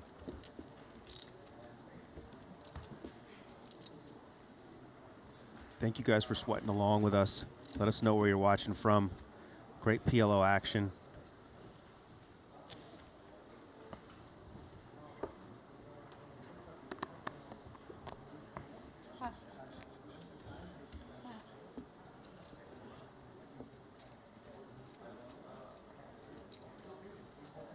Daniel Ging, somebody, he just folded the 8s. Somebody who I actually met. He was in the Macau streets back in the day. Seems like he's a bit more of a PLO player now. Now, were you mostly playing Hold'em in Macau, Yeah, right? yeah. Not much PLO, right? Not much. Yeah. It did happen, but it was quite infrequent. Ole going to get in there. Ole, a very experienced No Limit Hold'em tournament player. Yeah, I have no idea about his PLO chops. It's a lot of these guys have just kind of naturally come, right? They play a lot of No Limit Hold'em tournaments. There's always PLO. There's more and more PLO tournaments. They just naturally kind of sneak in there. And Pantling now flops the nut flush draw.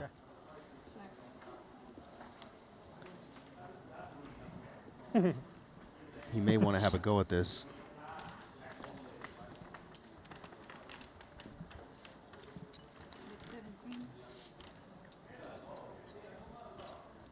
Tough spot for Jacks here. Jacks with no backup, three-way pot. It's very possible for Wood to have him beat behind with like queens or kings or 7. And that doesn't even include Pantling, who obviously can have all those same hands and full houses in the small blind after it got checked. 5 seconds. So yeah, he lets the Jacks go. Not too surprising there, and Pantling's gonna take it down. Pantling finished 20th in the 100K main event, but he was chip leader, lost a massive flips with Jacks versus JNT's Ace-King with about, 3 tables left. King on the river, I believe. Oh, this was the... Welcome. We're back. I was going to say, this is the same table.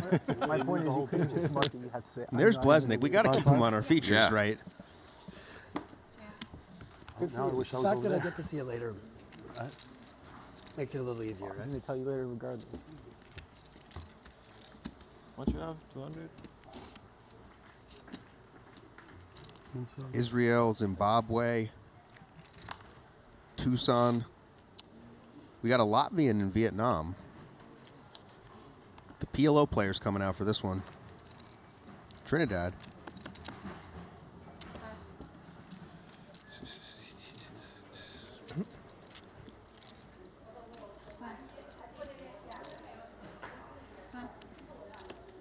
Race 12.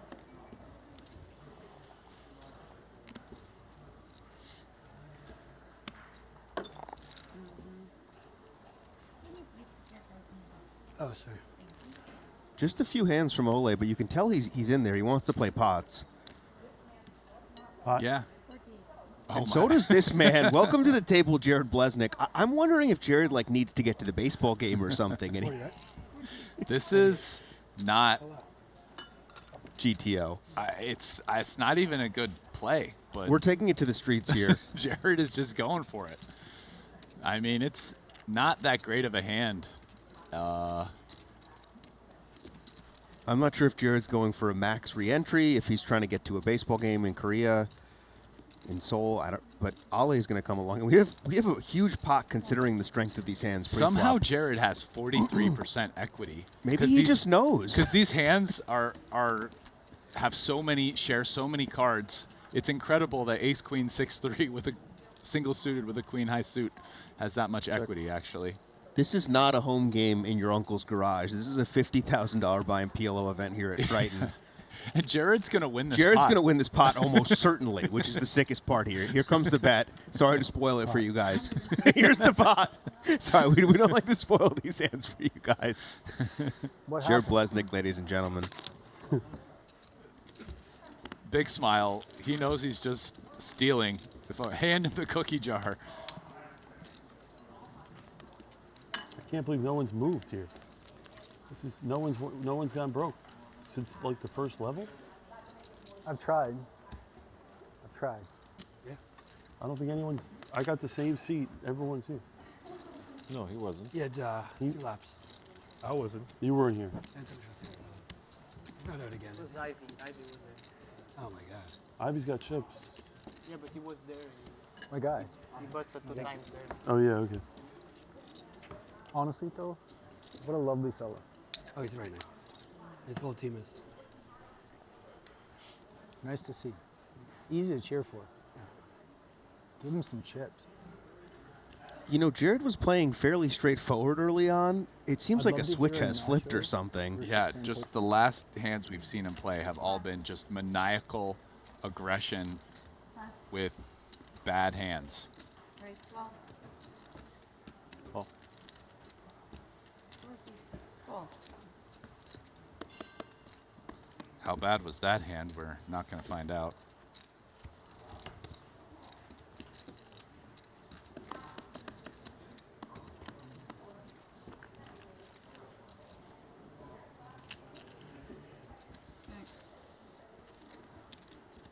And this flop is all Pantling and Daniel. Daniel with top 2 pair and Pantling with the nut flush draw and a king draw.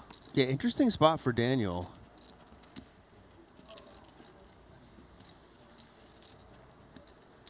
We'll see if he elects to fast play or just see a turn.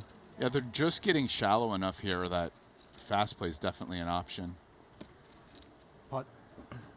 Yep. Yeah, and this should just go in.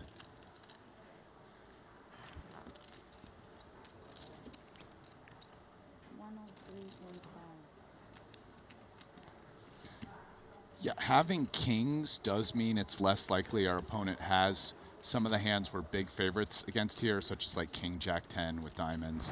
That said, yeah, it's possible though Daniel has a queen high flush draw. Yeah, you can tell Pantling doesn't love it. He kind of figured out what we know. He's not a he's not ahead, but he's getting a pretty good price. Daniel's not that deep. My guess is he goes with it, like you said, but I don't. He did just fold the king high flush earlier to Matthew. This is a very different situation, though.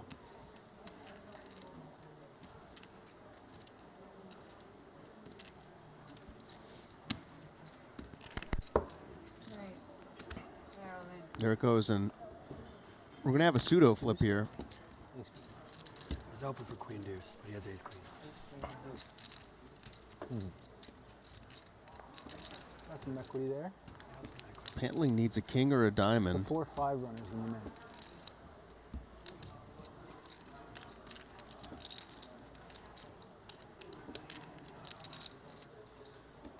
The only card that would end it would be an ace.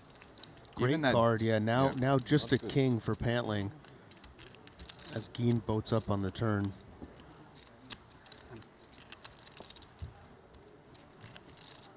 Rough start for Pantling so far. Did correctly fold the second nuts.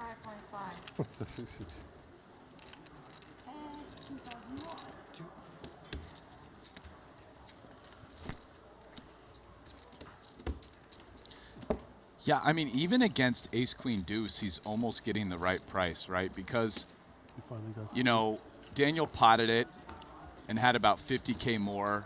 So against just pot all in, you need 33%. He has a little bit more, so you need a little bit more than that. But it's probably somewhere around 38% what he needed. And that was his actual equity against ace queen. And it's hard for him to be too much worse than that. Than 38, 35%, but he could have definitely found some combos. He said queen deuce. He's probably closer to a flip against queen deuce. And occasionally, not very often, but occasionally, Daniel could have a draw-heavy combo where he's a favorite.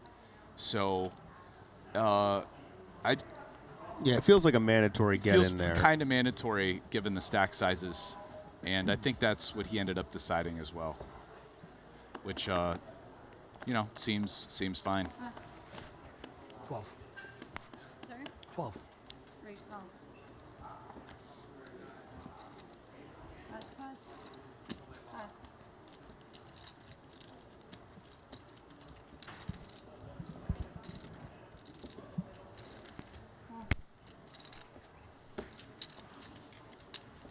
Joao going to defend with the jacks. That is a great flop for him, but wow, this is one of these spots in PLO, you flop top set and you're an underdog because your opponent has a wrap and a flush draw. Yeah, backdoor spades. These guys could get in a lot more money into the middle than what they have. Yeah, this is a spot where you want to add on, right? You want to pull some money out of your pocket. So, would be very surprised to see anything other than a check raise here. And Pantling will be thrilled to get it in.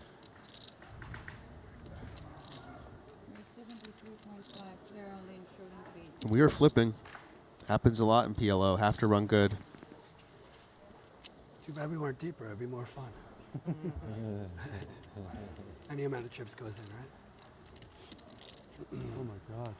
What a hand. Who's your favorite, Ollie? The fair. You, Fair right? fight. It's like 50-50, right? You are ahead a little bit. You're ahead. I think you, but he's gonna win. Yeah. Wow, great call. Ole predicts it. And Pantling is drawing dead on the turn somehow. GG. Pretty much everybody at the table got that right. Oh, Straight flush. Oh. Mr. Pantley. They're just straight flush? I did not even see that. Man, I jinxed it. I retrieved the chips before. I jinxed it. I did not even see a straight flush draw. I thought she was kidding. I thought one of them I was like, He's when definitely someone is dead, they turn fast. with the queen She of was clubs. not Yeah. turning the cards, and He's I said, definitely a I thought she was trolling. yeah, me too. I was like, he's dead or something. How good is that dealer? Yeah, good thing we have these dealers. I thought he was drawing dead, Brian.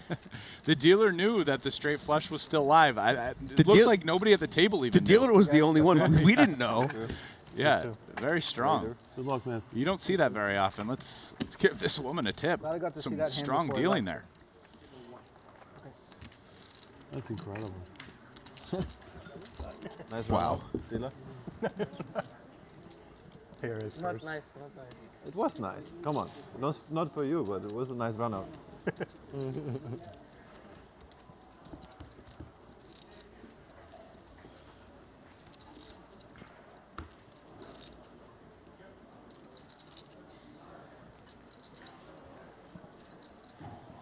Pantling's still alive here.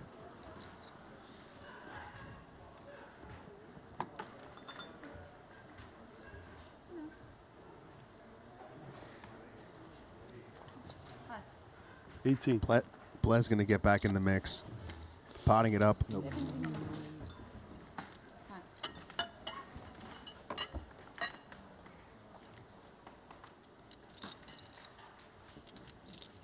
I expect Joao to defend here. Well, he's in the small blind, but yeah, likewise. Feels just good enough. Also the hand that can do fine multi-way. Yeah, also one where, you know, you have some really strong stuff that you can take heat out of position, drawing to the nut flush, flopping a set of 8s. Great flop for Blesnik.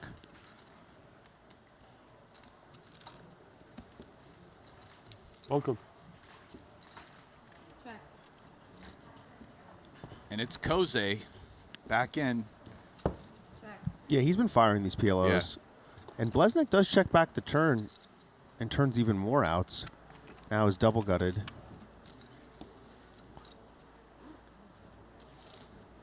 Blesnik definitely not going to check this back again. Here it comes.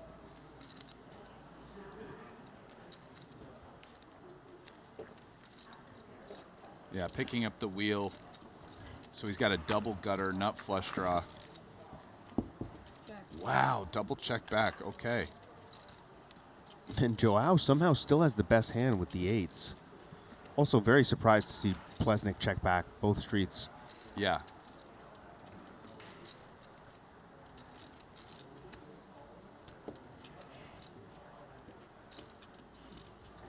Yeah, that's very curious turn check because his hand is actually strong enough to be able to call a check raise. And Joao going to bluff now, and I totally understand this. Yeah. Has the jack to block the nuts. No aggression from Blesnik. And somehow Blesnik didn't win that pot. Yeah, that was... I almost feel like he's trying to advertise to get into a home game or something. It's really hard to figure out what he's doing, but you never know with Blez. Small, right? Or The big? small blind. He's not Yeah.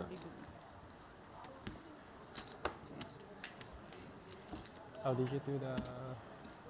I lost right after you. Okay. I played one hand in the next level because we stopped, and I burst. I had 3 blinds. So. Yeah.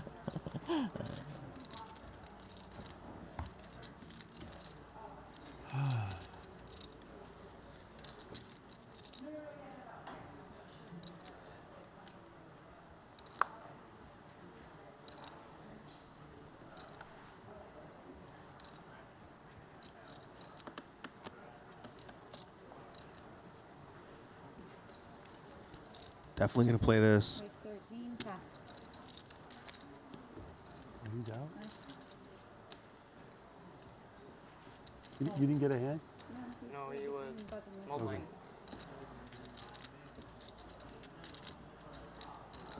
Going to have some more three-way action.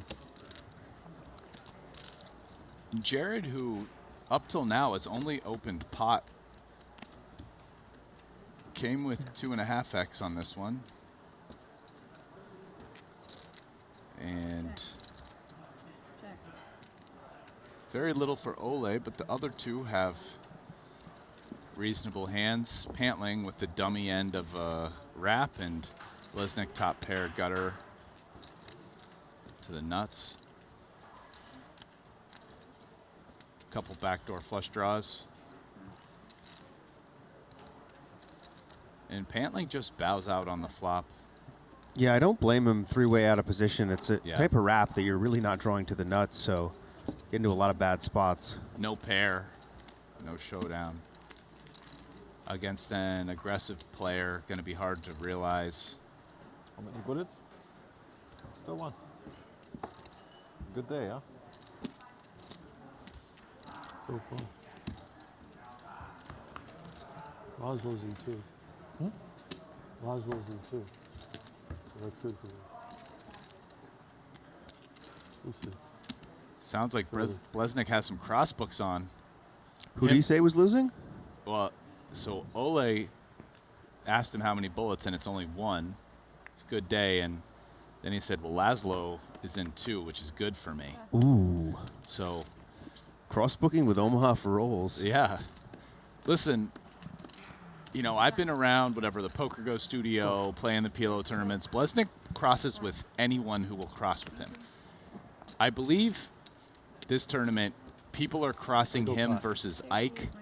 I think I heard, but Ike didn't do it himself, doesn't have a piece, so Blesnik takes all comers. Well, look at, speaking of taking all comers, he's about to get all in with Andrew Pantling here. Blesnik is the gladiator in the ring with the come at me sign. And are you not entertained? Are you not entertained by this? Blesnik will be virtually all in with Pantling here. I can't imagine he folds this. yeah, that was just that moment where you're thinking, what did I get 118? myself into by 3-betting here? But then after you've gotten yourself into this mess, I don't think you can get yourself out by folding. Because your hand is actually very live against most 4-betting hands, which will either be aces, kings, or the type of hand we see Pantling has. Yeah, and Pantling has diagnosed the situation perfectly. Snap 4 bets with the ace, king, queen 9 single suited. Just like Blesnik is way out of line, so we're just coming at him with some big cards. You know, I only have 30 bigs.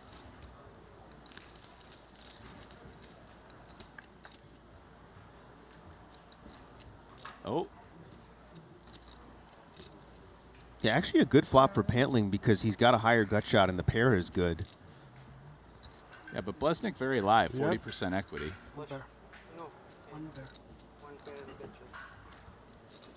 That pair is good. Jared has 8 high at the moment. The suits on this table, it's harder to... Do I have a pair or do I just have a wrap? You got a wrap. The suits on the table... The jack is no good. Jared looking for low cards. What do you mean? That's not one of them. I don't know. Jack's no good. It's like spades and clubs for me. Sixes, though, makes the nuts. From a glance. Okay. I give it a glance. Spades and clubs look the same for you. Yeah, That's what you say. I need to really... Okay. If I glance at it, it's similar. And Laszlo and whoever bet on Ike is not going to be happy about that result. Yeah, Jared's over here getting in 70% of a stack with 8-7-6 deuce double suited and just banking. He's playing a different game than these guys. Jared Blesnik sneak into the top 10 there. Okay, I will say this though, just to break it down about how, yes, obviously not the most stellar play, but from a tournament perspective, if you think ICM pressure is big in No Limit Hold'em, just wait till you see some of these guys on the bubble in PLO. Because in the bubble in PLO, if your stack gets short, there's actually spots you're like theoretically supposed to fold aces. Fair enough. So it's like getting a big stack is worth even more in a PLO tournament, actually. So maybe that's some of what Blesnik is thinking. Like, I'm just going to gamble like a madman. There's a method to the madness. Yeah, like, yes. Blesnik, do not be fooled. Like, he's the guy is one of the most successful PLO players ever. Yes. Getting a little glimpse into the secrets here. He still hasn't revealed that big secret that the Dang brothers told him. Maybe it's just gamble like a maniac. I don't know.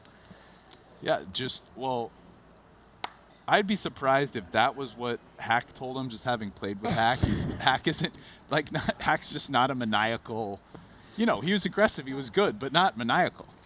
But they also weren't really tournament players, like not big-time tournament guys. They were mostly like cash game crushers. So 15. Well, PLO tournaments weren't even really a thing when they were around. Yeah, just like there'd be a couple a year at the WSOP, and that was it, right? So interesting spot for Daniel now. But yeah, that's my guess as to Blesnik's theory. His theory is, especially in a rebuy, we just need to gamble hard early to get a big chip stack so we can, lay down the smack on the bubble.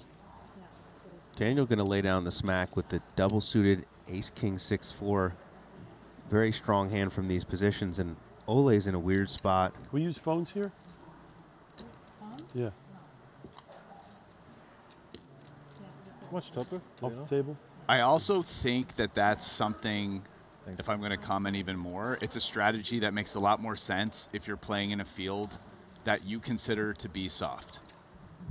Because, 47.5, yeah. not going to lie, in some softer field re-entry tournaments back in the day, like 10 years ago plus whatever, I used to do that in no limit hold'em tournaments, and I thought it was plus EV. Like, you kind of gamble hard early to get a stack.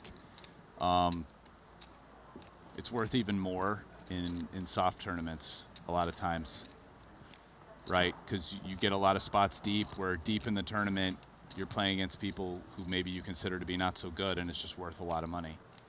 You make it deep more even though it might cost you more buy-ins. Daniel flops top pair, nut flush draw, and Ole flops top 2. And this is a spot where Ole is in actually kind of a weird spot. He's obviously not folding, but he has to figure out, he's just going to get it in on the flop. Makes sense. And he is ahead. Yeah. Daniel needs an king or a club.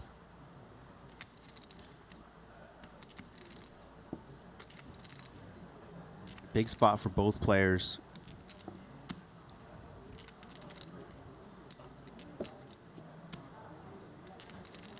The 6 and the 4 are just really dead cards. No way for them to help. Now they're really dead. Daniel drawing dead as Ole makes a boat. And vaults up the leaderboard. I think that's good enough to get him into the top 3 at least. Nice turn, thank you.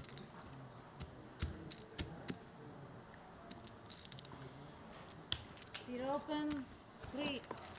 And Shemion now, way up there in chips, but he's got Blesnik with 110 blinds directly to his left to worry about. Not really the best spot in terms of And look at seating. this. We got action on our other table. Keith Lear going for the stone airball bluff. And Lee Tong has a wrap and a flush draw and is going nowhere. Pot very big going to the river. But if there's a brick, Lear probably can win. Oh, not a brick. So. No, and does Lear want to put any more money into this pot? It's impossible for his hand to win at showdown, literally. But. And he doesn't have a heart. Yeah, he's just trying to decide, does Lee have a draw, which I'm now losing to, or does he have 2 pair or even a set that I can get him to fold potentially? No, he wisely gives up. Not going to invest any more money there. Going to be happy to see that he gave up versus a flush, which would have called him.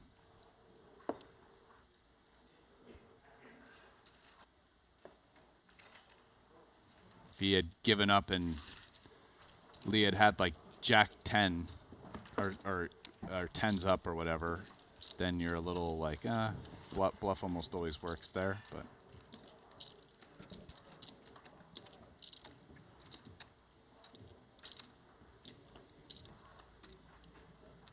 Yeah, and going back to your earlier point about gambling early when you feel like you have an edge, there are certain concepts that I feel like are almost a little counterintuitive, where I could see the other side where, okay, you have an edge, let's not gamble. You know what I mean? Let's just play. But that makes a lot of sense because you're trying to build up a big stack and be able to exert maximum edge as you get deeper, right? I think in PLO, it's even stronger just for the ICM pressure you can put on the bubble and how tight short stacks have to play because they can't. There's like no fold equity opening.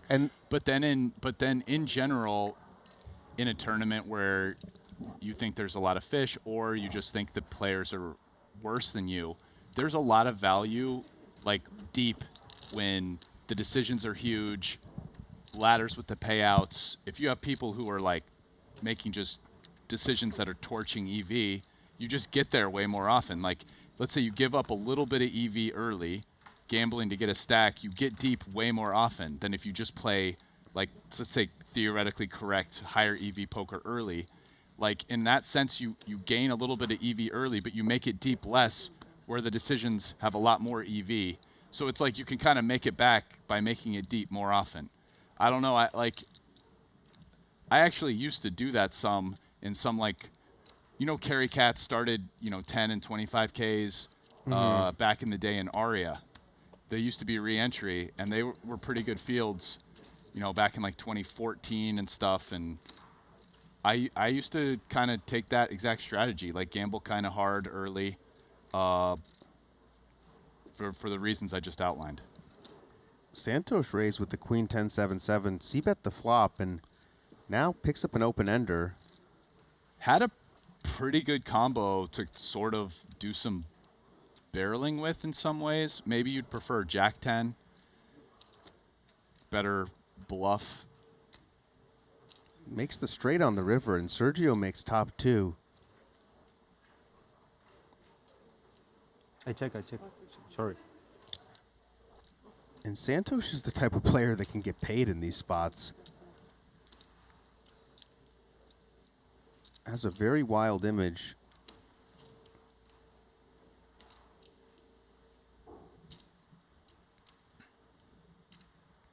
Some of it, too, is I think if you're a guy who plays just more hands, you start to have some kind of bad hands that are disconnected that can find bluffs on a board like this, right? Like, look at this hand. It's got 7s. You know, what if it was like just Jack 8, 4-4, right? Like, all of a sudden, I don't know if he's playing that, but yeah, it's I don't know. Santosh gets in there. Sergio does make the right fold. He might raise Jack 8, 4-4 double from the true hijacker cutout. I'm just saying, like, once you start adding hands like that on these like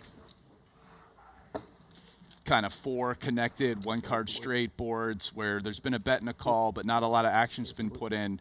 A lot of players, it's really hard for them to have less than 2 pair in those spots, whereas somebody who's starting to play more and more hands can kind of find natural 1 pair bluffs. I bluffed on mono. So might be one of the reasons why he can get paid off in those spots. Blinds up to 3-6. We'll have this level and then 2 more levels afterwards, and then late reg will close.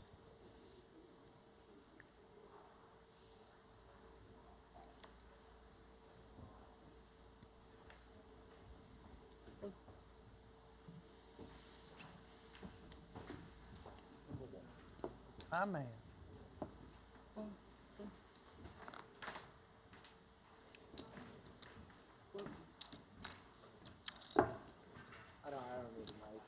Ike limps. Sergio limps the small, and Santosh looks like he wants to go upstairs. You hate limpers, yeah? Yes. You hate limpers. And this is kind of a light pot here from Santosh. Did they not give you? And it's probably going to go 3 ways. Indeed it is. Yeah, because they don't give you the right amount of chips to start, it looks like. And Santosh flops top and bottom. Ike has top pair with a gutter, and Sergio has bottom set and a gut shot. So it's actually a very action flop. Yeah, Ike has the nut diamond blocker, but given that Santosh just pots it here, that starts to become way less relevant since... Yeah, I mean... it just, once all this money goes in, if they were way, way deeper, I think Ike's always calling here to float. Because now he's going to bluff when diamonds come quite a bit. Wow, Ike is going to shove. Ooh, wow. And this is probably going to go three-way all in. Yeah. Wow. We have a that happened quickly. I think I'm in pretty bad. Four way all in. Bottom set. Bottom set. What do you have there? And Sergio's with something you don't see that often in PLO, 78% equity, three ways, all in on the flop. Yeah. Pairs. Where are Santosh's Pocket other 10? cards? What does Santosh have? Tens. Really? Okay. Oh, one. So Ike Running basically nine. needs I'm a 3. somewhat live against Santosh. Svarna basically needs a 10. Nine. And Sergio just needs for that not to happen. Is this high-low or? Oh, 9. Santosh picks up more outs. I'm gonna need a 3. One more 9. Don't be cruel, man. Don't be cruel.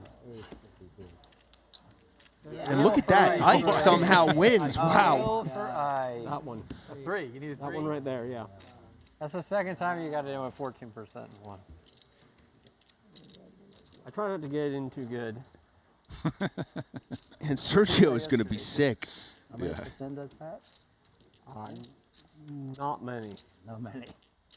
I had the Queen Jack too. Oh. Yep. Yeah, Ike, don't let him make you feel bad for winning. That was pretty lucky. Nice to be Ike. Sergio deciding whether he wants to with the low. fire another bullet after. What a flop in high-low, huh? He said I can get the 3, and there it came. Hmm?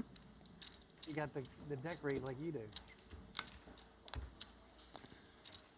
He started out playing Badoogie, and then he's like, I'll play on my high-low, and then he's like,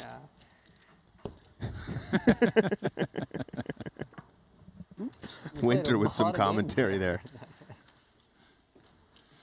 Here you go. Needling him for his starting hand.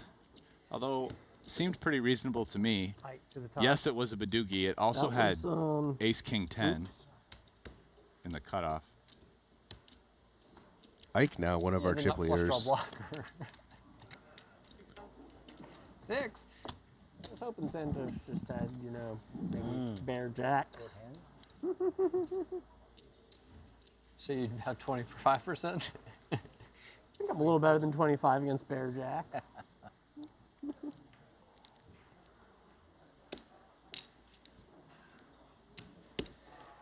All right. Fold. What number is this? 2 or 3? 4 big blinds. No. Blesnik is up to 700K on the other table. Don't look now. And Winter is our short stack. A familiar position for him. Wow. Ike passed that? I have 29, Yeah, he did. 5. Santosh is just going to put him in here. Me too. You are 4, no? I'm all in. Who's harder? Winter has him kind of crushed. I'm flipping. Who's the hardest? You're not flipping. I'm flipping myself. You're crushing. The boys are gambling, Rasty. Yeah, I'm pretty surprised I Ike passed that. have 29.5. Just in case. It's a bad start. That's a real Good bad flop for start. Santosh. 5. 5-8. 5-5. 5-8. 5-8. Yes. Now? 4. 5-3. Or you lose, you good I know.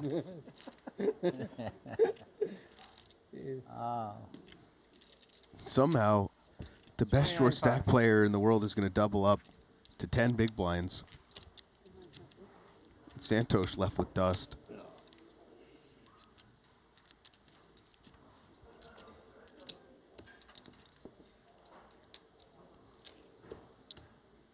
$500? Sean can do it. Oh yeah. 4 big blinds, that's my hot spot. 6?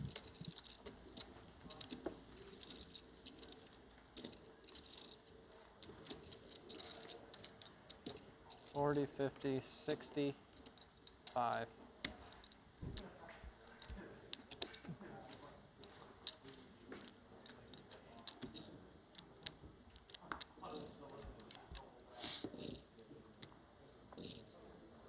That was a monster.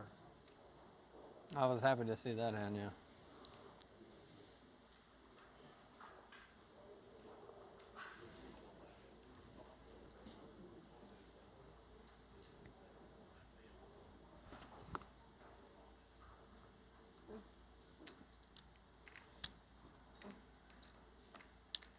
I wonder if he pots it. What? That was probably a bad hand. I'm playing very tight. Wow. I guess you're gonna pot it. Nah, you got too many good black cards. Or you got me dominating or something. I do have lots of good black cards. I needed those.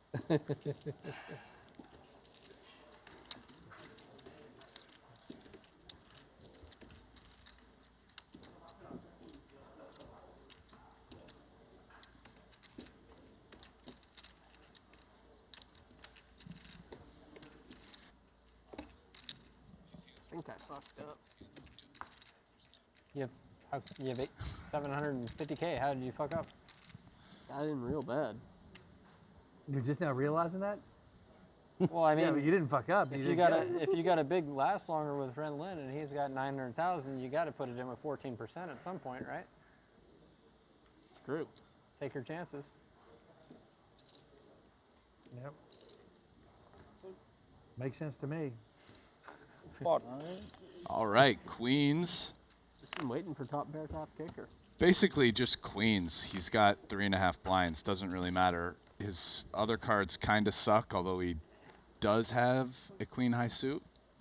But the 3 and the deuce are not the best side cards. Santosh effectively all in here. Does Keith want to give him a spin? Wow. He says no. Maybe he doesn't really want to play this spot out of position to Ike. 23, where 27.5. There's a my favorite hand. all-in pot and Ike's covers him for the side.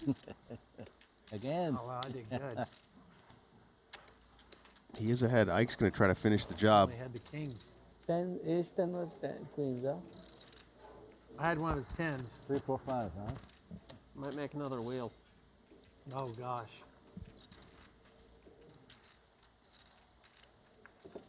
Chop it up. I flop this so nuts. Top set for Santosh. Yeah, but Ike Axton needs a king. Lear would have had king 10-9. Pretty damn good flop for him versus top set. King, just the king for Ike. King I lose, no? Oh. Ace you win. Ace queen. Ah, queen. Santosh boats up on the river. 27,500. 27.5? Ike wouldn't raise about all. Wow. Yeah, lucky you have queens. You really had Broadway? 7, 9, 10 king. I made a full house. But hey. You were in last. As usual.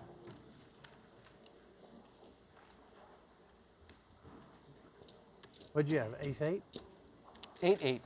8-8. See, notice Ike, also known in some circles as the Prince of Darkness. Through who? He makes side pot? everybody's talking poker. Ike, learn Yeah. from this, young pros. Keith Lear, I had king 10-9-7. Ike, no comment. He has made zero comments as to whether or not he thinks anyone else has made a good or bad play. You? Maybe he just doesn't have any opinions. Oh, that is definitely not true. I'm just saying, take that. Everybody's got to tell and teach at the table. And Ike, he's just here to learn. True longtime pro. He does not. He says nothing. Not bad. Played one hand. No comments on poker strategy at the table. I think this. I think we're like 20% of the field right here. Are we gonna get? Are we gonna get over 80? I mean, if Ike keeps getting dealt those good hands, yeah. I'm sure he had an opinion on Lear folding the king 10-9-7 in the small blind. Didn't share it. Oh wait, Paul's coming. Sweet. Paul. Oh, he is playing. I think he said he wasn't playing. 3 of them are coming to play.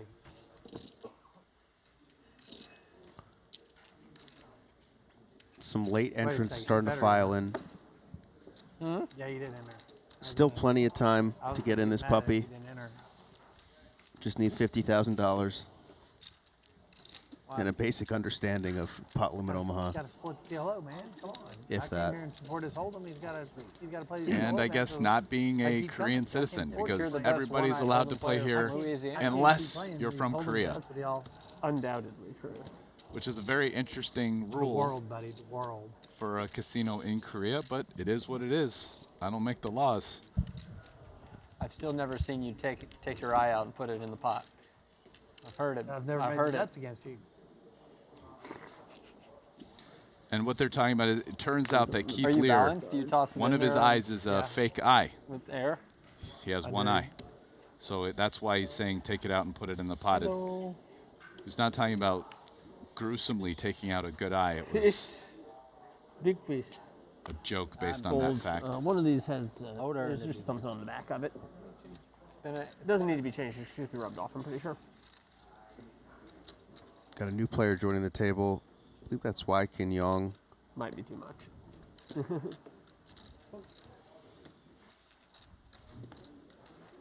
You're starting a trend with these masks. Am I? I mean, you have that autoimmune disease, but everyone else is We're going to get over 84. tagging along. Yeah, looks like it. We're going to get over 84. Santos looking to spin up that short stack so he doesn't have to re-enter. You can spin up $1, qualify for the main event from just $1. Satellites running from the 1st of April to June 6th. Also qualify for Triton events, only at GG Poker. Best emojis in the game. So sick. Main event, Vegas. Qualifying, you could get Brian Rast at your table, fresh off an all-nighter in cash, might just punt to you with pocket threes in the first level. No, that was the old Brian. The new Brian won't be fresh off an all-nighter in cash. I'll be there to play the main. Brian will be playing to win as you see Winter getting moved to another table.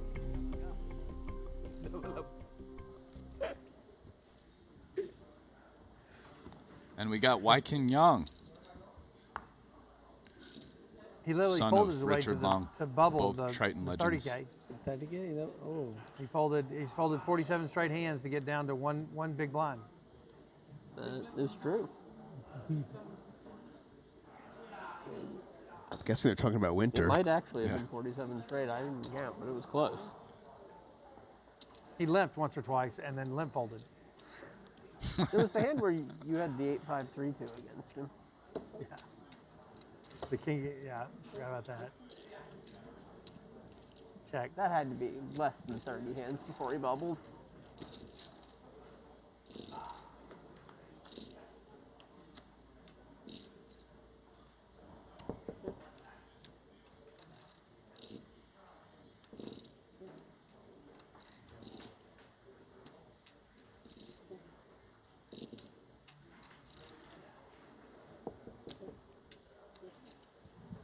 Keith makes a flush here. Top pair for Lee.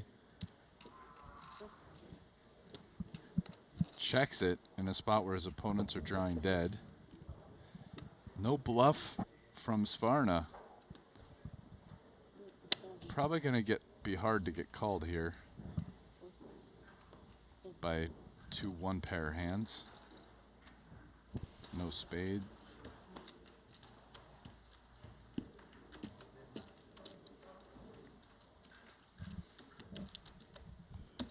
Look to the left, look to the right. Both my opponents, no spade in sight. You love those rhymes, Rasty. It's been a little slow today. Yeah, just Feel the calm like- before the storm. I feel like we're going to see some blood pretty soon. That'll probably be when they go to the other table. I mean, we've seen we've seen some pretty crazy hands, like the That big pot Ike one was, I didn't even realize he could win. Yeah, that was the highlight. Wykin Young gets dealt in here. We'll see if he plays. That's great Omaha high-low hand. Just going to limp. In the cutoff, though. Pretty late position. Fold. He does have a nut suit. Ace-high suit. Doubt he plays that hand without a nut suit. Ooh. Ike with some big connected cards, so probably going to pot it. Yep. And this is the benefit to limping for Young. Can comfortably call in position here.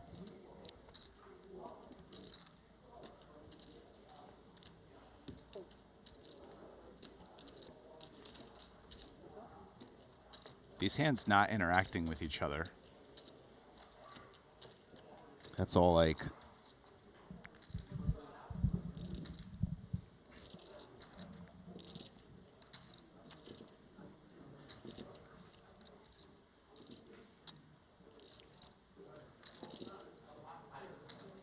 $13.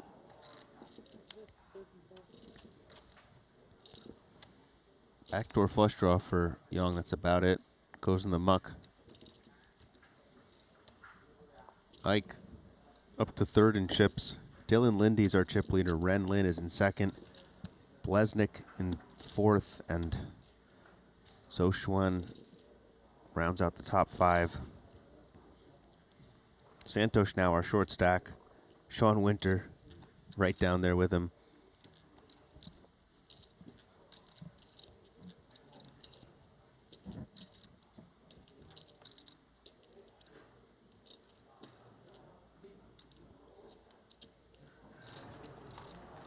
There's our other table. Blesnik chipping up here. Finally, here we are. Looks like Elton has joined. Blesnik has a lot of chips now, so I'm not saying he's not going to make aggressive plays, but I think he's not going to just make torchy plays like he's been doing before, like just deuce, 6-8 pot. Let's see, though. Some of that also depends on what he thinks about the players to his left. But he, you know, if your goal was to gamble to get a stack, he has the stack. So let's see if his play settles down just a little bit. Didi does have the stack.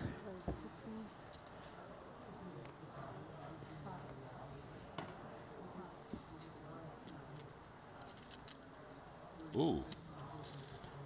Beautiful hand for Ichinose. Yeah, he's just going to call in position. Sometimes even with hands that can 3-bet, you start to see this as the stacks get shorter, keeping the SPR deeper in position so you can take advantage of that positional advantage so strong in PLO. Look at this flop. Top 2 nut flush draw for Ole and a full wrap for Ichinose with a flush draw as well. Very difficult to see any other outcome than all in. Yeah, Ole looking for the check raise, and he's going to be obliged. Really don't see Koze checking this back.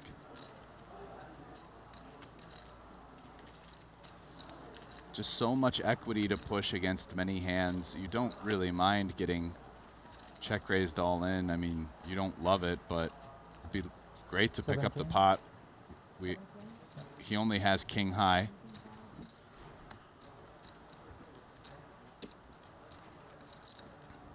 He's probably never a dog unless he's up against the nut flush draw. Yeah, this is like the worst case scenario for him.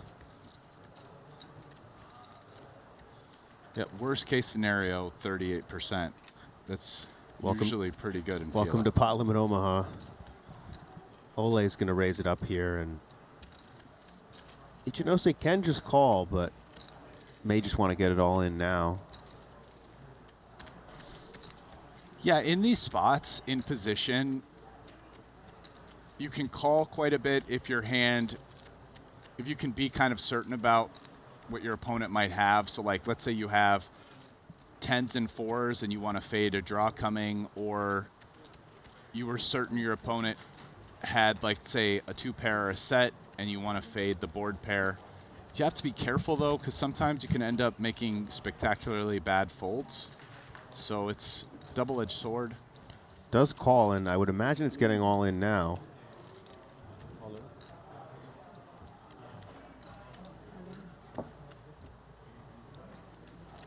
Yeah, it's well less than pot, and he has probably too many outs to fold. Yeah. I mean, he's actually getting the right price, even against Ole's hand. Right? Yeah, it's really gross for him, because if Ole has a set here without a flush draw, I mean, he's got much better equity. Yeah, but even against this hand, he's supposed to call really unless Oleg has pot, and Oleg only had 2/3 pot, so. Yeah, you see all the outs there for Kosei, looking to hit on the river.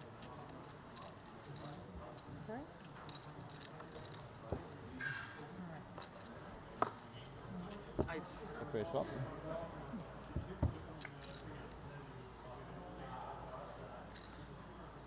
That's not one of them, though. Dodge that one. Did I win? He had pit in? Yeah. Safe. Yeah, a little confusing, but just the king is not going to do it. 2 pair for Ole is going to send Ichinose to the rail. Only card that doesn't make a straight. The king. Back on our other table, monster for Brewer, and a very good hand for Lee Tong in the small blind. And here goes Santosh. Pot. Pot. And this actually could get interesting. Santosh reopens the action by going all in. Brewer repots, and Lee Tong has a hand he may not want to let go of. Yeah, it's kind of tough.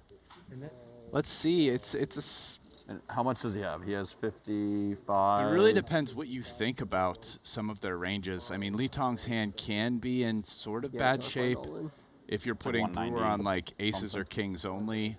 176. But 1780. if you start saying to yourself, well, maybe Santosh is doing this pretty wide, so Brewer's doing it pretty wide, then it's pretty easy to talk yourself Yeah, I into don't see him calling. folding it. It's all in. We got another 3-way all in. Santosh is all in. Still behind, I guess. Or Which is, I'm pretty sure that's what he's thinking. he said all Like that. Santosh Okay, is doing this wide enough that Brewer's going to be trying to ISO wide as well. Jacks, ace queen, king queen. Okay. What do you have, 2 jacks? I have 2 jacks, ace queen, king queen. So I am ahead, no? No, it turns out Brewer is ahead. Both his flush draws are live, only person with an ace. Pretty good.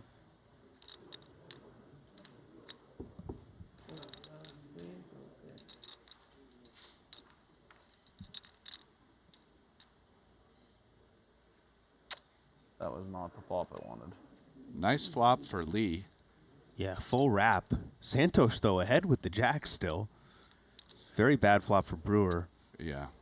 He went from an equity favorite to a pretty big dog. Wonderful. And that is the nuts for Lee Tong. Double elimination here. Brewer can chop with the jack on the river. The gamble pays off. Santosh and Brewer. It's getting expensive if they want to re-enter. Thanks for coming by. Good to see you. We'll probably get to see you again. We got 3 open seats.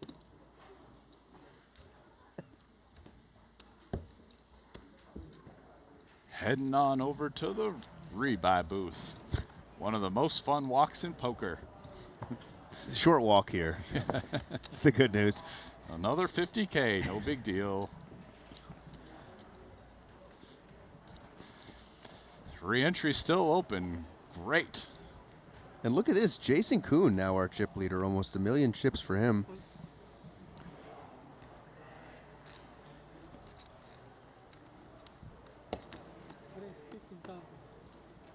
And here we go. We're back in with Boytas raising it up. Blez in the big blind. What's he got? Looks like he's going to play this one. Wow, and Kuhn got it all in with King, King, 4-4 pre-flop versus Thomas Ribeiro's aces. King on the river.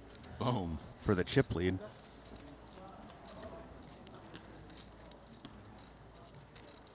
All right, and a pot where nobody has anything.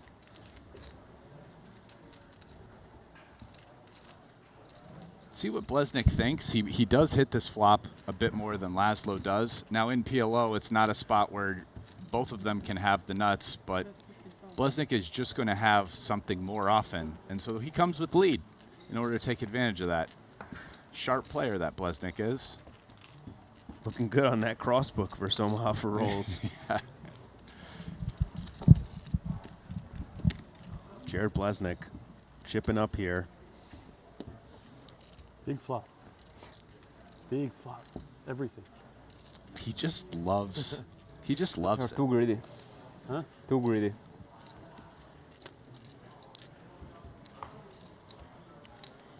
Give me some 5K, please. Ho ho ho ho. Good. Thank you.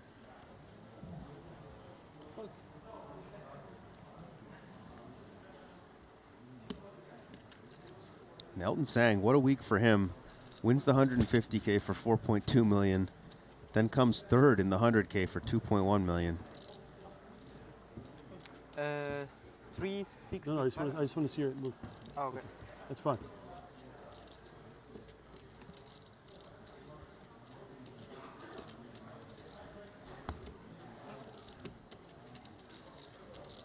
Blesnik didn't even want to count. He just wanted to see the chips. It's like he wants to visualize them coming over to his stack. We got the Ace King 9-8. Some nice big cards. It is rainbow. Still good enough to. In this spot, small blind versus big blind, I mean, the big blind just punishes small blind limps. A lot of raising here in Omaha. Yeah, it's an interesting idea. You wouldn't think intuitively to raise with a Badugi hand like that, but actually makes a lot of sense. And see, Blesnik just let it go. Limp fold. Yeah, he's been very unpredictable. No, I'm telling you, he has a big stack now, so he's done with his insane gambling, probably. We'll see, we'll see. Listen, I'm not saying he's done gambling. Just obviously he was doing some punty stuff. The level of punt might go down. That's all I'm saying.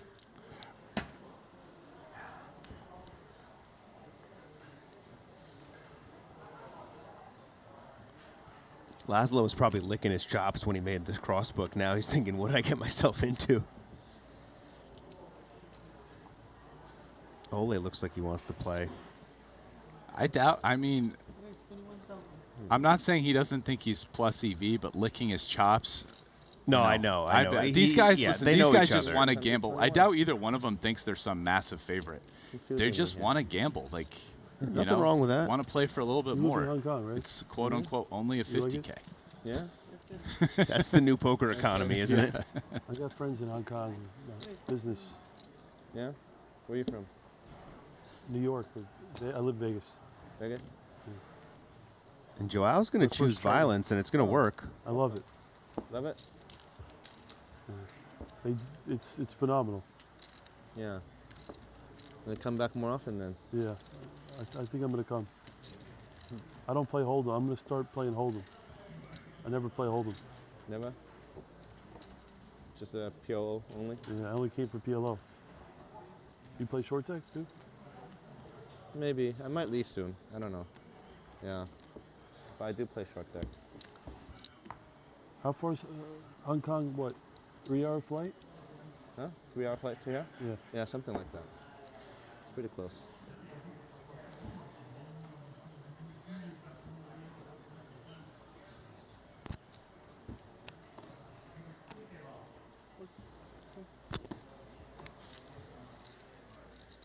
Yeah, definitely some guys at this table that have won a lot of money playing poker, even though not as well known as others. I mean, Boitas, Omaha for Rolls, won a lot of money online. Jared has won a lot of money as well, online and live. Elton Sang, big lifetime winner in cash games, dating way, way back. Not as familiar with some, I mean, Shemion, long time online tournament winner, and the other player I'm not familiar with, Stanislav. Yeah, Portuguese player. I believe he's an Omaha specialist. Elton now picks up a gutter to go with his flush draw. Kind of a dicey spot. 5-high flush draw, bottom pair. Maybe enough to take a wing at it, but it's not going to work. Joao. Yeah, Joao turns top 2 very sneaky here. I mean, I think top 2 in a check back spot, opponent bet 30, a lot of draws on the board. Like, let's just play for stacks, right? I mean, Elton doesn't even have a pot size raise all in. Okay, and he's taking the sort of sneaky route, which if Elton bricks... Oh, wow.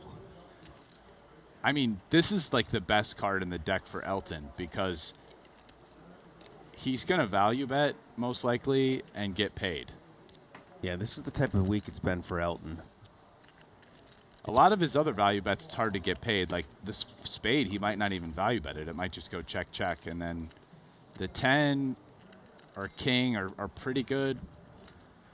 But this is the best card. It's been a get paid type of week for Elton Sang.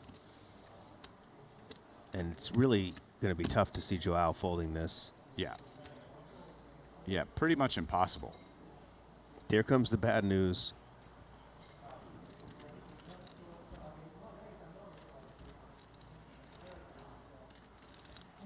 I mean, if you just call Queen 9 on the turn and don't raise, then when no draws get there, you're play my big not blind folding. Just small blind.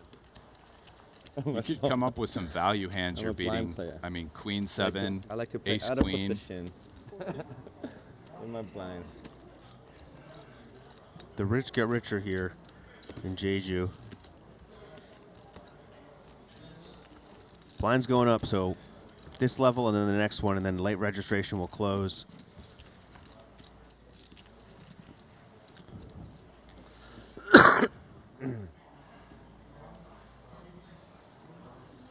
$50,000 PLO, the biggest of the 4-card events here.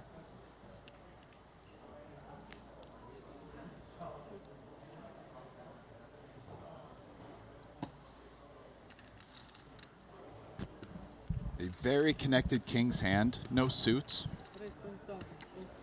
Never seen you play so tight. I've never seen you play so tight. Neither. See? He said me neither. I don't want to know what your hands have been. The doogie. It's a little bit of gamesmanship by Jared, asking the guy he's cross-booking, saying, I've never seen you play so tight to Laszlo. It's not his first rodeo. Yeah. Ole agrees with him, so maybe not just gamesmanship, some sincerity involved. Ole's going to lead this flop. Much better for the big blind calling range. Hi, Alvin. You see the power of range there. What I'm doing. That's the second time we've seen this play now in poker. like the last 10, 20 minutes. Miss you, Alvin.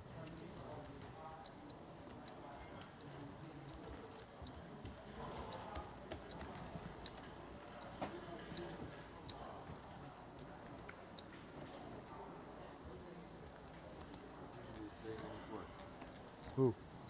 I know. Ole up to second in chips. 2.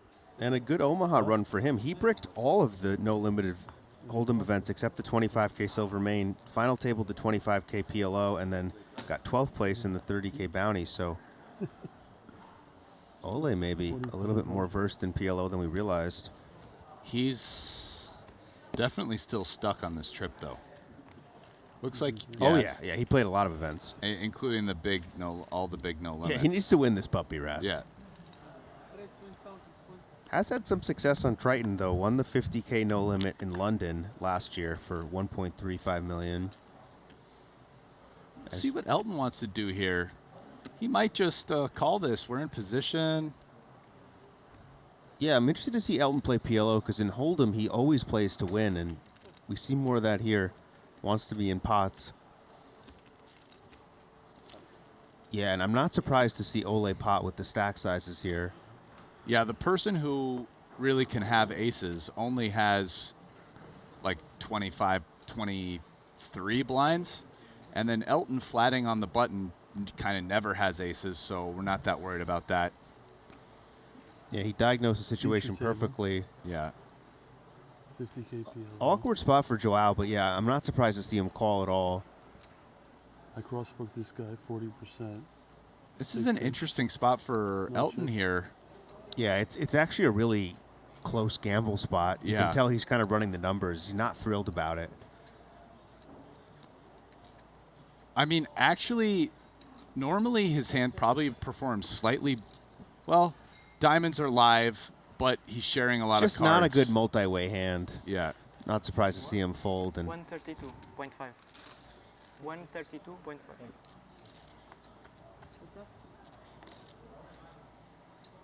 great flop for Ole. Joao is going to have to get it in, though. He's got plenty of equity. Another pseudo flip. The 60-40 is like the most common equity you see in PLO. Ooh. Who's a favorite? 55% him. I say 55 him. Stanislaw looking What do for you the think? double. No idea. No idea. I say 55 him. Jared's Oh my God. pretty good with You it. hearts? He got the favorite right. A little bit low on the guess, but That's going to do it. Ole makes a boat. Good fold, Elton. I shouldn't even have called that hand pre-flop, probably. That's 3 runouts you've had. Stone, nut, Yeah. runouts. 5, Ace, 7, jack, 8. dad. About time, bro. Alright, Shut single the fuck suit. It's not too bad. Yeah, single suit I would want. Huh? Fold if someone else is. I'm going to call the button. Maybe not in a tournament, though, huh? Ole chipping up nicely. And that's going to put him in the chip lead. The first player over 1 million chips here. Yes. He was small, yeah. No. 4-8? You don't have much either. Elton would have almost certainly got stacked too if he had continued. yeah, he would have been all in on that flop. Pair and GG, man. the 10-8 for the best open ender. I'll tell you, man, no one folds here. In Asia, no one folds. Yeah. Anything. No. No one folds. He can't fold. It's crazy. Me neither. You folded. I folded? Yeah, I made a You did really. fold. Yeah? Yeah. Call and fold. Yes. Very professional play. Call and fold. Call, fold. Call, fold. That's what Paul was telling me. Professional, huh? You know? Check call, check fold. Check call, check fold. Best line ever. Saved money. I did save money. I probably would have had to gamble Plus, on like that board. Laszlo going to see a flop here. Aaron got shot. 5, 7, 8, 10. Ooh. Am I supposed to even call with that hand? Pre-flop? 5, 7, 8, 10. Yeah. One suit. And these two One facing suit. off. Not Sure, really. they played countless hands together, and they have a crossbook. Marginal? Yeah, and Blesnik is going to pot. This is actually a great flop for Laszlo, all things considered. Double gutter, straight flush draw. Just deciding if he wants to go for it all now or just call. Yeah, if he raises, Blez is going to snap fold. Might have to follow I think he through probably there. puts it in here.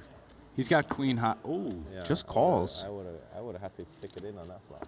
Yeah, Giving no, Blesnik a real chance to win. I think you have to call the 3-bet. And look at this turn for Blesnik. This might, he might just decide this is good enough.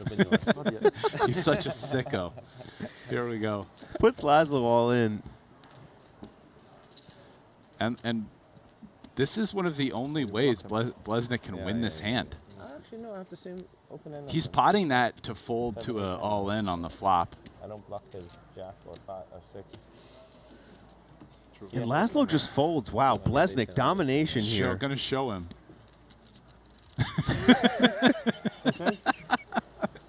Look at him looking at that hand. He's like disgusted. Can't believe on the it. turn, yeah, on the flop. Oh, you had king 8? No, I don't have a pair. I have draw. Oh dear. 1 or 2? Crossbook him. You call on the flop? Crossbook you. Huh? I'm all in on the flop. You call? I probably get it in with the ace 8, 4, 5. Yeah, I stick it in with bottom pair. No pressure. Yeah, I think I put it in. Of course. Of course I do. The way you're playing so tight, of course I just put it in.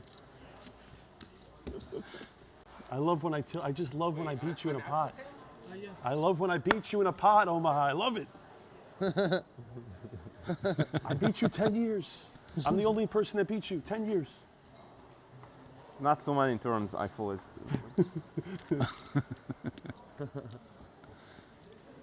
8,000.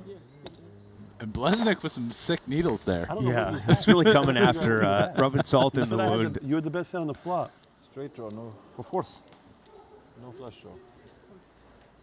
What does it mean to have the best hand? I You had the more, best more hand. equity.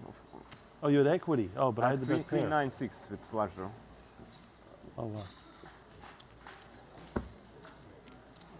Might be climb. How do you have so? I know you're not folding. You have a piece. You, 10% three base. you, Why you made it what? more? I didn't. No, 10% three base. no, you didn't. Smart move. On the flop or turn? Flop. No, you didn't. At least against Brewer. It was against Santos and the Spanish guy. His name I don't know. You have a piece of the bet or no? No. We did a small crossbook. You told me.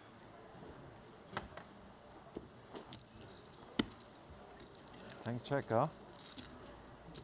Okay. This is fun, guys. It feels like we're in the midst of some high-stakes gambling. Yeah, we this got is just 3 like- chip leaders. They're cross-booking. Ike doesn't have a piece, but he knows about it. Let's go. Very different feel from some of our earlier No Limit Hold'em tournaments. How many outs did you have with the flop? And a real action card here. Both players make 2 pair. Or 4 rather, but they had a lot of redraws. Elton deciding if he wants to bet or not.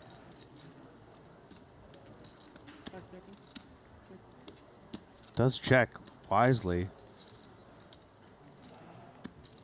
Probably planning on check calling. I mean, he's got 2 pair.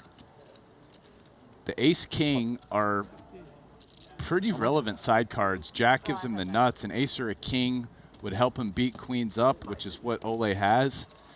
Can't love seeing pot, though, but definitely has enough hand to continue here. What level are we on? What? What level are we on right now? 9. Same thing up till 10, rebuy? Tricky spot. How much? Call. Yeah. This Not seems 69? very reasonable to me. You said 69. Okay. The 10 is his 69, nightmare I fold. card. 68? I understood 69. 68, we can.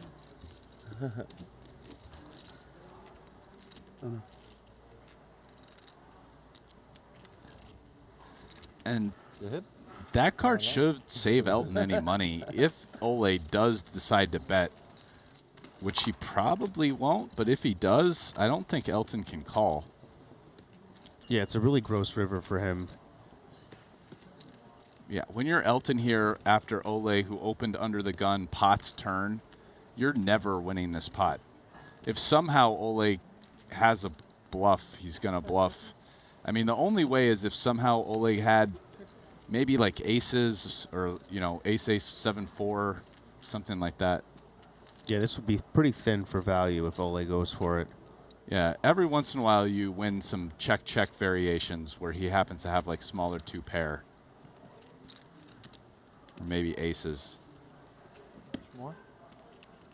250. 260. But 3 straights, king, jack, jack 8, and win? 8-6. You win. Yeah, and Elton saves himself there.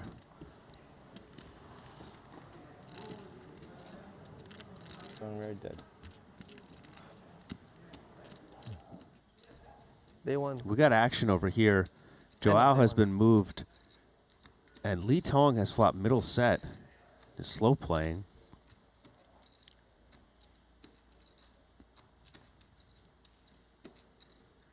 Look at that turn.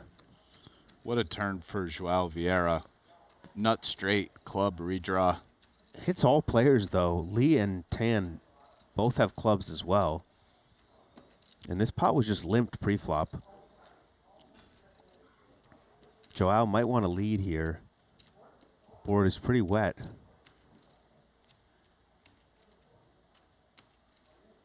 You really don't want to see it get checked through if you're him.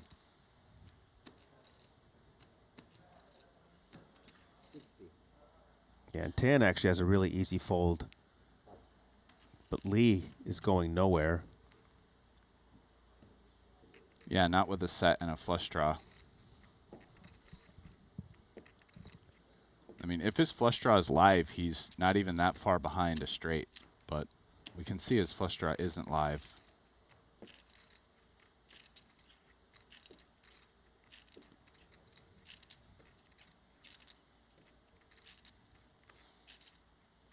Joao just needs to fade the board pairing here.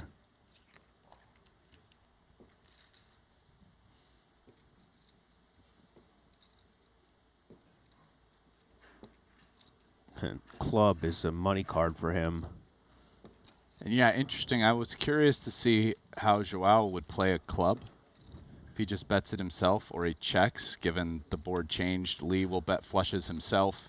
And then maybe like Lee turns sets into bluffs.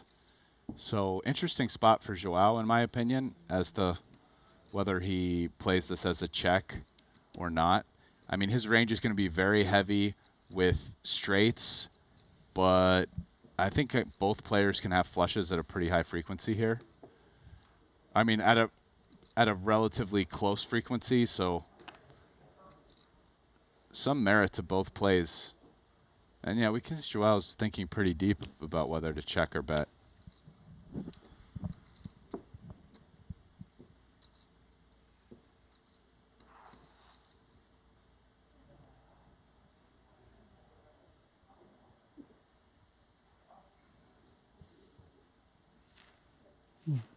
After taking this long, I feel like he's going to check. What do you think? He bets small, which is going to save Lee from too much damage. Yeah, Lee's never folding to 30K. I mean, this is a spot where if you're him, you're thinking maybe 9-8 is just pricing it. But with the smallest flush, I get he's also not going to raise, it looks like, and going to see the bad news. Okay. Nice pot for Vieira. Very experienced PLO player. He's raised got him. I think you scared him. Scared him off. Oh, look at him, though. It's time to go for That's Laszlo. like the nuts, isn't it? What happened? Vieira may be That's hoping that his call opponent would and raise flushes to a small raise. bet, but Lee didn't do it.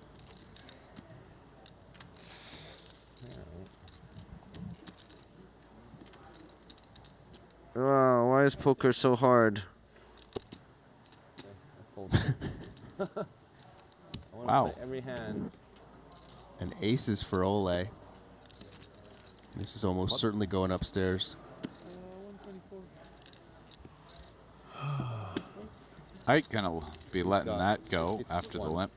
But Laszlo going to be very live. Wow. Wow. What is it? You're good. I have all his cards. Which cards? Your cards. I have three out of 4 of your cards. I have like. I can make some straights, I guess. King, 10, 9. These cards? Also? What did I have? King, 10, 9. King, Jack, 10, 8. Just with diamonds, I think. 8, Elton. 6. No, I have King, Jack, 10, 8. I think. Yeah. 8, 7, 6. Oh. Oh. Oh la la. Oh la la. Great flop for Laszlo. Oh la la. How did I fold that hand? I folded it. 3. Oh my god. Elton is tilted now. Yeah. Yeah. Elton has the nuts currently. King, Jack, 8, yeah. 61? The Omaha special. Okay, no more folding. No more folding. Should have potted him. Need double up for you. Yeah. Even more. Yeah. Omaha for rolls gets the double. Still, not a lot of chips for him, but nice to not have to hit that re-entry line. Yeah, especially when you're cross-booking. Hello. Ole still our chip leader. 137 big blinds. Elton wishes he gambled there. Ike and Jared very healthy. Boytosh just hanging on.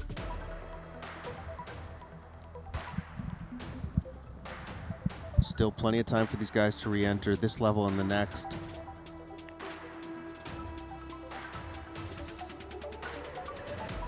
Ole, the tournament chip leader. Kuhn in second, 931K. Okay, Zhou Xuan, who's dominated these PLO events, in third.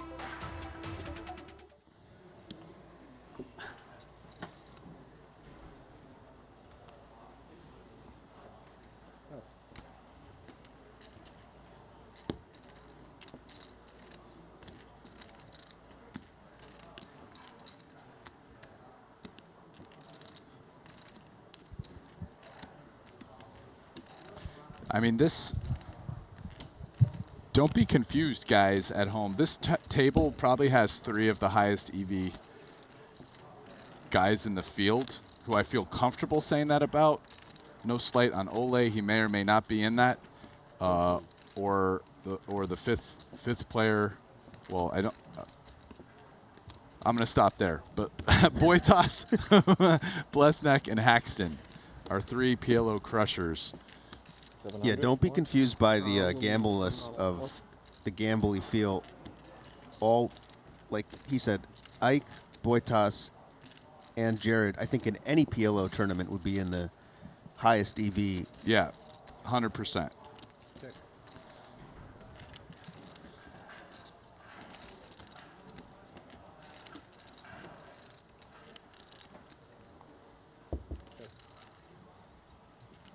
Both players with just ace high. But Ike with a double gutter now, and the way this hand sets up, pretty nice path to victory if he wants to start betting. Yeah, he's the big blind, right? He should have some more 4s.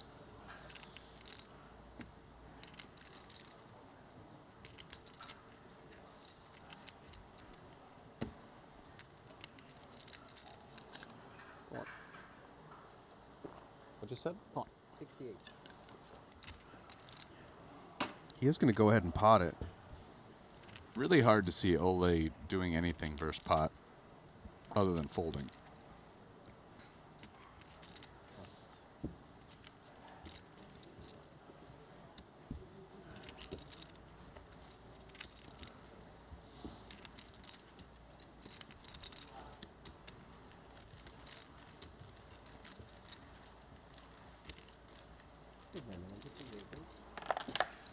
Yeah, Ole's had a lot of success in No Limit. I'm trying to find any PLO scores. I'm sure he has some online.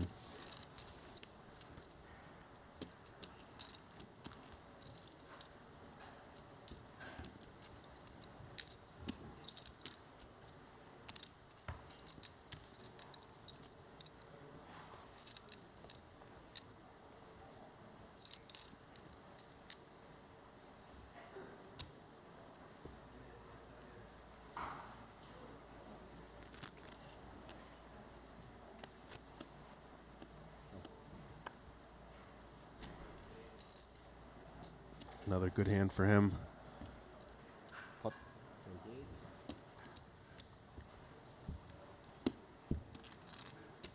And you see Blesnik folding the, not a great hand, but still showing that he's not messing around anymore. Yeah. At least for the time being.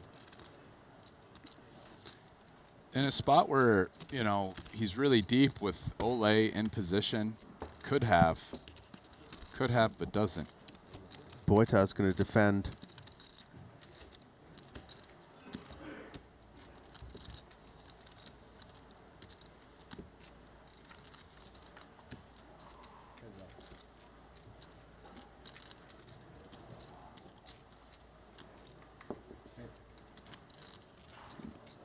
This flop would have been best for Jared. Probably ends up winning it just by c-betting flop with the wrap and the pair of fives. But he's not in the hand, so let's see what these two gentlemen do.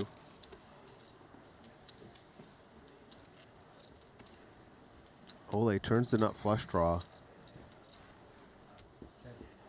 Doesn't seem like a combo Laszlo's going to start betting with. No draw. Does have jacks to maybe show down. And probably the same with Ole. Really don't want to get check raised. Queens might be good. Yeah, and a lot of his 6-9 hands bet the flop. Yeah. And it's nice to have some nut heart combos we check back with.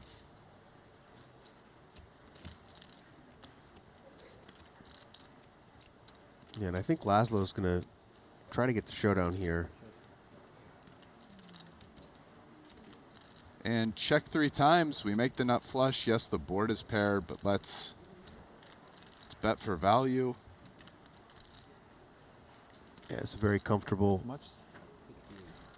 value bet for Ole.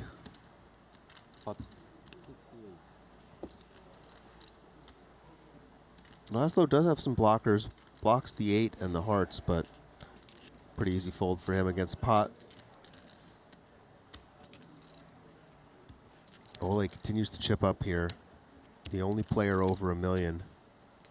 Jason Kuhn has 999.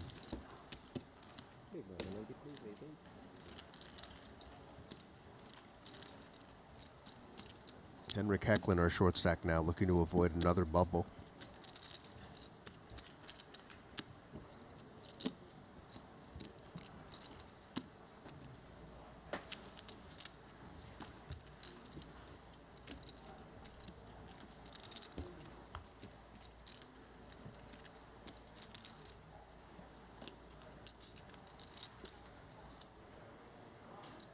.72 total players entered. We heard Keith and these other guys saying they thought 81 would be the number. Looks like we'll hit that. Aces for Ole. He's starting to card rack.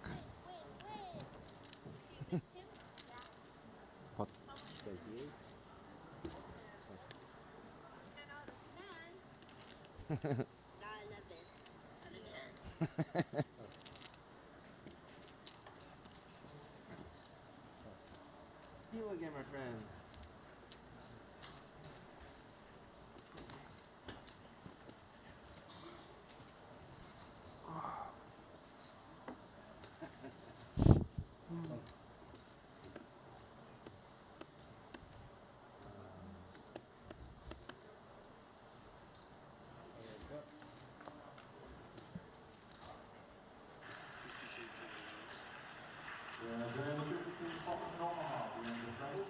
Nothing to speak of for Elton.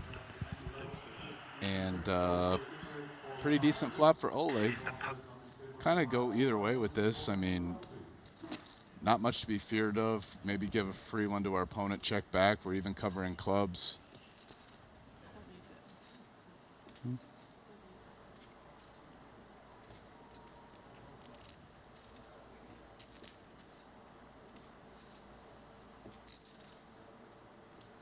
And does Elton want to start bluffing? No.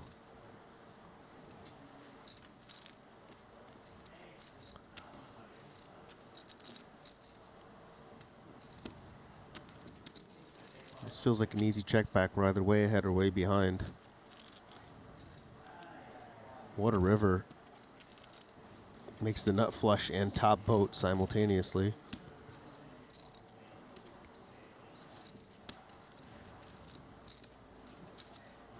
Only way he's getting money in this if Elton decides to bluff, which doesn't happen.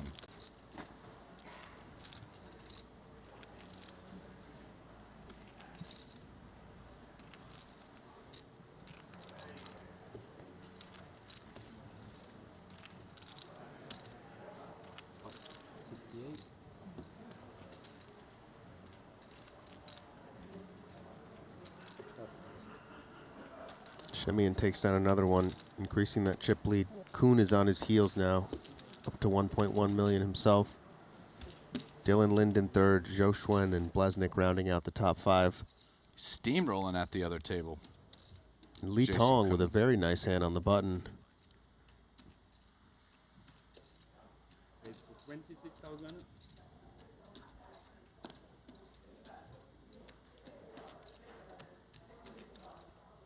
Fold.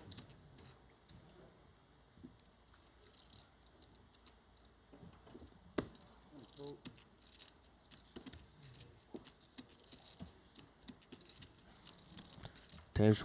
Tan Xuan gonna defend the 8s from the big.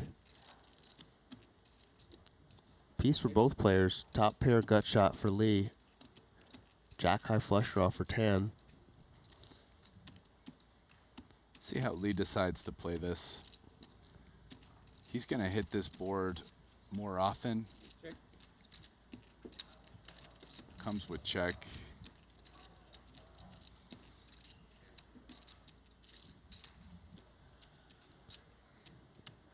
Tan with just the naked jack flush draw.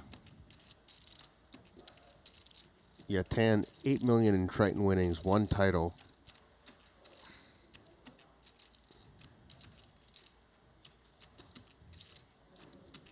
Lee now gonna bet, feels he has the best hand.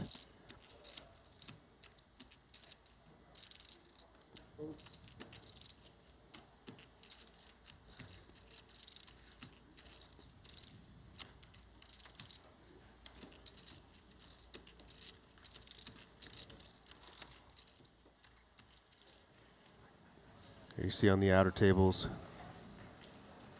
that's going to be our next feature. Greenwood, Santosh, Mr. Kuhn challenging for the chip lead.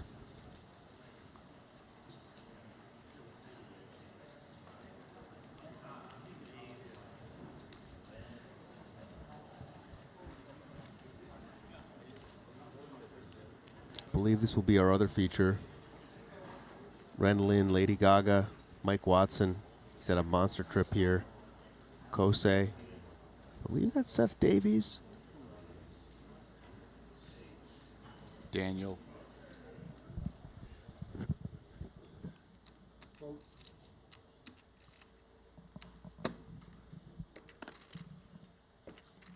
Winter has limped here. See what Joao does on the button. Probably ends up limping this one behind. No, lets it go even with the nut suit. Gonna be happy he did, because here comes the raise from the small blind. Yeah, monster hand for Tan. 32. 32,000.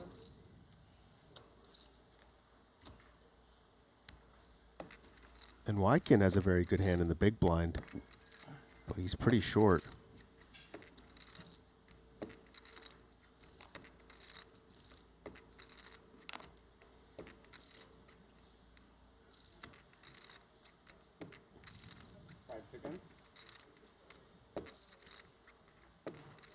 Wow, just folds. Winter happy to call in position. We can see, though, a lot of those cards are gone. King, Queen, 10, 10. Winter's equity is probably even a little less than stated. But flop's top 2, so. Yeah, great flop for Winter. Tan with a gutter. SPR is 2, so he may just want to go with this. Does check, though. Yeah, this is a flop which should be pretty good for Winter's range, given the limp flat. Pot. 76,000. 70.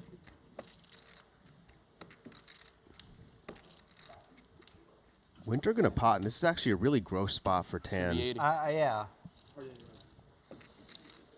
Had he bet, he might have been committed, but after checking, I think aces and the gutter to the nuts. I mean, I think he probably ends up going with it. That it's not like a pleasant spot, but you're not doing that badly against a number of hands.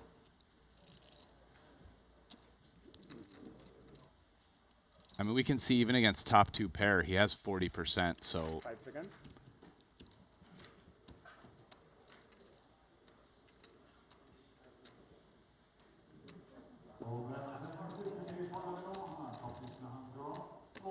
You know, he could do stuff like call. You can stop and go this as well. And you know, there's some cards I think you can fold pretty safely, like the Queen of Diamonds, the 8 of Diamonds, right? Okay. He's just going to go with it, though. I don't blame him. And Winter in a good spot to eliminate Tan here. A 10P. What's that? King 9-7? King 9. 7 Jack. 7-11. 7-11. 7 Ace Jack. 梅花买挺好的他。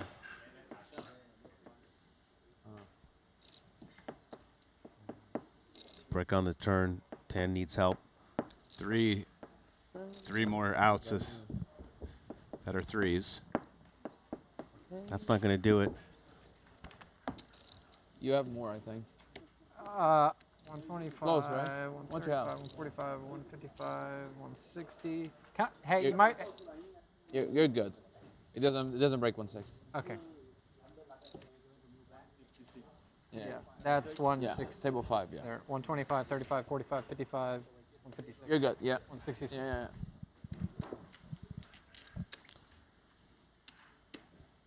34 players left.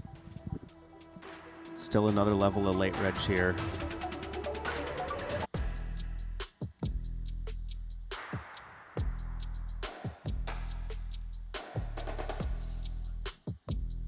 This $50,000 PLO. And I mean, we're gambling here, Rusty. Yeah, the boys are gambling.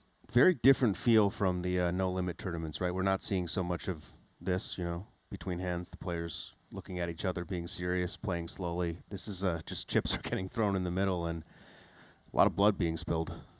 Yeah, no doubt. I mean, definitely some gambling to build up stacks. Blesnik was 100% doing that, and different vibe. I do feel like, you know, now that half the field is out, even though it's still re-entry, the vibe has shifted a little bit more serious than maybe a few hours ago when there was a lot of chat, a lot of talking, even a little bit more gambling. But yeah, it's a different vibe overall. Yeah, well, we're going to take a quick break, about 15 minutes. Don't go anywhere. We'll be right back.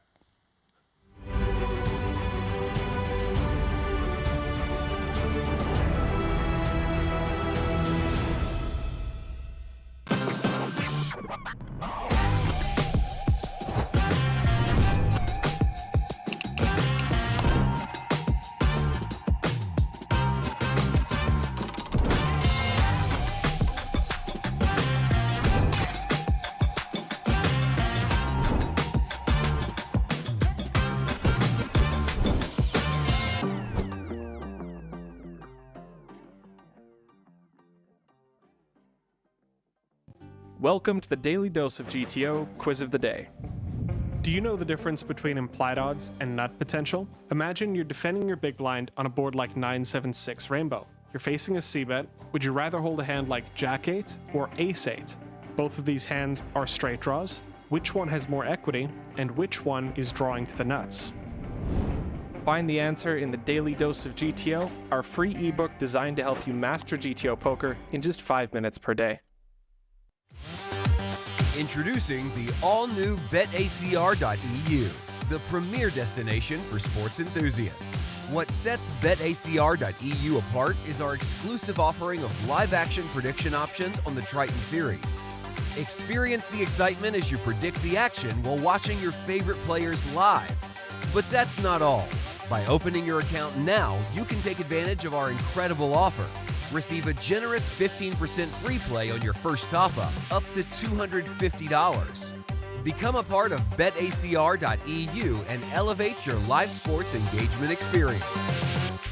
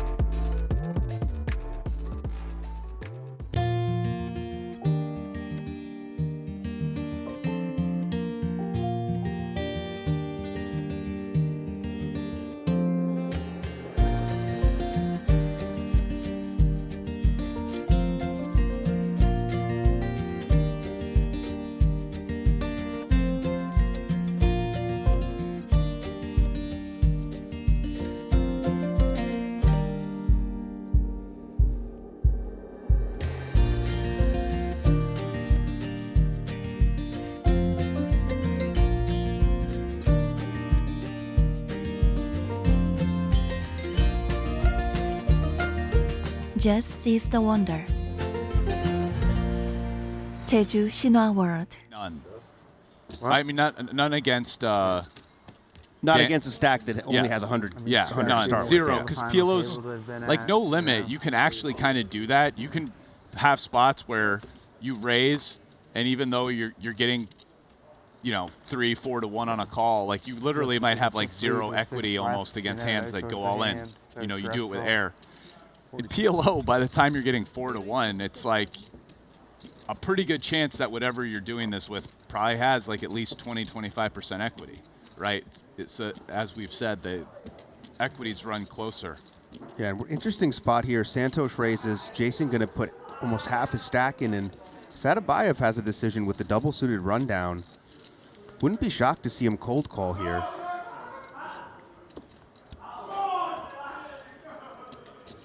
Yeah, it's the thing that's the most dicey about this for him is that I think he's definitely calling if all of them have 200K. The problem is that Kuhn is significantly shorter, which kind of sucks in this spot. Like you'd kind of want Kuhn to have 200K also, rather than just like half of Kuhn's chips, and then the other guy who's coming in, who might be doing well against us, kind of, he has us covered and is in position. Any bet Santosh gonna gamble. But there are definitely people who would not have folded that hand, the 9-8-7-5 double, even despite what I was just saying. Yeah, Sadabayev gonna wish he played it. I think that's got you written all over it, I think. And this is gonna be all in. Jason's ahead though. How many pairs you got? One pair. All right. You're good. So queen or jack? Okay, that's a above average situation for me actually. I was thinking I might just be dead on the flop. Got a backdoor. Backdoor. Yeah, Kuhn would have been in big trouble if Sadabayev well, not anymore. Now, yeah, now Santosh just drawing to a 10 for a straight. That's doable. Yeah. All right. And Kuhn going to double up again on a nice spin here after being very short. 7-5.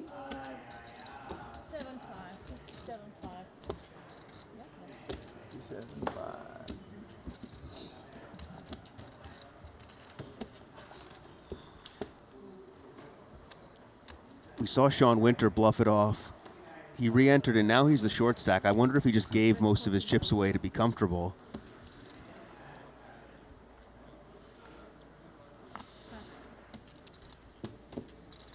Santosh, look at this. Kuhn with kings again. Santosh has raised. Yeah, and what he's got, like 50 blinds? Oh, no, sorry, much less, sorry. 4K big blind now. Yeah, the problem for Jason is just really kind of ugly kings with the 3 hearts and the 9-5. And he's in position too, which makes it kind of more comfortable. It is a spot where maybe in the small blind he does 3-bet actually. Get the SPR shorter out of position. Wow, and by calling, actually a spot where Kuhn generally doesn't want to bring somebody along, but he brought along the big blind who's got a dusty flush draw. Yeah, and he may just want to call again for that reason, try to keep lower flush draws in. Or he Yeah, I think he just calls here, yes, for that exact reason versus Greenwood as opposed to raising versus Svarna. That said, I don't know if Greenwood can even continue with just no pair. No, he's going to put it in. I think he may sense that Santosh is a little steamed here. And Santosh, I mean, this is kind of a gross spot. I don't think you can bet fold. No, I don't expect Santosh to bet fold, but you're not feeling great about it. The old ace-king 5-5 here. No, but I think you just, I mean, after you bet pretty close to the pot, you're getting a good price. Gamble, there it goes, and these boys are going to gamble again. I can make a great hand, but I might have the best hand. I have kings with hearts. Santosh now a slight favorite. Jason was a slight favorite last hand. Is it the king or the heart? I had 2 hearts. All right. Well, I've done worse things to people in my life.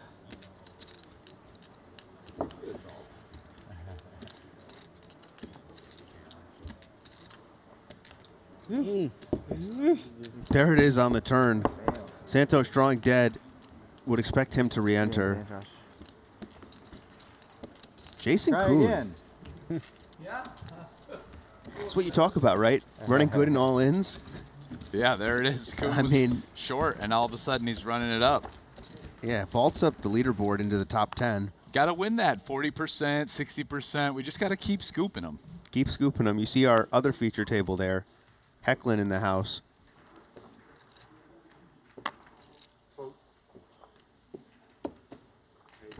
And that is Omaha for rolls. Laszlo, very familiar to a lot of the Omaha players out there. Really considered one of the best Omaha players ever. Yeah, in the cash game streets.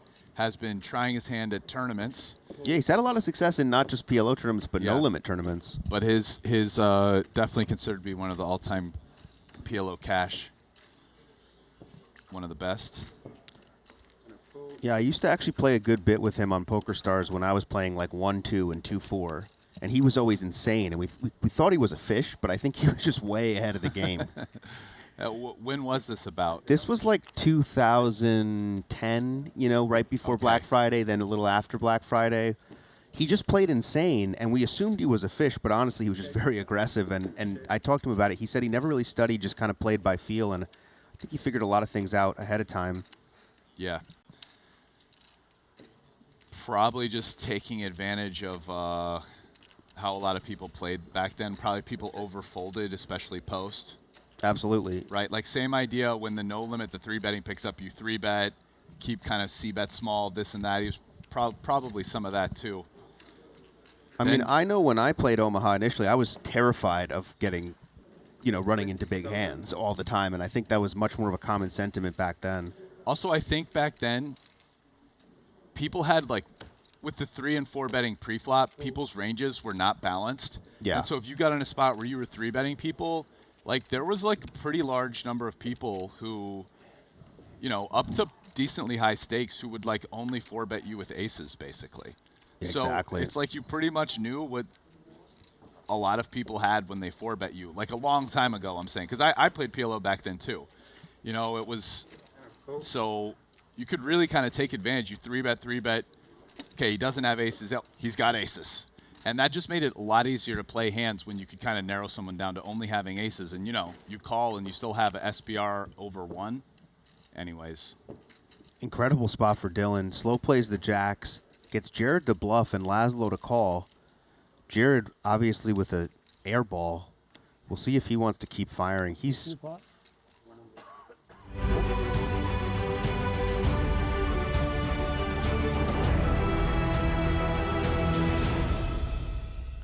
Hello and welcome back to Jeju, Triton Super High Roller Series, day 1 of the $50,000 PLO main event here. Rasty, Will Jaffe, thrown off a little there. Couldn't have saved that maybe for the, you know. Anyway, we're back. We got action, and we saw a lot of gambling early on. Obviously better to do in these PLO tournaments, but are we at the phase where these players are going to start playing a little more seriously, Brian?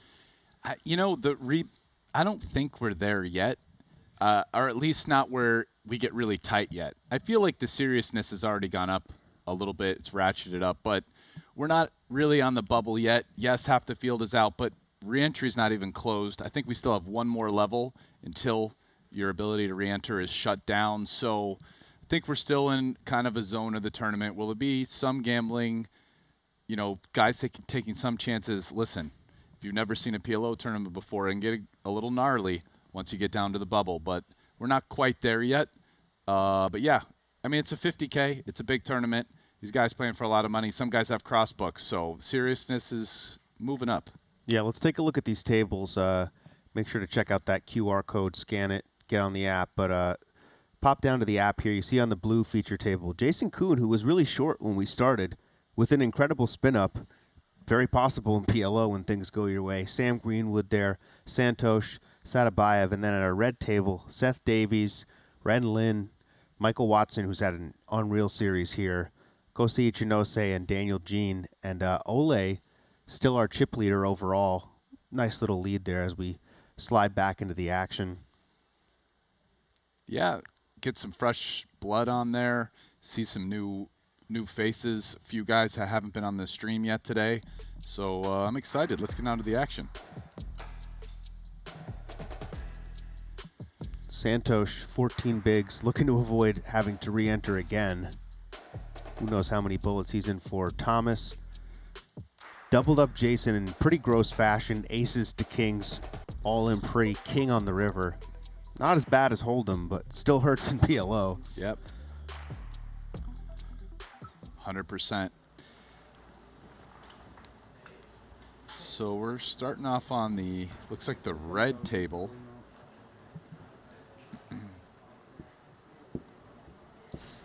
This is also the last level of registration. 35? Well, we were playing 5-handed back after? Why do I remember there being one more somewhere? So, one of the guys at this table, Will. I think so. Koze. Yeah, after Mr. Paul busted. I'd never met him before, but I'm walking around down, you know, when you go outside here, there's that little food court outside. It's the only place that's open after like 10. I'm walking around looking for a place, and he's there with his girlfriend. It's like, that good, why don't you join me? So I ate dinner, sat with him for, you know, 2 hours maybe, chatted. Really nice guy, poker player. Actually, I think, if I remember correctly, PLO is his best game. So, you know, came here for the No Limit. Is a streamer, which apparently in Japan, you're not really allowed to stream poker. So they've cracked down on guys who stream. So he's actually left, and he's not really living in Japan anymore. He's living in Malaysia, like that. Even though he is Japanese. Oh, okay. So, just a little background on him. One of our new characters here at Triton. Hasn't been here as much, but getting his feet wet here in Jeju. You really got all the info, Rasty. Listen, man, I'm in here doing hard investigative journalism. In the saunas. You know it, man. Davies flops top 2 here. You know it, gonna buddy. C-bet. Great spot for Seth. Yeah, I mean, top 2 on a disconnected board. Pretty nice. He's going to raise it up. Ren just does not have a hand that really wants to continue here. Yeah, you can hit a 9. That's not very likely. An ace or a king, I mean, is it even good if you hit one? Backdoor clubs kind of sucks folding a little bit, but this would be a pretty light float if he floated here. Not like completely unreasonable, but he's folding. Okay. Professional bluff.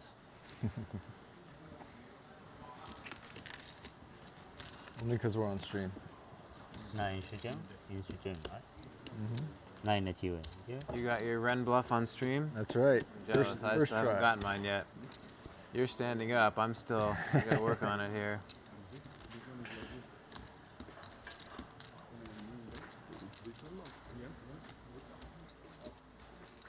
Chicken curry.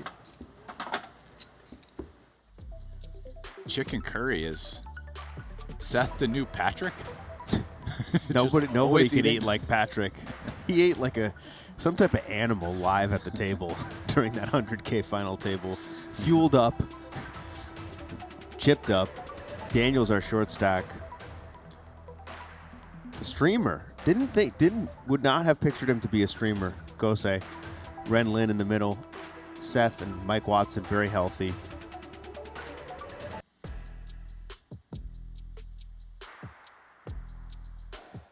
Getting closer to that re-entry closing. This is the last level it'll be open, so wonder if maybe we see these guys take a few more spots. Antonius is our short stack again. See if he can run it up.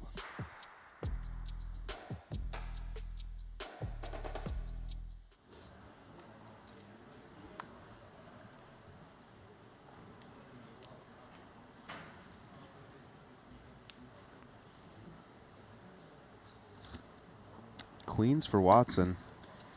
That's Sir Watts, first of his name, king of the value bet to you, Will. Okay? Thank you for that information. He's not a man to be trifled with. He's going to limp with the ladies.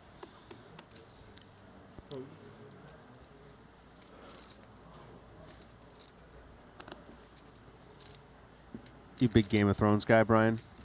I am, yeah. I love that show. I mean, in the first like 5 seasons, are just like the best, in my opinion, like the best TV I've ever seen. You have a favorite character? I mean, Tyrion. The Imp? Yeah. In the books, I ended up reading the books after the Black Wedding. Okay. Is it the Red Wedding? So, no, sorry. No, it's... I'm getting it confused. It's when Jon Snow got axed. I mean, not Jon Snow, I mean Robb Stark. That's the Red Wedding, I believe. Yeah, the Red Wedding, yeah. After that scene, I'm sorry, I went and read the books. And books are incredible. Yeah. They did a great job. I mean, I think the showrunners did a great job of fitting the books to the TV show, kind of like transmitting that, taking what they needed. You cut out some things. I mean, the books are huge, they're long. But once they ran out of book material is when the show started to unravel a little bit. Did you watch it? Yeah, I know what you mean. Yeah. I mean, listen, I don't think the end seasons were terrible. They were entertaining, but they gradually got a little bit worse. One of the things that made it so great is how logical and contained and everything in the story was. Everything made sense. Like the character motivations all made sense. Certain things happen, and episodes later, seasons later, the results of that, the effects of that come back to either bite or affect the characters, and just a lot more like nonsensical things start happening in the end. Even though it was still entertaining, it just wasn't like the best TV show ever. But yeah, no, I'm a big fan, and so. Disastrous river for Renlin here. Makes the nut flush. Luckily, gets checked too. We'll see if he wants to go for some value. But remember, double paired boards, right? Less likely your opponent has a boat, so not a lot of money's been put in there. Flop wasn't bet. Small bet on the turn, so yeah, he's going to value bet this, so you can't blame him. And the way Davies played it, looks like he might just have a 10. Ren has a deuce as well. Like, super relevant card, right? Because... Wow, and Davies just calls. Ten deuce. Brent can't believe it. 10 deuce. 10 deuce. Wow. So tilty, so tilty.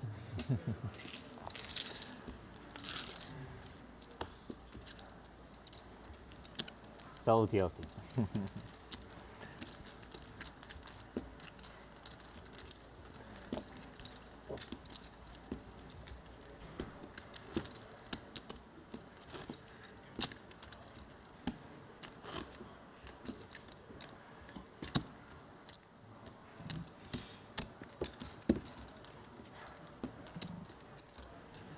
It's last level for Lui Bai, right? Mm-hmm.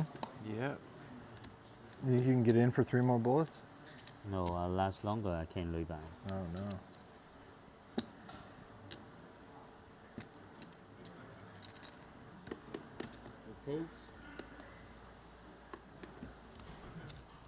Daniel with a playable hand here. Yeah. Stack size is a little dicey. Yeah. I was trapped. Could limp it. I can't sleep. Comes with raise. 3-bet's going to be a little uncomfortable. I can't sleep tonight.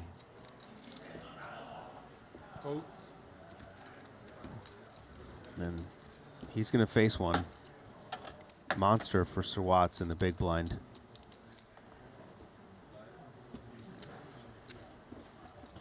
Yeah, this is pretty uncomfortable with such a short stack. 我已经打成了，我已经被打成了，快来救一命！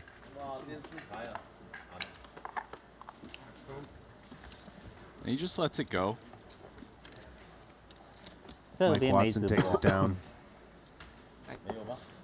Watson had a hand with having 2 10s himself over top of that 10. Just really had him in jail equity-wise. I've never needed glasses or contacts or anything, too. About time? No, I'm saying I think it's fine. I don't know.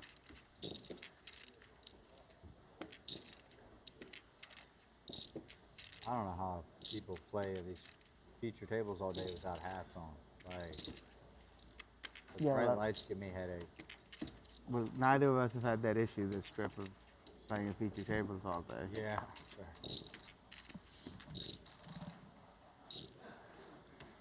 I had a final table. It's a big one too. Which It one? just didn't last very long. At like 297 person 25K. Oh, I thought you meant Big Brian. No. I didn't. Yeah, Kuhn I didn't did get finish He ninth. definitely didn't get time to get a headache. Yeah, he was out of there fast. 25K Silvermane. Yeah, I was in the booth when he got busted there. It was like the first orbit of the final table.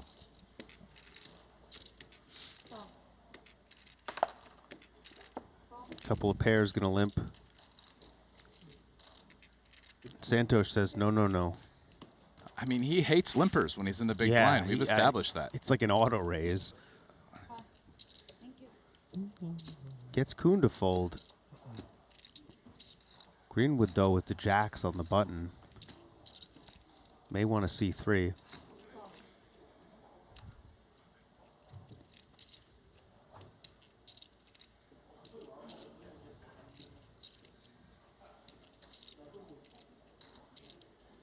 Thomas with a pretty trashy hand. Does think it's good enough.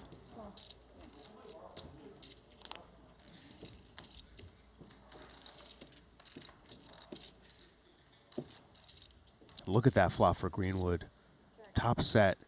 Santosh has diamonds and a gutter. We'll see some fireworks here. Yeah, the 9's only going to serve as a blocker to Jack's filling up.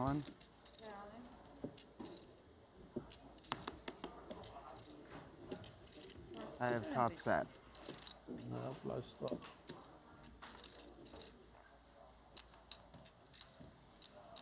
Greenwood looking to send Santosh back to the rebuy line. Given the SPRs, Greenwood could be in better shape actually against some like one pair type hands, but he's up against a gutter and a flush draw.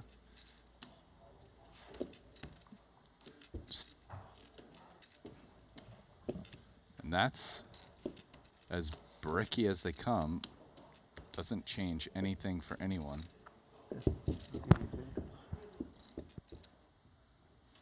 Top set's gonna take the money.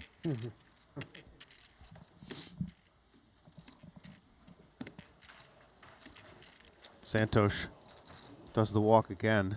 I thought 2 offsuit paint with the first 2 cards of his that I saw. And then I'm like, oh, he has kings.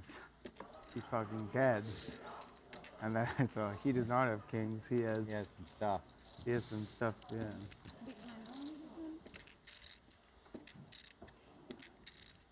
Yeah, I know what you mean with the Game of Thrones. It was like, it's so hard when you have dragons spitting fire and all these magical creatures to make it believable, right? Like Yeah. to keep the audience saying, okay, I actually believe this. I'm really engaged in this story. And it did feel like as the seasons dragged on, it kind of like they lost that a little.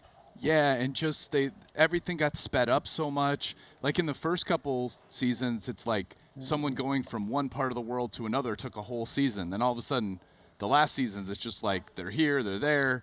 Just They I don't did know. a great job of weaving the stories in together with the Dothraki, you know, like all these different, and that's what they did with the intro, right? With the big board, you had all these words, but they were intertwined, and then as it went on, it just got like a disjointed or something. Yes. It like lost the connection. It was this massive story that had all these little pieces, and they were all spread over, and it just like, I mean, we can even see GRRM himself is perhaps having difficulty winding the story down. The 6th book still hasn't come out yet, and it's like they just tried to do it in like 2 or 3 really short. One of the seasons was really short. It was like 6 episodes.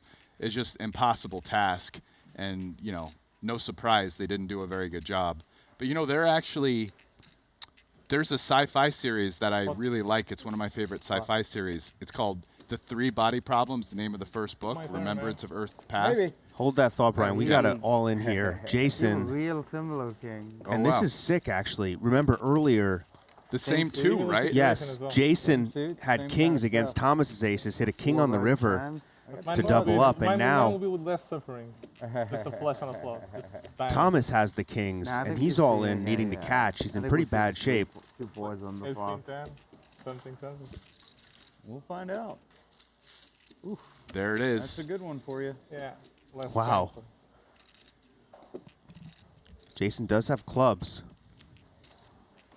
A few backdoor straight type. Ooh, that's not going to do it. Guess there's a couple aces left. That seems fair. Nope. It doesn't feel fair, but all right, Sam. Yeah, it doesn't feel fair still.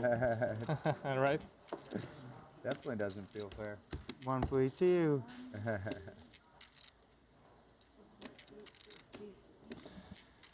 Anyways, yeah, no, Thomas gets it back. Now it looks like they both have about the same amount. Yeah, anyways, what I was saying, Dan and Dave, who definitely caught a lot of flack for how they ended that series, they're taking another great book series and turning it into a TV show. The Three-Body Problem, a really wonderful sci-fi series there. And that series is not incomplete. It's 3 books long. It's done. They're making it into a TV show. I'm very excited for that. Boss man in action here against Sir Watts.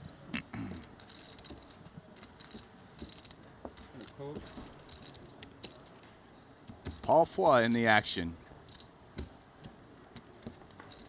3 hands that all have pretty close equity here going to a flop. And Davies looks like he's probably crushing this as the only one who really flopped a pair.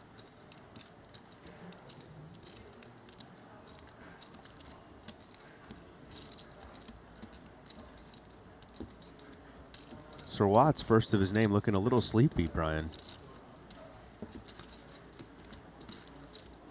All these deep runs adding up. Monster series for him. 5 seconds. 35,000. Fold.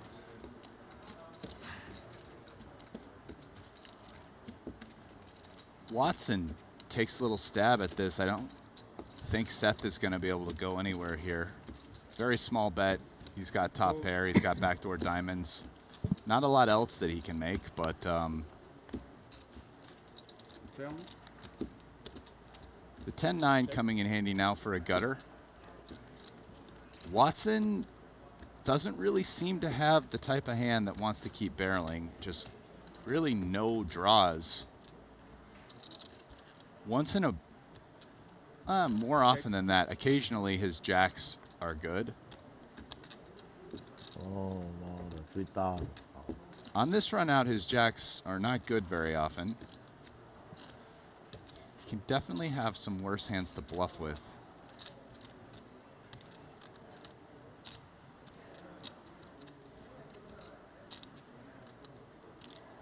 Seth's hand feels like a check here. King 10 can win at showdown. Sometimes worse bluffs, but we win some checks. Watson's hand is a little bit closer to a bluff, but maybe not as bad as Jack's. He can definitely have worse one-pair hands. Not winning a ton at showdown, but yeah. King 10.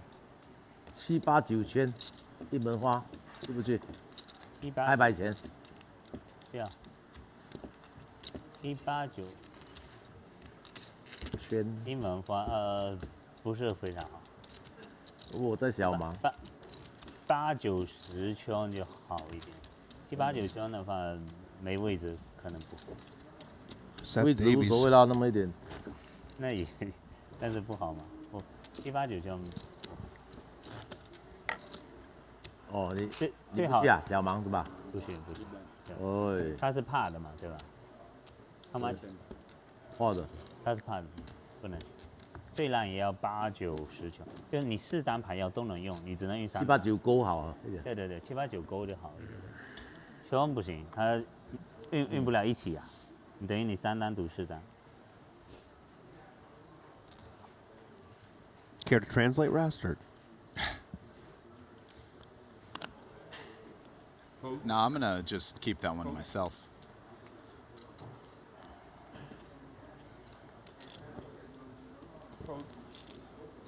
Good for. Beautiful hand for Davies in the small blind. Yeah, let's see. He might just want to pop this one up himself here. Make the pot bigger. never Nice double fold. suited hand. Okay. Let you see the flop. Ren Lin with a pretty dusty Badugi. But it might be able to win this one. Let's see how it goes down. This is one of the paths where he starts winning. Does he just start bluffing at this? Yeah. 25,000. Hell, you go for.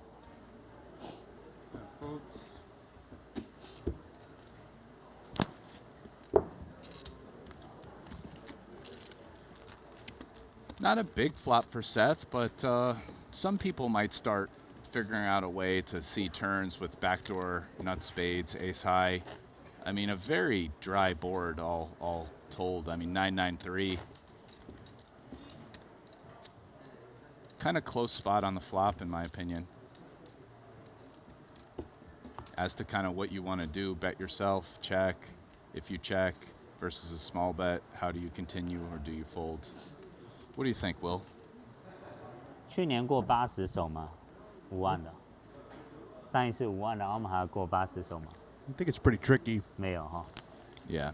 Pretty gross flop, you know, when you raise the small, get flatted by the big. Very easy for them to have a 9.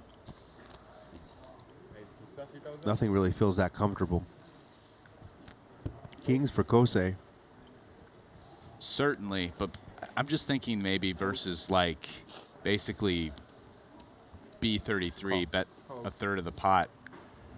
You probably have to start reaching up into hands like that in order to be defending enough, especially if our opponents are just betting queen high, like literally no pair or draw. Yeah, the problem is we're going to have plenty of over pairs that we can happily check call with. Yeah, we'll have some.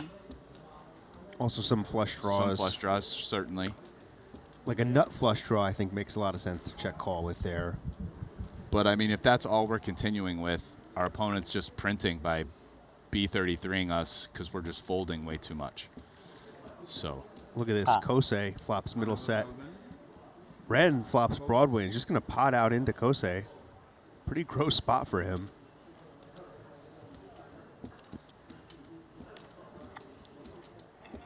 I don't see how he folds, but I mean, this doesn't feel like a bluff from Ren. Hey, so I'm going to go ahead and tell you, I told you I was going to hold it, but I'll go ahead and tell you what the translation is. Apparently, Paul was asking if Queen 987 was playable, and Ren told him that the gap from the Queen to the 9 is not so good to play. Interesting. Yeah. And Ren makes a set, and terrible card for Kosei. A lot of boat outs go away, and Ren's just going to pot, and I mean, yeah, no choice there. Lady Gaga. Huh? You're not going to show the 10s? Oh. No show.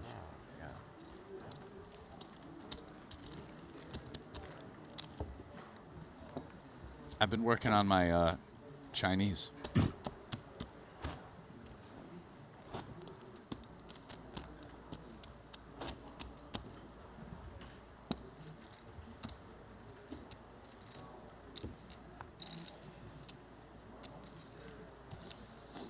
What do you think about that, Will? Hey, man. Pretty sure it's Mandarin, but sounds good. Boss man.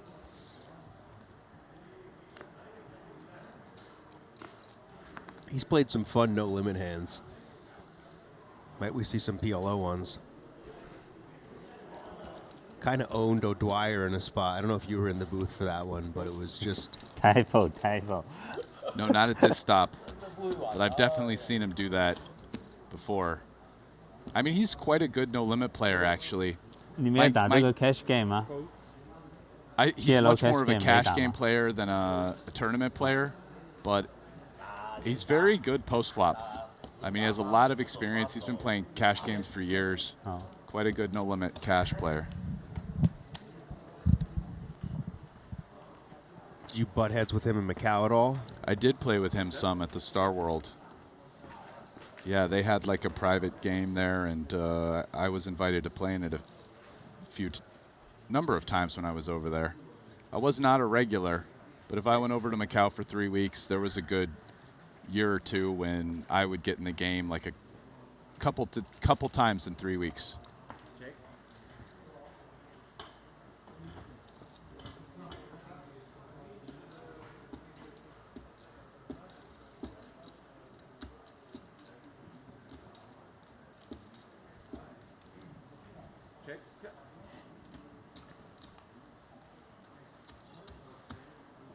Let's see if Ichinose wants to take a stab here. Does have the 4 of clubs. Never winning at Showdown. Yeah, this is a nice little bluff. Let's see if it works. Seth's hand is only a bluff catcher. I would say no club, but he's going to go ahead and call. It is a very small bet there. Nothing.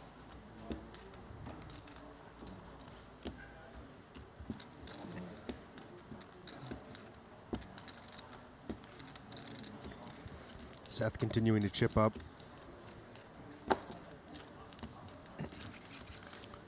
Still looking for that elusive Triton title. 21 cashes here. Already has 5 cashes this series. 3rd place in the 50K Turbo Bounty, 19th in the 100K, so he's hunting.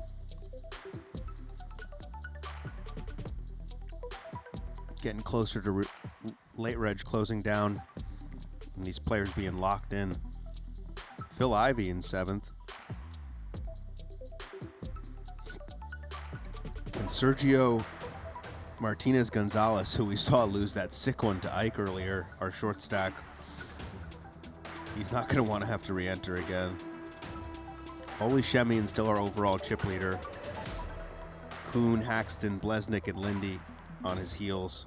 Stephen Chidwick in 6th place. Oh yeah, he was pretty short, and he's way up there now. Ivy's up there too, 7th. Yeah, the Blez just slowly chipping up. He's up to a million basically, and in 3rd. Sean Winter no longer a short stack. 9th in chips, 610,000. And Nacho just slid into 10th.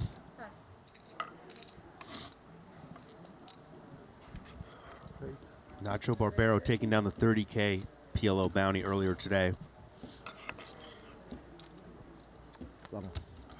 Leading to some hilarious impressions from Nick Schulman in the booth.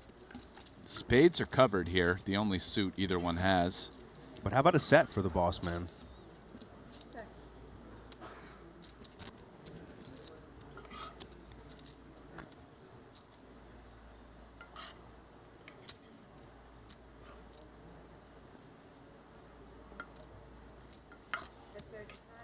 Comes with half pot and feels like Koze's gonna have to be out of there.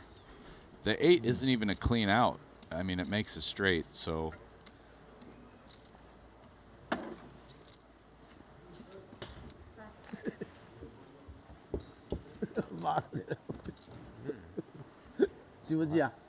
肯定去啊，肯定去啊。B flop 啊。大小麻嘛。有花吗？2门花。可去可不去啊。差了一点，我知道差了一点。大小麻你有位置无所谓。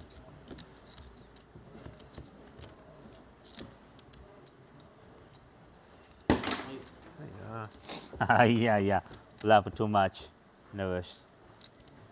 To my understanding, PLO cash much bigger in the east than the west. Or sorry, the west. Not so big in Asia. Yeah, I think so. I don't think PLO's quite as big in Asia, and I mean, especially in the last 5 years, you know, with Triton really spreading short deck, kind of a similar game, I think, spiritually to PLO, even though it's 2 cards, plays a lot more like PLO in a lot of ways than No Limit, just with the equities running close and nuts changing all the time. Double suited queens for Paul. going to see 3.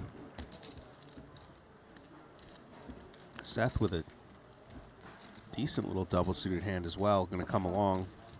Paul has both of his suits covered. What's that? It looks like a 1-0. He's ready to go all in, is that what you're saying? Yeah, and Ren covers all the spades. Top set for Paul, straight for Seth. Gut shot for Ren. Let's see if Ren wants to just bet the worst hand here.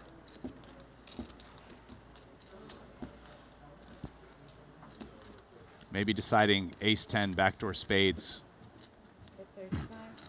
A way to start bluffing at this with some sort of equity. And Paul's definitely coming along. Will Seth overcall the 9-8? Yeah, it's actually now a gross spot for him. Yeah. And we can see if he ends up folding, it's, I mean, he's 50% here. It's pretty good. Well, he might fold now because Paul's just going to rip it. And this actually might work perfectly for him. He does have 2 backdoor flush draws. But he also has Ren behind. He has Ren behind as well. Yeah, that's nasty. I bet he ends up folding this. Right? I mean, just the bottom straight after bet and check raise. Yeah, it's... No AK? Does it? Yeah. Hey, 35K, no AK.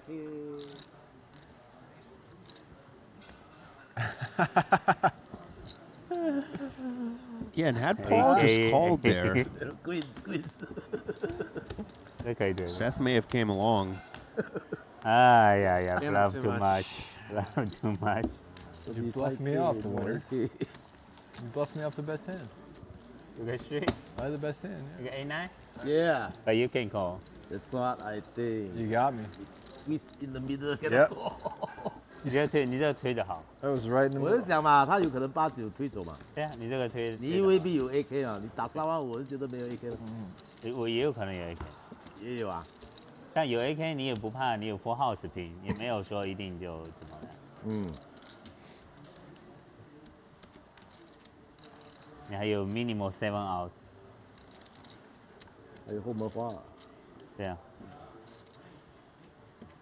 2门后门花。Bluff too much. You bluff way too much, man. No. Well, I guess Ren and Seth both agree that Renlin bluffs too much. That much is clear.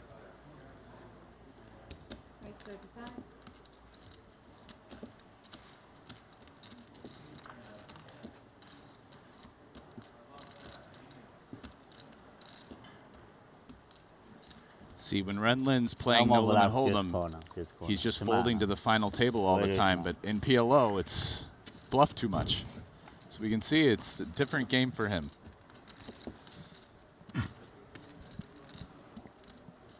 Seth flops bottom set and a gutter, and Ren has top and bottom pair. Pretty good spot for Seth. And the equities are backing that up. We can see he's 80%.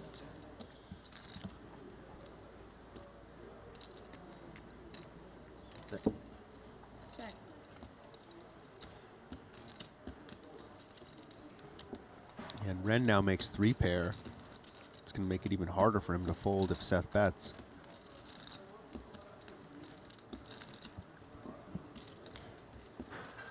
Seth also picks up a double gut shot, can hit the 8 or the queen for a straight.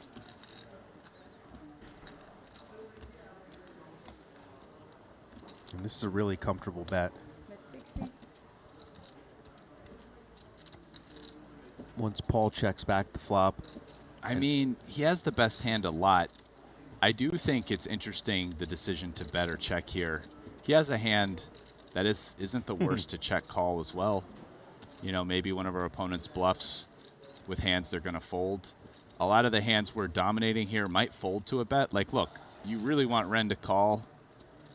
Will Ren call half pot here or not? He doesn't, right? So, Professional, 100% bluff. while the bet is comfortable, I'm not sure it's good. Queen Jack, I pay you $100. I didn't have Queen Jack. You're too good, man. Yeah, Ren does get away. So young. PLO is a really interesting game because of that. A lot of intricate spots. where you can play your hands in a lot of different ways. Too much plus. Too much. I actually feel like Seth's hand was so robust, especially having the jack, a pretty nice combo to bluff catch with.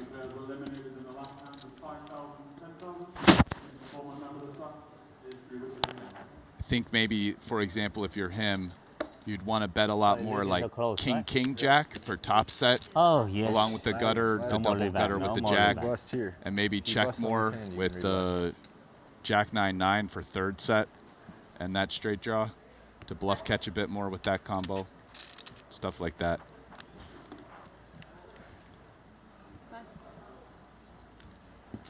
$84 players now as re-entry winds down. Check.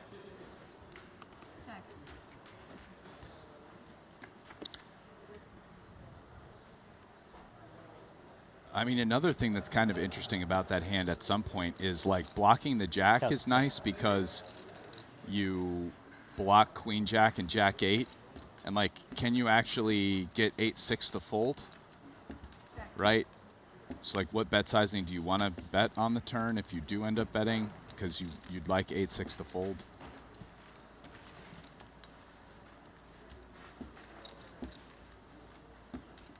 Ren Lin with just the gutter here is going to start bluffing, and Sir Watts has a pretty nice bluff catcher. Blind on blind. Yeah, on the turn, just a lot of hand now. Ace-9 for the hand, as well as a gutter and clubs as backup. Easy call at this point.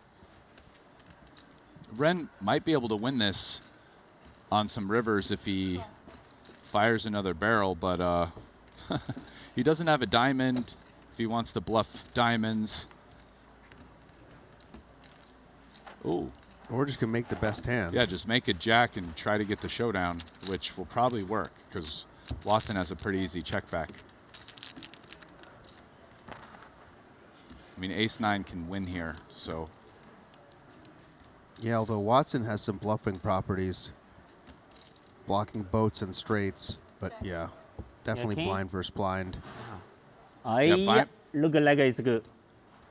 Yeah, blind versus blind in a pot that got checked on the flop with only a bet on the turn. I think ace-9 is just too much. It's you win at showdown enough. What do you call?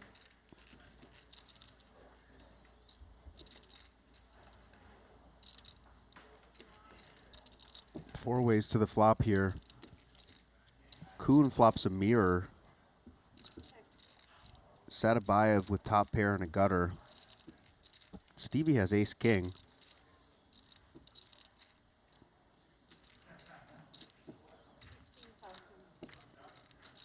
By the way, Ole Shemian up to 1.6 million, starting to pull away from the field a little.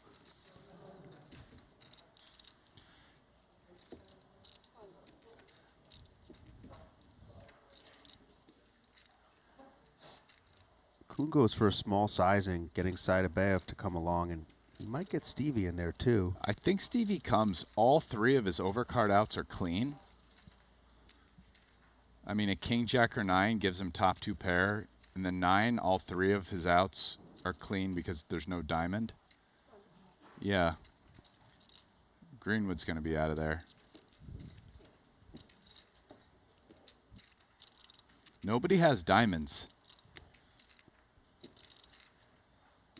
That turn gives Satabayev a wheel.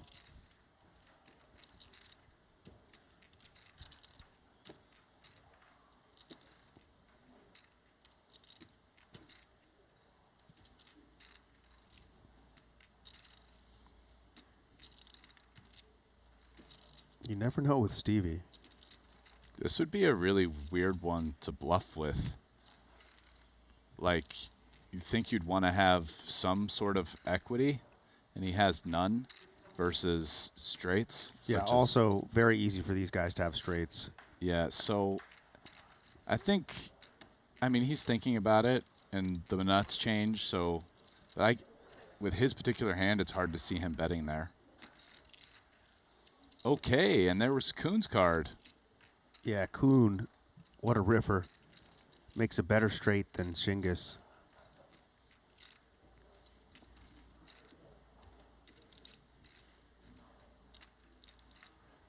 And now maybe Stevie is actually thinking about bluffing because he has one pair here. He's wondering, if I bet, can I get a wheel to fold? But checks it, which seems quite reasonable. And Kuhn, he almost always has Shingus beat. Shingus isn't checking 6-7 back. Stevie could have 6-7 and be going for a check raise. Kuhn with an interesting check here. Yeah, a little surprised to see him check there. Yeah. After the turn got checked through. Yeah, it seems more standard to bet because Shingus is basically never betting much. He can't have 6-7. So. How many straights do you have? But Kuhn shouldn't have 6-7 much either. Maybe worried about being capped for Stevie. Except the nuts. 3, 4, 5, 5. Like, what do I do with all these straights? Five straights out of 6. Got 5 straights. I don't really know if anybody has one other than me, other than maybe 6-7. I think 5 straights beat 6-7, right? Yeah.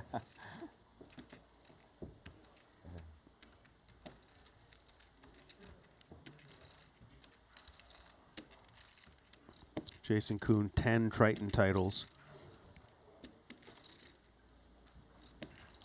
He's won a title at 5 of the last 6 Triton stops, so still alive to do one here. Wants to keep that going, extend his lead. I mean, you'd think he's running out of tournaments, but there's still the short deck. Still the short and deck. He's an amazing short deck player. And those probably get smaller fields than the no limits. And he's also behind Danny Tang in the Player of the Year race, so you know he's gunning for that as well.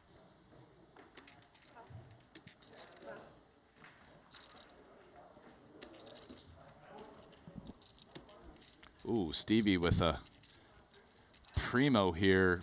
Super easy 3-bet. Just pot it on up. And Wai Liang Chang with a pretty light open there. I mean, King 8, 6, 4, single suited with a 3 suit under the gun. I mean, he's really going for it. Promptly just runs into aces and gets punished for his gambling spirit. Stevie, very good PLO player, won the $25,000 buy-in PLO at the World Series in 2019 for I think 1.6 million.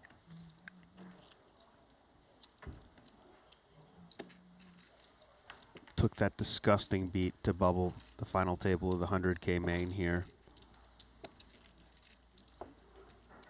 Me and Rasty were in the booth for that one. Rasty almost threw up all over his tablet.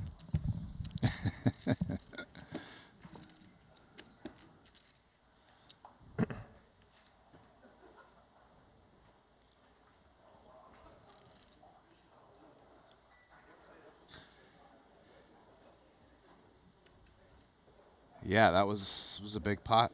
Whew, worth a lot of real world money. A lot of equity changed hands.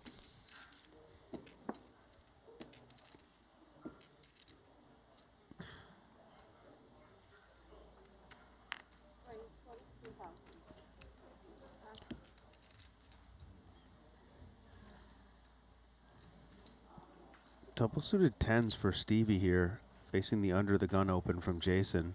Lets it go. Oh, and pretty good kings for Greenwood. Yeah, ace, king, king here. He's basically just over 30 blinds. I think he's going to come with a pot. Yeah, I think this plays much better as a pot. Yeah.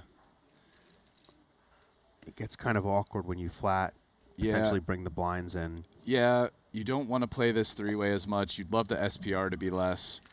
It sucks when you get in versus aces, but we're blocking aces.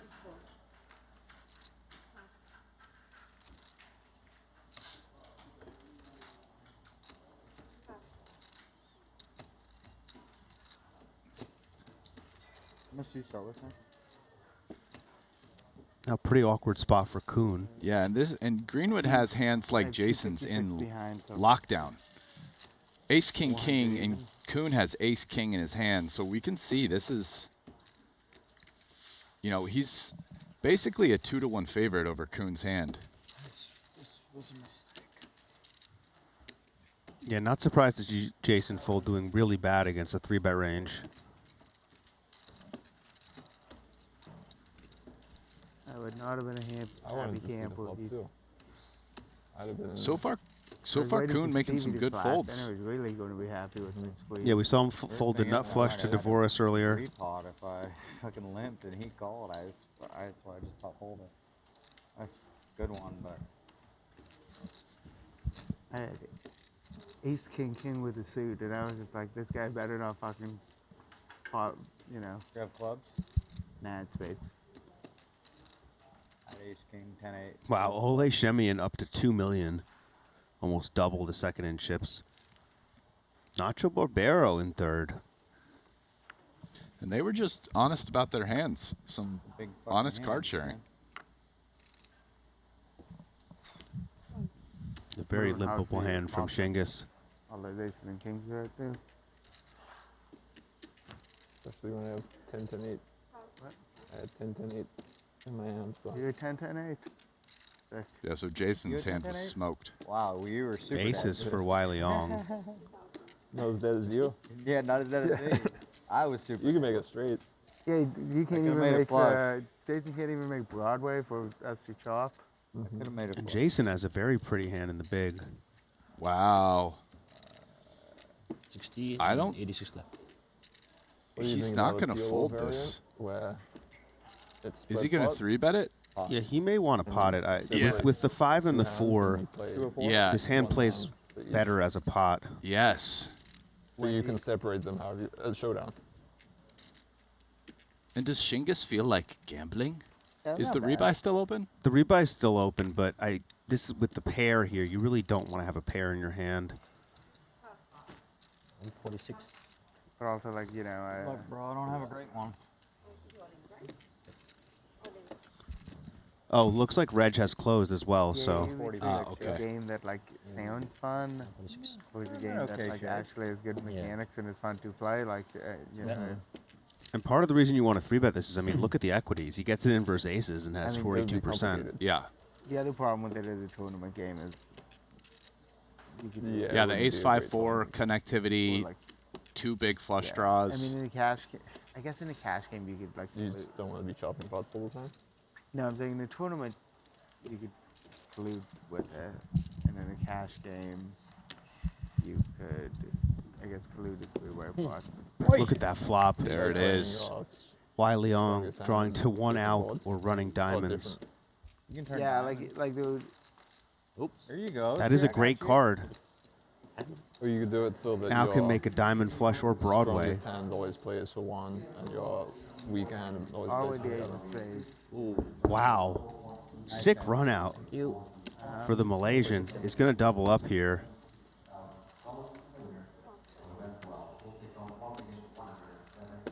Yeah, like if, you know, like in a tournament, like we could, if I had like different ways to play my two hands, I could play it in the way that like increase the chance I split it. 8 million in Triton earnings for Chan. Still looking for that title. If I do like the highest EV weight. I mean, you would probably just want to do that anyway, if that's anyone, right? Yeah, true. Maybe not. Like if you cover with somebody. Yeah, maybe not. Yeah. Of course. Wei Leong finished second in the main event And we here saw in Jeju in with the round 2018 twice for tournament. You get 25 million one won. run How in much is that in Paris. USD, Brian? Do the math. Yeah, you get one. He's the biggest proponent. Divided by behind you. 1,200, right? So 12 would Yeah, be one runner, twice chip. like 2 million. And then divided by another 100. 200, is it 20,000? It's more than 20,000, Brian. Okay. Matt's a little rusty, Brian. We're doing Omaha tonight. He's in his feels tonight. I mean, he's taking a night off from the math. He's done a Listen, lot. I was trying to. Stevie and Sam were talking strategy. I wanted to hear what Stevie had to say, and you're asking me like something you could do on your calculator, and now I missed the conversation. So, thank you, Will. Thanks, buddy. Well, luckily our listeners didn't miss it, right? In order. Yeah. You guys heard that, right? Yeah, I think that's what you have to do. So if you're like all in on the bubble against someone else who has it, you want to be out of position and not use yours to force them to use theirs.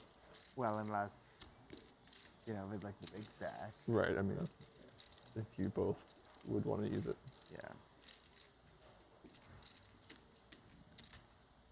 I mean, because an idea like that stuff, I think actually just adds like a fine tactical element to the game. If you just use like in terms of. I mean, that's worse for collusion, right? You just use it against, if you have swaps or whatever, you just always use it against. Yeah, I guess. But then they're actually sacrificing like potentially a substantial amount of like prize pool EV for it, right? Like then later in the tournament, they might get all in for like a chip lead flip and be like, oh, I bought my Rennick price chip to like collude with my swap or whatever.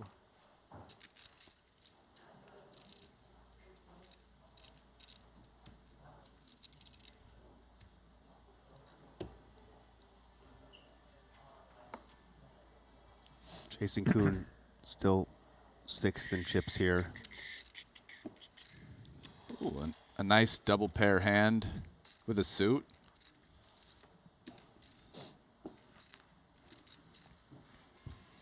Greenwood just going to limp. Makes sense at these stack depths. Don't love raising and getting a 3-bet. Feel like this one could go both ways, but yeah. I mean, I think you want to be careful. Maybe like 8-10 years ago, limping up front with a lot of kings and queens. Maybe not everybody knew that now, but like that's so common nowadays that you know you can really make your range a little face up if that's just what you're doing with them every time because you don't want to get 3-bet.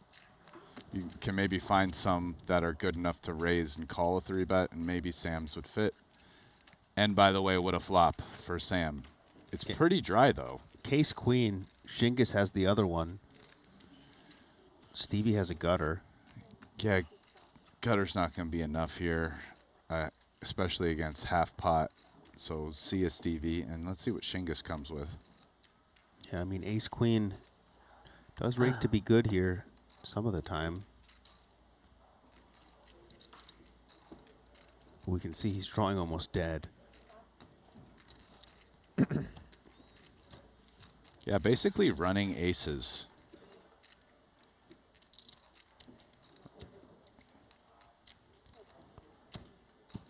Pretty terrible card for Shingus. He might call another bet here, and he's now officially drawing dead. Yeah, I would imagine Sam is going to bet small. Could also potentially check, but... I mean, I think you want to size a bet here. I don't think you want to go too small. Your value, which is going to be a lot of full houses and maybe some 3/8 hand that stab flop, wants to, yeah, half pot makes a lot of sense because after a call, you go like half to 3/4 pot all in on the river. And it also gives your bluffs some decent fold equity. Hands like 9-10 jack, etc., which barrel again. Greenwood going to take it down. Obviously wanted more action. Jesus, I mean, so far Ole is running away with this thing up to 2.5 million. Jesus, it's like every time you update, he's winning hundreds of thousands in chips. Yeah. Nobody has $1 million right now. I'm looking. Yeah, he's got 2.5, so way ahead of the field. Just eliminated Laszlo and Henrik in the same hand. Double elimination. Another brutal one for Henrik. Oh man, listen to this. All in with kings versus Henrik's aces. Henrik has diamonds. Comes 9-9-5 with 2 diamonds. Turn is a queen, river the king of diamonds. Wow. And they're out of the rebuy. So there it is. Blesnik's just free rolling. Yeah, so straight to the bar for Hecklin. Got the anti-sweat. And Laszlo has the anti-sweat with Blez. And Blez been very quiet there, just in position to a guy who's running it up heaps. He's only got 584 now, but that's still slightly above average. And is Ike still in? It looks like Ike is still in. There he is, 558. Stevie limps, and Greenwood's going to raise it up. We're going to see a flop.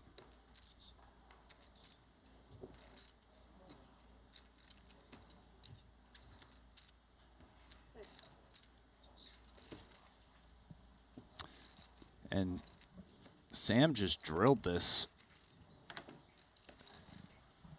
Broadway, ace blocker, backdoor nut diamonds. And Stevie, I mean, these are pretty wide blind ranges.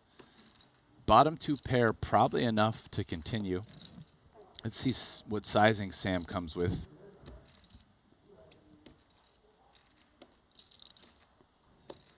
He's going about third pot-ish, it looks like. It's a really gross spot for Stevie. I think blind versus, yeah, he's got no real backdoor stuff. Having the queen of clubs can be useful just for bluffing properties, but I think he's probably going to end up continuing here just because it's blind versus blind. Yeah.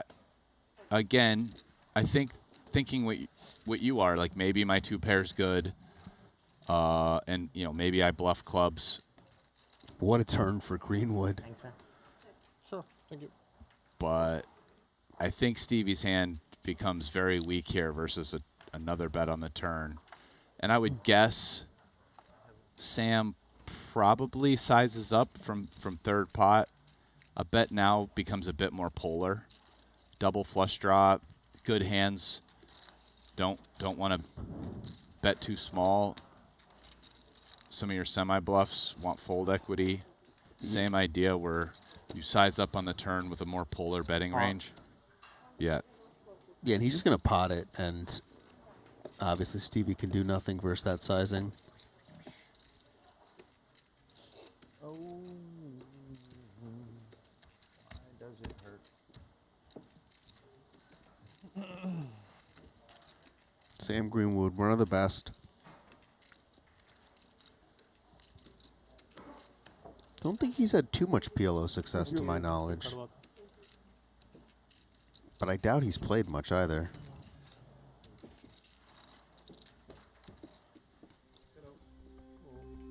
So we're getting down there. 31 players left out of 84. $1 million up top in this, 1.1. 14 players pay. We'll all cash 76,000.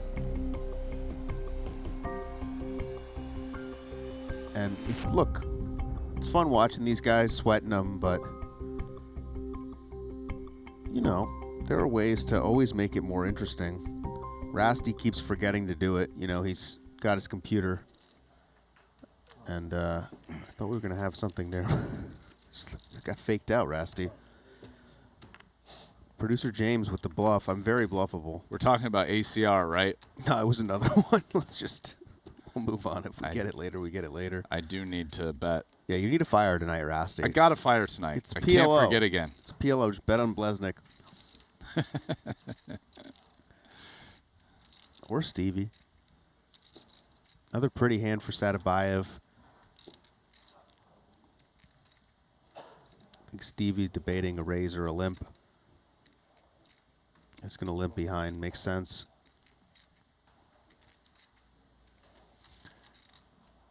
Yeah, Sadabayev should have limp re-raises there, especially against the button. Greenwood picks up aces.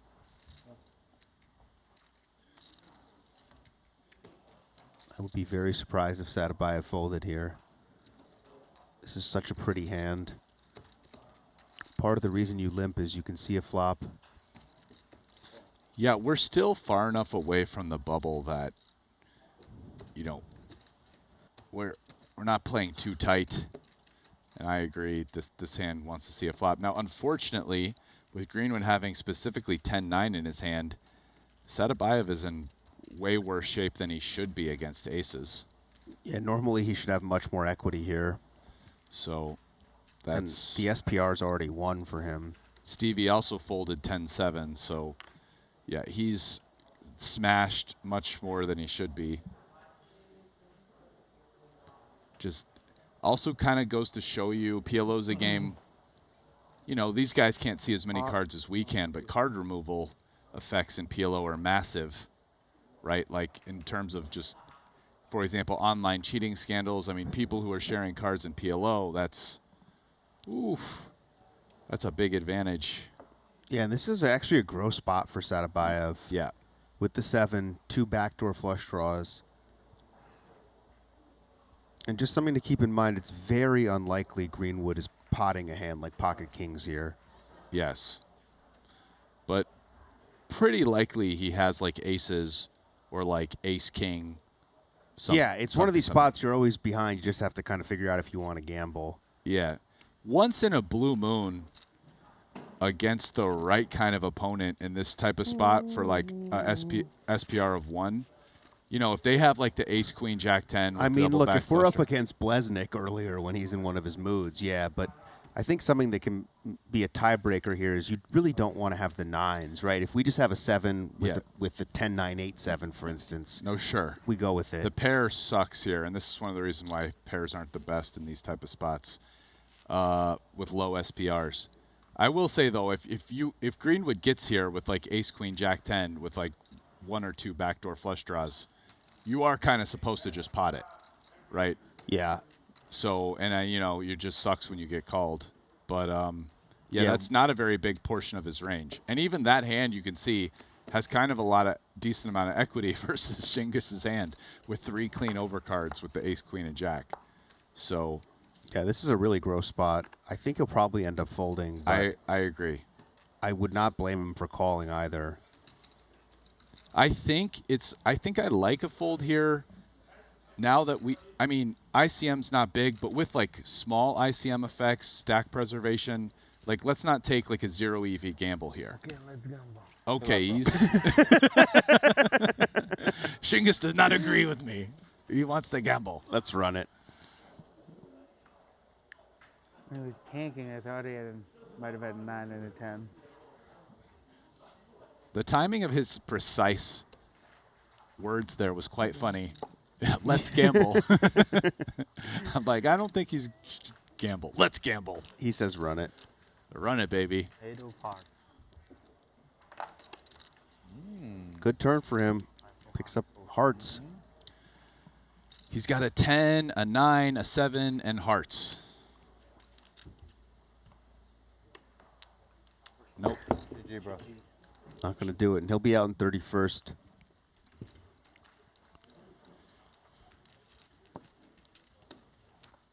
And Greenwood shoots into the top 5. Phil Ivey, 4th in chips right now.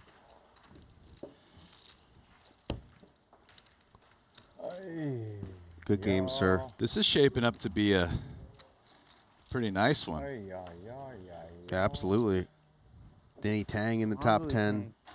Became real convinced he had a 9 and a 10 in his hand. Like $9.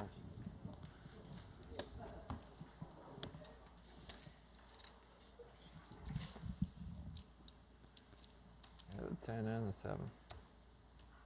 Stevie's playing great playing defense. Yeah, for you, Stevie's playing great defense for me.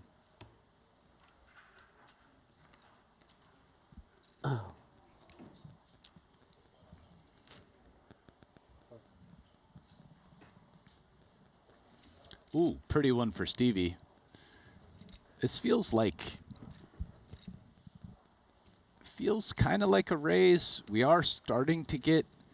How many does this tournament pay? What are we paying? We're paying 14. So maybe, yeah, he's still going to raise it up.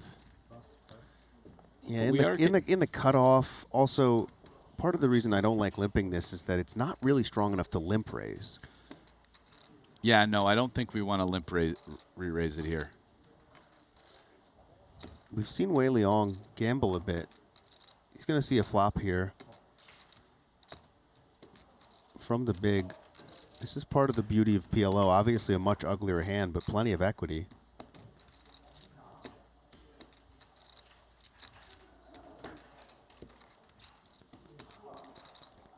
Great flop for Wei Liang. Stevie, I'm sure c-bets this with a very high frequency. He has way less deuce X, but has a lot more pocket kings and just has more like ace king and really the only player who can have aces. So a lot more of the high equity hands, but not deuce X. So seems like, yeah, so he comes with a small bet size, which really fits with the story of that being the range matchup. And with a king here, I don't think Wei can go anywhere. No, but it's not a great spot with just king jack. No. No back doors. Because just king jack is still like losing to king queen, ace king, aces. Okay, and this is quite the card for Stevie, who is losing to king X. So let's not be fooled by the showdown here with ace 10. Because by the way, if your 10 is good, a lot of Wei Liang Chang's bluff check raises on the flop should be small pairs. So you really don't have much showdown here versus check call. Stevie has a supernatural double barrel candidate here, picking up a lot of equity, blocking both deuce 10 and king 10. Go. And definitely a spot that he might size this appropriately for geometrically for a river potential bluff shove in this case. Let's see. Could check this back. Wouldn't be ridiculous. Might do it because of the 10. 45. Love it, Stevie. Yeah, this is exactly what you talked about. Basically setting up a perfect pot-size shove on the river if called. And I really like this because I think Stevie figured out exactly what I was saying, which is that the 10 has, like, you might see this as a hold'em hand, and oh yeah, like ace 10 has a lot of showdown, but it really doesn't here. It really has very little. And if anything, the 10 is a better blocker than a hand card to show down. So nice pot, Stevie. Little telekinesis there between Rast and Stevie. Kind of cheering for him after that sick beat. I mean, you know, You're just looking for another reason to text him. No. But I am legitimately cheering for him after that beat. I mean, damn, like. Yeah, it's hard not to root for him as well as he's played. He's taken some sick ones. Calculated that out, worth 1.6 million or whatever. I think just a good example, too, that hand, the intricacies of the game. A lot of people might be tempted to check back there, right, in position, but when you break it down, you're just rarely ever good. Yeah, and the 10 is a better blocker to keep firing and then potentially, and then fire river than it is, you know, to just show down. So very nice pot, Stephen Chidwick.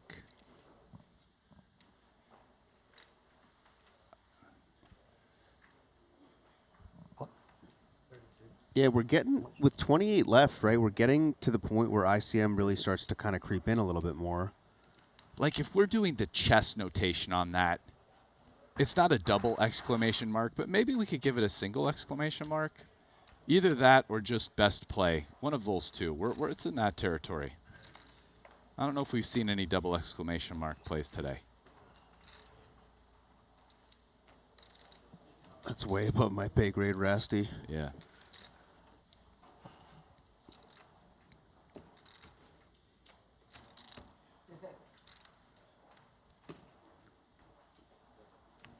Chan flops the nuts here. Kuhn just with an open ender. Does block the queen though.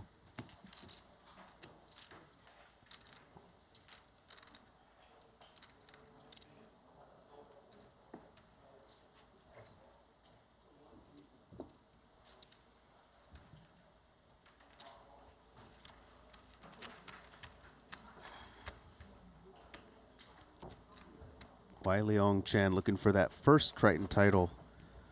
Plenty of cash is here for the Malaysian.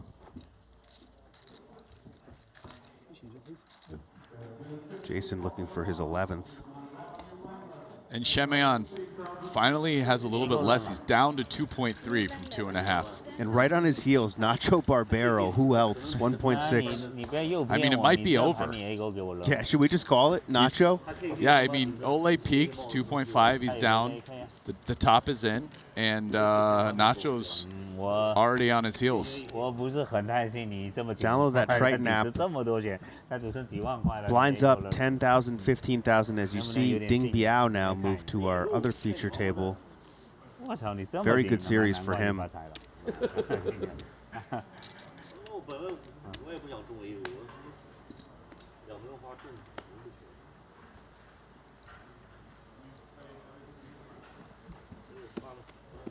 Seth Davies bowing out in 29th. 拿着 A 勾跟进去中2对扔掉了，跟进去干啥？你想跟进去干啥？那也没办法了呀。啊？底池钱太多了呀。 Boss man with the ace queen 7-7 is going to raise it up from the small blind. Divorce here in the big. And that hand's going to come along. Although they share surprisingly quite a few cards here, queen and a 7. 我0%的胜率才有 AA， 也不会发顺利，只发一个黑发。 Let's see if Divorce ends up winning this pot here. He has no pair, open ender, and a single diamond, so awesome reasons for him to start bluffing and maybe even call a small bet on the flop. So my read is Divorce ends up winning this pot. Ooh, but a 30K, it's about just under 30%. Divorce might have enough to float. Kind of uncomfortable. If he floats this, he should end up winning, because he'll probably bluff later. And yeah, I kind of like this call. Paul doesn't really have a hand that can keep barreling. You'd at least want like a big diamond or something.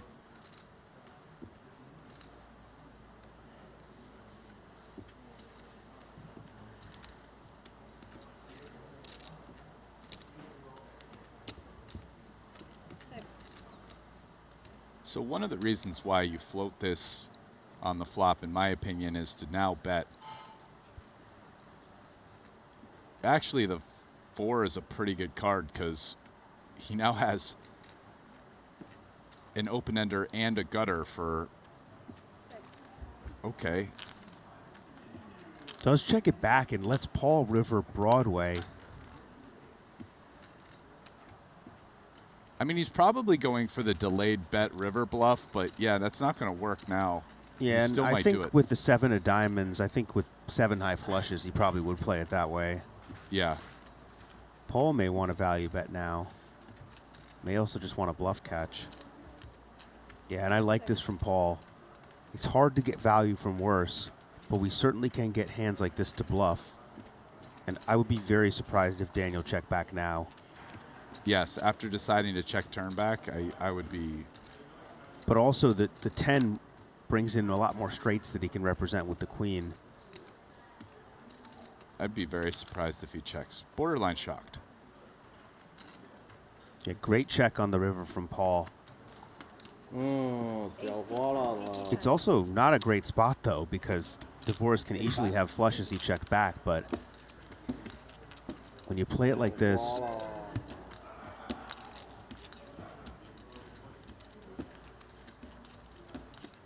I think part of the reason Daniel took this line is this doesn't look bluffy. You know, when you check back the turn, it really does not look like a bluff. Looks like you want value.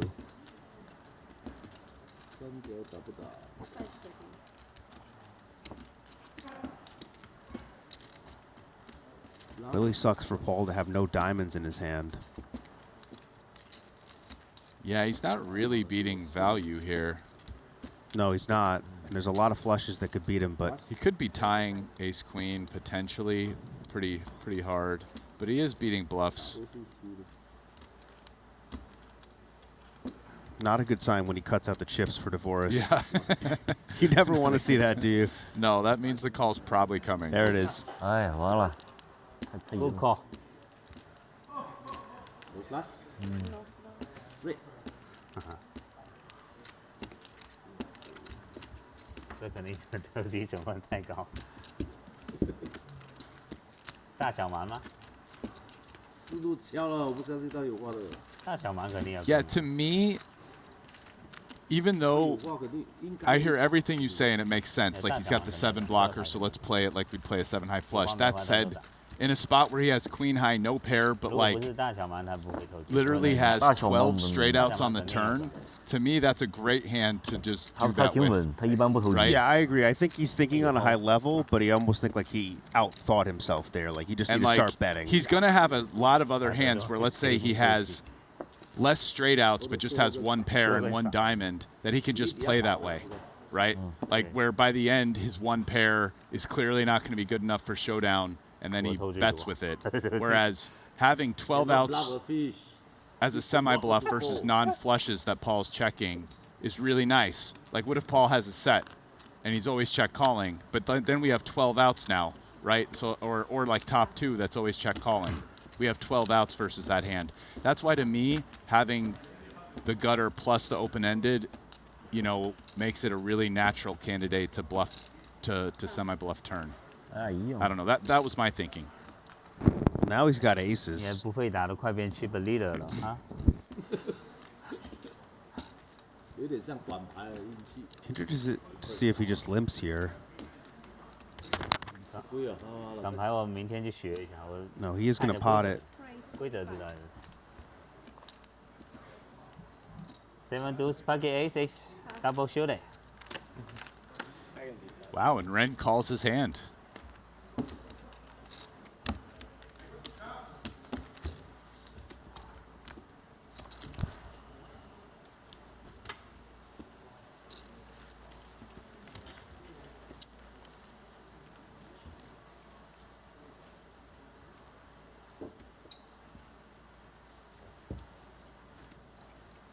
.28 left as the night grinds on here. Joel Vieira up to 3rd in chips. Phil Ivey is 4th. Yes. Very stacked top 10.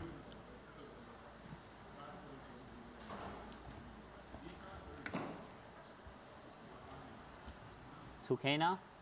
15.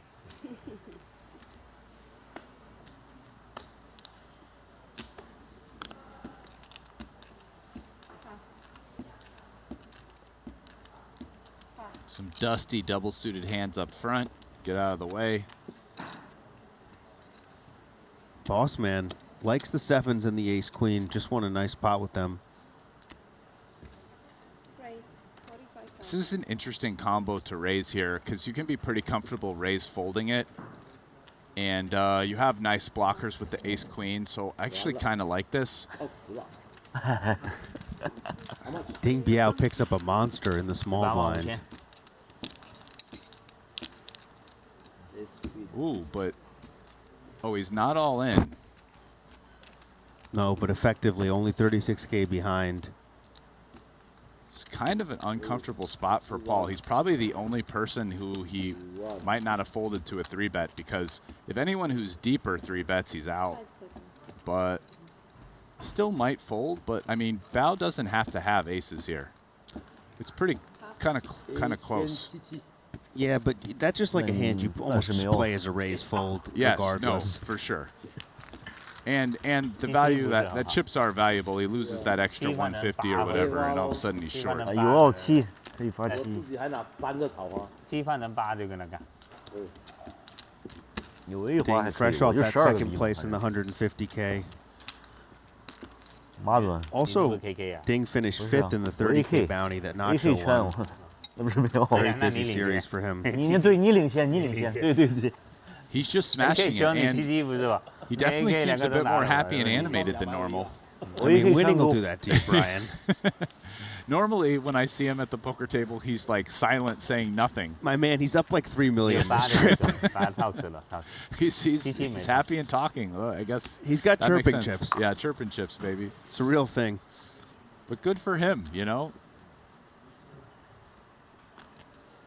Love to see personality come out.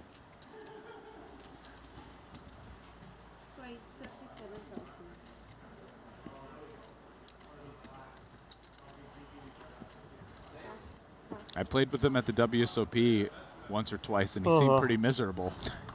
I mean, he's also, you know, he's grinding a 5K in Vegas. This is a little bit different here. 我怕我连干你2下你走了呢，最好别跟我弄。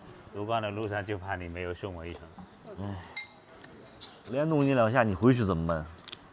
Interesting. Both players have kings here. 你送我一下，我刚好就夺冠110万，赢个100万块钱回家。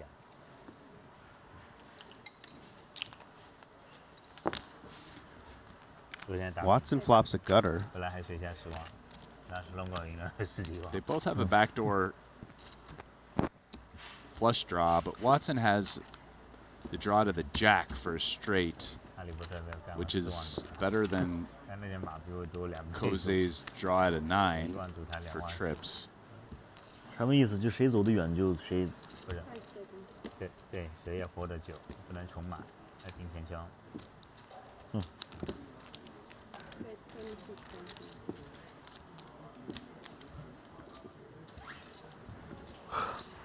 Watson hand feels like a really comfy call. He's not getting better to fold by a check raise. Gonna keep in the lowest equity hands, even covering some straight draw hands with the King 10 action going on. And there it is. Yeah, this is an awful card for Kosei, not just because it gives Watson the straight, but Kosei really blocking the straight. Yeah, Kosei's already kind of just wanted to get the showdown and now really wants to do that. Don't really see too much value in betting here, unless you're going to fire 2 barrels. But that seems... Yeah, at this point you're almost bluffing to try to get a queen to fold if you start betting. That's pretty ambitious. Looks like he is going to go for it, though. This is kind of cool. This is a little creative. It's not going to work on the turn, but I mean, you're maybe thinking, hey, I'm blocking King 10, and my 9 is blocking some boats. So if we go twice here, can we get three queens or 10-8 to fold? It's very hard for those hands to call unimproved. Like a queen by the river, it's very hard for that to call. And like you said, he does block the 9. Obviously doesn't want Watson to have queen 9. Really interesting play from Kosei there. I think, though, I don't like this play if he, like, checks back river. But if he fires river, this play makes sense. Oh, well, now he got there. Now he's not going to need to. So unless something crazy happens, this hand kind of just played itself. But yeah, I was very interested to see what he would do on a brick river.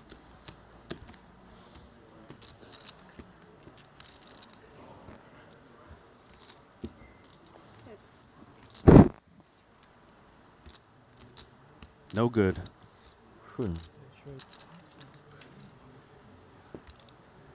Chop, chop.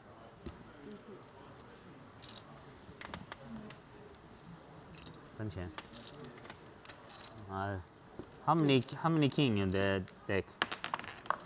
6. 10 king. Oh, here we go.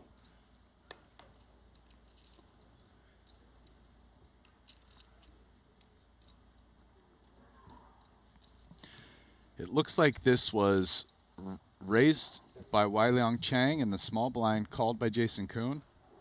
Flop went check, check. And this is a great card for Kuhn, giving him a way to win.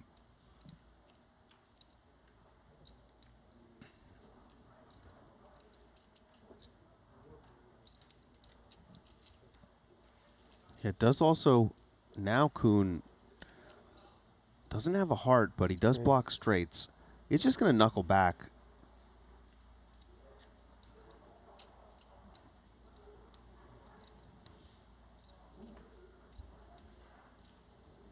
Wow, you have my diamonds and spades covered. I had diamonds and spades. That's sick. Yeah. I had 10-8-6-5 too. I had a really nice hand. Double suit? Double suited, yeah. Diamonds and spades. I was super bad shape. That flip though. The turn I turned open ended too. I was like, all right. And on the outer tables, Nacho Barbero takes out Daniel Jean in 27th place. He's up to 2 million chips himself.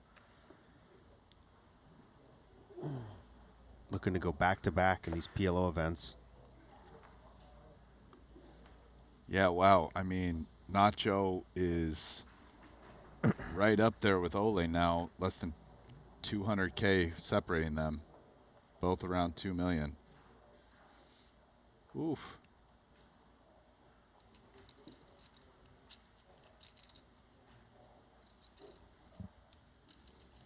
$40.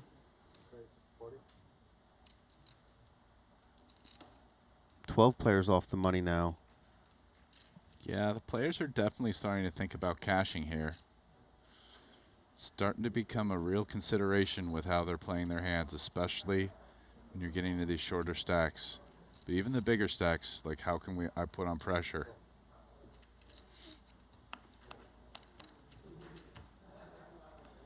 And we've seen a lot less 3-betting now, right? You've noticed that in the last hour or two?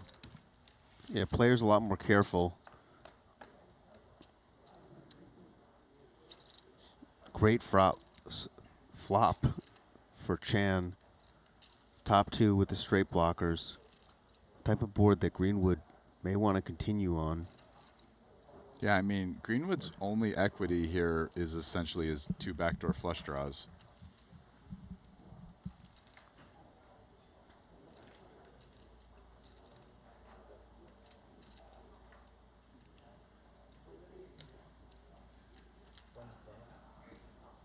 Yeah, normally not so comfortable betting ace-queen, but definitely gets a lot more comfy when you have 2 jacks. This is pretty grim for Greenwood.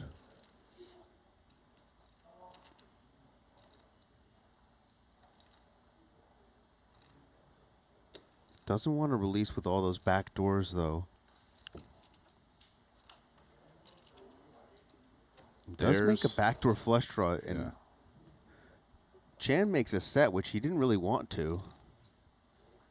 Yeah, he already had top 2. Now there's a bunch of straights out there. And with top 2 and a set, much harder to fill up. So maybe having so many pairs, he decides to check this one back. Let's see.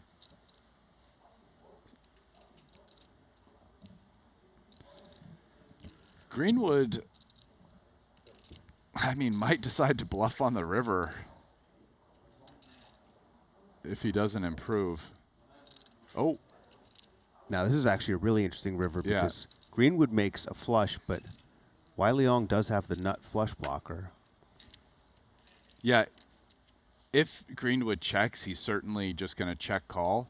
But if he bets, actually, Wai Leong Cheng probably doesn't bluff given that he has trip jacks, right?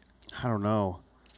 Not when check to, but if Greenwood bets, I think that's the most interesting because, like, will Wai Leong Cheng bluff raise? Yeah, we're going to see Greenwood bet small and Wai Leong immediately checking for that ace of clubs.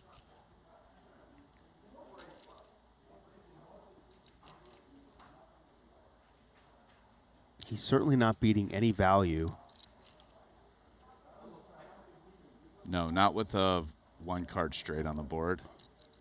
So he has to decide, does he think Sam is bluffing or is he always going for value, in which case he needs to bluff. He's going to be really tempted to go for this. These blockers are so strong in PLO.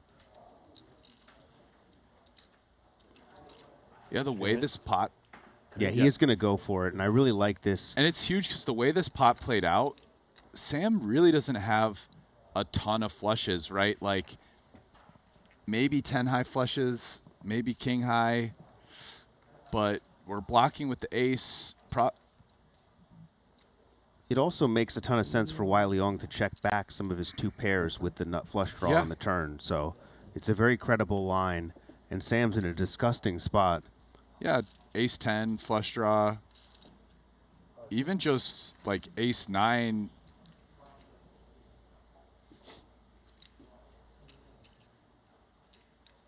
Yeah, 2 pairs specifically are pretty much always checking with the nut flush draw. Yeah.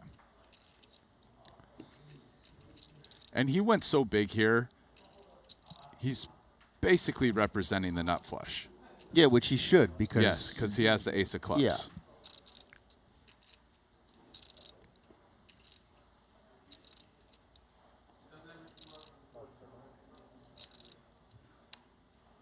Yeah, we may see a lot of time banks go in. Pretty crucial pot for both players in this tournament. Yeah, I mean, normally you might be thinking, hey, Wai Leong Cheng didn't 3-bet me. Maybe he doesn't have very many double-suited combos. It's not really true in this case because, again, with these stacks, as we said, there's going to be way less 3-betting as these players aren't playing high variance in order to survive to the bubble. So Wai Leong Cheng can have more double-suited hands with an ace in it than normal. Greenwood does make the call, though. Yeah, which makes sense when you have a flush here.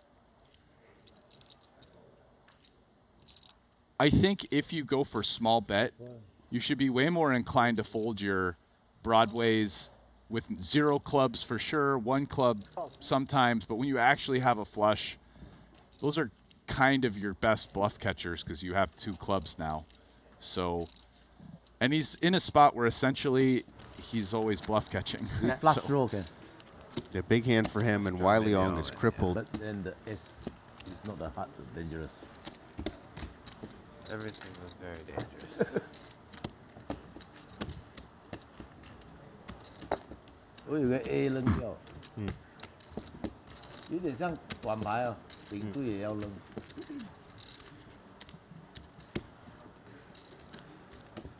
And Paul chipping up, looked like 500K, maybe a little more. You get punished for playing dangerously. But not that time.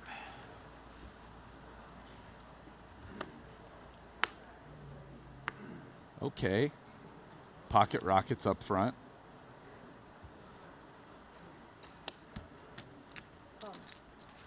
Coming with the limp. Ooh. Trouble for Ren.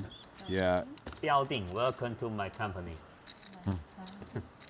All right, You're not going to be talking quite so much in a minute, Rain, when he limp pots you.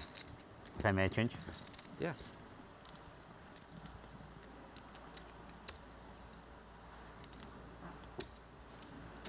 There it goes.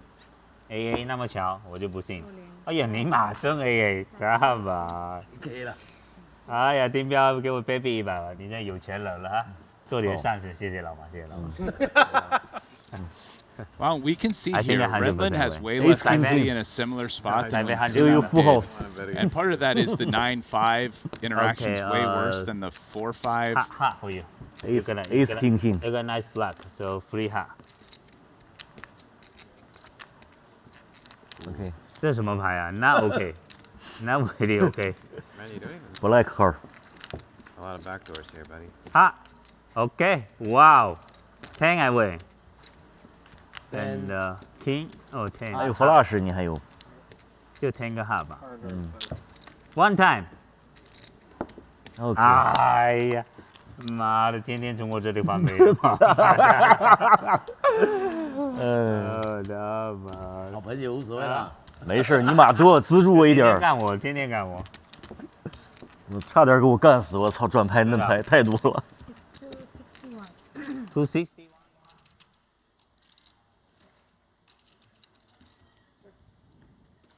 You can see the action on the left.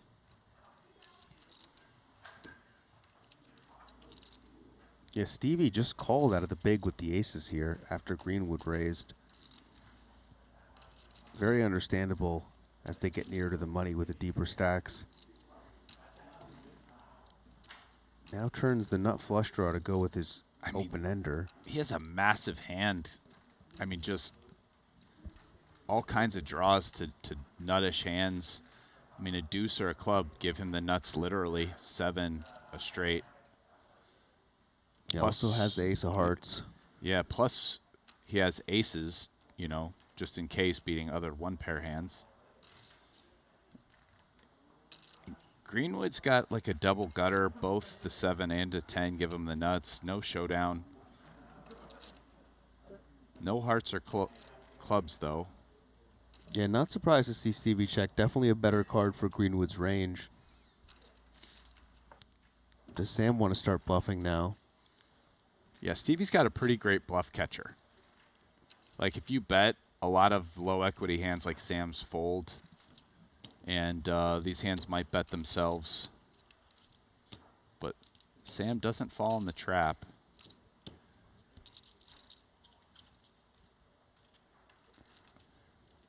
Steven's hand, to me, makes a great check raise here. We check. We can win at showdown versus one pairs that check back. The 3 shouldn't improve Sam at all, very often at all, raising in the hijack. But if Sam bets, you know, let's turn our aces into a bluff with the ace of hearts. Yeah, and this is why you check. Just you can win at showdown. You might just go check, check. You're not getting value from worse hands. Yeah. He does check, and Sam can't really rep much, but also Probably can't win at showdown yet. Aces, obviously. Yeah, aces, and if you bluffed, we were taking it upstairs, obviously.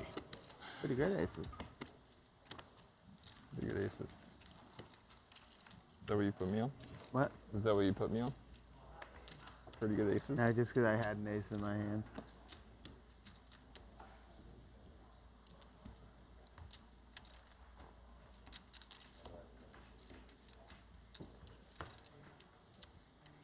Stevie and Sam both very healthy.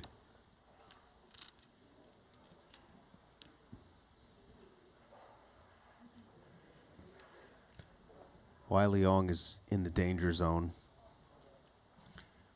Flying to the danger zone. Danger zone, and this is going to be it. Ooh, a nice, pretty little hand here. Queen Jack 10-10 double.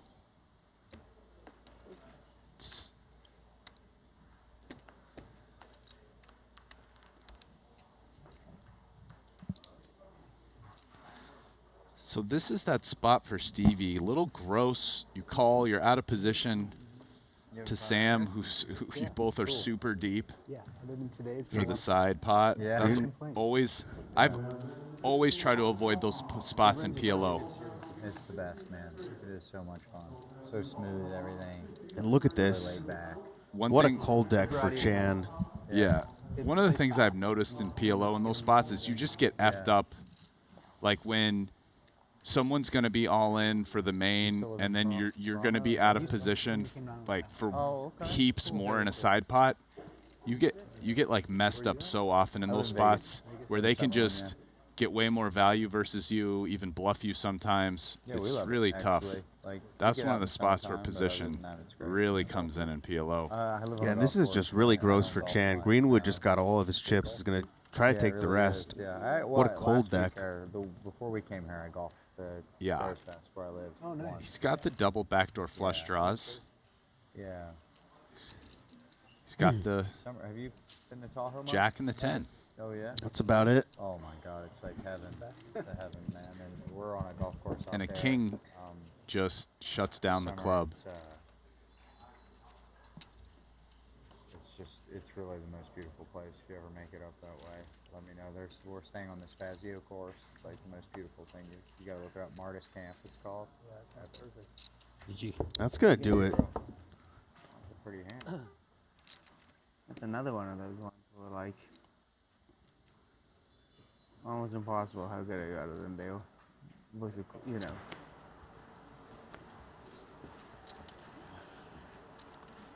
A little bit closer to the money for all these players.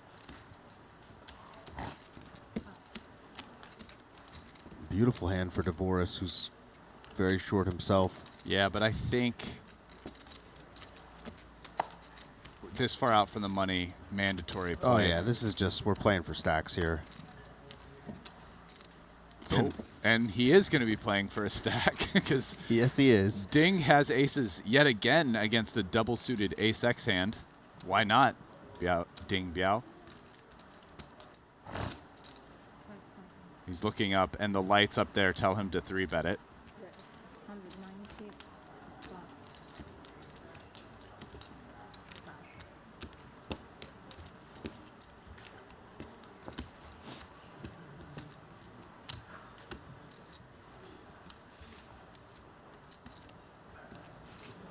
And I imagine Daniel just calls. Still will have a little chips behind. I mean, kind of a gross spot, actually, getting sort of close to the money. Yeah, it's not like this 3-bet is ever light. Yeah. He does leave about 60,000 behind. There are some flops he can fold on, but not many.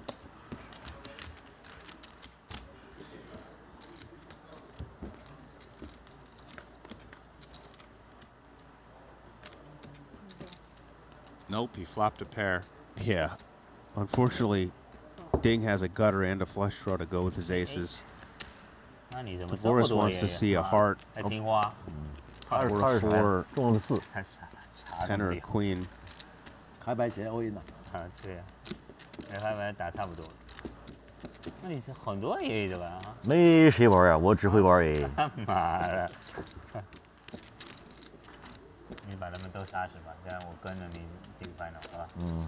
先让我进去。哦，他也有挺多张的，11张。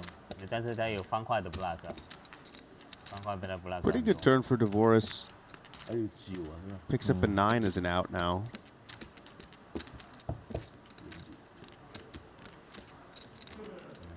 That's not going to do it though. Good game, sir. 所以多一个听话就好很多 ，block 了他30%几的牌。 And the good fortune continues for Ding Biao here in Jeju. I mean, listen to this top 8 chip count list here, guys. Okay, we got Ole Shemion still in first, Nacho in second, Sam Greenwood in third, Joao Vieira in fourth, Stephen Chidwick fifth, Isaac Haxton sixth, Patrick Antonius in seventh, and Phil Ivey in eighth. Wow, Antonius was our short stack too. So, a who's who. You got some help. If those were the 8 that made the final table, that would be pretty sick. Wait all day for this one. I got Doyle. Then you get 6-7. Matthew Wood's going to be all in here. Man, I was for 40K. Hey, Queen 5, Queen 9 with diamonds. And he's 48% with 7 high. Could be worse. Hard for it to be better. At least give you a sweat, you know? Like, get a nice... There's a bunch of flops, you just flop me dead, basically. Those hearts loom large. Yeah. That's a very sweaty flop for you. Yeah, pretty good flop You're for in Wood, the but lead. plenty of outs for Kuhn. Good card for Jason. Picks up an open ender.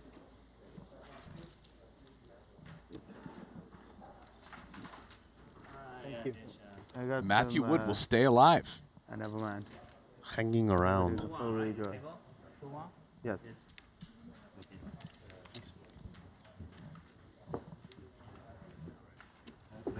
Too much. Yeah, me too, man. This guy showed the ace back and back.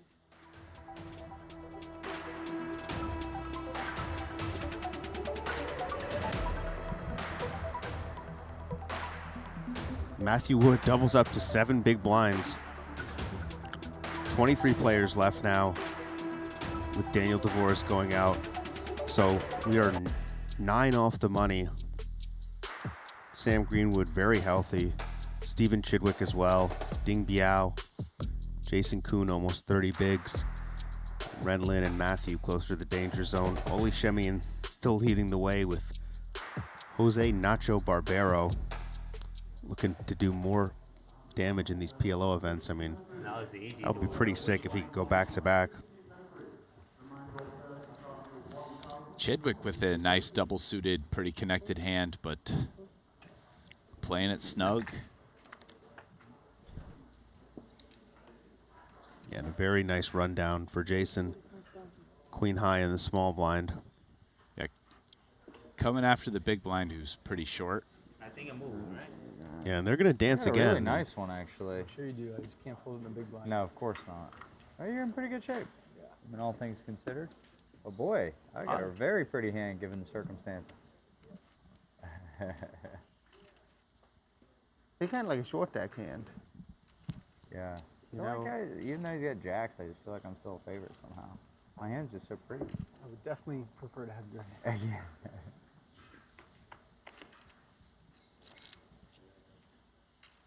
Yeah. Great flop for the jacks. No, I yeah. think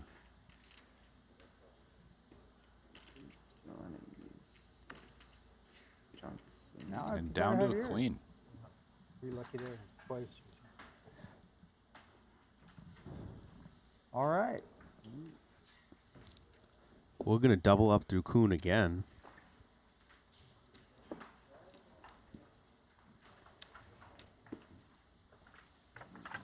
Matthew Wood, the PLO specialist, still alive here. And Kuhn's pretty short now. Yeah, he was up over $1 million. Now he's getting close to the danger zone. And even though people have been flying out of this, in 23, I think we pay 14. We still got a long way to go to the bubble, because when you look down there, I mean, there's no sub 10 big blind stacks. 23 left. Watson in with 21 big blinds. He's in 21st. So, you know, only 2 people with less than 20 big blind stacks. Yeah, and I'm sorry to say, guys, I got to get out of here. You'll be disappointed to know that Nick Schulman is coming in for me in about 10 minutes. So sorry to give you guys the bad news, but yeah, we'll be back soon. Don't go anywhere.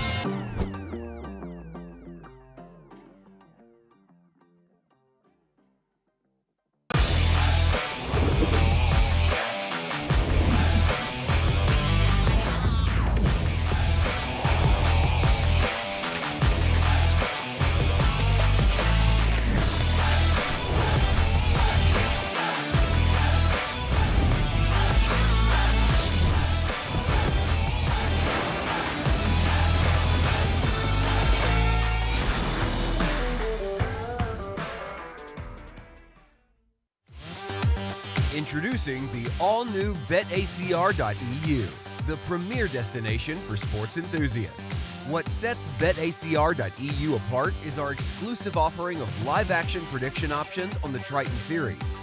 Experience the excitement as you predict the action while watching your favorite players live. But that's not all. By opening your account now, you can take advantage of our incredible offer.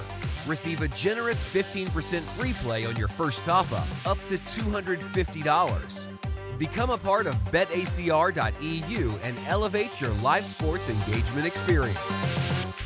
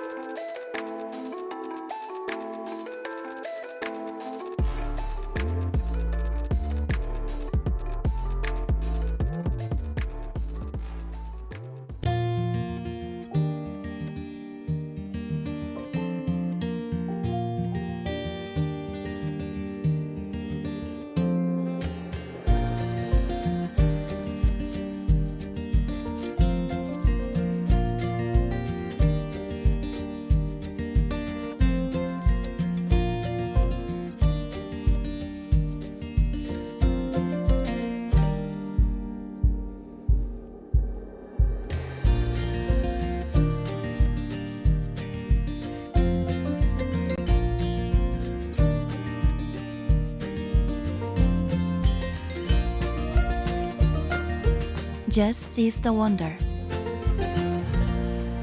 Jeju Shinhwa World. It's one of these spots where you can raise it in here. It's sort of fine to get it in, but you can also call. If a blank comes off, you get it in. Okay, like this. Now, your hand's definitely under-repped. You're doing way better against draws. Well, now draws have no outs, but I mean, let's say it was a 3 instead of a deuce.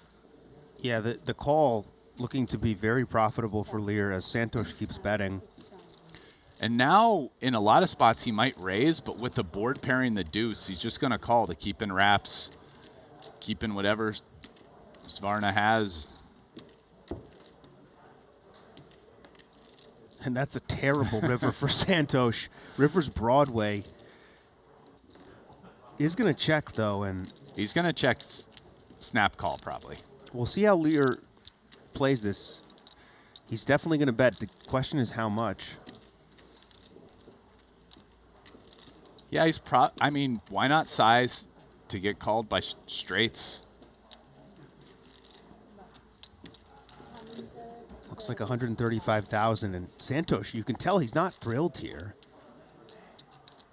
No, he takes his time in a lot of spots. I would lay like 20 to 1 he's calling. Yeah. You would win. Santosh going to pay it off. Huge pot for the Learjet. With that, he takes flight into the chip lead of the tournament.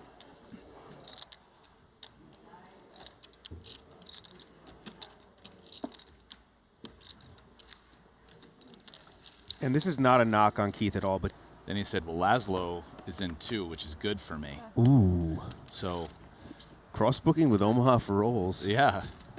Listen, you know, I've been around whatever, the Poker Go studio, playing the PLO tournaments. Blesnik crosses with anyone who will cross with him. I believe this tournament, people are crossing him versus Ike, I think I heard.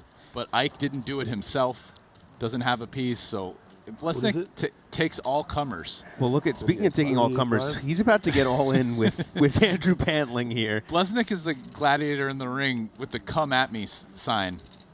And are you not entertained? Are you not entertained by this? Blesnik will be virtually all in with Pantling here. I can't imagine he folds this. Yeah, that was just that moment where you're thinking, what did I get myself into by 3-betting here? But then after you've gotten yourself into this mess, I don't think you can get yourself out by folding. Because your hand is actually very live against most 4-betting hands, which will either be aces, kings, or the type of hand we see Pantling has.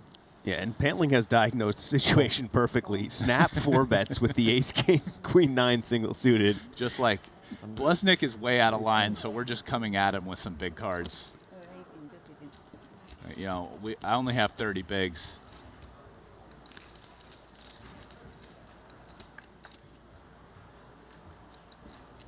Oh. Yeah, actually a good flop for Pantling because he's got a higher gut shot and the pair is good. Yeah, but Blesnik very live, 40% equity.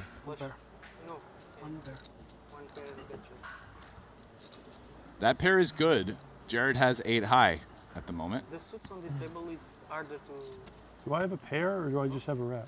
You got a wrap. The suits on the table... The jack is no good. Jared looking for low cards. What do you mean? That's not one of them. I don't know. Jack's no good. It's like spades and clubs for me. Sixes, though, makes the nuts. I give it a glance. Spades and clubs look the same for you. Yeah, That's what you say. I need to really... Okay. If I glance at it, it's similar. And Laszlo and whoever bet on Ike is not going to be happy about that result. Yeah, Jared's over here getting... It will close.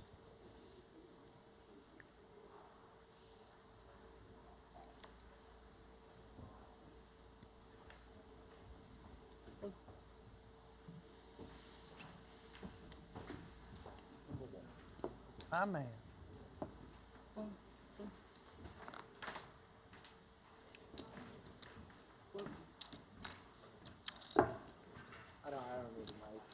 Ike limps. Sergio limps the small, and Santosh looks like he wants to go upstairs. You hate limpers, eh? Yes. You hate limpers. And this is kind of a light pot here from Santosh. Did they not give you? And it's probably going to go 3 ways. Indeed it is. Yeah, because yeah, they don't give you the right amount of chips to start. It looks like. And Santosh flops top and bottom. Ike has top pair with a gutter, and Sergio has bottom set and a gut shot. So it's actually a very action flop. Yeah, Ike has the nut diamond blocker, but I won't. Next given time that I'll Santos hit. just pots it here, that starts to become way less relevant since. Yeah, I mean, it just once all this money goes in. If they were way deeper, I think Ike's always calling here to float, because now he's going to bluff when diamonds come quite a bit. wow, Ike is going to shove. Wow.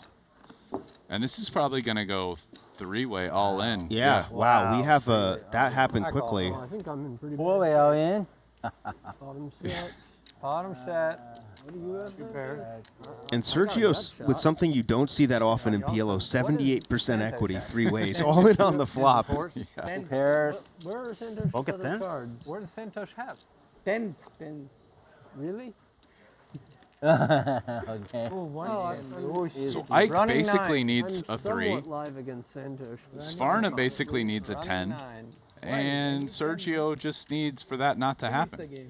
Is this high-low or? Oh, 9. Santosh picks up more outs. I'm gonna need a 3. One more 9. Don't be cruel, man. Don't be cruel. And look at that, Ike somehow wins. Wow. That one. A 3. You need a 3. That one right there, yeah. That's the second time you got it in with 14% in one. I try not to get it in too good. And Sergio is going to be sick. How many percent does Pat? Not many. Not many. I had the queen jack too. Oh. Yep. Yeah, Ike, don't let him make you feel bad for winning. That was pretty lucky. Sergio deciding whether he wants to with the low. fire another bullet after. What number is this? 2 or 3? 4 big blinds. No. I mean. Blesnik is up to 700K on the other table. Don't look now. And Winter is our short stack. A familiar position for him. Wow, Ike passed that? I have 29.5. Yeah, he did. Be Santos is careful, just I've going been to put him in running here. today. Me too. You are 4, no? I'm all in. Who is harder? Winter has him kind of crushed. I'm flipping. Who is the hardest? You're not flipping. You're I'm flipping myself. You're crushing. The boys are gambling, Rasty. Fresh over fresh. Yeah, I'm pretty surprised I Ike passed that. have 29.5. Just in case. It's a bad start. That's a real Good bad flop start. for Now Santosh. you're flipping. 5. 5-8. 5-5. 5-8. 5-8. Yes. Now? 4. 5-3. Or you lose, you good I call. know. Yes. Oh. Somehow, the best short stack player in the world is going to double up to 10 big blinds. Santosh left with dust.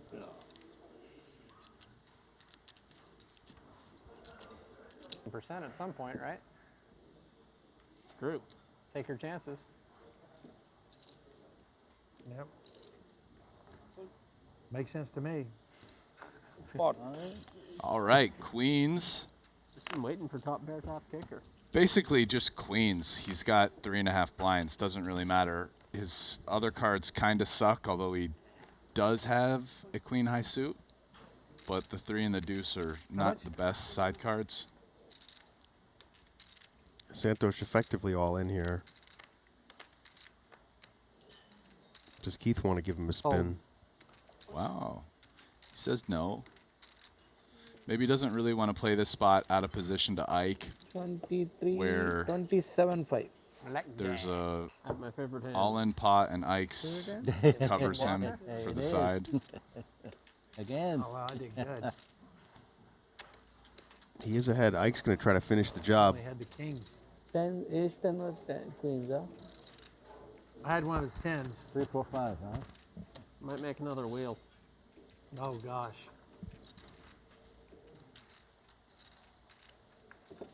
Chop it up.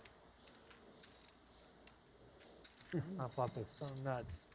Top set for Santosh. Yeah, but Ike Axton needs a king. Lear would have had king 10-9. Pretty damn good flop for him versus top set. King, Just the king for Ike. King I lose, no? Oh. Ace you win. Ace queen. Ah, queen. Santosh boats up on the river. 27,500. 27.5? Ike wouldn't raise about all. Wow. Yeah, lucky you have queens.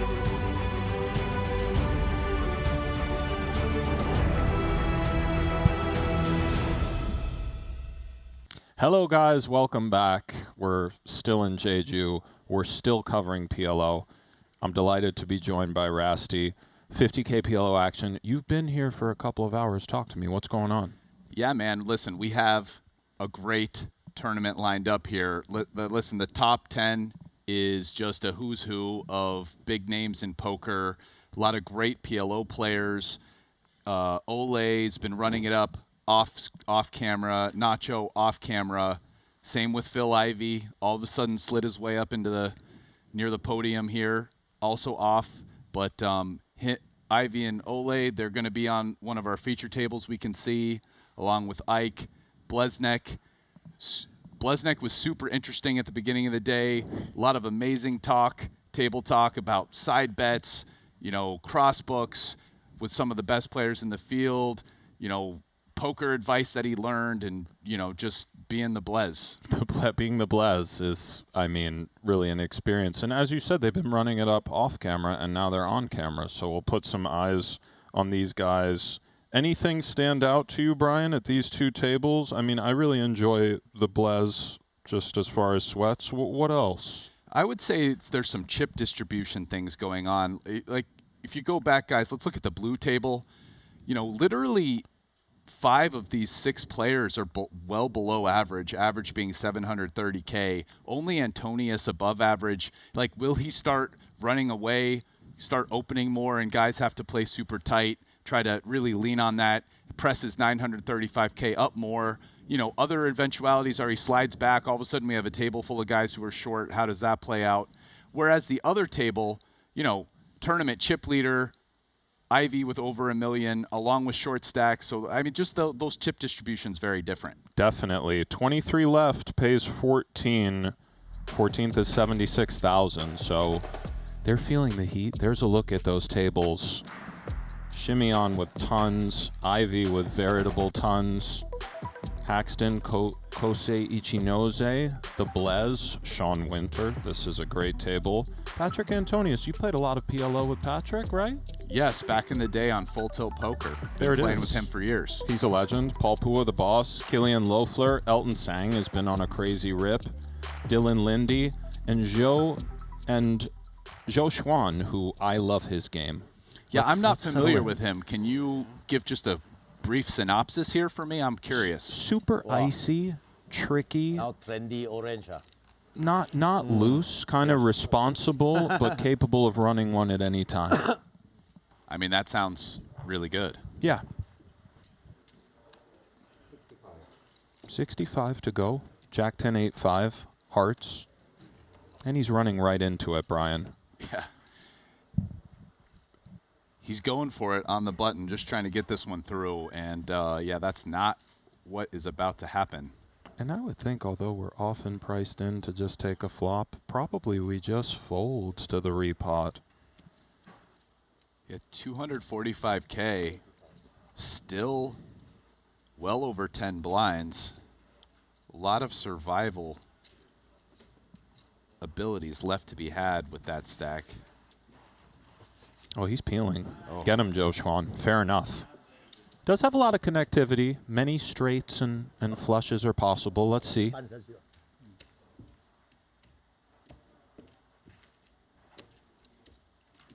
Yeah, I guess he feels maybe we're too far away from the bubble. You know, 9 players still need to go out to be super tight. And he might very well be right. Fair enough. When you open and get 3-bet in PLO, usually you peel. And a huge flop for Joe Schwan, who slides into a 3-2 favorite.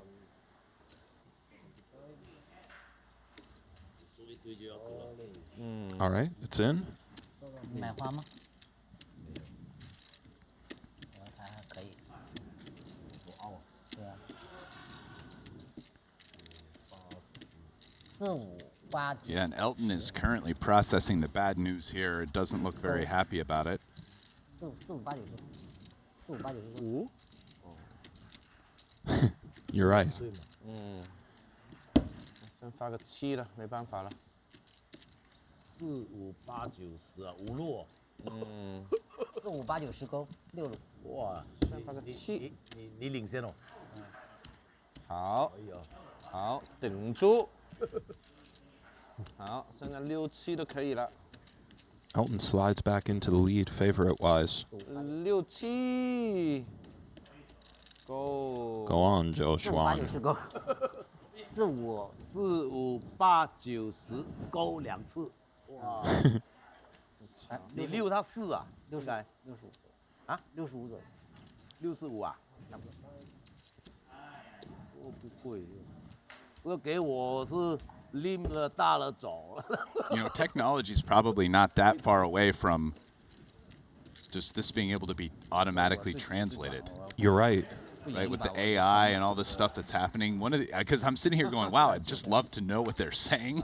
I know. I mean, I felt like when he was gesticulating with his hand, it was the outs. But I know. It probably actually exists, right? Yeah. Somewhere? Yeah, and it's probably going to get cheap enough that, like, in the next 5 years, I know, we're it's going to be crazy. watching Triton, and Wow. it just, the Chinese viewers are going to understand the English, and us English viewers are just going to understand Boss Man and Zoe there going off in Mandarin about, you know, whatever they're talking about. You're right.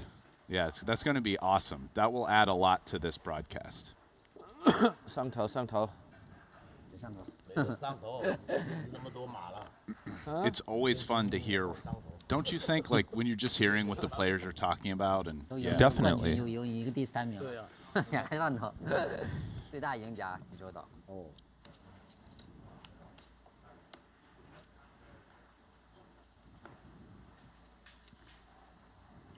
很多。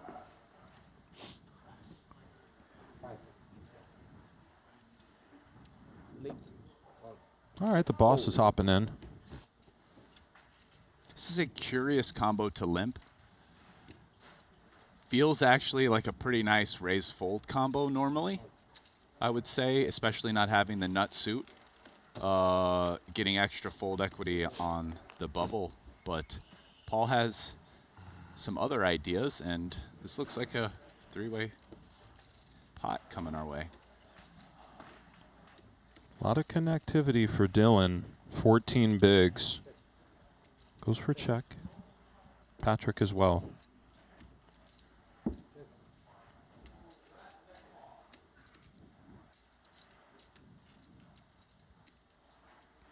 Dylan makes the 7 high straight.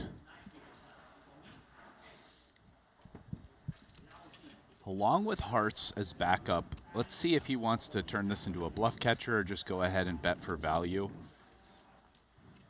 After it got checked, he doesn't have to be as worried with 7-8. 7-8's betting this a lot, so he can probably feel pretty comfortable betting and even being able to bet again on a river blank. And Patrick can't be particularly attached to these 9s and 5s. Yeah, I agree with, like, no other backup, right? No gutty, no flush draw. Oh, he's tearing one off, Brian.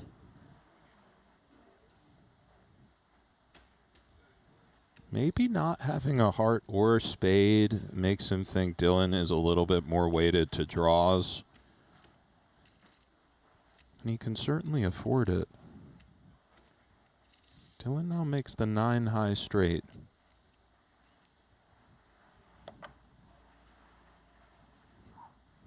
Let's see what he wants to do.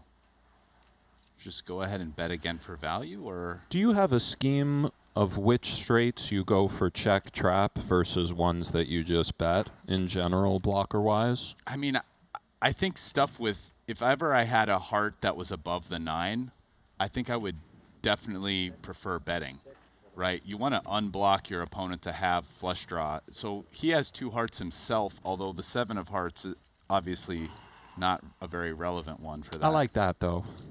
Check, check, winner. Take it, sir. That's obviously not really enough combos to divvy up your range there, but beyond that, I don't have a strong preference that comes to mind. Maybe no high spade. Good to check. After check, check, check flop. Yeah. Joe Schwen is locked in right now.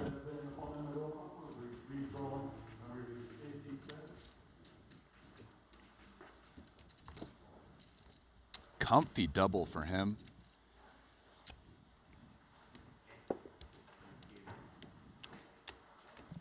He's now 10th in chips. Southpaw dealer.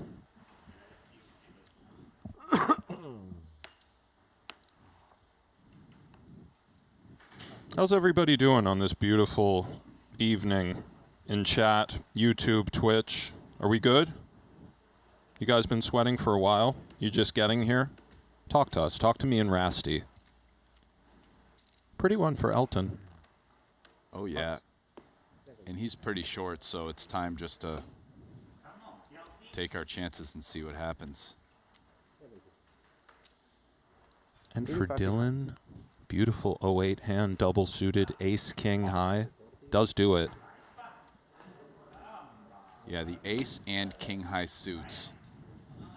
And also kind of nice that I guess Elton only has about half as many, way less, like about a third as many chips as he does, right? That's pretty. You got black, I have red. And Elton's actually a not insignificant favorite here. Elton in pretty good shape, all things considered. You too, Abraham. Vegas is here. They're Gucci in the YouTube chat, Brian. Chidwick's a real-life wizard. Fair. Twitch is here. Elton wants red cards. Below a king. Oh, black flop. Oh, top set. All black. Never easy in PLO. 9 of spade. Jack of clubs? Yeah. Board pair. Huh? No board pair. Oh. Wow, how'd you do that, Brian? Not the jack, but. What a hand. Yeah, this is interesting. And despite the double flush draw, Elton's still a sizable favorite. Okay. 1 red card. There we go. Oh, no, you got straight? No. What a fade. Go on, Elton.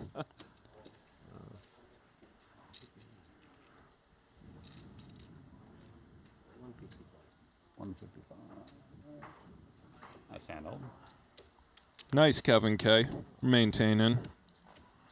Yeah, and 08, he made the nut low, but this isn't a split pot game. You got the black flop, but I won. It was fun. Yeah. Yeah. I would have preferred winning, but that was a good way to do it. Gonna lose. Yeah, speaking of, Chris in chat is talking about Chidwick. Chidwick got a sick beat bubbling the final table. Oh, I saw. I was watching. I calculated it was worth 1.6 million. I saw that as well. Before that, he was playing great, man. He had this he's nasty double barrel with queen 10 in a spot that got ace queen to fold blind on blind. He lost the absolute minimum in a spot with kings where just set the price on the river with a small bet in a blind on blind spot where the big blind had an ace and didn't re-raise. I don't know. Just he played great. Yeah, Like, he's incredible. Yeah. That was a rough one. Ace 10-10. Ace queen versus ace 4. That's cold. And also, I couldn't help but notice the river was produced. You know, it was a little hectic. It didn't come down clean, so there was a split sec. Anyway, GG Stevie.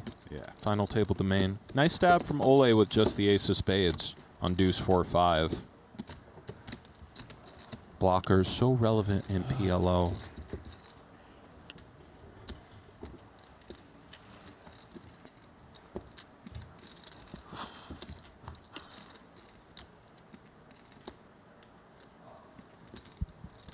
What a table this is. Truly.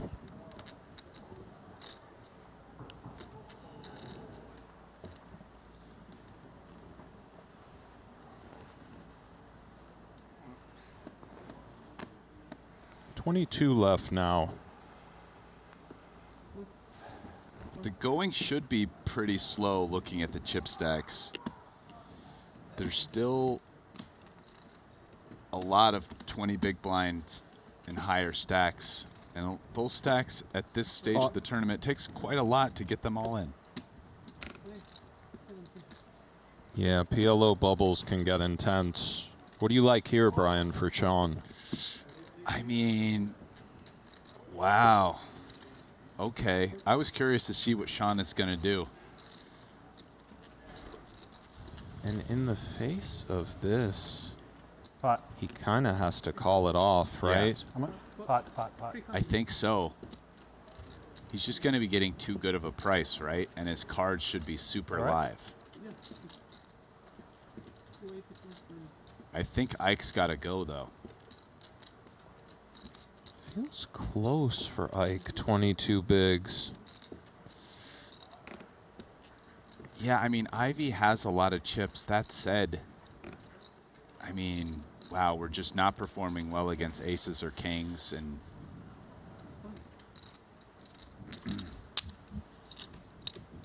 yeah, but Sean has less than a full pot here, right? It's only 200 more instead of 230. Yeah, I think he's got to put it in. Good luck, Sean, gentlemen. No, you got a 6?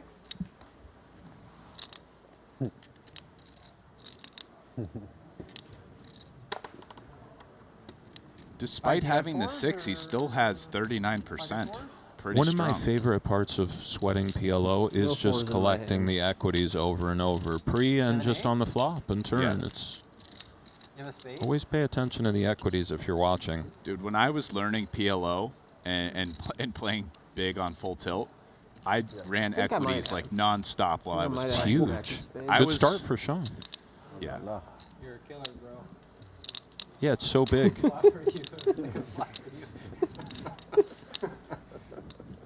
Which 6 is left in the deck? Good front card. Oh. Okay, Sean gets back in the hunt a little. Sean Winter, ladies and gentlemen. GG, Sean. That's me. That was indeed Ike. Diamonds is awesome, though. Just play a little worse. Have a lot more chips. You win? Yeah.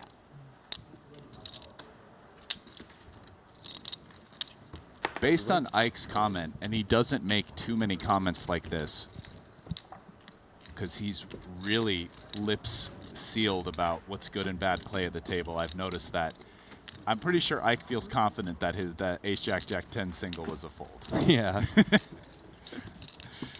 But yeah, it's one of the things I noticed earlier today. He was at a table and a bunch of guys were talking like poker strategy and this and whatever, and Ike literally 0. I was like, wow, the Prince of Darkness gives nothing away. The Prince of Darkness. I haven't heard that in a while.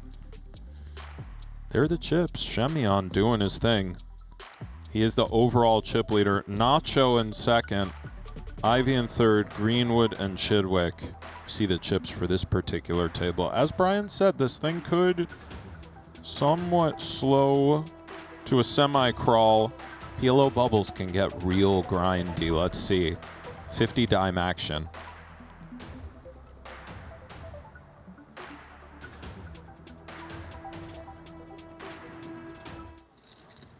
Yeah, that table right there is really a case of the haves and the have-nots. I mean, truly.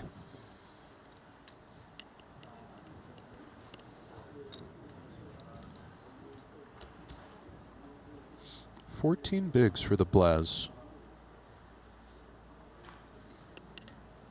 I go pot. He goes pot. I go pot, he said, Brian.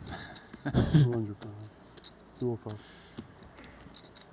yeah, not I pot or pot. I go pot. I go pot, as does Ike. Ike goes pot as well. Ooh.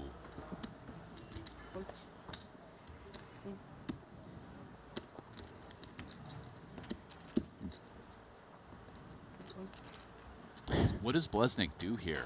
This is kind of a brutal spot. I guess he goes for it, but Are you calling or putting it in?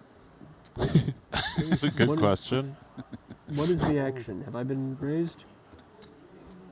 What's Got to be a call because he put the white chips in first. Whatever. I'm not folding. Oh, 260. Calling I mean, for 260? fair enough. Okay. No All way. right, Ike is accepting the action. Oh, yeah. 270.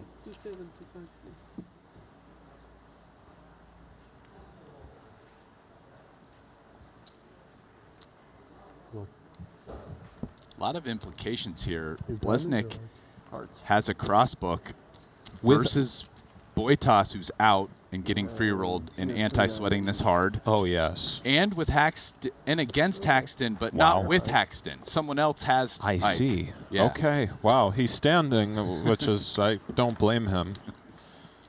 Hands on the rail. He's very nervous about this. Yes.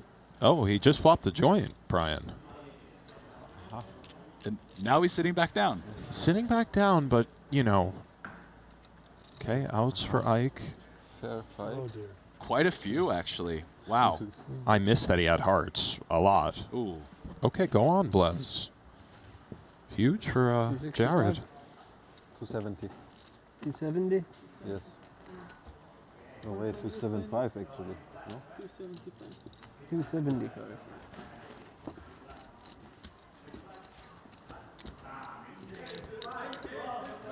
Nice hand. I'll come back.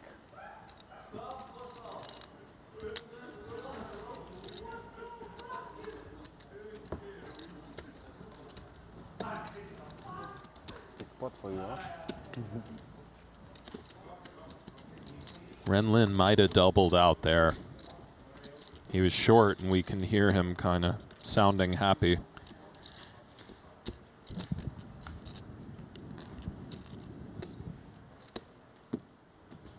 Yeah, he's boisterous. Yeah, he sure is.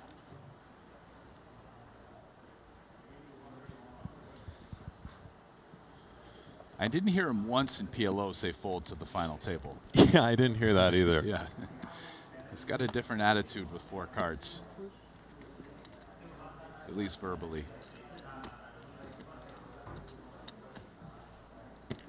Okay, little 3-card sweat from Phil. Maybe we'll get that 4th card.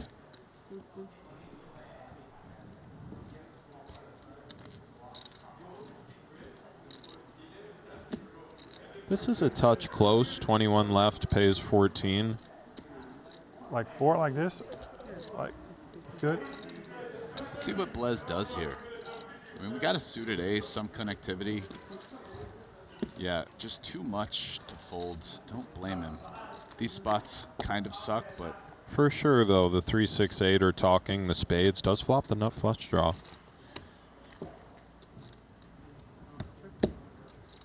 very curious. Ivy's 4th card. Is it a diamond? Is it biggish? Quite curious, too. And for Blez, if he thinks he has enough fold equity, maybe go for it now, Brian? Yeah, right. I mean, he can put in 450, pretty solid. Kind of scary, but So sweet to garner folds. You don't have to that much for this to be... Oh, he's just out. Fair enough, Blez. Go on. This isn't Hold'em now. Not all flush draws are the same, I suppose. I didn't expect that. That was cool. yeah, no, interesting. That was cool. That was that. I'm trying to process it now. Yeah, he's keeping it clean. You know, he didn't deem just the flush draw, no backups enough To call. even to peel. Might be wrong, by the way, but the Blez is a goat, so it's always interesting. Even if it's wrong, to me it's interesting. Yes. Maybe it was right, but we can still learn. Yeah, I think just with the 8-6, like, he can't really hit a card other than a spade that he likes. So Yeah. maybe he's, and just versus B 2/3, he's just like, I can't call. So then it's, do I just stick it in here, and just went, nah. Yeah, nice. Yeah. Raise from Lindy in the small, defend from Patrick. Huge flop for Antonius. Which makes that sizing choice pretty interesting by Ivy, because I think versus like half pot or less, he's probably calling. Definitely a huge accomplishment for Ivy with the red A7-4 Yeah. to clear that one. Okay, pot from Dylan off the nub. Something of a 3-to-1 dog.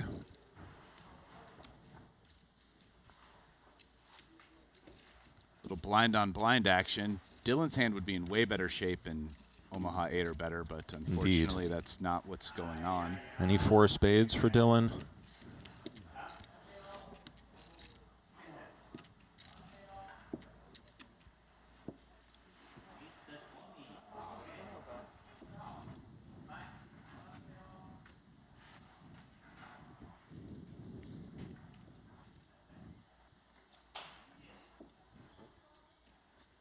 Picks up the 5s, but Patrick's got 1. 8 outs once. oh, go on, Dylan. Finds the duck. 155. 155? Yeah. Dylan won a nice pot early in the day where on the turn it's Jack 9-9 deuce. We got there mid-turn action. He had checked. Blez bets. Blez has ace 8-7-6 for nothing. Okay. Okay. I don't even know. I don't actually even think he had the bad end of the gutter. Okay. So maybe it was 7-6-5. Just dust ball, ace middle cards. The button had called. He just calls Jack's full. On the river, the board is Jack 9-9 deuce deuce. I don't remember what got there and what. He checks. Blez, in this situation where he got called twice, pots it Go for on, 100K. The button folds a deuce for 3 deuces, and the pot basically puts Dylan all in, who then snaps. But it's just like a very interesting find there, which it's like he knows his man. Definitely. Like, there's not that many people there who are bluffing like Bless would. For sure. Pot, Yeah. So it was a cool hand, and it's part of the way Dylan had a lot of chips early when I first got here. Nice. Wrap for Ole.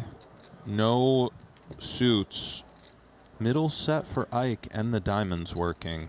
And the nut flush draw for Kosei. Ike's all in for not a lot. For Kosei, this isn't particularly pleasant at all. Yeah, nothing other than the spades. A player behind him.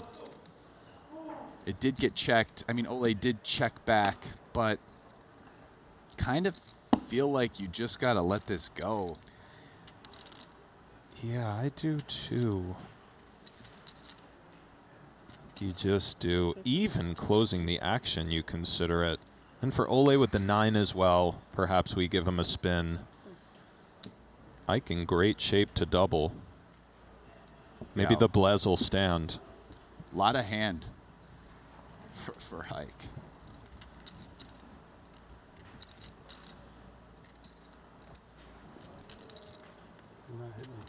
Now the Blez keeping seated on this one.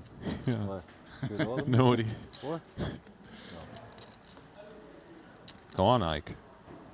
Multiple winners for Ike.